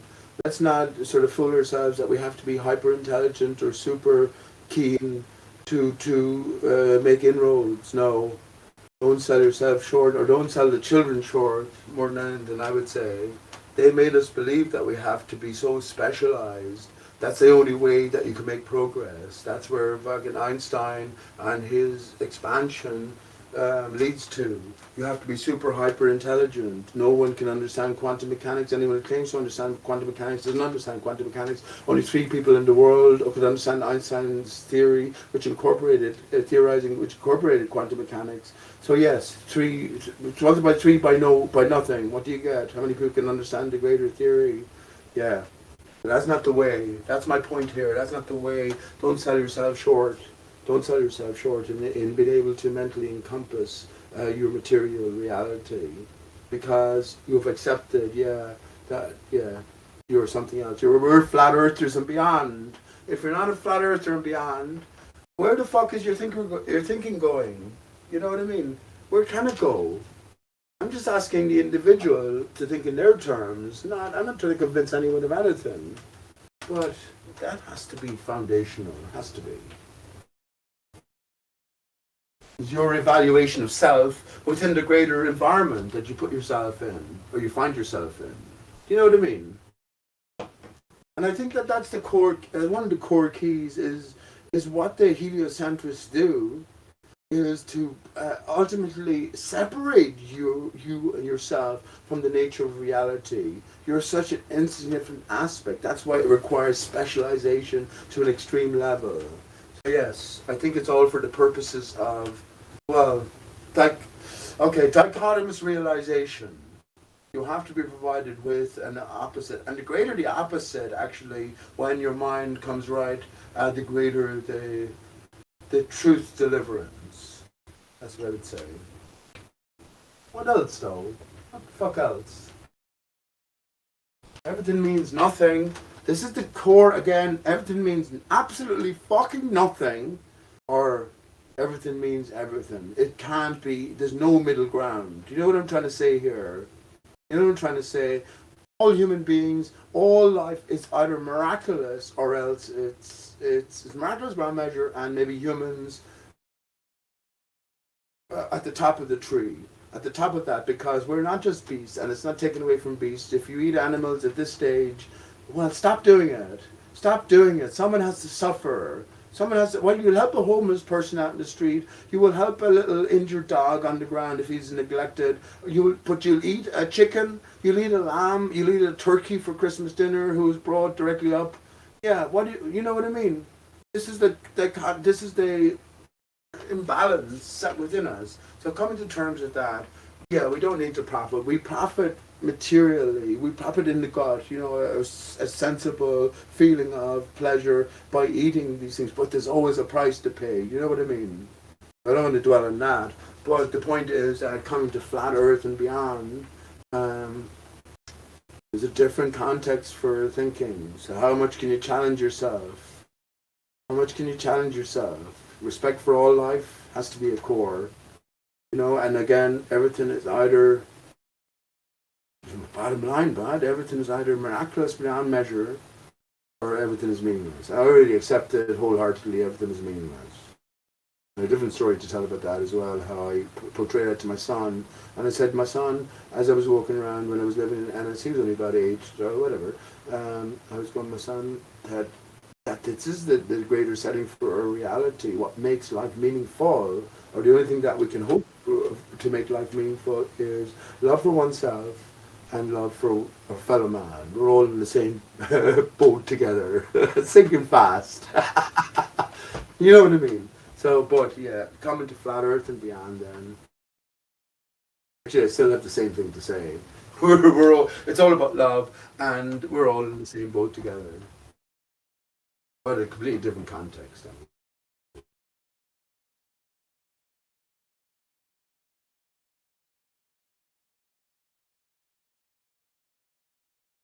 And can I say this to you? Just to tell you, just to let you know, whoever might be listening, who's on an honest, upright path. This is why we have the word clues so significant. 9/11 was solved by September Clues Forum. Mark Sargent solved, in a sense, Flat Earth with his Flat Earth clues. What does it mean to have clues? Is it just a greater setting? Is it a greater setting and we must follow the clues? I wonder. Anyway.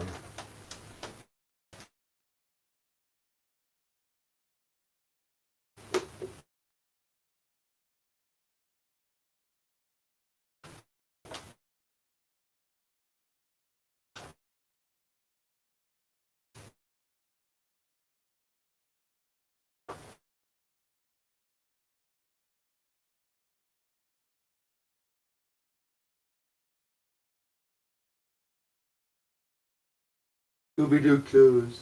Scooby-Doo clues. So again, another dichotomous sort of position relationship. Science is following the clues. They're seeking out the mind of God, and they're making the best representation possible, going into the greater unknown expanse. No, not say no, but that my opposing position is that the clue, the solution is already written. So we are just making our way through a process which will take us to the greater pre-existing delivery. I think this is what Back to the Future is about. What does that mean, Back to the Future? Yeah.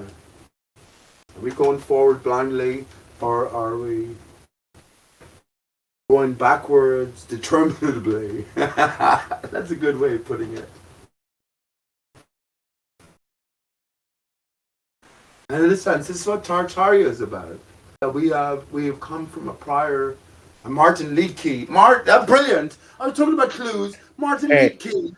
Hey man, I never noticed that the Back to the Future. I never noticed the double meaning there. There you go. There you go, bud. That's why I started talking about Martin Leakey. So as flat earthers, as we move beyond it, then what we led into Tartaria. What do you call him? Saint Pierre. Shane Saint Pierre. I'm actually Shay, and my name is Peter. So in a sense, I could be Shay Saint Pierre. But Martin Leakey, he left flat Earth in a sense, but then Tartaria came a big thing. So yeah, in the relatively recent past, everyone knows here about this, but yeah, that's what we're led to consider then, that we're in a sort of deteriorated state, which pales in comparison to a prior state, a heightened state, and not relatively long ago as well, a couple of hundred years. Like in 1940 or 1845 was a pretty pivotal time. You know what I mean? So you're only talking about 150, 170, 180 years, 200 years, let's just say. So that gives a different setting then. So we're presented with this thought consideration, because that's what it's all about, your thought consideration within your present now mind. So if that's another layer to the game, again, Martin lead key. The name of all the actors has to be revealing. Antonio Subarat's most revealing name. Subarat's backwards, Star IBS. Anyway, but you know what I'm saying here? That we're led down a pathway, and yeah, which way are we bound? Do we go to the future, the blind future, or the knowing past? Anyway. And who cares? Who cares what way you go at the end of the day? That's what I was asking Dada. Who actually cares at the end of the day where you go in your mind? If you have no chance of affecting the greater outcome and the greater powers that are in play throughout history, with their past, current, and future plans, who cares then? Who cares? And that's where I say, well, I have a different answer. Yes, everything matters. It's not as if nothing matters. Everything you think matters. Everything you think, say, and do matters. Because you are, you're not just the king of your own land. You're not just the highest authority. You're a co-creator, and you are divine. Divine. What are you going to say? What are you going to do about that then? You knew you were. What would you do? What would you do? I know for certain we weren't with evolutionary theory. Evolutionary theory only came out of spinning ball earth theory. So ultimately everything goes back to spinning ball earth and expansion upon.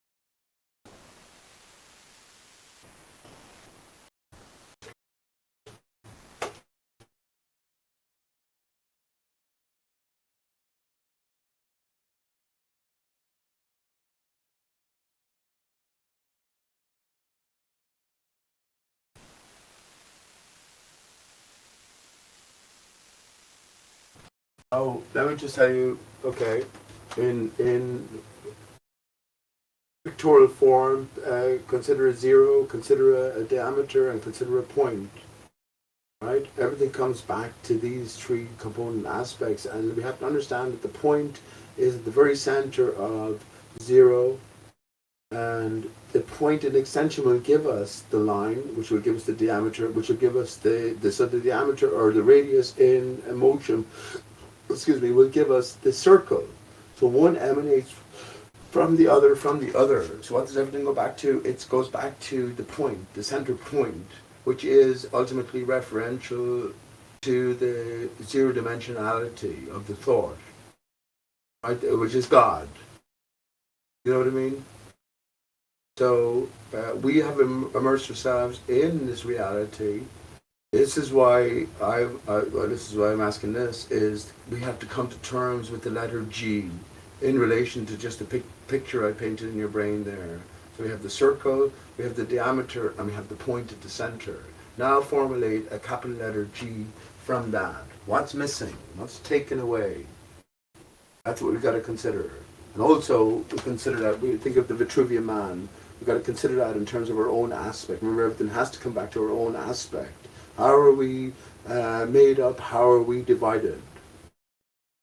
Where is the circle broken? If you twist the circle once, around the heart, if you want, around yourself, then you get the 8, the symbol for infinity.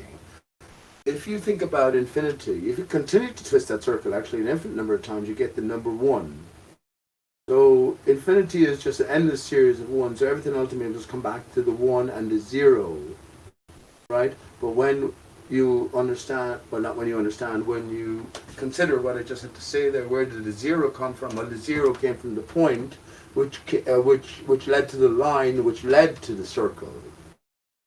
So there's this interconnection between the 0 dimension and the 3 dimension, and it's sort of expression. That's what, yeah.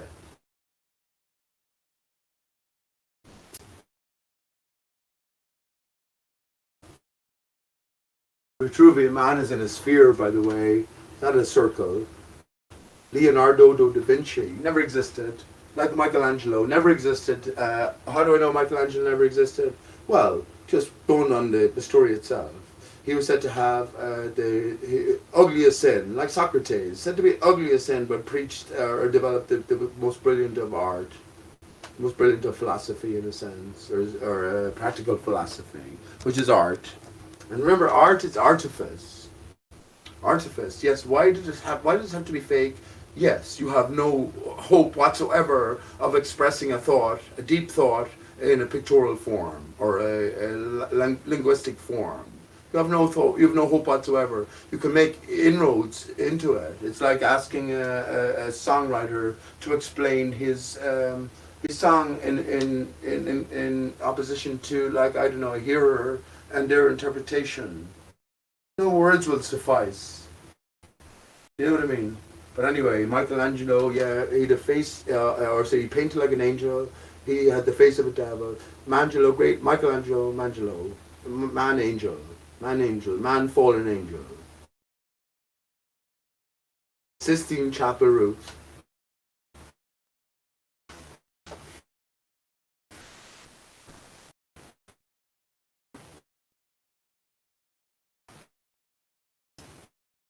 But just like how many people have examined the creation of Adam, Lord God has 6 toes.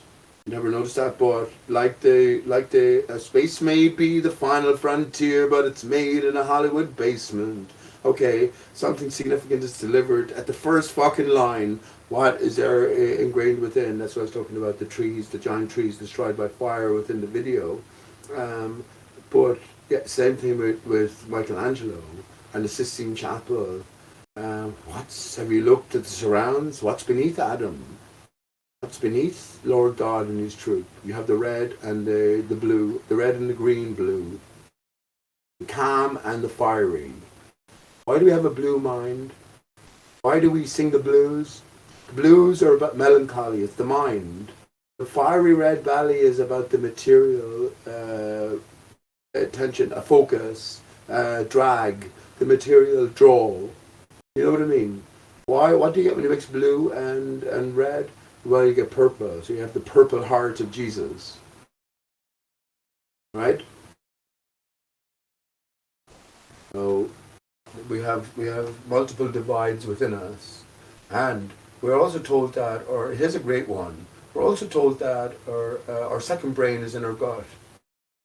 That's where you feel. That's where you know things before you know things. But yeah, Einstein saw the universe from his brain.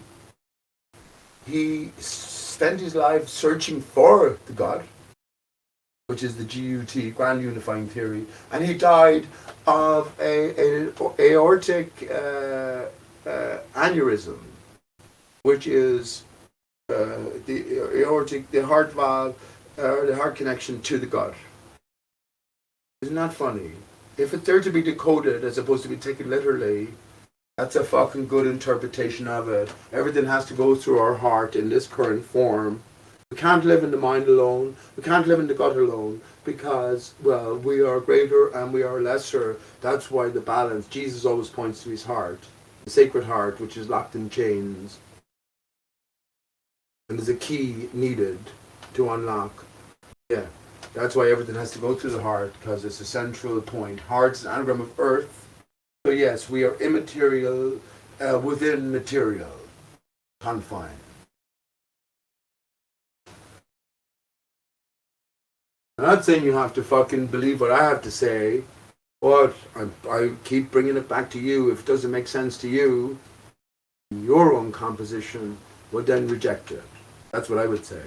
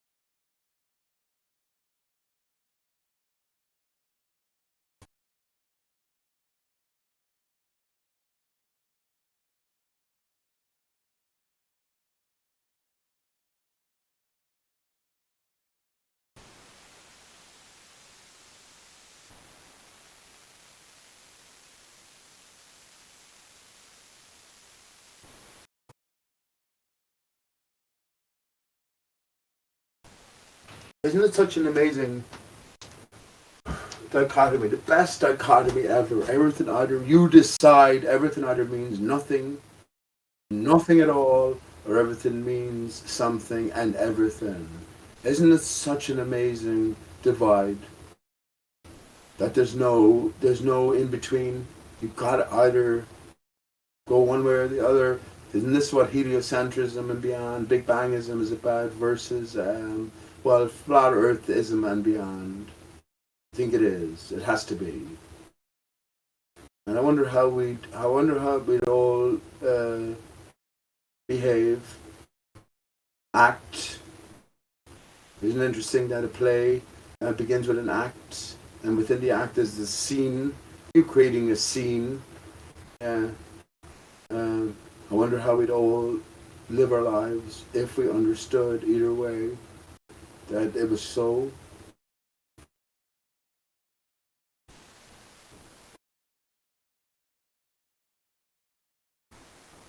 Hey, is Jesse there? Jesse, you there?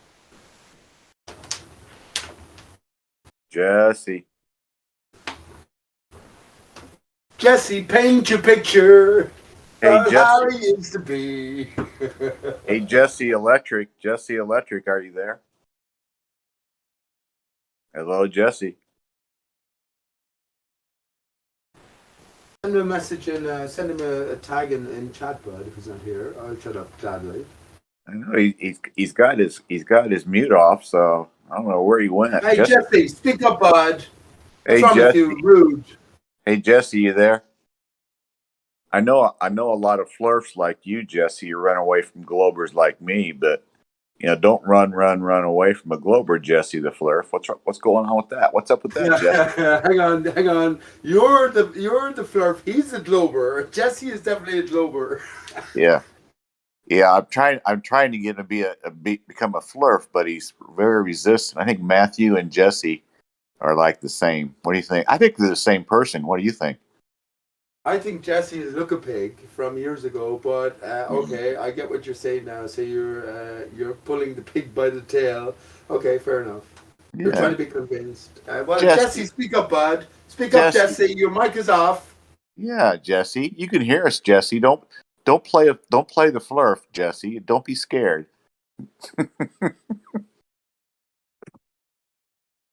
Jesse knows when he goes up against a Glober like me, he's intellectually demolished all the time. So that's the problem with Flurfs when they talk to Globers. I like it, bud. I like it. Yeah. I'm already on your side, so I'm not going to give you any resistance there. It's pretty funny how they've painted us as stationary topographical plane believers. And what we think about them is kind of funny. It's actually while we're waiting for Jesse, but it's hilarious. I've asked the question for years now for any bowler to come up and demonstrate some basic foundational principle of their spinning ball Earth, whether it be from curvature to motion of the Earth to gas pressure without a container. They can't do it. Anything and everything associated with their model is fantastical.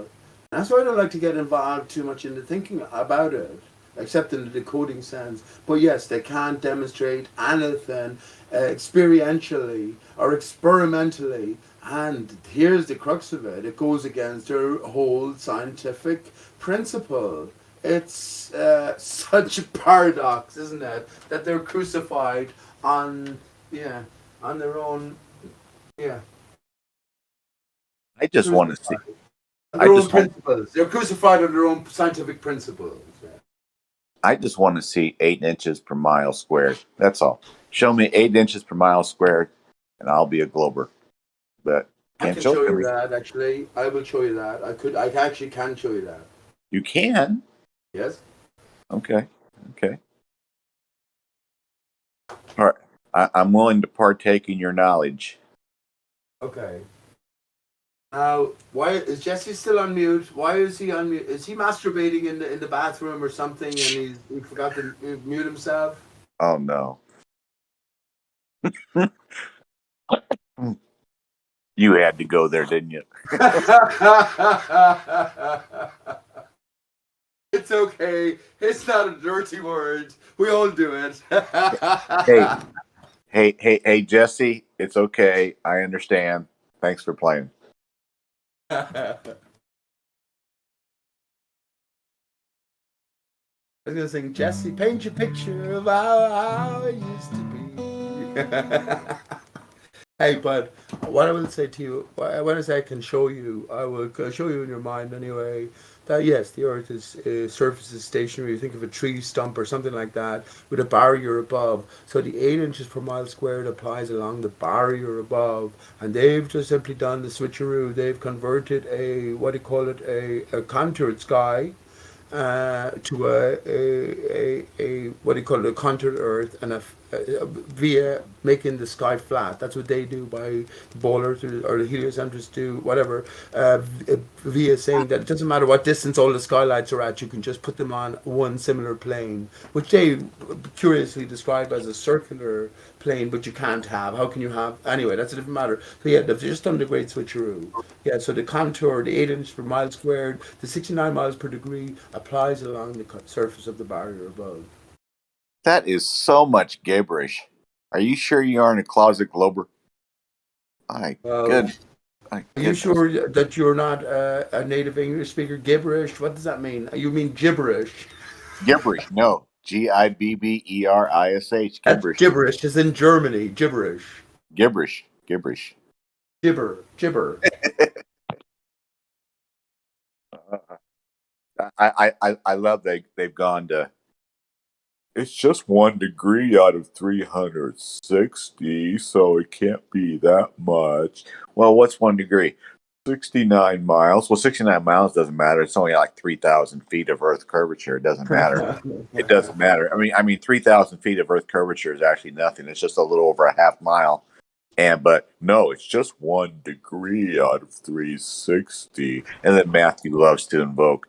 It's only refraction's only like 0.0001036.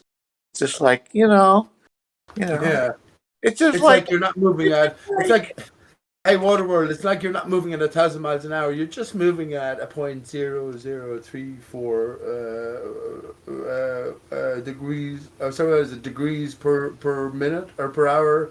Do you know what I mean? How they transfer such a real experience. The only way we can gauge movement is by our experience on Earth. We know what it's like to cycle a bike or to run along or to drive a car, to be on a plane. But yes, they transfer this figure that they stand by, which is 1,000 miles per hour at the equator, but they transfer it to an insignificant figure of 0.0034 revolutions per hour or something like that. Yeah, I like the mental gymnastics they put us through, and then when they put us through mental gymnastics, we run back and watch who's winning in our favorite football game on TV. We don't care anymore. Well, when they put you to mental gymnastics, you eventually learn to bounce the right way around, right?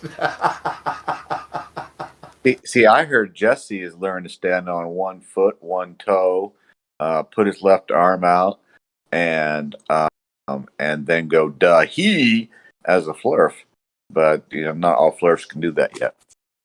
Yeah, he's not here anymore anyway, bud. Yeah, so, I don't know what's up with that. They don't like every ball earther has their speciality. They don't like being but they don't like being quizzed in a certain way, maybe outside of their speciality. And I like your attitude. I like your approach in a sense. I do, Borderworld. I do like your approach, and I don't think they can handle it. Where's the rest of the board? This is a prime time viewing on Geo's channel, which is probably the most significant channel in history in a sense, where it's open conversation about such pertinent topics. But where's all the ball earthers now? Where's someone else jumping in for Jesse? Jesse's dreams are never free. Yeah. I think Jesse's reading up on his 1 degree out of 360 that it's just 69 miles, and he can tell anybody it's just 1 degree. Yeah, but I mean, When you this is what I'm saying. This is what I'm actually saying to you. That's why I answered you as I did, Waterworld, is because, okay, we recognize the lie, but is there an associated truth? Yes, I say there is. That contour applies to the curve of the sky, not the Earth's surface itself. when when you I almost can't say it. What are you You giggling say at? when Don't you? you If say you kept giggling, I'm going to start giggling now as well. when you when you say 1 degree, it's 360 degrees, 69, miles in a degree, so that's your circumference. When you say 69 miles is just 1 degree, everybody goes, well, it just went from 25 degrees outside to 26 degrees outside. That's what they think. They don't think 69 miles and 3,000 feet of Earth curvature. They go, well, warmed up or cooled off outside by 1 degree. No big deal. Now, I listen. I get what you're talking about, Brad. And ultimately, the circular nature is regarding the skylights above, which go around a barrier above. But 1 degree. But is there truth to everything? Is there truth to everything in a way? I think that's what we're challenged with. It's not just deception for the sake of deception, which leads down a blind alleyway. The deception or the lie has potentially been built on the truth. So is there some sort of inversion or transformative Lorenz transformation needed in order for us to come to understand what is really going on, which is maybe our ultimate mind's quest? You know what I mean? That's what I'm trying to invoke here. The reason Jesse's not joining us, even though his mic's off, is because whenever he engages me in the Glober, I intellectually demolish him. So he's hearing everything we're saying, but he doesn't want to get intellectually demolished by. That's the fear of all of them, bud. And look, fair play to you. It's a tough gig being a spinning ball Earth defender at this stage, isn't it? It really is. I said, let me just say, Waterworld, I don't know how long you've known me. I've only known you relatively recently, or how long you've heard from me. But I recognize early doors, that the spinning ball Earth can be ruled out in mathematical probabilities alone, because every single selling aspect of the ball is problematic. So mathematically, probability-wise, yes, it accumulates, and it accumulates exponentially as well. So if you have 100 talking points, and every single one of those talking points are problematic, then the chances are, by the end of it, that at least that it's absolutely not true. It can't be true. It can't be true. So every one of the ball, from motion of the Earth's surface to rotundity and beyond, every single one of the ball arguments are problematic. So yeah, I realized that a long time ago. It's merely a mental exercise, but if there's a greater design to it, here we are in life, in the lie. Do we understand that the lie is delivered based on the truth? So can we not just throw the lie out, but we can take the lie, invert it, twist it, contort it some way, and get us closer to what was actually and only ever in existence.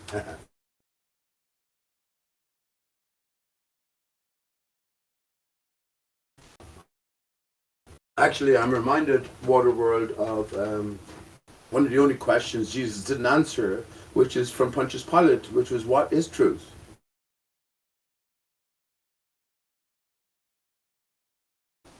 Remember that setting? What is truth is what the Roman Empire of the day said it was truth. Yes. Yeah, but I think Jesus didn't answer because Jesus himself, in the literal form, is not true.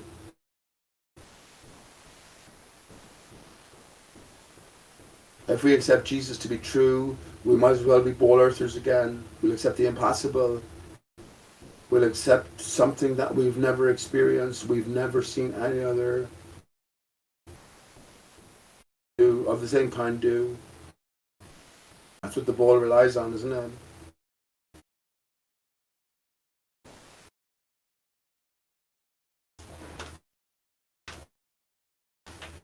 And by the way, though, at the same time, I will clarify. I will just add. Jesus is my best friend. I have to say that. But it's in a different sense than.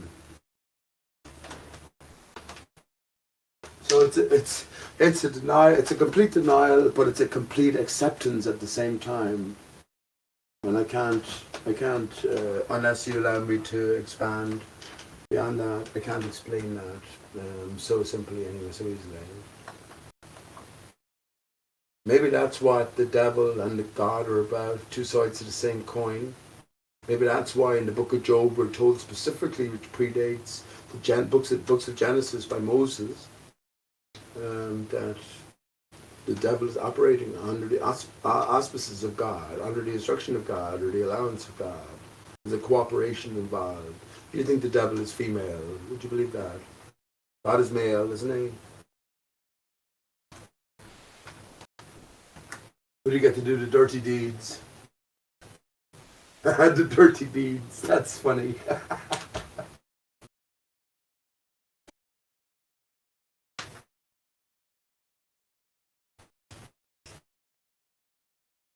I have the opportunity here it's about 4:43 here in Central Time. At 5 o'clock, there's a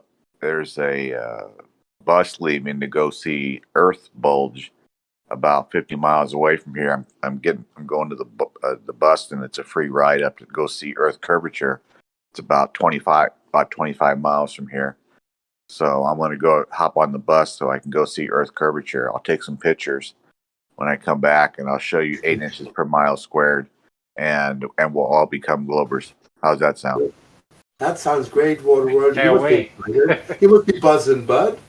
Yeah.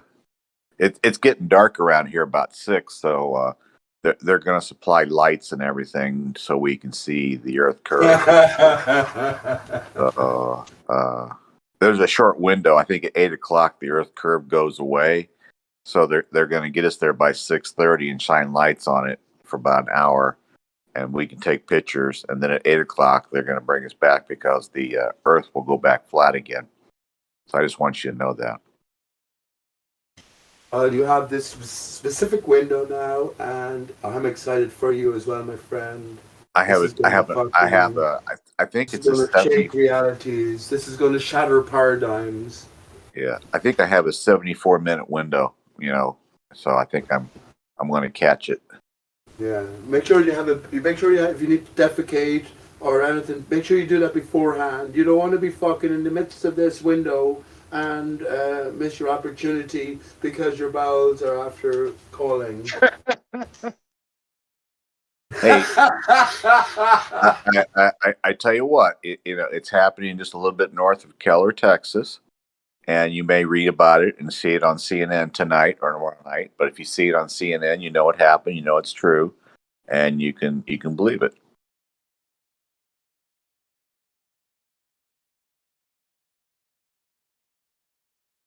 CNN is like sin, isn't it? CNN, sin.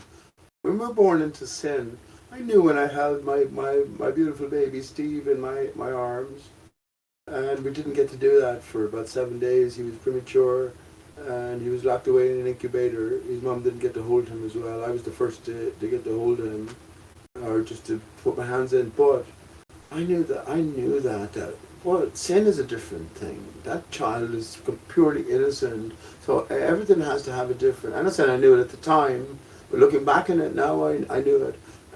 But yes, we look at the letters. So CNN is also SIN. Now I is me, so I'm the core pillar here. Everything stems from me. What does the S represent? Well, we're born into sin or into a divided state. So if the S is divided, can we make anything out of a mirroring inversion of the S and an overlaying with its original? I say, of course we can. We can make the 8 out of it. Can we make anything out of the N itself? Because the N is a letter of division as well, where we have the 2 pillars and we have the opposing sides, top to bottom, connected. It's almost like a deviation from the H itself, H-human. So if we're born into sin, are we just been told we're born into a divided state, just like the hey bud, I don't know what a word. If you have children, I'm sure lots of people have children listening, but we sang it, rockabye baby on the treetop, when the wind blows the cradle will rock, when the bough breaks the cradle will fall, down will come baby, cradle and all. What the fuck am I doing, terrifying my child like that? This destruction, a beautiful sweet lullaby, but if we never pay attention to the words, or unless it's too late anyway, what a horror What's story. up, Ruhif? What's up, What a bro? horror stories, but let me just finish. I know someone's trying to get in. Pete's been Let me just talking finish. for What a Pete's horror. been talking for 14,000 hours. Welcome to the show. Yeah, thank you. It's What's cringe the haps? beyond cringe. If I ran your server, Geo, I'd just boot Peach. I'd just boot him. Why would you do that now after I sang a beautiful lullaby? You dickhead for saying that. You cunt. Come on, I love Pete. Come on. Cunt for saying that after I Jesse the sing in the Fleur. lullaby. Why do you? Well, Jesse you're the a cunt Fleur for whoever there, said huh? that. I don't know who it is. You're a cunt for saying that. If I ran the server, I'd boot Peachy. Yeah. Hey, Jesse the Flurf, are you alive now? Did you wake up, Jesse? Jesse. I'm making some chicken parmesan. Hey, Jesse, if I go to a play like Shakespeare, I go to a play and there's like 4 parts to the play. After part 1, what comes after part 1? Oh, pick me. No, Jesse. I want Jesse the Flurf to tell me. I don't know if he knows or not. Yeah, I literally got eggs and flour on my fingers, bro. Okay, I want to answer it for you. After part 1 comes part 2. Oh, I was going to say intermission. Act 2, yeah. Intermission? Oh, intermission's after part 2. Maybe not. I haven't been to. I'm trying to see how smart Jesse the Flurf is because I hear Flurfs aren't very smart. So Jesse Electric? Yes, he's electric. He's electric. Or Jesse. Jesse, if you go back to school and get a little bit more education, you'll probably become a Glober because the more education you have per Matthew Learns, the more chance you have of being a Glober. What do you think about that? Yeah. Yeah, the more chance you can be back to tarded again as opposed to retarded. Hey, Jesse. Is that a thing? Pro-tarded? Jesse. Just tarded. Jesse, you need to appeal to regurgitation. That was good, Gio. That was good. Yes. God bless Jesse the Flurf. I pray for Jesse every single day to my God who believes we live on a spinning ball, who created a spinning ball. Yep, that's who I pray to. Jesse, you could always sell any dream to me. Well, at least we know Jesse's alive. I feel better now. Oh, flirts are all the same, Waterworld. All these flirts are a dime a dozen.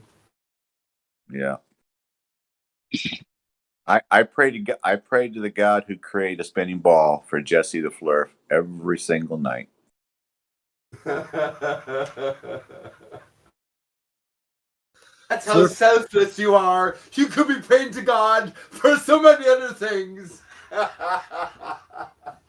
care about. Flurf isn't a word. Flurf isn't a word.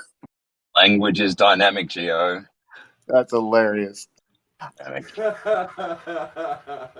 If Flurf hasn't been Geo, if Flurf isn't a word, why have I been called a Flurf like 4,000 times in the last year? Yeah, because these are people that speak gibberish. They don't speak English. Apparently, they have some mental thing where they don't speak English. Apparently, you mean gibberish, Gio? You pronounce it gibberish. No, it's pronounced gibberish. Gibberish. No. J, is it? The J sound, right? Gibberish. Surely. It's okay. I know how to spell it, so it's fine with me. Hey, who is Papa Flurf? I wonder. Oh, if we have Jesse Flurf, then we must have Papa Flurf too. Okay, I like it. Is that Ruhif? My You Papa Flurf, reckon? what? Are you? Well, Are you? can I say actually Jesse Flurf would be Jesse is a sort of a shortened term for Jezebel. So Jesse would be what's her name? Smurf. So whatever the equivalent. I can't remember her name. The good-looking one with the fanny. Hey, With Jesse. the fanny. Hey, You say Jesse. fanny. Jesse the Flurf. I got to catch my bus. It's going to go show me Earth curvature in Keller, Texas at 6:30. So I'll come back with pictures and show you Earth curvature at 8 inches per mile squared. So Jesse, take care. Ruhif said he found it. He found it. Yeah. Okay. He just has to calculate 7 over infinity. 7 over infinity r. Infinity over 6r. What is it, Ruhif? Your flat infinity refraction formula? Well, if the density gradient is very strong, yes. It makes the Earth flat. It looks flat, yeah, like Black Swan, yeah.